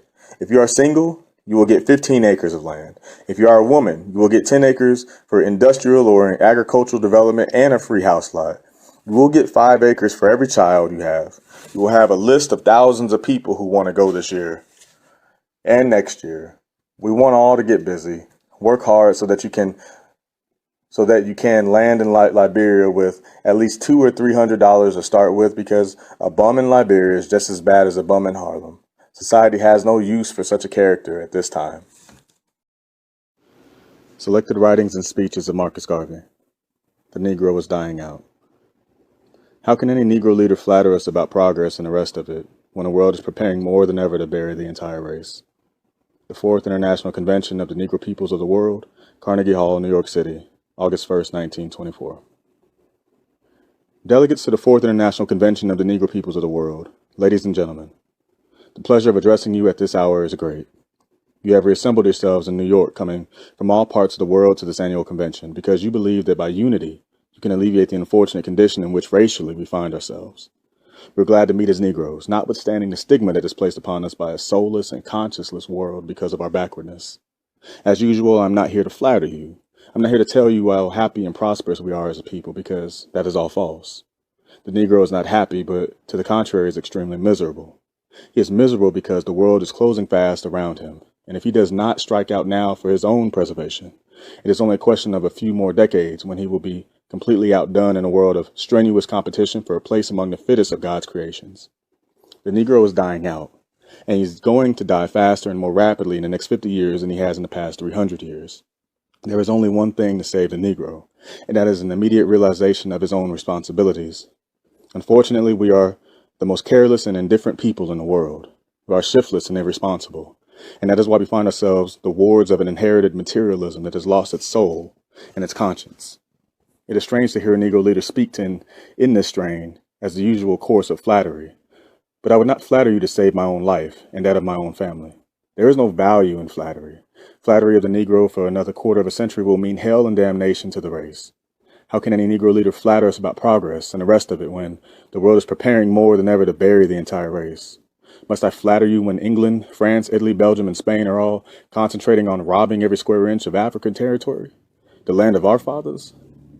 Must I flatter you when the cry is being loudly raised for a white America, Canada, Australia, and Europe, and a yellow and brown Asia? Must I flatter you when I find all other peoples preparing themselves for the struggle to survive? You still smiling, eating, dancing, drinking, and sleeping away your time as if yesterday were the beginning of an age of pleasure. I would rather be dead than be a member of your race without thought of the morrow, for it pretends evil to him that thinketh not. Because I cannot flatter you I'm here to tell you, emphatically, that if we do not seriously reorganize ourselves as a people and face the world with a program of African nationalism, our days in civilization are numbered, and it would only be a question of time when the Negro will be completely and complacently dead as a North American Indian and the Australian Bushman. You talk about the progress we have made in America and elsewhere, among the people of our acquaintance, but what progress is it? A progress that can be snatched away from you in 48 hours, because it has been built upon sand. You must thank God for the last 2 generations of whites in our Western civilization. Thank God that they were not made of sterner stuff and character and of a disposition to see all races their rivals and competitors in the struggle to hold and possess the world. Otherwise, like the Indian, we would all have been nearly all dead. The progress of the Negro in our civilization was tolerated because of indifference, but the indifference exists no longer. Our whole civilization is becoming intolerant, and because of that, the whole world of races has started to think. Can you blame the white man for thinking when red and yellow men are knocking at his door? Can you blame the tiger for being on a defense when a lion approaches? And thus we find that generations ago, when the Negro was not given a thought as a world competitor, he is now regarded as an encumbrance in a civilization to which he has materially contributed little. Men do not build for others, they build for themselves. The age of our religion demanded. What are you going to expect, that white men are going to build up America and elsewhere and hand it over to us? If we are expecting that, we are crazy. We have lost our reason. If you were white, would you see the rest in hell before you would deprive your children of bread and give it to the others? You would give that which you did not want, but not that which is to be the sustenance of your family, and so the world thinks. Yet a Dubois and the National Association for the Advancement of Colored People will tell us by flattery that the day is coming when a white president of the United States of America will get out of the White House and give the position to a Negro, that the day is coming when a Mr. Hughes will desert the Secretaryship of State and give it to the Negro, James Weldon Johnson, that the time is just around the corner of constitutional rights when the next ambassador to the court of St. James will be a black man from Mississippi or from North Carolina. Do you think the white men who have suffered, bled, and died to make America and the world what it is going to hand over to a parcel of lazy Negroes the things that they prize most? Stop flattering yourselves, fellow men, and let us go to work. Do you hear me? Go to work. Go to work in the morn of a new creation and strike, not because of the noonday sun, but plod on until you have succeeded in climbing the hills of opposition and reached the height of self-progress, and from that pinnacle bestow upon the world a civilization of your own, and hand down to your children and posterity of your own worthy contribution to the age of human materialism. We of the Universal Negro Improvement Association are fair and just. We do not believe that the white man to rob himself and to deprive himself for our racial benefit. How could you reasonably expect that in an age like this, when men have divided themselves into racial and national groups, when the one group has its own interests to protect as against the other? The laws of self-preservation force every human group to look after itself and protect its own interest. Hence, so long as the American white man, or any other white man for that matter, realizes his responsibility, he's bound to struggle to protect that which is his own. And I feel that the Negro today, who has been led by the unscrupulous of our race, has been grossly misguided in the direction of expecting too much from the civilization of others. Immediately after emancipation, we were improperly led in the South by this same group and ultimately lost our vote and voice. The carpetbagger and the thoughtless, selfish Negro politician and leader sold the race back into slavery. And the same attempt is now being made in the North by the original group, prompted by the dishonest white political boss and the unscrupulous Negro politician. The time has come for both races to seriously adjust their differences and settle the future of our respective peoples. The selfish of both races will not stop to think and act, but the responsibility becomes more so ours, who have the vision of the future. Because of my attempt to lead my race into the only solution that I see, I would benefit both groups, I have been maliciously and wickedly maligned, and by members of my own race. I have been plotted against, framed up, indicted, and convicted, the story which you so know well. That was responsible for our not having a convention last year. I thank you, however, for the tribute you have paid me during the period in postponing the convention through respect to my enforced absence. Last August, I spent 3 months in the Tombs in New York, but I was as happy then as I am now. I was sent there by the evil forces that have always fought and opposed reform movements. But I am as ready now to go back to the Tombs, or elsewhere, as I was when I was forced to leave you. The jail does not make a criminal. The criminal makes himself. There are more criminals out of jail than in jail. The only difference is the majority of those who are out are such skillful criminals that they know how to keep themselves out. They have tried to besmirch my name as to prevent me from doing good that I desire to do in the interest of the race. It amuses me sometimes to hear the biggest crooks in the Negro race referring to me as a criminal. As I have said before, Negro race leaders are the biggest crooks in the world. It is because of their crookedness that we have not made more progress. If you think I am not telling the truth in this direction, you may quiz any of the white political bosses, and those who will tell the truth will reveal a tale most shocking as far as our Negro leaders are concerned. This is true of the group of our fellows of our race that lead universally as well as nationally. They will sell the souls of their mothers and their country into perdition. That is why the Universal Negro Improvement Association has to make such a fight, and that is why the opposition is as hard and marked. You can pay the Negro leader to hang his race and block every effort of self-help. That is not commonly so among other races. We must give credit to the great white race to the extent that they will fight among themselves, that they will cheat each other in business, but when it approaches the future and destiny of the race, a halt is immediately called. Not so with the Negro. He does not know when and where to stop in hurting himself. I repeat that we must reorganize ourselves as a people. If we are to go forward, I take this opportunity as I assemble yourselves here from all parts of the world to sound a warning note. To review the work of our association for the past 2 years is to recount the exploits of a continuous struggle to reach the top. Our organization has been tested during the past 2 years beyond that of any other period in the history of Negro movements. I'm glad to say, however, that we have survived all the intrigues, barriers, and handicaps placed in the way. Some of our enemies thought that they would have been able to crush our movement, and while I was convicted and sentenced to prison, they had depended upon that as a trump card in their effort to crush the new spirit of freedom among Negroes. But like all such efforts, it was doomed to failure. I will bring to your recollection a similar effort made by a little over 1900 years ago, when on Calvary's Mount, the Jews, after inspiring the Romans, attempted to crucify the man, Christ, the leader of the Christian religion. They thought that after the crucifixion, after he was buried, that they would have silenced the principles of the Christianity forever. But how successful they were is made manifest today when we find hundreds of millions of souls the world over professing the principles which the man died on Calvary's cross. As in the rise of Christianity, so do we have the spiritual rise of the Universal Negro Improvement Association throughout the world. They tried to crucify it in America, and it has arisen in Africa 1,000-fold. They tried to crucify it on the American continent, and it is now sweeping the whole world. You cannot crucify a principle. You cannot nail the souls of men to a cross. You cannot imprison it. You cannot bury it. It will rise like the spirit of the great Redeemer and take its flight down the ages until men far and near have taken up the cry for which the principle was crucified. We of the Negro Improvement Association are stronger today than we have ever been. We are stronger in spirit, strong in determination. We are unbroken in every direction, and we stand firm facing the world, determined to carve out and find a place for the 400 million Negroes of our suffering people. We call upon humanity everywhere to listen to the cry of the new Negro. We ask for the human heart for the response, because Africa's sun cannot be downed. Africa's sun is rising, gradually rising, and soon shall it take place among the brilliant constellations and nations. The Negro wants a nation, nothing less, nothing more.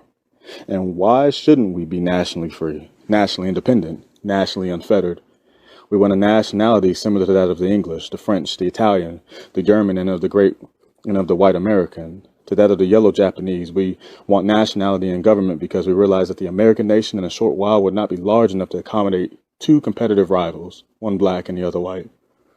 There is no doubt about it that the black man of America today aspires to the White House, to the cabinet, to the Senate, to the House. He aspires to be the head of state and municipal governments. What are you going to do with him? He cannot be satisfied in the midst of a majority group that seeks to protect its interests at all hazards. Then their only alternative is to give the Negro a place of his own. That is why we appeal to the sober white minds of America, not the selfish ones. The selfish ones will see nothing more than the immediate present. But the deeply thinking white man will see the result of another 50 or 100 years when these two peoples will be brought together in closer contact of rivalry. As races, we practically represent a similar intelligence today. We have graduated from the same schools, colleges, and universities. What can you do with men who are equally and competitively fitted in mind, but give them an equal chance? And if there is no chance of equality, then there must be dissatisfaction on the one hand. That dissatisfaction we have in our midst now. We have it manifested by W.E.B. Dubois by James Weldon Johnson. We have it manifested by the organization known as the National Association for the Advancement of Colored People that seeks to bring about social equality, political equality, and industrial equality, things that are guaranteed us under the Constitution, but which, in the face of majority race, we cannot demand because of the terrible odds against us. In the midst of this, then, what can we do but seek an outlet of our own, unless we intend to fight a losing game? Reason will dictate that there is no benefit to the derived from fighting always a losing game. We will lose until we have completely lost our stand in America. To repeat myself, we talk about progress. What progress have we made when everything we do is done with the good will and grace of the liberal white man of the present day? But can he always afford to be liberal? Do you not realize that in another few decades he will have on his hands a problem of his own, a problem to feed his own children, to take care of his own flesh and blood? In the midst of that crisis, when he finds not even enough to feed himself, what will become of the Negro? The Negro naturally must die to give way and make room for others who are better prepared to live. That is the danger, men. And that is why we have the Universal Negro Improvement Association. A condition that I have referred to would not only be true of America and the continental Europe, it will be true wherever the great white race lives. There will not be room enough for them and others who seek to compete with them. That is why we hear the cry of Egypt for the Egyptians and India for the Indians, Asia for the Asiatics, and we raise the cry of Africa for the Africans, those at home and those abroad. That is why we ask England to be fair, so to be just and considerate. That is why we ask France, Italy, Spain, Belgium to be fair, just and considerate. That is why we ask them to let the black man restore himself to his own country, and that's why we are determined to see it done. No camouflage and no promise of goodwill will solve the problem. What guarantee have we?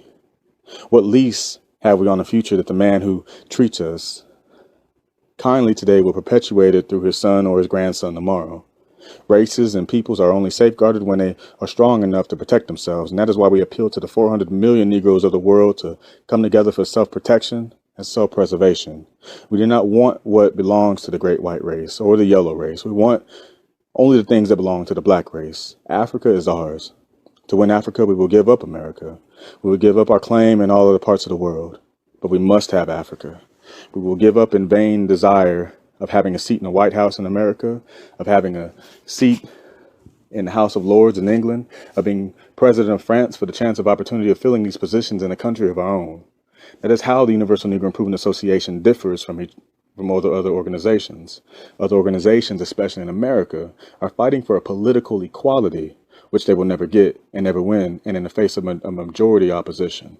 We win so much today and lose so much tomorrow. We will lose our political strength in the North in another few years, as we lost in the South during Reconstruction.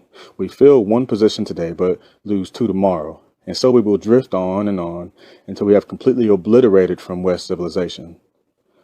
You may ask me, what good has the Universal Negro Improvement Association done? And was it accomplished within the last 6 years? We will point out to you that the great changes that have taken place in Africa, the West Indies, and America. In the West Indies, black men have been elevated to the high position by the British government so as to offset and counteract the sweeping influence of the Universal Negro Improvement Association. Several of the colonies have been given larger constitutional rights. In Africa, the entire West Coast has been benefited. Self-government has been given to the several of the African colonies, and Native Africans have been elevated to a higher position so as to offset the sweeping spirit of the Universal Negro Improvement Association through the continent of Africa. In America, several of our men have been given prominent positions. Negro commissions have been appointed to attend to affairs of state. Negro consuls have been appointed. Things that happened in America within the last 6 years to advance the political status, the social and industrial status of the Negro, were never experienced before. All that is traceable to the Universal Negro Improvement Association within the last 6 years. In the great game of politics, you do not see the immediate results at your door, but those who are observant will be able to trace the good that is being done from many directions whence it comes. If you were to take a survey of the whole world of Negroes, you'll find that you are more highly thought of in 1922 than we were in 1914. England, France, and the European and colonial powers regard the Universal Negro Improvement Association with a certain amount of suspicion because they believe that we are antagonistic, but we are not. We're not antagonistic to France, to England, or Italy, nor any of the white powers in Europe.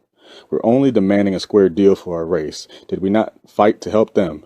Did we not sacrifice our blood, give up all of our son, give up all our all to save England, to save France, Italy, and America during the last war? Then why shouldn't we expect some consideration for the service rendered? That is all we ask. And we are now pressing that claim to the throne of white justice. We are told that God's throne is white, although we believe it to be black. But if it is white, we are placing our plea before the throne of God, asking him so to touch the hearts of our fellow men as to let them yield to us the things that are ours, and it is the right to yield to Caesar the things that are Caesar's. As we deliberate on the many problems confronting us during the month of August, let us not lose control of ourselves. Let us not forget that we are guardians of 400 millions. Let us not forget that it is our duty to so act and legislate as to help humanity everywhere, whether it be black or white. We shall be called upon during the month to take up certain matters that are grave, but dispassionately we shall discuss them. And whenever the interests of the different race groups clash, let it be our duty to take the other fellow's feelings into our consideration. If we must be justly treated, then we ourselves must treat all men similarly. So let no prejudice cause us to say or do anything against the interest of the white man or the yellow man. Let us realize that the white man has the right to live. The yellow man has the right to live. And all that we desire to do is to impress them with the fact that we also have the right to live. Selected writings and speeches of Marcus Garvey. First message to the Negroes of the world from Atlanta prison. The Whirlwind Speech. Look for me in the whirlwind or the storm. Look for me all around you.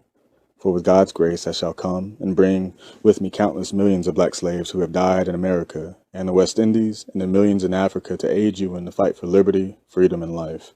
February 10th, 1925. Fellow men of the Negro race, greeting. I am delighted to inform you that your humble servant is as happy in suffering for you and our cause as is possible under the circumstances of being viciously outraged by a group of plotters who have connived to do their worst to humiliate you through me in the fight for real emancipation and African redemption. I do trust that you have given no credence to the vicious lies of white and enemy newspapers those who have spoken in reference to my surrender. The liars plotted in every way to make it appear that I was not willing to surrender to the court. My attorney advised me that no mandate would have been handed down for 10 or 14 days, as is the custom of the courts, and that would have given me time to keep speaking engagements I had in Detroit, Cincinnati, and Cleveland. I hadn't left the city for 10 hours when the liars flashed the news that I was a fugitive. That was a good news to circulate all over the world to demoralize the millions of Negroes in America, Africa, Asia, and the West Indies and Central America. But the idiots ought to know by now that they can't fool all the Negroes at the same time. I do not want at this time to write anything that would make it difficult for you to meet the opposition of the enemy without my assistance. Suffice it to say that the history of the outrage shall form a splendid chapter in the history of Africa redeemed, when black men will no longer be under the heels of others, but have a civilization and country of their own. The whole affair is a disgrace, and the whole black world knows it. We shall not forget. Our day may be 50, 100, or 200 years ahead, but let us watch, work, and pray, for the civilization of injustice is bound to crumble and bring destruction down upon the heads of the unjust. The idiots thought that they could humiliate me personally, but in that they were mistaken.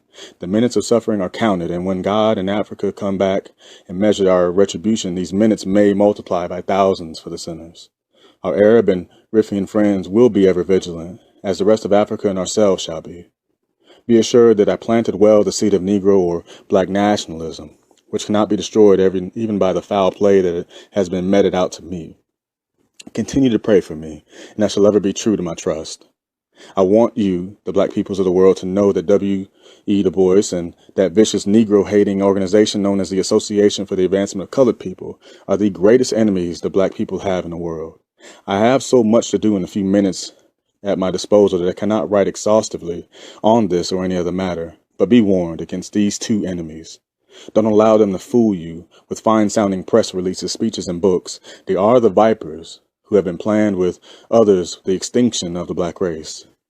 My work is just begun, and when the history of my suffering is complete, then future generations of Negroes will have in their hands the guide by which they shall know the sins of the 20th century.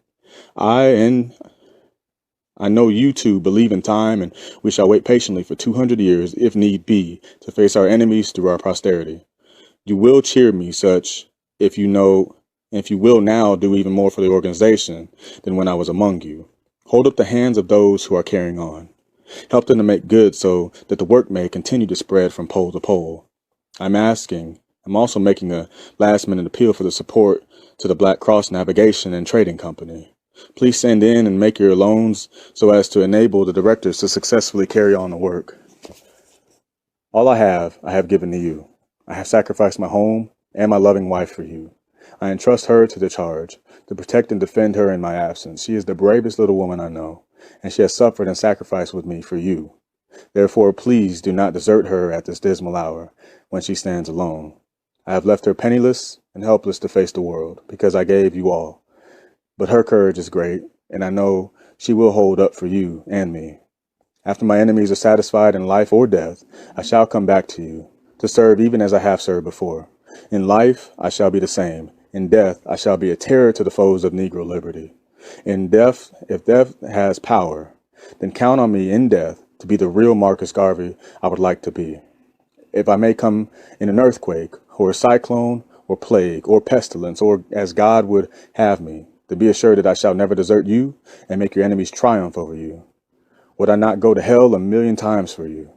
Would I not, like Macbeth's ghost, walk the earth forever for you? Would I not lose the whole world and eternity for you? Would I not cry forever before the footstool of the Lord omnipotent for you? Would I not die 1,000,000 deaths for you? Then why be sad? Cheer up and be assured that if it takes 1,000,000 years, the sins of our enemies shall visit the 1,000,000th generation of those that hinder and oppress us. Remember that I have sworn by you and my God to serve to the end of time, the wreck of matter and the crash of worlds. The enemies think that I am defeated. Did the Germans defeat the French in 1870? Did Napoleon really conquer Europe? If so, then I am defeated. But I tell you, the world shall hear from my principles even 2,000 years hence. I am willing to wait on time for my satisfaction and the retribution of my enemies. Observe my enemies and their children and posterity, and one day you shall see retribution settled around them. If I die in Atlanta, my work shall then only begin, but I shall live in the physical or spiritual to see the day of Africa's glory. When I am dead, wrap the mantle of the red, black, and green around me, for in a new life I shall rise with God's grace and blessing and lead the millions up to the heights of triumph with the colors you well know. Look for me in the whirlwind or the storm. Look for me all around you. For with God's grace I shall come and bring with me countless millions of black slaves who have died in America and the West Indies, and the millions in Africa to aid you in the fight for liberty, freedom, and life. The civilization of today has gone drunk and crazy with its power, and by such it seeks through injustice, fraud, and lies to crush the unfortunate. But if I am apparently crushed by the system of influence and misdirected power, my cause shall rise again to plague the conscience of the corrupt. For this I am satisfied, and for you, I repeat, I am glad to suffer and even die. Again, I say, cheer up, for better days are ahead. I shall write the history that will inspire the millions that are coming and leave the posterity of our enemies to reckon with the host of the deeds of their fathers. With God's dearest blessings, I leave you for a while. Selected writings and speeches of Marcus Garvey. African Fundamentalism. We must canonize our own saints, create our own martyrs, and elevate to a position of fame and honor black men and women who have made their distinct contributions to our racial history. Atlanta, Georgia Federal Penitentiary, June 1925. Fellow men of the Negro race, greeting. The time has come for the Negro to forget and cast behind him his hero worship and adoration of other races, and to start out immediately to create and emulate heroes of his own. We must canonize our own saints, create our own martyrs, and elevate to positions of fame and honor black men and women who have made their distinct contributions to our racial history. Sojourner Truth is worthy of the place of sainthood alongside of Joan of Arc. Crispus Attucks and George William Gordon are entitled to the halo of martyrdom with no less glory than that of the martyrs of any other race.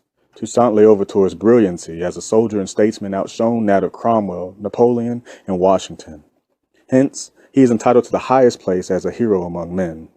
Africa has produced countless numbers of men and women in war and in peace whose luster and bravery outshine that of any other people.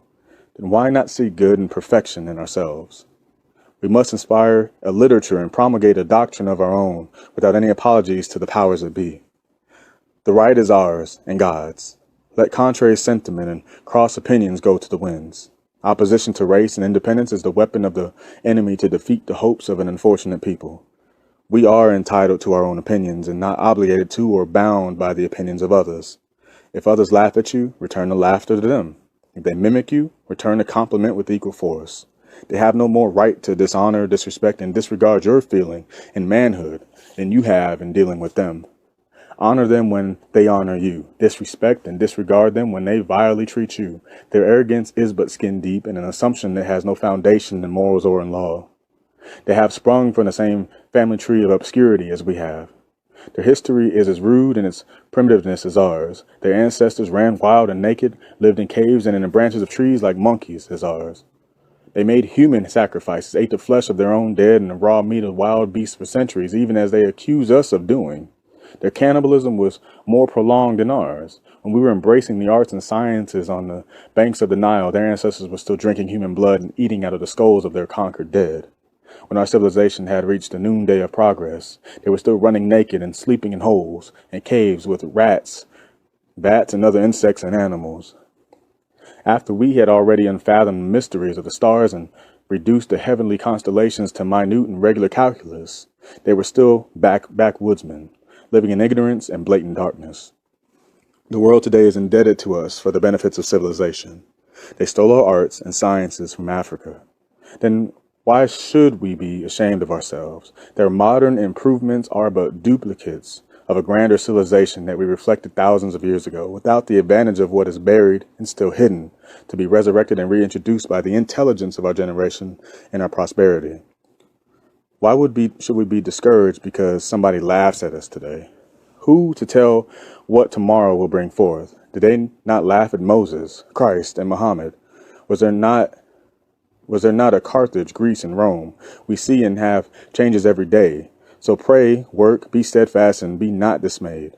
As the Jew is held together by his religion, the white races by their assumption and the unwritten law of superiority, and the Mongolian by the precious tie of blood, so likewise the Negro must be untied and united with one grand racial hierarchy.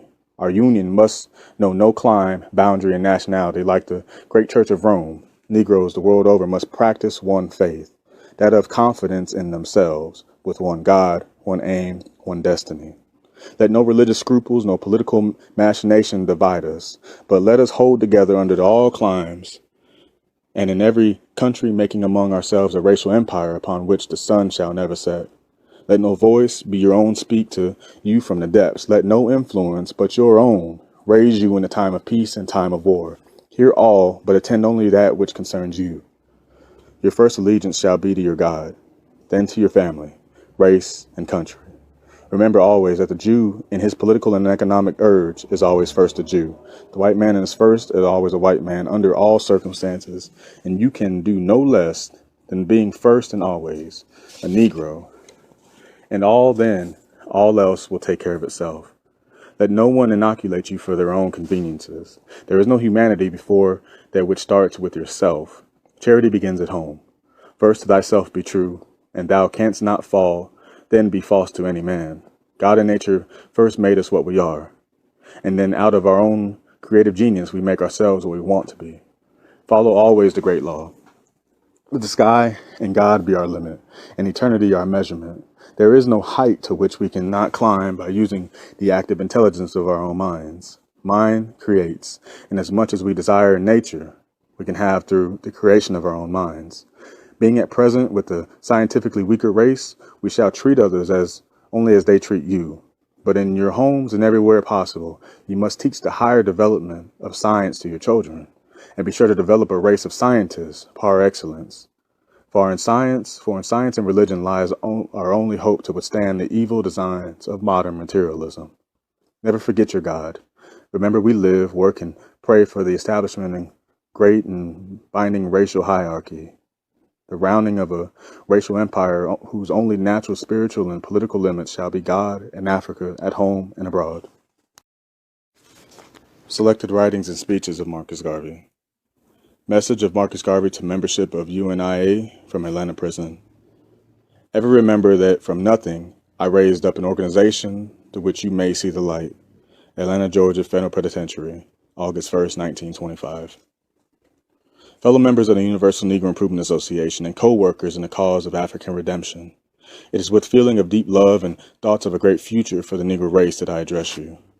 My months of forcible removal from among you, being imprisoned as a punishment for advocating the cause of our real emancipation, have not left me hopeless or despondent, but to the contrary, I see a great ray of light in the bursting of a mighty international political cloud, which will bring you complete freedom. We have gradually won our way back into the confidence of the God of Africa, and he shall speak with the voice of thunder that shall snake the pillars of corrupt and unjust world, and once more restore Ethiopia to her ancient glory.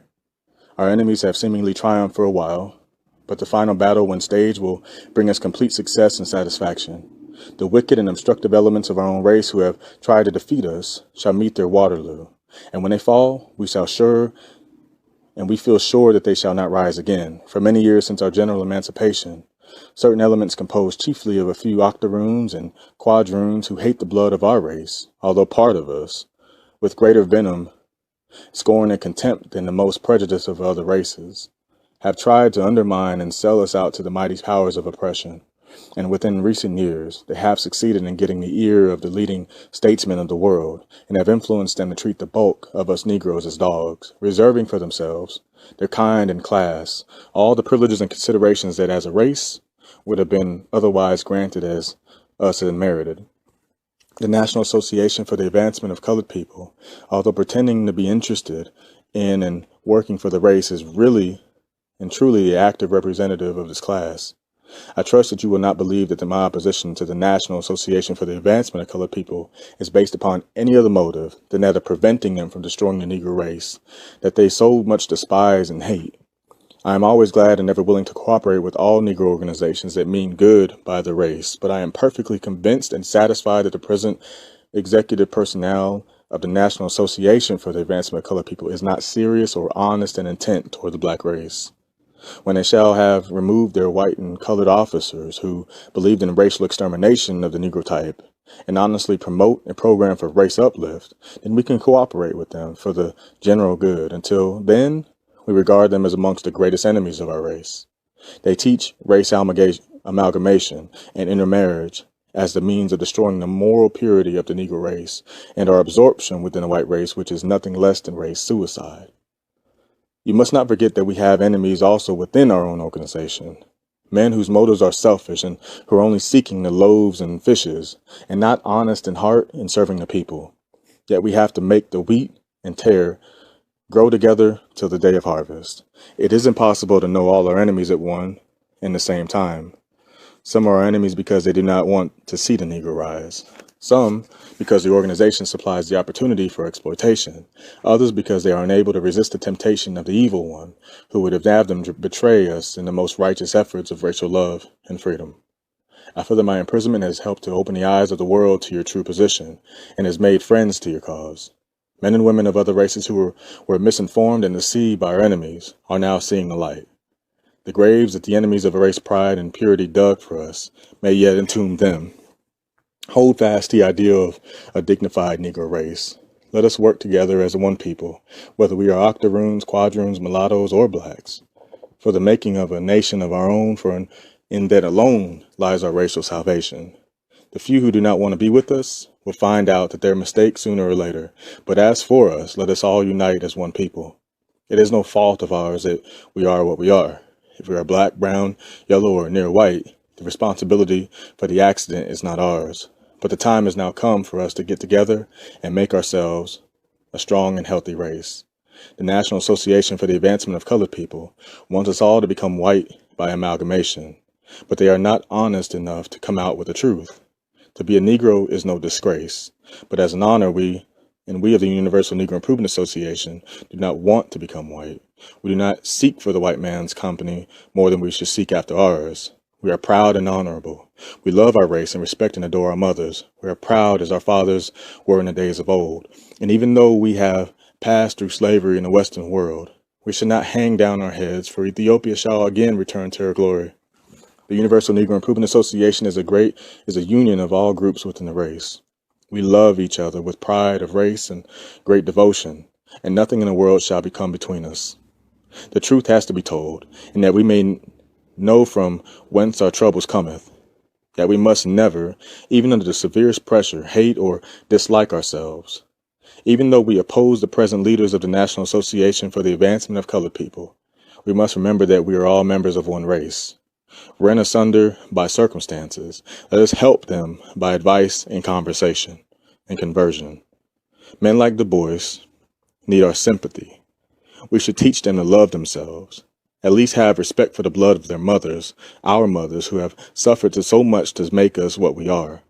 We should take the truth to the innocent members of the National Association and save them from the misleadership of the white and colored persons who seek to destroy our race by miscegenation and use them as a pawn toward the end, and to foster their own class interest. Let us reach out and convert these unfortunate people and thus save them from a grave error. They should not be left to the tender mercies of the vile leaders, for they are good people and of our race, and they mean good, but are misdirected. I have to return many thanks to you, the members of the Universal Negro Improvement Association, for the loyal support you have given me during my trials and troubles, suffered for you. I can realize that you have at all times done your best for me, even as I have done the best for you, as gods have directed me to see. If it were not for you, I would have been left helpless and comfortless. I shall never forget you. If it were not for you, the members and some of the officers of local divisions, I would have been left penniless and helpless to fight my enemies and the great powers against me, and to even in the slightest way give protection to my wife, whom I neglected and cheated for the cause that I love so much. It is surprising how those we serve and help most can be ungrateful and unkind in our absence, and generally seek to take advantage of the one who cannot help himself. My name I leave with you, the people. For you, I have built up an organization of international standing. Every sacrifice has been made. My youth, money, ability were freely given for the cause you now see. It was not made in a day, but it took years of steady work and sacrifice. Others will now try to take advantage of my predicament to rob and exploit you in my name and blame the absent and helpless, but ever remember that from nothing I raised up an organization through which you may see the light. Let others, if they may, show the ability to carry on that which they have found and not seek to exploit, to ruin, and then blame the absent one, as is so easy to do. It was during my absence in the West Indies, when I was helpless to act, that the traitors within and enemies without did the deeds in dishonor that placed me for the Black Star Line where I am. Let not the same characters succeed to enrich themselves at the cost of the name of one who cannot protect himself or protect you. You must protect yourselves. The time has come. My full tale of warning is not to be told here, but suffice it to say that on you I rely for the ultimate success of our great effort. And but for you, I would have been hopelessly defeated in a great struggle to keep the fire burning. Probably I should not have expected better, for even our blessed Master feared worse when his chief disciples failed him. I am not complaining, but I warn you against treachery, deceit, self-seeking, dishonesty, and racial disloyalty. Personally, as I have so often stated, I counted the cost years ago, but the responsibility is not all mine, but equally that of one whom I love in a great devotion and fondness. You, I feel sure, have done your duty by her and will continue to shield and protect her, while because of my imprisonment for you, I find it impossible to do my duty. The God of our fathers will raise up friends of the cause of Africa, and we have struggled in the wilderness for all this time, shall surely see the promised land. Hold fast to the faith. Desert not the ranks, but as brave soldiers march on to victory. I am happy, and shall remain so, as long as you keep the flag flying. I hope to be with you again with greater energy and force to put the program over. I have yet to let my real voice and soul be heard in Europe, Asia, and the continental America, and plead for the Negroes' rights and for a free and redeemed Africa. Yet I have not spoken. I await the summons of my God for the greater work that must be done.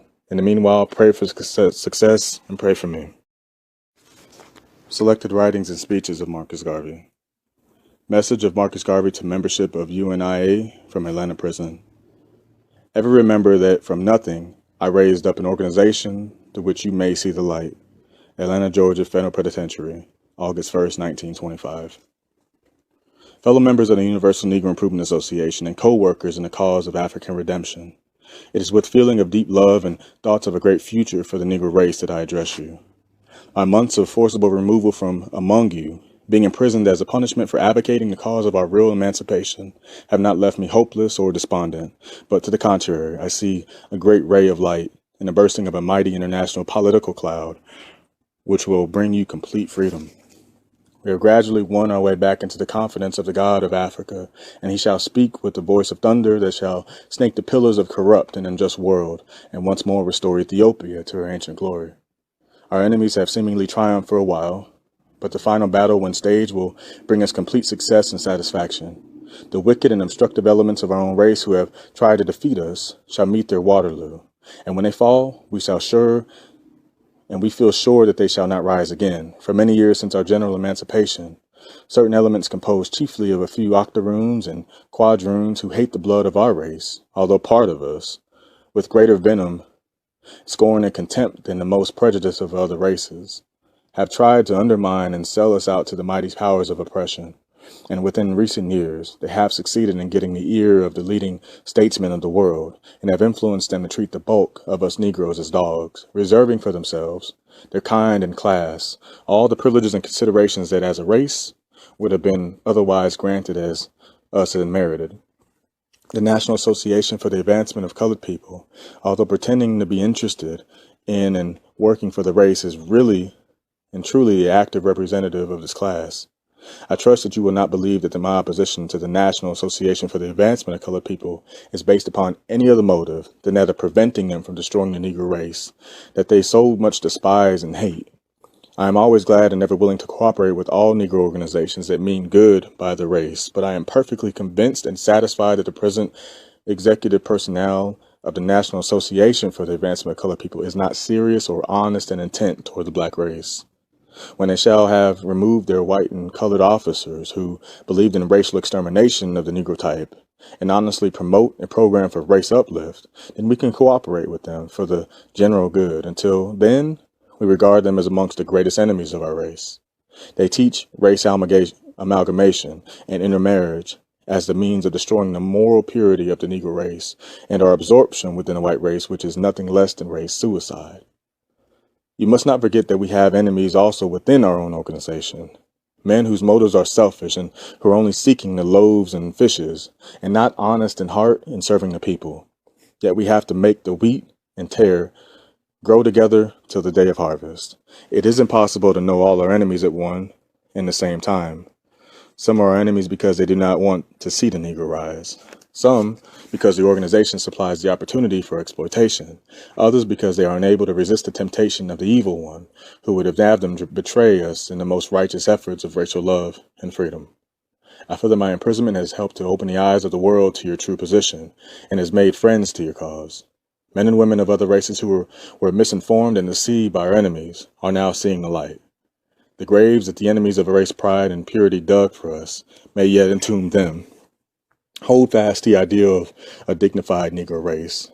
Let us work together as one people, whether we are octoroons, quadroons, mulattoes, or blacks, for the making of a nation of our own, for in that alone lies our racial salvation.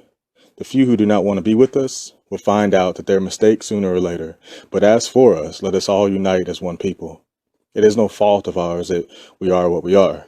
If we are black, brown, yellow, or near white, the responsibility for the accident is not ours. But the time has now come for us to get together and make ourselves a strong and healthy race. The National Association for the Advancement of Colored People wants us all to become white by amalgamation, but they are not honest enough to come out with the truth. To be a Negro is no disgrace, but as an honor, we of the Universal Negro Improvement Association do not want to become white. We do not seek for the white man's company more than we should seek after ours. We are proud and honorable. We love our race and respect and adore our mothers. We are proud as our fathers were in the days of old. And even though we have passed through slavery in the Western world, we should not hang down our heads, for Ethiopia shall again return to her glory. The Universal Negro Improvement Association is a union of all groups within the race.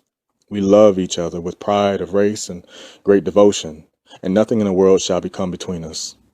The truth has to be told, and that we may know from whence our troubles cometh, that we must never, even under the severest pressure, hate or dislike ourselves.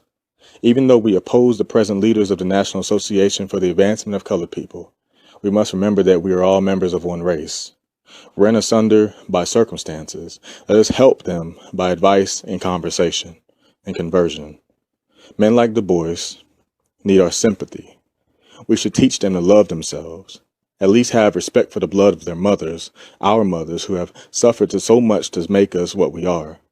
We should take the truth to the innocent members of the National Association and save them from the misleadership of the white and colored persons who seek to destroy our race by miscegenation and use them as a pawn toward the end, and to foster their own class interest.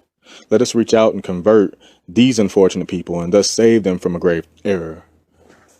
They should not be left to the tender mercies of the vile leaders, for they are good people and of our race, and they mean good, but are misdirected. I have to return many thanks to you, the members of the Universal Negro Improvement Association, for the loyal support you have given me during my trials and troubles, suffered for you. I can realize that you have at all times done your best for me, even as I have done the best for you, as gods have directed me to see. If it were not for you, I would have been left helpless and comfortless. I shall never forget you. If it were not for you, the members and some of the officers of local divisions, I would have been left penniless and helpless to fight my enemies and the great powers against me, and to even in the slightest way give protection to my wife, whom I neglected and cheated for the cause that I love so much. It is surprising how those we serve and help most can be ungrateful and unkind in our absence, and generally seek to take advantage of the one who cannot help himself. My name I leave with you, the people. For you, I have built up an organization of international standing. Every sacrifice has been made. My youth, money, ability were freely given for the cause you now see. It was not made in a day, but it took years of steady work and sacrifice. Others will now try to take advantage of my predicament, to rob and exploit you in my name and blame the absent and helpless, but ever remember that from nothing I raised up an organization to which you may see the light. Let others, if they may, show the ability to carry on that which they have found, and not seek to exploit, to ruin, and then blame the absent one, as is so easy to do. It was during my absence in the West Indies, when I was helpless to act, that the traitors within and enemies without did the deeds in dishonor that placed me for the Black Star Line where I am. Let not the same characters succeed to enrich themselves at the cost of the name of one who cannot protect himself or protect you. You must protect yourselves. The time has come. My full tale of warning is not to be told here, but suffice it to say that on you I rely for the ultimate success of our great effort. And but for you, I would have been hopelessly defeated in a great struggle to keep the fire burning. Probably I should not have expected better, for even our blessed master feared worse when his chief disciples failed him. I am not complaining, but I warn you against treachery, deceit, self-seeking, dishonesty, and racial disloyalty. Personally, as I have so often stated, I counted the cost years ago, but the responsibility is not all mine, but equally that of one whom I love in a great devotion and fondness. You, I feel sure, have done your duty by her and will continue to shield and protect her, while because of my imprisonment for you, I find it impossible to do my duty. The God of our fathers will raise up friends of the cause of Africa, and we have struggled in the wilderness for all this time, shall surely see the promised land. Hold fast to the faith. Desert not the ranks, but as brave soldiers march on to victory. I am happy, and shall remain so, as long as you keep the flag flying. I hope to be with you again with greater energy and force to put the program over. I have yet to let my real voice and soul be heard in Europe, Asia, and the continental America, and plead for the Negroes' rights and for a free and redeemed Africa. Yet I have not spoken. I await the summons of my God for the greater work that must be done. In the meanwhile, pray for success and pray for me.